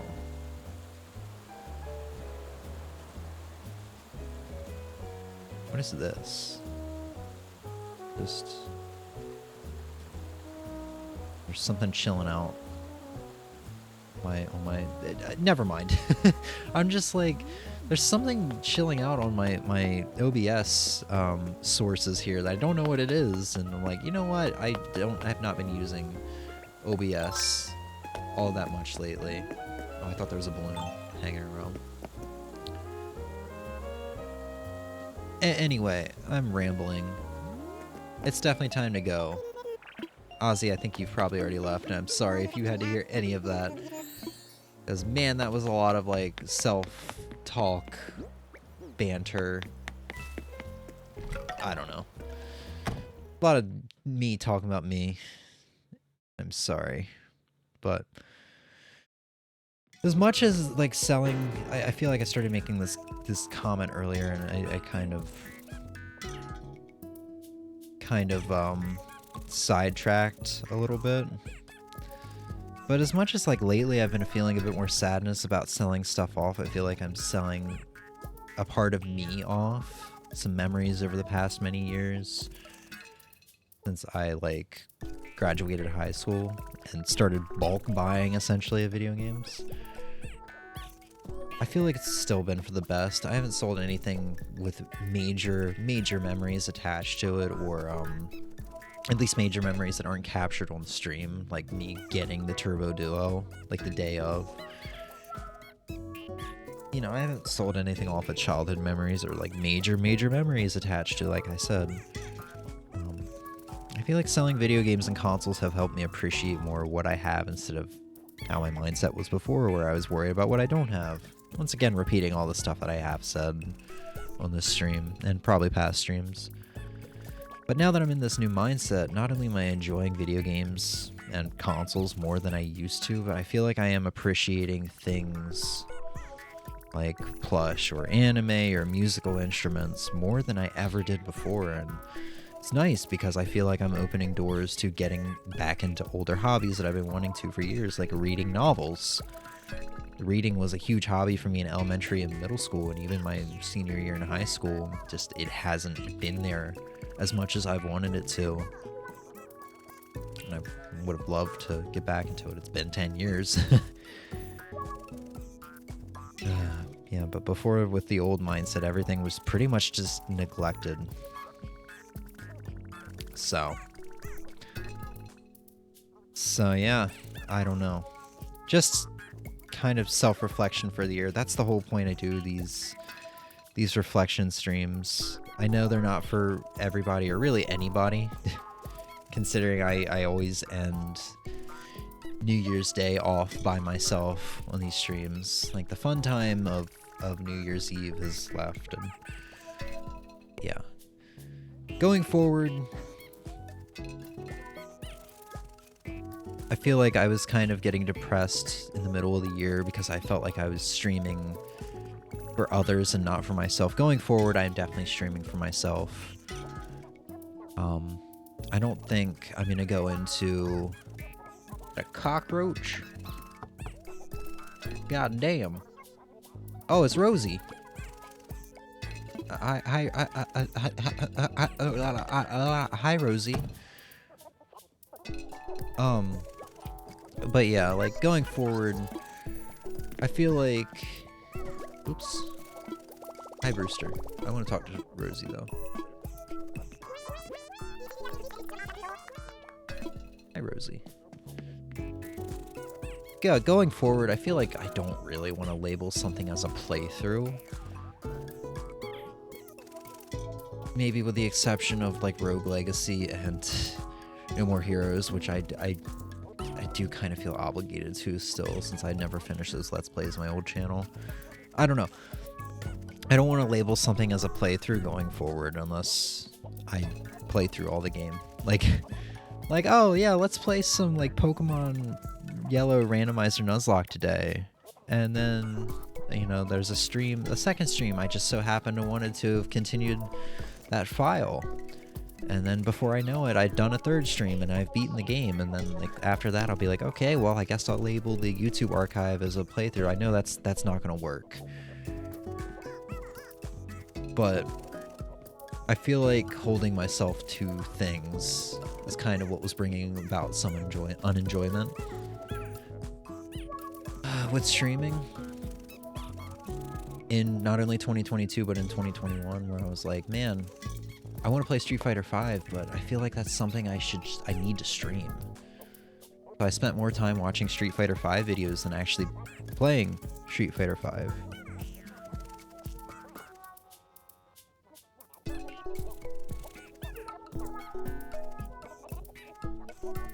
So, like, I don't know. I feel like I don't want to make things exclusive to stream anymore. But streaming for myself, not others, is kind of like going forward what I want to do. You know.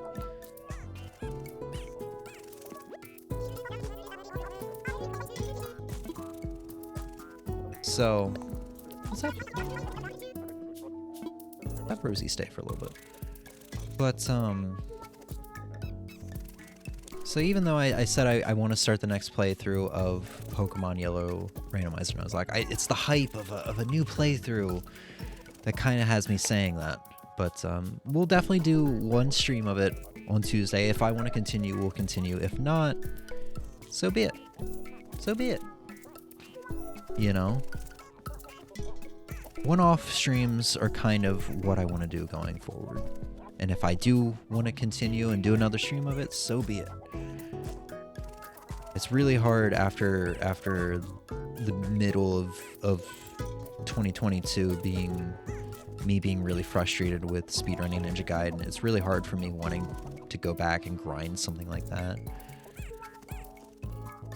That's why I want to just play fighting games how I want to fight them or play them. You know, just learn a couple things and stay at the bottom of the I don't know, the totem pole or whatever of playing online with people, just playing with the other people who want to stay in bronze and just enjoy things that way. And not feeling like I'm progressing all that much other than learning new combos and stuff like that. Learning at my own pace, which is going to be super slow and never going to get me into silver, gold category, tier, whatever, you know. Speaking in terms of Street Fighter V, I don't know. I'm just learning the roster of characters. Just doing whatever I want to do and not trying to categorize or, you know, put myself in a box of describing what I'm doing. I don't know if this is making sense or not. It probably isn't. It's fine. But point is, going forward, I just want to stream for me and not be like, oh, this is a playthrough, or now I'm learning Ryu in Street Fighter V, and now I can only play Ryu, and I can only play the game when I'm streaming it. I can't just come home and enjoy it for an hour after work. It has to be a stream. It has to be entertaining. I have to be streaming for other people. Getting back into streaming for myself is just kind of what I want to do. 2019 was the best year for streaming for me, and 2020 was as well, because it was just fun and there weren't as many frustrating streams because I was always doing what I wanted to do. And playthroughs were what I wanted to do back then as well, because at the time I still found doing the backloggery and checking off games beaten, you know, beating games that were previously unbeaten and stuff like that. I found that stuff fun. Not anymore, you know. Now if I want to play a game for an hour and just not touch it again for a couple years, I'm trying to make sure I'm okay with that. Because that's what I want to do. I want to make sure I understand that it's okay.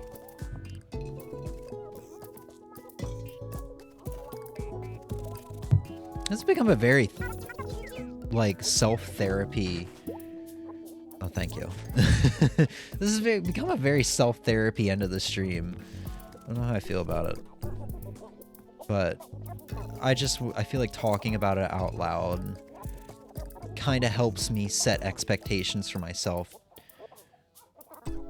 And the right kind of set expectations. The expectations that it is okay to do whatever the hell you want.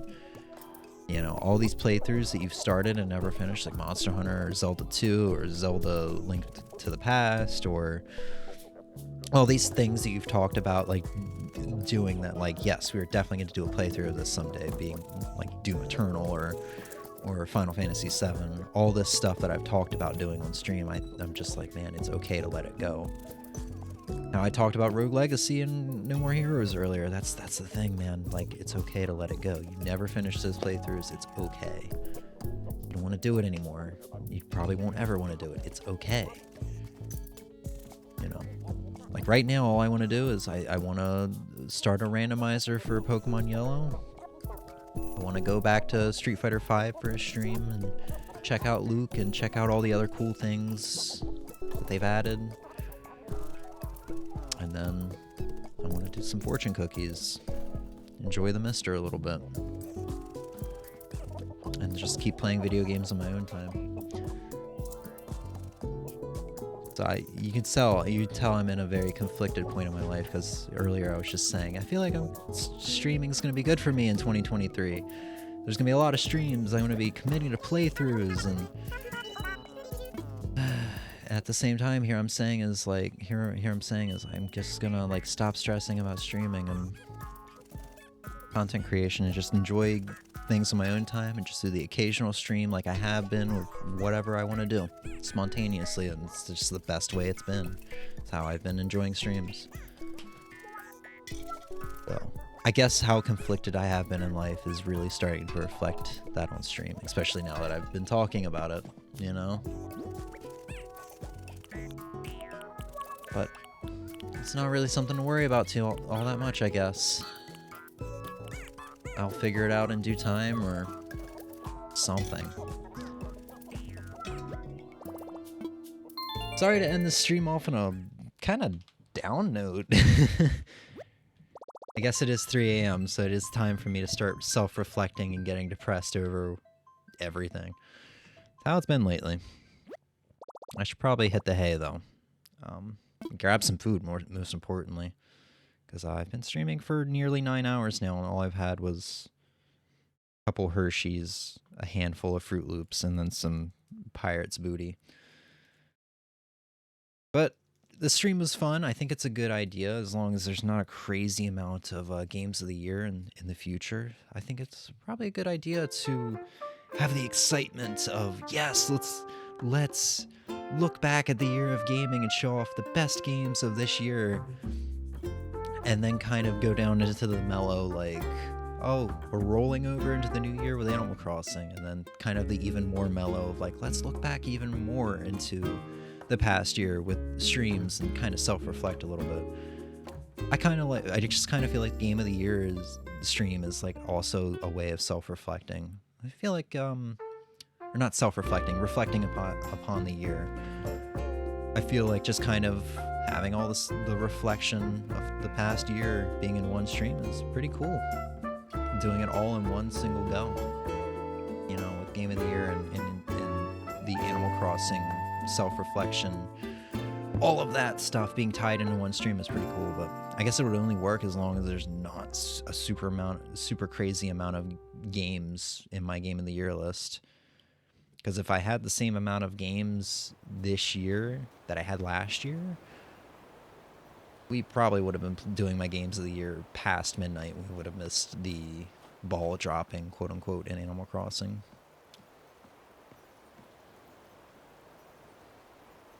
Oh yeah, it says in the bottom left corner, last time I played was July 22nd, my birthday.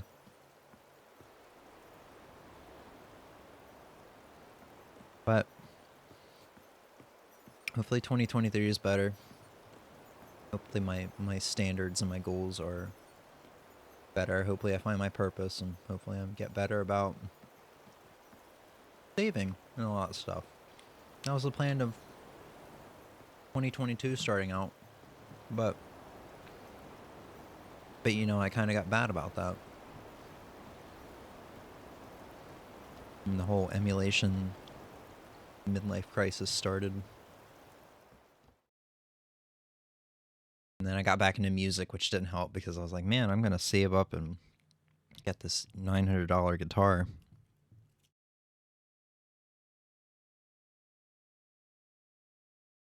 This year I would like to have the same. I did do a good amount of saving in 2022, and I'm happy about it.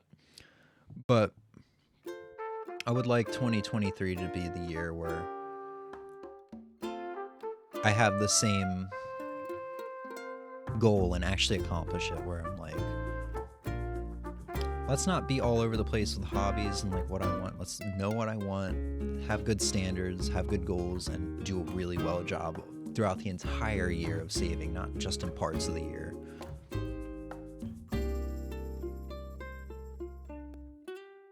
But yeah, that's all. That's gonna be all for now.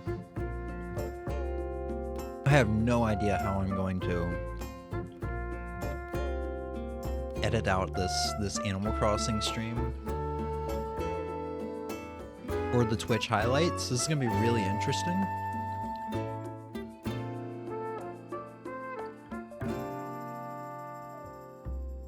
Yeah. Ozzy, I'm pretty sure you dipped out by now, man. I'm sorry. If you watched the VOD, I'm sorry that you endured all of that. I don't think you would watch the VOD, though. I think you know better. You're a smart guy. I don't think you would sit through the ramblings of a madman like myself. But I'm kind of happy I got to talk about a lot of that. Got it off my chest in some way. I was the most suicidal I'd been this morning. Waking after I woke up than I had been in a pretty long time. Well, I guess I'm kind of glad my day turned around and I had as much fun as I did. So, that's all for now. I'll see you guys, presumably, in about, like, what, 36 hours? For the Pokemon Yellow Randomizer. Have a good night, and peace. Bye.